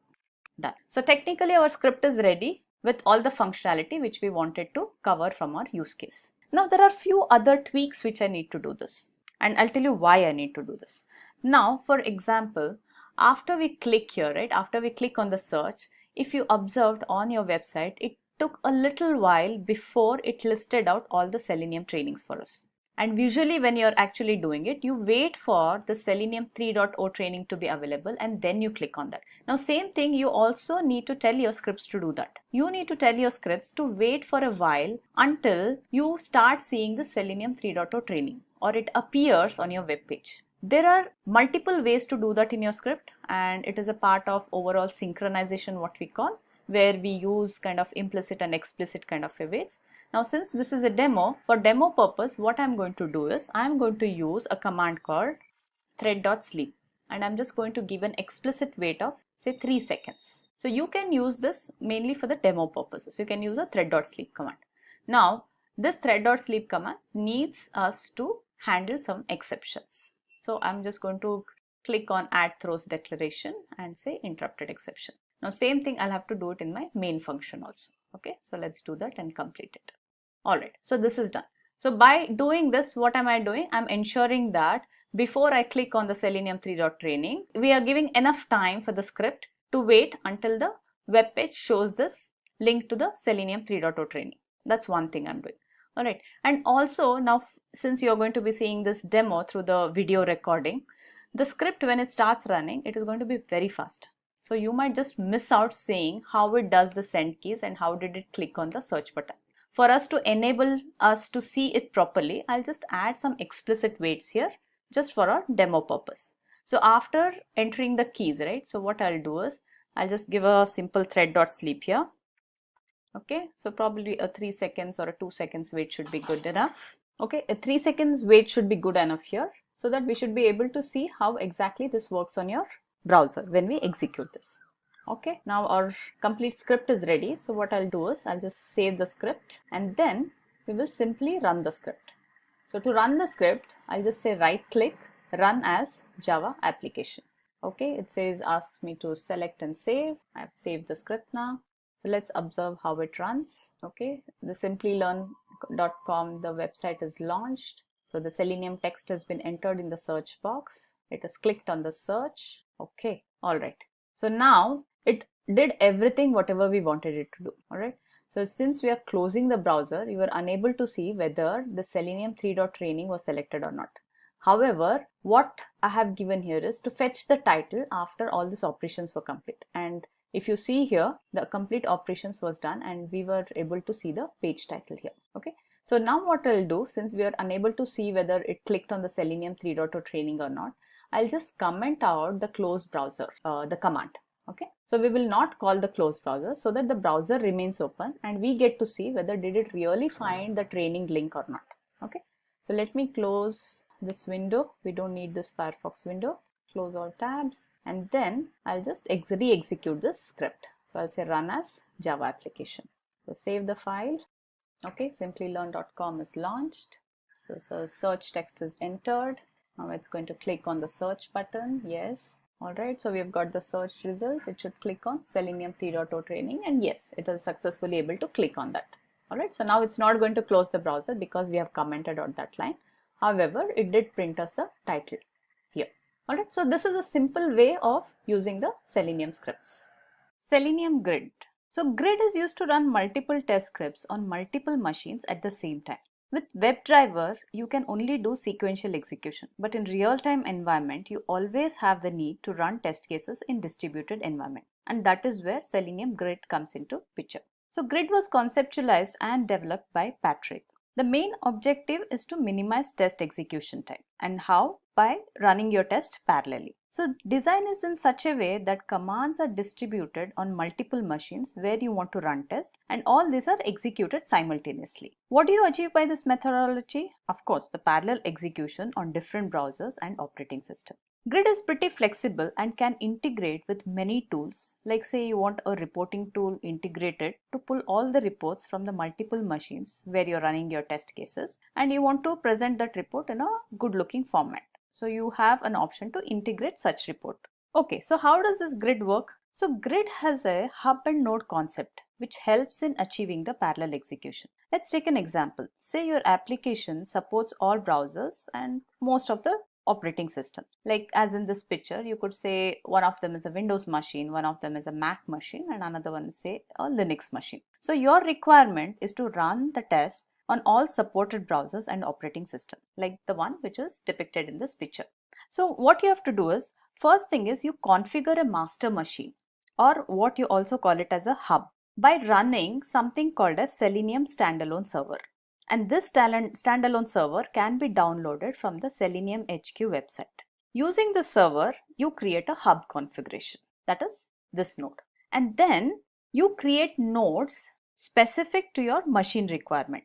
And how are these nodes created? You again use the same server, which is your standalone Selenium server, to create the node configuration. So I'll show you where the Selenium server can be downloaded. So if we go back to our Selenium HQ website, so you can see here right on the top it says Selenium standalone server. And this is the latest version available, so you just need to download. Once you download this, keep a version of this one on your master machine, that is your hub, and this should also be present on your node machines. And there is a certain command which you can use to install this server as a node and as a master depending on your configuration. So once that is done, you have your master or the hub and the nodes created. Your master can control on which nodes you want to execute test. Now say if this is a Mac machine, this is a Windows machine, through your master or your hub, you control on which machine you want to execute what tests. Then also you could have a multiple combination of tests. Like say for example, smoke test to be run on all these nodes. That's the kind of configuration you can create. Or a certain component test to be run on say only Windows 10 with an Edge browser. Or say regression test on Mac machine.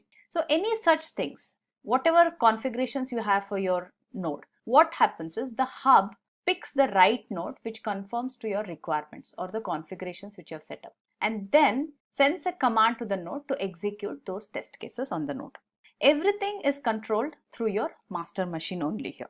What happens on the node? So once the node gets the command from the master, the node actually runs all the test cases which it intends to run on the specific browser which you have mentioned in your configuration file. So this is a very high level architecture and how a grid works. So if you want to know more details of how the grid works, you can refer to our video on Simplilearn.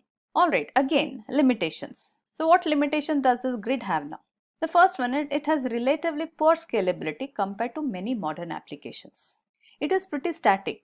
Each server is configured in advance with a subset of required browser instances available. So if you want to vary this, you'll need to reconfigure. So any configuration tomorrow on any machines you want to change, it cannot be done automatically. You need to completely reconfigure that node and then add it back to the grid. Thirdly, although it is available to run on virtual servers, it is actually not designed as a cloud native application. And as a result of this, it isn't optimized to take advantage of things like say distributed storage or dynamic scaling or even automatic failover. So these are some of the limitations of the grid. Advantages of Selenium: speed and accuracy. Of course, since there is no manual execution, your test can run faster, and with grid, it helps in parallel execution, and you can run or execute large volumes of tests within a very short time frame. Let's take an example. Say just before the release of your product, say during the last lap of your testing, you find a bug, and of course it has to be fixed. So the developer fixes the bug, and you want to run all the test cases pertaining to that area. Now, can you imagine that if you have to do this testing manually, how long it's going to take? So by automation, you can achieve this in a very short duration of time, and it will also help you release your product in time with very minimal or absolutely no human errors. The second advantage, it's an open source, so it's available free of cost, so anyone can download it and start using it. It supports wide spectrum of programming languages we have been seeing throughout this presentation. It is not restricted to any particular programming language. So whatever language you are comfortable with, you have an option to use that and write your Selenium scripts. Selenium has support for almost all browsers and operating systems. We also talked about headless browser support. So this helps you create test cases once using any of the browser and run them across all browsers and all operating systems, thus saving you a lot of time from manual execution and helping in achieving a very broad test coverage. And we also saw that pretty easy to use tool, right? So you can check out all our videos, and it's just a matter of time that you can master the skill of writing your automation scripts. Reusability. Of course, like any programming language, it provides you a mechanism to reuse your code and avoid redundancy. Well, again, let's see an overall what are the limitations of Selenium itself. Now, since Selenium is open source, that is one of the biggest advantage. Now, there is a little disadvantage which comes with that. And what is it? You do not have much technical support because it's an open source code. However, there are loads and loads of documentations and forums available which you can definitely refer to. And Selenium, as we said, it is only for automating web applications. It cannot handle the mobile applications or even the desktop application. However, it does provide support for integrating tools like APM for mobile testing. Selenium is not very good with image testing, especially designed for your web application tools. Again, we have tools like AutoIt and Securely which can be integrated with Selenium. Selenium WebDriver has limited reporting capability, but again, it does provide us support for integrating tools like TestNG, ReportNG, and Extend Report.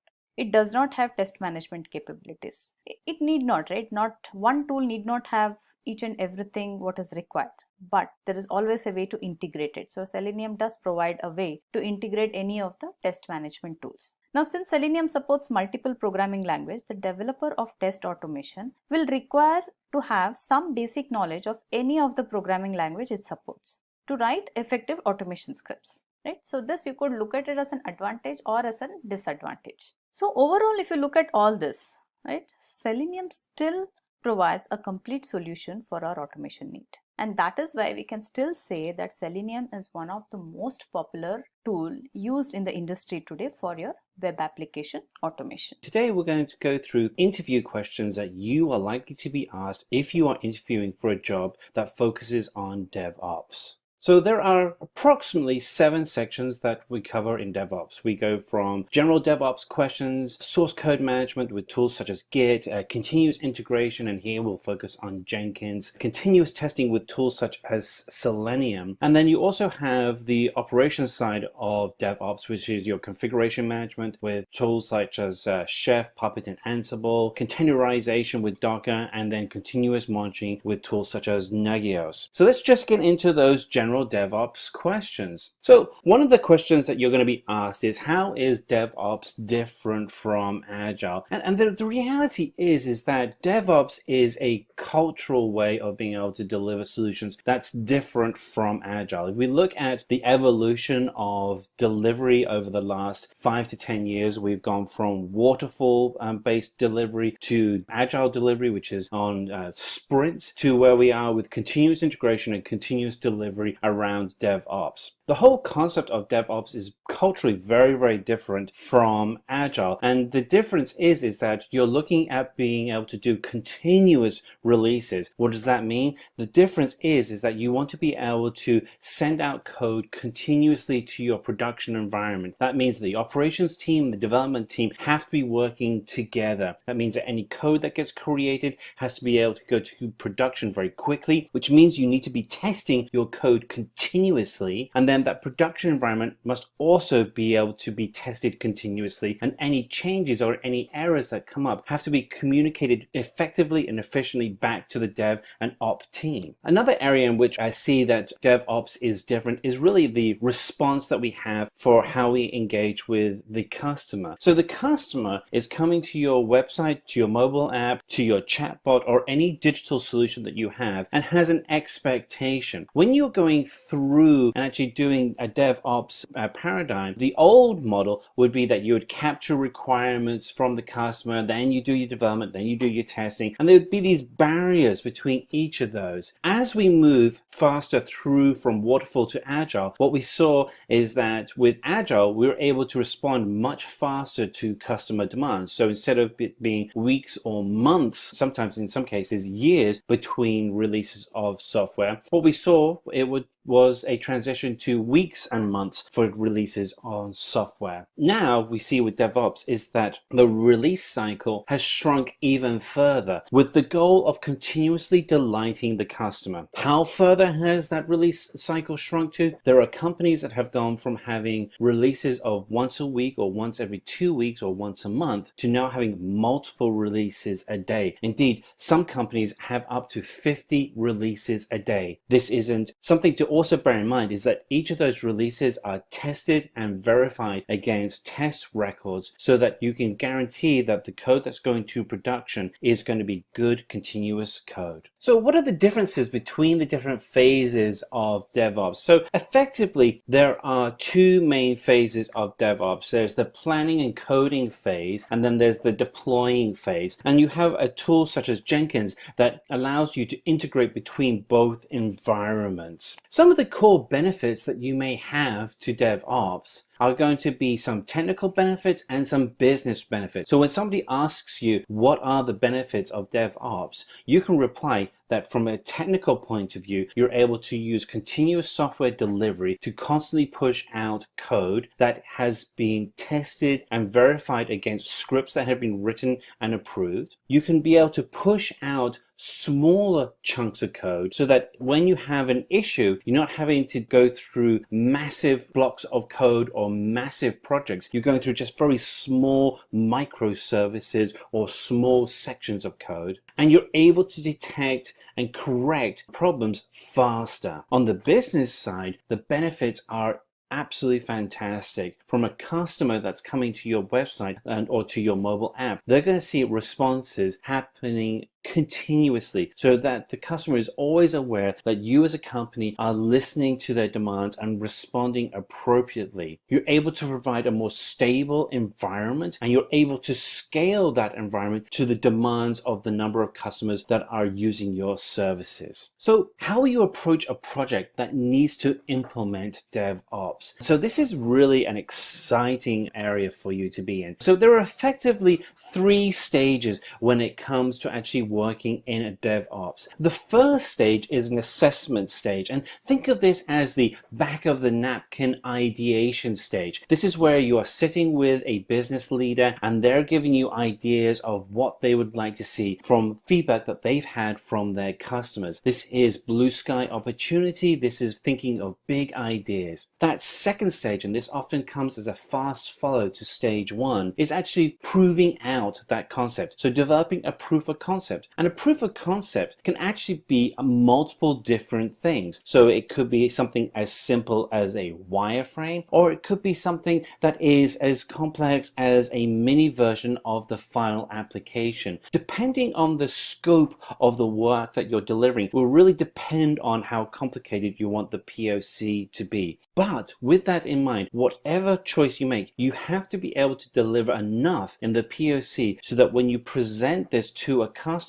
they're able to respond to that creation that you've developed and able to give you feedback to be able to validate that you are going with the right solution and able to provide the right product to your customers. That third stage is where you get into your DevOps stage, and this is just the exciting part. This is where the rubber hits the road and you start releasing code based on a backlog of features that are being requested for the solution. In contrast to doing agile delivery where you just continuously work through a backlog, with DevOps, what you're also looking at is putting in analytics and sensors to be able to validate that you are being successful with the solution that's being delivered. So that once you actually start delivering out code that customers can interact with, you want to be able to see what are the pieces of the solution that they are using, what do they like, what is complicated, where are the failure points, and you want to use that data and feed that back into your continuous integration and have that as a means to be able to backfill the demand of work that gets completed in the backlog. So what is the difference between continuous delivery and continuous deployment? So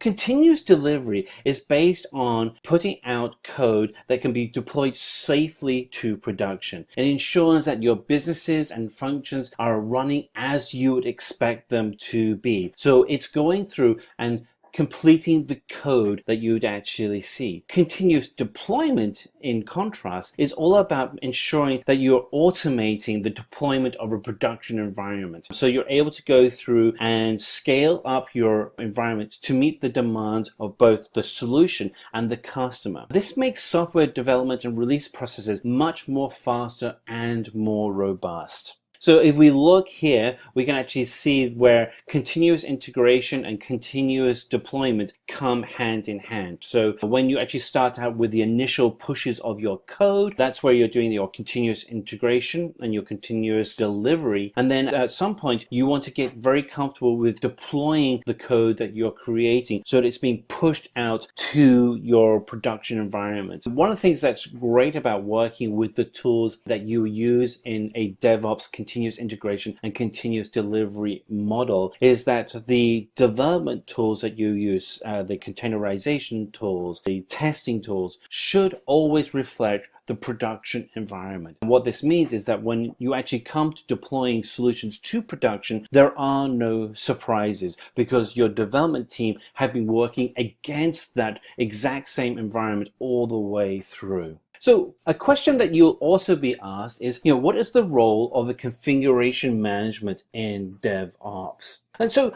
the role of configuration management really has three distinct areas. The first, and this is really the obvious one, and this is the one where you probably already have significant experiences, is the ability to manage and handle large changes to multiple systems in seconds rather than days, hours, or weeks, as may have happened before. The second area is that you want to also demonstrate the business reasons for having configuration management. And the business reason here is that it allows IT and infrastructure to standardize on resource configurations. And this has a benefit in that you're able to do more with fewer people. So instead of having a large configuration team, you can actually have a smaller, more highly skilled team that's able to actually manage an even larger operational environment. And thirdly, you want to be able to highlight the ability to scale. So if you have configuration management tools, you're able to manage a significant number of servers and domains that may have multiple servers in. It allows you to effectively manage servers that are deployed on cloud or private cloud and allow you to do this with high accuracy. So how does continuous monitoring help in maintain the entire architecture of the system? So when this question comes up, you want to dig in and show your knowledge on how configuration and continuous monitoring is able to control an entire environment. So the number one topic that you want to bring up when it comes to continuous monitoring is that with being able to effectively monitor your entire network 24/7 for any changes as they happen, you're able to identify and report those faults or threats immediately and respond immediately for your entire network instead of having to wait, as it happens sometimes, for a customer to email or call you and say, hey, your website's down. Nobody wants that. That's an embarrassing thing. The other three areas that you want to be able to highlight are the ability to be able to ensure that the right software and the right services are running on the right resources. That's your number one takeaway that you want to be able to give of continuous monitoring. The second is to be able to monitor the status of those servers continuously. This is not requiring manually monitoring, but having an agent that's monitoring those servers continuously. And then the third is that by scripting out and continuously monitoring your entire environment, you're creating a self-audit trail that you can take back and demonstrate the effectiveness of the operations environment that you are providing. So one of the cloud companies that is a strong advocate for DevOps is Amazon's Web Services, AWS, and they have really 5 distinct areas that you can zero in on for services. So when the question comes up, what is the role of AWS in DevOps? You want to really hold out your hand and list off 5 areas of focus using your thumb and finger. So you want to have flexible services, built for scale, automation, secure, and a large partner ecosystem. And having those 5 areas will really be able to help demonstrate why you believe that AWS and other cloud providers, but AWS is certainly the leader in this space, are great for being able to provide support for the role of DevOps. So one of the things that we want to be able to do effectively when we're releasing any kind of solution is to be able to measure that solution. And so KPIs are very important. So you will be asked for 3 important DevOps KPIs. And so 3 that really come to mind that are very effective. The first one is mean time to failure recovery. And what this talks about is what is the average time does it take to recover from a failure? And if you have experience doing this, then look at the experience that you have and use a specific example. where you are able to demonstrate that mean time to failure recovery. The second is deployment frequency. And with deployment frequency, you want to be able to discuss how often do you actually deploy solutions and what actually happens when you're actually doing those deployments, and what does the impact to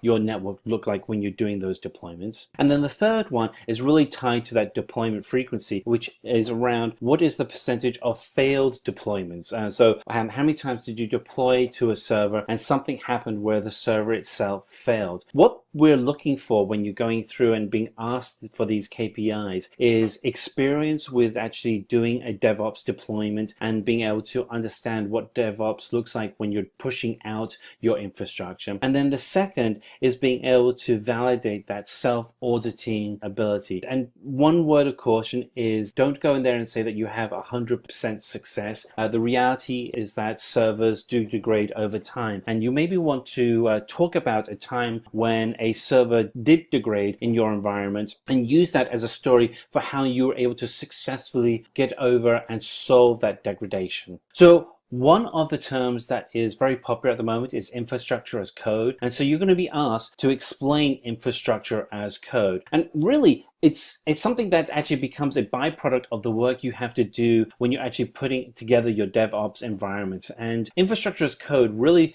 refers to the writing of code to actually manage your environment. And you can go through many of the other tools that we've covered in this series, but you'll see that XML or Ruby or YAML are used as languages to describe the configuration for your environment. This allows you to then create the rules and instructions that can be read by the machines that are actually setting up the physical hardware, versus a traditional model, which is having software and installing that software directly onto the machine. This is really important when it comes to cloud computing. There really is a strong emphasis of being able to explain infrastructure as a service, and infrastructure as code is fundamental to the foundation to infrastructure as service. And then finally, it allows you to be able to talk about how you can use scripted languages such as YAML to be able to create a consistent experience for your entire network. All right, so let's now get into the next section, which is source code management. And we're going to focus specifically on Git. The reason being is that Git is really the most popular source code management solution right now. There are other technologies out there, but for the types of distributed environments that we have, source code management with Git is probably the most effective. So the first question you'll be asked when it comes to Git is to talk about the difference between centralized and distributed version control. And if we look at the way that the two are set up, older technologies such as older versions of Team Foundation Server, though the current version does actually have Git in it, but older versions required a centralized server for you to check in and check out of code. The developer in the centralized system does not have all the files for the application, and if the centralized server crashes, then you actually lose all of the history of your code. Now, in contrast, a distributed model, actually we do check in our code to a server. However, for you to be effective and building out your solution, you actually check out all of the code for the solution directly onto your local development machine. So you can actually have a copy of the entire solution running on your local machine. This allows you to be able to work effectively offline. It really allows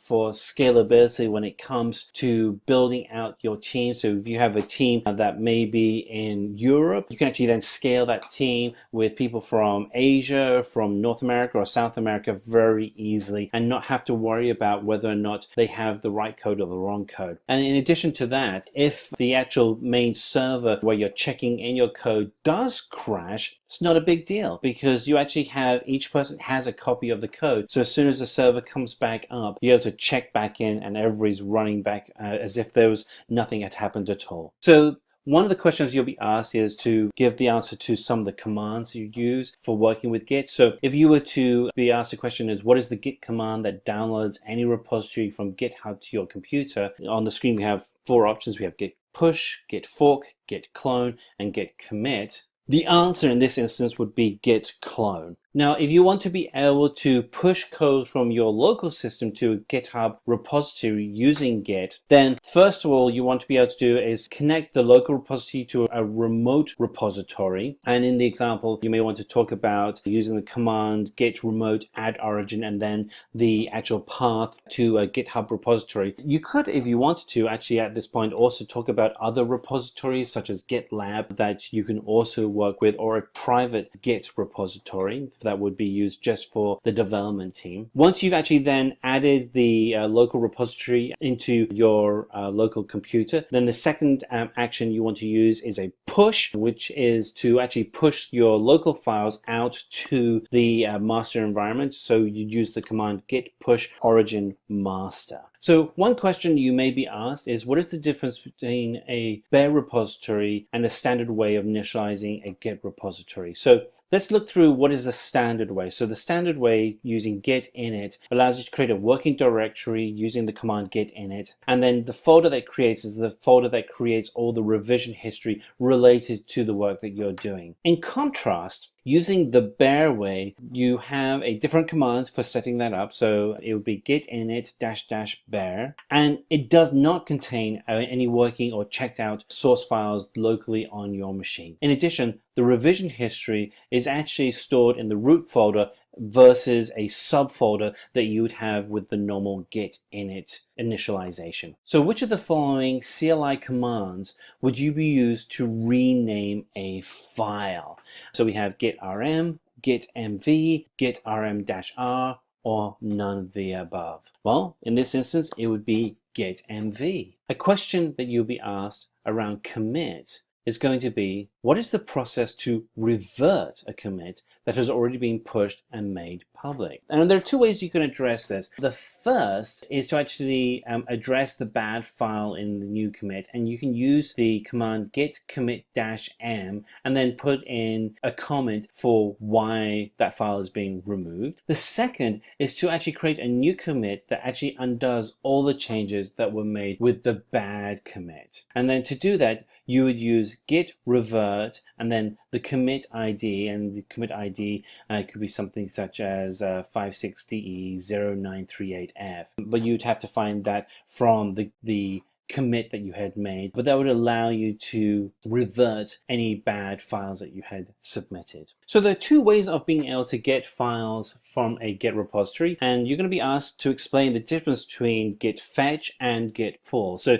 git fetch allows you to fetch and download only new data from a new repository. It does not integrate any of the new data into your working files, and it can be undone at any time if you want to break out the remote tracking branches. In contrast, git pull updates the current head branch with the latest changes from the remote server. So you get all of the files downloaded. It downloads new data and integrates it with the current working files you have on your system, and it tries to merge remote changes with your local ones. So one of the questions you'll get asked about Git is, what is a Git stash? So as a developer, you will be working on the current branch within a solution. But what happens if you come up with an idea where it's something that will take a different amount of time for you to be able to complete, but you don't want to interrupt the mainline branch? So what you can actually do is you can actually create a branch that allows you to start working on your own work outside of the mainline branch. And this is called Git stash. It allows you to be able to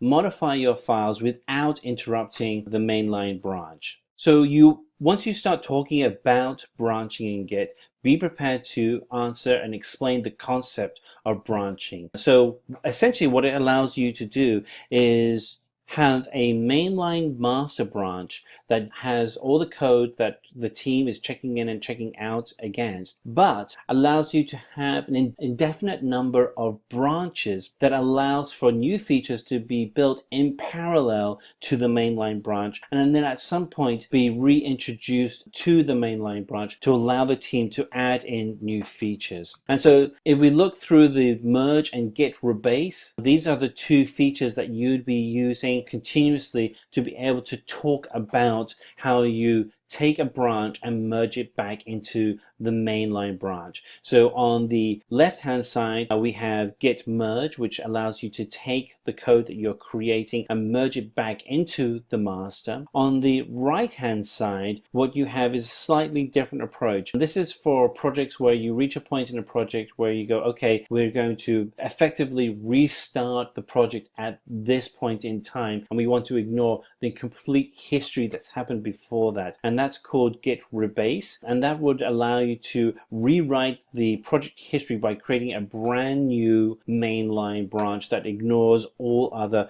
previous branches that have happened before it. You can, if you want to, very quickly and easily find out all the files that have been used to make a particular commit. So when somebody asks you the question, how do you find a list of files that has been changed in a particular commit, you can actually say that all you have to go is find the command git diff-tree-r and then the hash that you would use for the commit, and that would actually then give you a breakdown of all the files that have been made with that particular commit. A question that you'll be asked when you're talking about merging files is, what is a merge conflict in Git? And how can it be resolved? So essentially a merge conflict is when you have two or more branches that are competing with commits in Git, and you have to be able to determine which is the appropriate files that need to be submitted. And this is where you would go in, and to actually help resolve this issue, you'd actually go in and manually edit the conflicted files to select the changes you want to keep in the final merge. So let me go through the steps that you would take to be able to illustrate this when you're talking about this particular question in your interview. There are essentially 4 stages. The first would be under the repository name, you want to select a pull request, and you want to be able to show how that pull request would be demonstrated inside of GitHub. So within the pull request, there's going to be a highlight of conflict markers, and you'll be able to select which conflicts you want to keep and which you want to merge and which ones you want to change. So it's a step through how you would actually resolve a merge conflict. The first step would be under GitHub. You want to be able to pull the repository name and then the pull request around that repository. In the pull request list, click the pull request with a merge conflict and that you'd like to be able to resolve. That will pull up a file that will list out all of the conflicts for you. Near the bottom of that file will be a list of the requests that need to be resolved. And then if you need to make a decision on which branches you want to keep or which ones you want to change, that will have to be something you have to put in instructions inside of the file. You'll actually see that there are conflict markers within the instructions which are going to ask you which files you want to change and which ones you want to keep. If you have more than one merge conflict in your file, scroll down to the next set of conflict markers and repeat steps 4 and 5 until you resolve all of the conflicts. You will want to mark your file as resolved in GitHub so that the repository knows that you are having everything resolved. If you have more than one file with a conflict, then you want to go then onto the next file and start working on those files and just keep repeating the steps we've done up to this point until you have all of the conflicts resolved. And then once you have all of the resolutions created, then you want to select the button which is commit merge and then merge all your files back into GitHub, and this will take care and manage the resolution of the merge conflict within GitHub. So you can also do this through command line, and with command line you want to use git bash, and so you want to, as a first step, open up git bash and then navigate to the local git repository in command line using the cd change directory, and then list out the actual folder where you actually are putting all of your code. And then you want to be able to generate a list of the files that are affected with the merge conflict. And in this instance here, you can actually see the file styleguide.md has a merge conflict in it.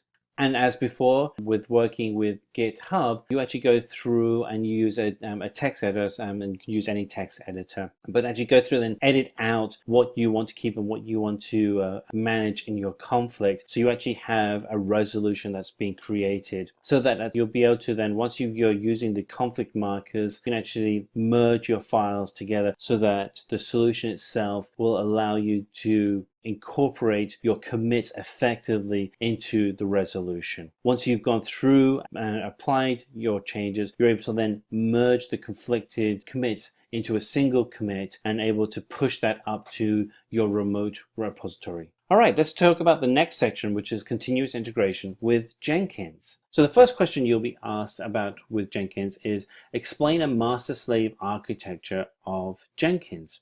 So the way that Jenkins is set up is that the Jenkins master will pull code from your remote Git repository such as GitHub and will check that repository every time there is a code commit. It will distribute the workload of that code and the tests that need to be applied to that code to all of the Jenkins slaves. And then on request, the Jenkins master and the slaves will then carry out all the builds and tests to be able to produce test reports. The next question you'll be asked is, what is a Jenkins file? And simply put, a Jenkins file is a text file that has a definition of the Jenkins pipeline and is checked into a source code repository. And this really allows for three distinct things to happen. One, it allows for a code review and iteration of the pipeline. It permits an audit trail for that pipeline and also provides a single source of truth for the pipeline, which can be viewed and edited. So which of the following commands runs Jenkins from the command line? Is it java-jar jenkins.war, java-war jenkins.jar, java-jar jenkins.jar, java-war jenkins.war? And the answer is A, java-jar jenkins.war. So when working with Jenkins, you're going to be asked what are the key concepts and aspects of working with a Jenkins pipeline. And you want to really hold out your fingers here and go through 4 key areas, and that is pipeline, node, step, and stage. So pipeline refers to the user-defined model of a CD continuous delivery pipeline. Node are the machines which are part of that Jenkins environment within the pipeline. Step is a single task that tells Jenkins what to do at that particular point in time. And then finally, stage defines a conceptually distinct subset of tasks performed through the entire pipeline. And tasks could be build, test, and deploy. So which of the following file is used to define dependency in Maven? And do we have A, build.xml, B, pom.xml, C, dependency.xml, or D, version.xml? And the answer is pom.xml. Working with Jenkins, you're going to be asked to explain the 2 types of pipeline used in Jenkins along with the syntax. And so a scripted pipeline is based on GroovyScript as their domain-specific language for Jenkins. And there are 1 or more node blocks that are used throughout the entire pipeline. On the left-hand side, you can actually see what the actual script would look like, and the right-hand side shows what the actual declaration for each section of that script would be.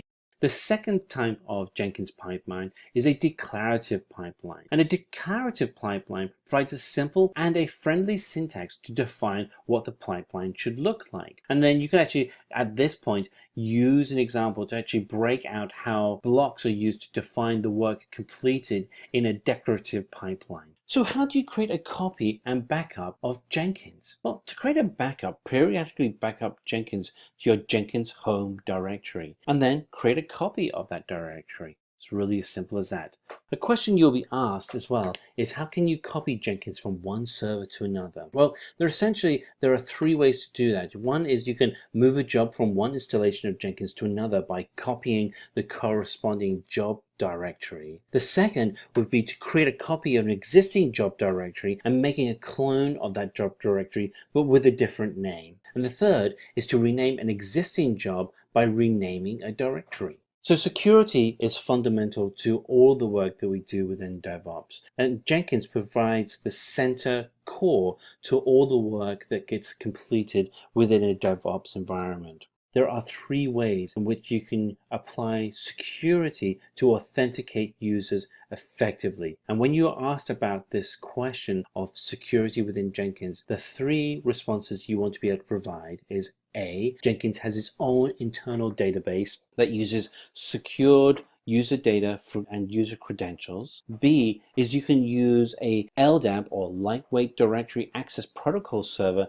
to be able to authenticate Jenkins users. Or C, you can actually configure Jenkins to authenticate by using such as OAuth, which is a more modern method of being able to authenticate users. you're going to be asked how to deploy a custom build of a core plugin within Jenkins. And essentially, the 4 steps that you want to go through are, first of all, copying the .hpi plugin file into the Jenkins home plugins subdirectory. You want to remove the plugin's development directory if there is one. You want to create an empty file called plugin.hpi.pinned. And once you've completed these 3 steps, restart Jenkins and your custom build plugin should be available. How can you temporarily turn off Jenkins security if the administrative user has locked themselves out of the admin console? Well, this doesn't happen very often, but when it does, it's good to know how you can actually get into Jenkins and be able to resolve the problems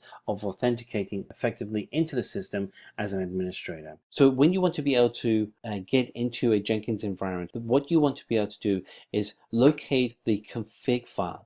You should see that it's set to true, which allows for security to be enabled. If you then change the user security setting to false, security will be disabled, allowing you to make your administrative changes and will not be re-enabled until the next time Jenkins is restarted. So what are the ways in which a build can be scheduled and run in Jenkins? Well, there are 4 ways in which you can identify the way a build can be scheduled or run in Jenkins. The first is when source code management commits new code into the repository. You can run Jenkins at that point. The second can be after the completion of other builds. So maybe you have multiple builds in your project that are dependent on each other, and when so many other builds have been executed, then you can have Jenkins run. You can schedule builds to run at a specified time. So you may have nightly builds of your code that illustrate the changes in the solution you're building. And then finally, you also can manually build an environment on request. Occasionally, you will want to also restart Jenkins. And so it's good that when a question around how do you restart Jenkins manually comes up, that you have the answers. And there are 2 ways in which you can do it. One is you can force a restart without waiting for builds to complete by using the Jenkins URL that you have for your environment /restart, or you can allow all running builds to complete before restart are required, and in which case you would use the command of the URL for your Jenkins environment /safe restart. So let's go into the 4th and final section of this first video, which talks about continuous testing with Selenium. So the first question you will be asked most likely around Selenium are, what are the 4 different Selenium components? And again, you will want to hold open your fingers because there are 4 distinct environments. You have Selenium Integrated Development Environment, or Selenium IDE. You have Selenium Remote Control, or Selenium RC. You have Selenium WebDriver, and then Selenium Grid. You'll be asked to explain each of those areas in more detail, but let's start off by looking at Selenium Driver. What are the different exceptions in Selenium WebDriver? So it's useful to remember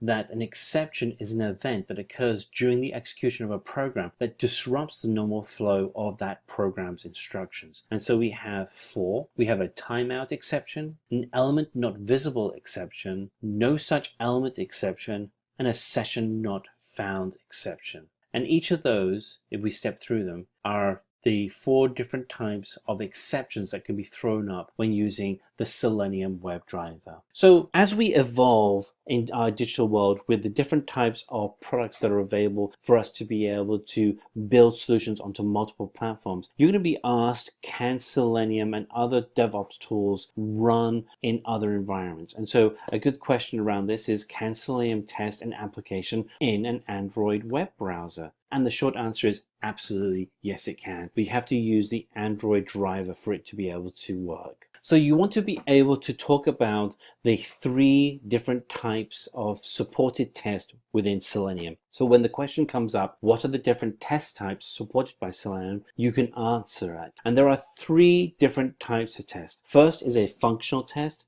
Second is a regression test, and third is a load testing test. The functional test is a kind of black box testing in which test cases are based on a specific area or feature within the software. A regression test helps you find any specific areas that functional tests or non-functional areas of the code wouldn't be able to detect. The load testing test allows you to monitor the response of a solution as you increase the volume of hits and how you're using the code are put onto it. An additional question you'll be asked is, how can you get a text of a web element using Selenium? Well, the get command is used to retrieve text of a specific web element. It's important to remember, however, that the command does not return any parameters, but just returns a string value. So you want to be able to capture that string value and discuss about it. A question you'll be asked around Selenium is, can you handle keyboard and mouse actions using Selenium? And the answer is yes, you can, but you have to make sure that you're using the Advanced User Interaction API. And the Advanced User Interaction API is something that can be scripted into your tests, and it allows you for capturing methods such as a click and hold and drag and drop mouse events, and then keyboard down or keyboard up key release events, so that if you want to capture, say, the use of Control Shift or a specific function button off the keyboard, you'd be able to capture those. Of the following four elements, which of these elements is not a web element method? A, get text, B, size, C, get tag name, D, send keys. And it's B, size. You're going to be asked to explain what is the difference for when we use find element or find elements. And so if we look at find element finds the first element in the current web page that matches the specified locator value. In contrast, find element finds all of the elements on the web page that matches the specified value.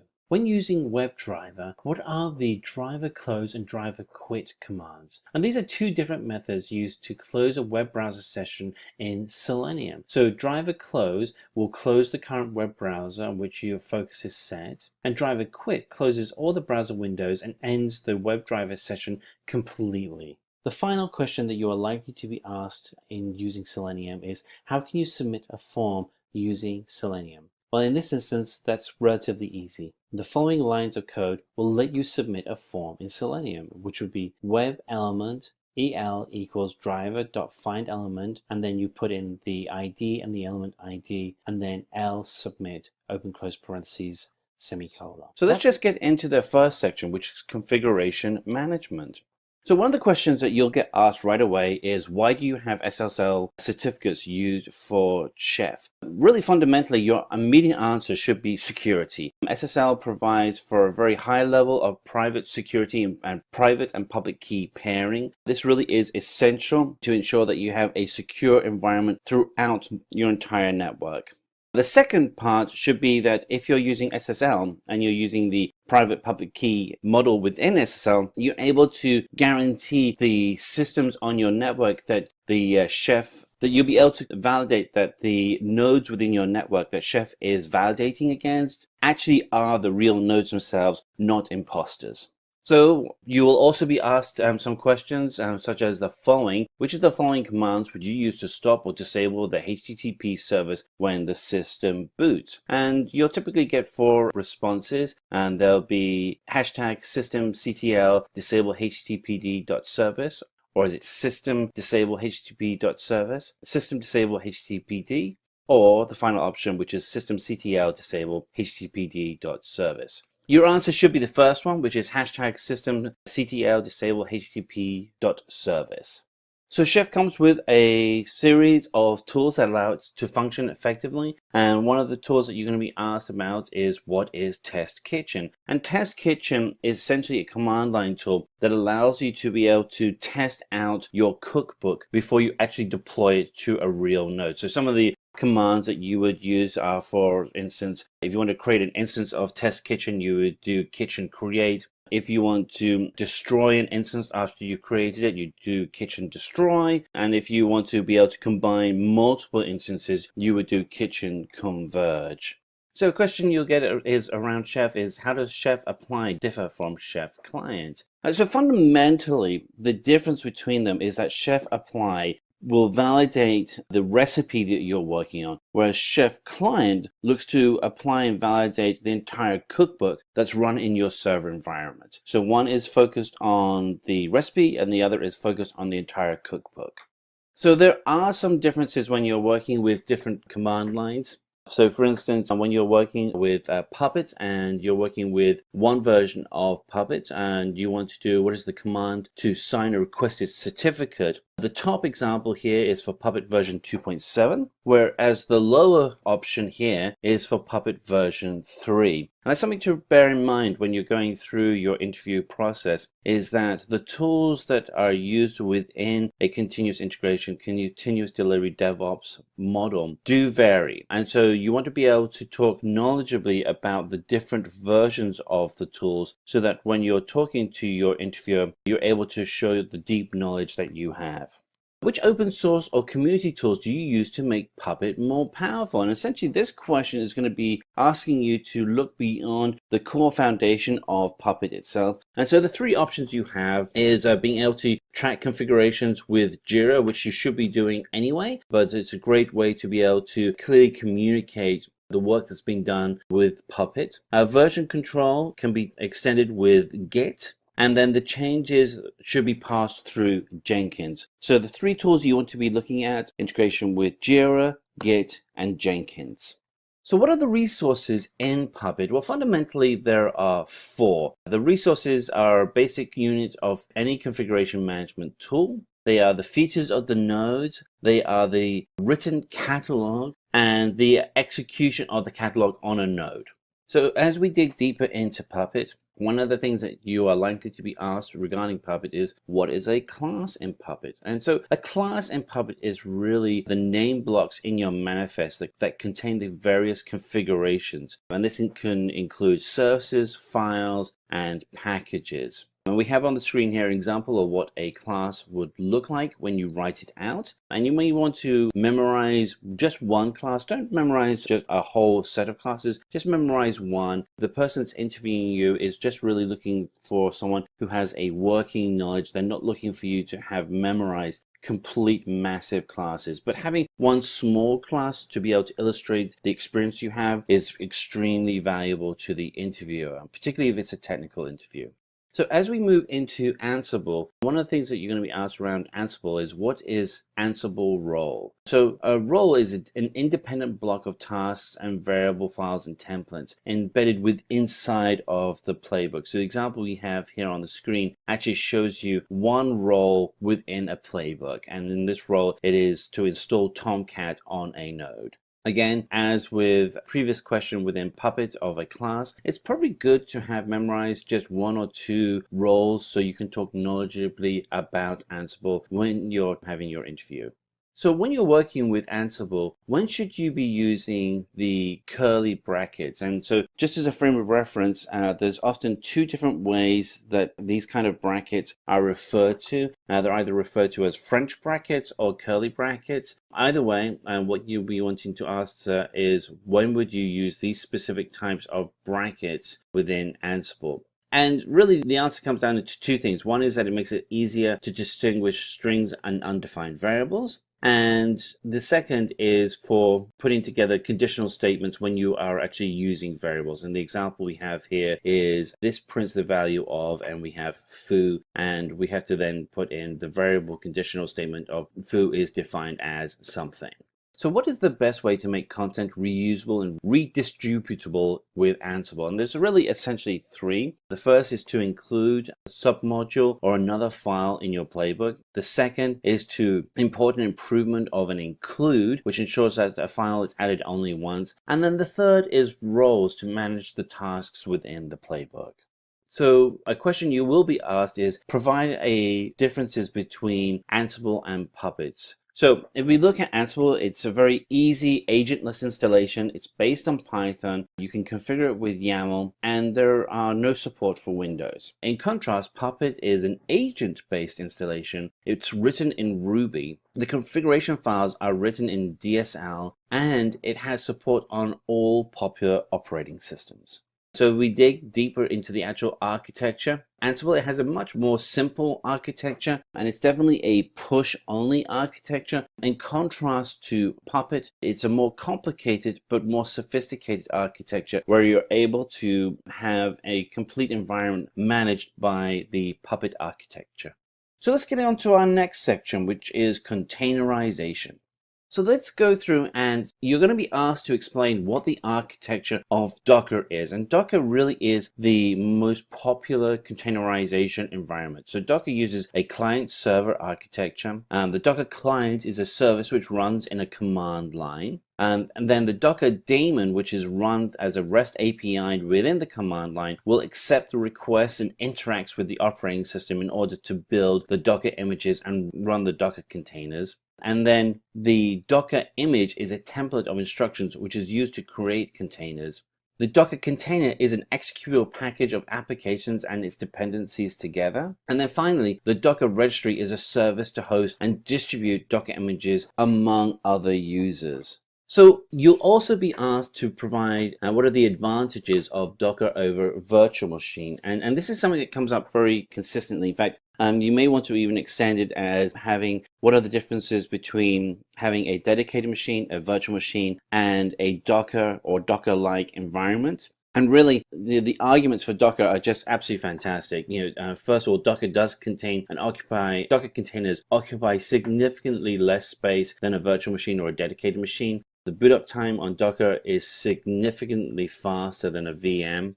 Containers have a much better performance as they are hosted in a single Docker image. Docker is highly efficient and very easy to scale, particularly when you start working with Kubernetes. Easily portable across multiple platforms, and then finally, for space allocation, Docker data volumes can be shared and reused among multiple containers. The argument against virtual machines is significant, and particularly if you're going into an older environment where a company is still using actual dedicated hardware and haven't moved to a cloud or cloud-like environment, your arguments for Docker are going to be very, very persuasive. Be very clear on what the advantages are for Docker over a virtual machine, because you want to be able to succinctly share them with your team. And this is something that's important when you're going through the interview process, but also equally important, particularly if you're working with a company that's transitioning or going through a digital transformation where they aren't used to working with tools like Docker. You need to be able to effectively share with that team what the benefits are.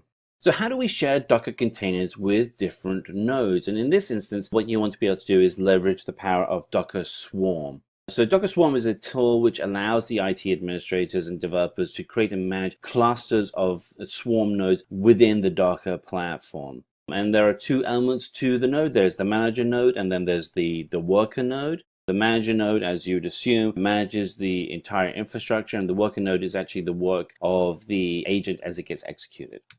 So what are the commands to create a Docker Swarm? And so here we have an example of what a manager node would look like. And once you've created a swarm on your manager node, you can now add worker nodes to that swarm. And again, when you're stepping through this process, be very precise in the execution path that needs to be taken to be able to effectively create a swarm. So start with the manager node, and then you create a worker node. And then finally, when a node is initialized as a manager node, it can immediately create a token, and that token is used for the worker nodes and associating the IP address with the worker nodes.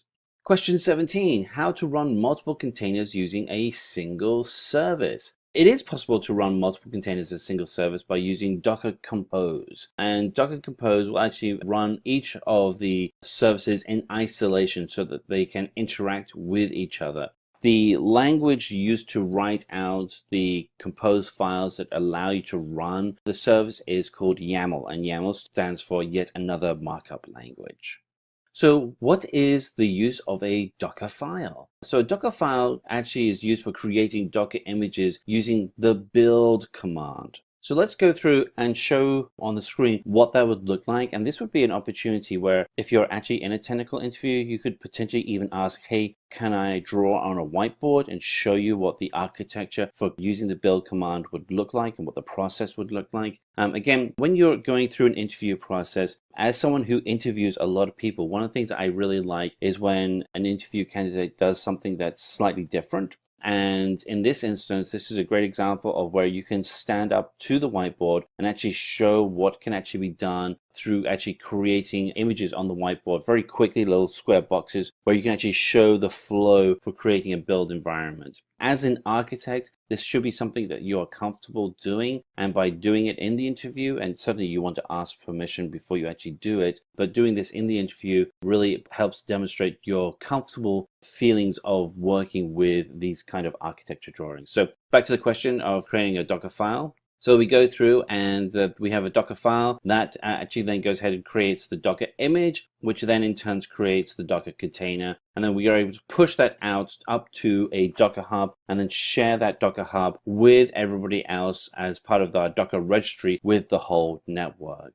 So what are the differences between Docker image and Docker containers? So let's go through the Docker image. So the Docker images are templates of a Docker container. An image is built using a Docker file, and it stores that Docker file in a Docker repository or a Docker Hub. And you can use Docker Hub as an example. And the image layer is a read-only file system. The Docker container is a collection of the runtime instances of a Docker image, and the containers are created using Docker images, and they are stored in the Docker daemon, and every container is a read-write file system. So you can't replace the information, you can only append to it. So while you can actually use YAML for writing so a question you're going to be asked is, instead of YAML, what can be an alternate file to build Docker Compose? So YAML is the one that is the default, but you can also use JSON. So if you are comfortable working with JSON, and that is something that you should be get comfortable with, is you want to be able to use that to name your files. And as a frame of reference, JSON is a logical way of being able to do value paired matching using a JavaScript-like syntax. So you're going to be asked how to create a Docker container. So let's go through what that would look. And we'll break it down task by task. So the task is going to be create a MySQL Docker container.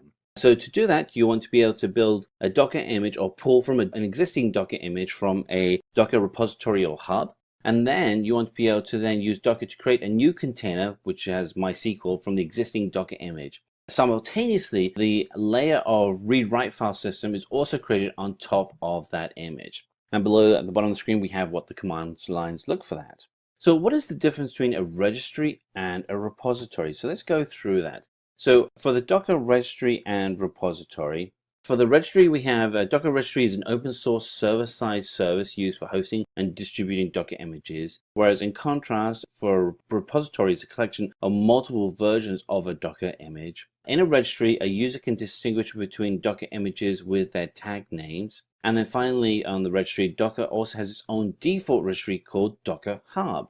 For the repository, it is a collection of multiple versions of Docker images. It is stored in a Docker registry, and it has two types, a public and private registry, so you can actually create your own enterprise registry. So you're going to be asked, what are the cloud platforms that support Docker? Really, list them all. We have listed here Amazon Web Services, Microsoft Azure, Google Cloud, Rackspace, but you could add in there IBM, Bluemix, could put in Red Hat. Really, any of the cloud service providers out there today do support Docker. It's just become an industry standard. So what is the purpose of expose and publish commands in Docker? So if we go through, expose is an instruction used in Docker file, whereas publish is used in Docker run command. For expose, it is used to expose ports within a Docker network, whereas with publish, it can be used outside of a Docker environment. For expose, it is a documenting instruction used at the time of building an image and running a container, whereas with publish, it is used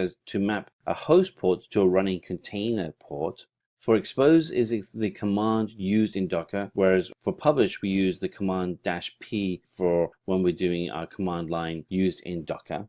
And examples of these are expose 8080, or with Docker, we would put in, or for publish, we would do the example Docker run -d-p and then 0.0.0.80, 80:80 as our command line. So let's look at continuous monitoring. So with continuous monitoring, how does Nagios help in continuous monitoring of systems, applications, and servers? And so this is really just a high-level question of using Nagios within your environment. And you should be able to just come back very quickly and say, Nagios allows you to help manage the servers and check if they're being sufficiently utilized and if there are any task failures that need to be addressed. And so there are three areas of utilization and risk that you want to be able to manage. This is being able to verify the status and services of the entire network, the health of your infrastructure as a whole, and if applications are working properly together with web services and APIs that are reachable.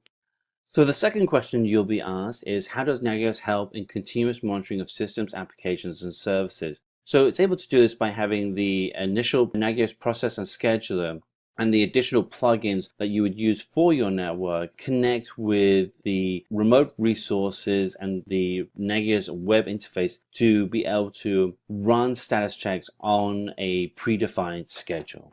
So what do you mean by Nagios Remote Plugin Executor, or the NPRE of Nagios? So NPRE allows you to execute plugins on Linux Unix machines that allow you to do additional monitoring and machine metrics such as disk usage, CPU load, etc.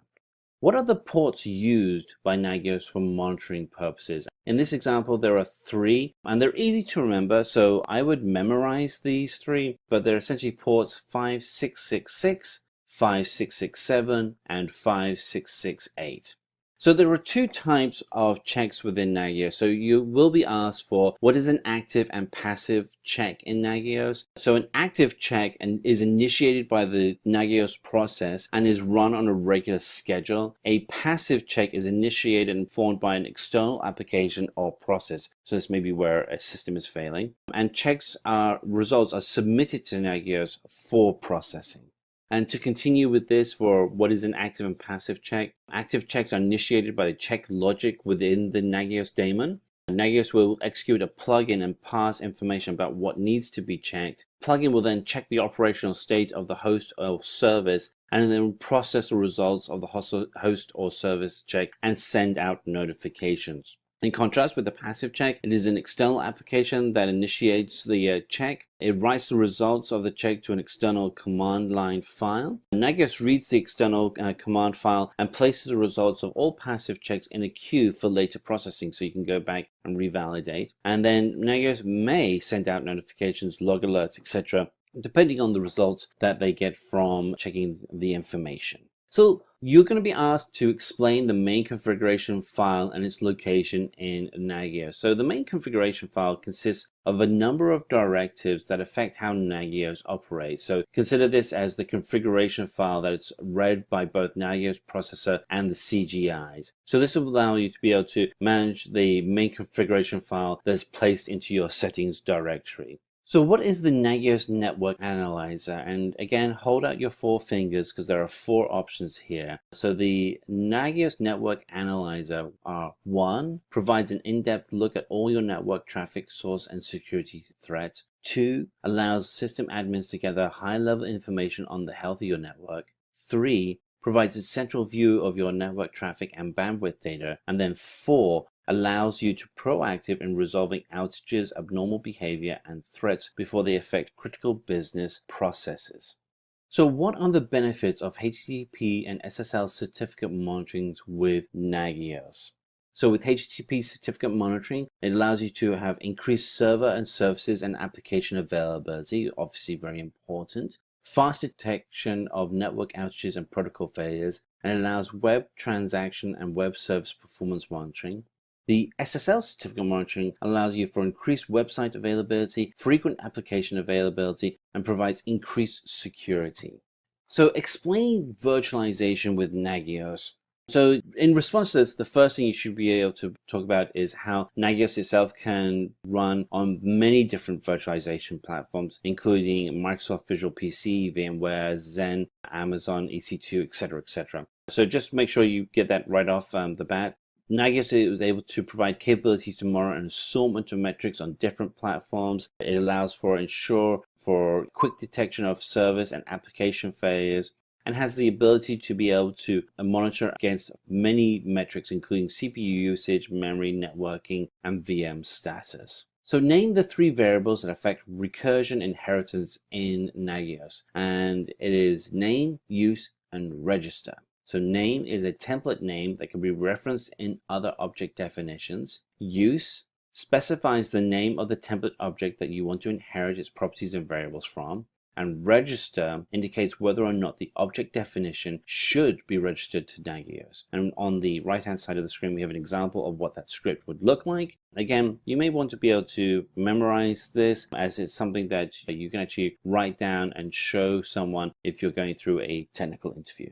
So why is Nagios said to be object-oriented? And fundamentally it comes down to the object configuration format that you can use in your object definitions. It allows you to inherit properties from other object definitions, and this is typical of object-oriented development and is now applied for the Nagios environment. So some of the objects that you can inherit are services, hosts, commands, and time periods.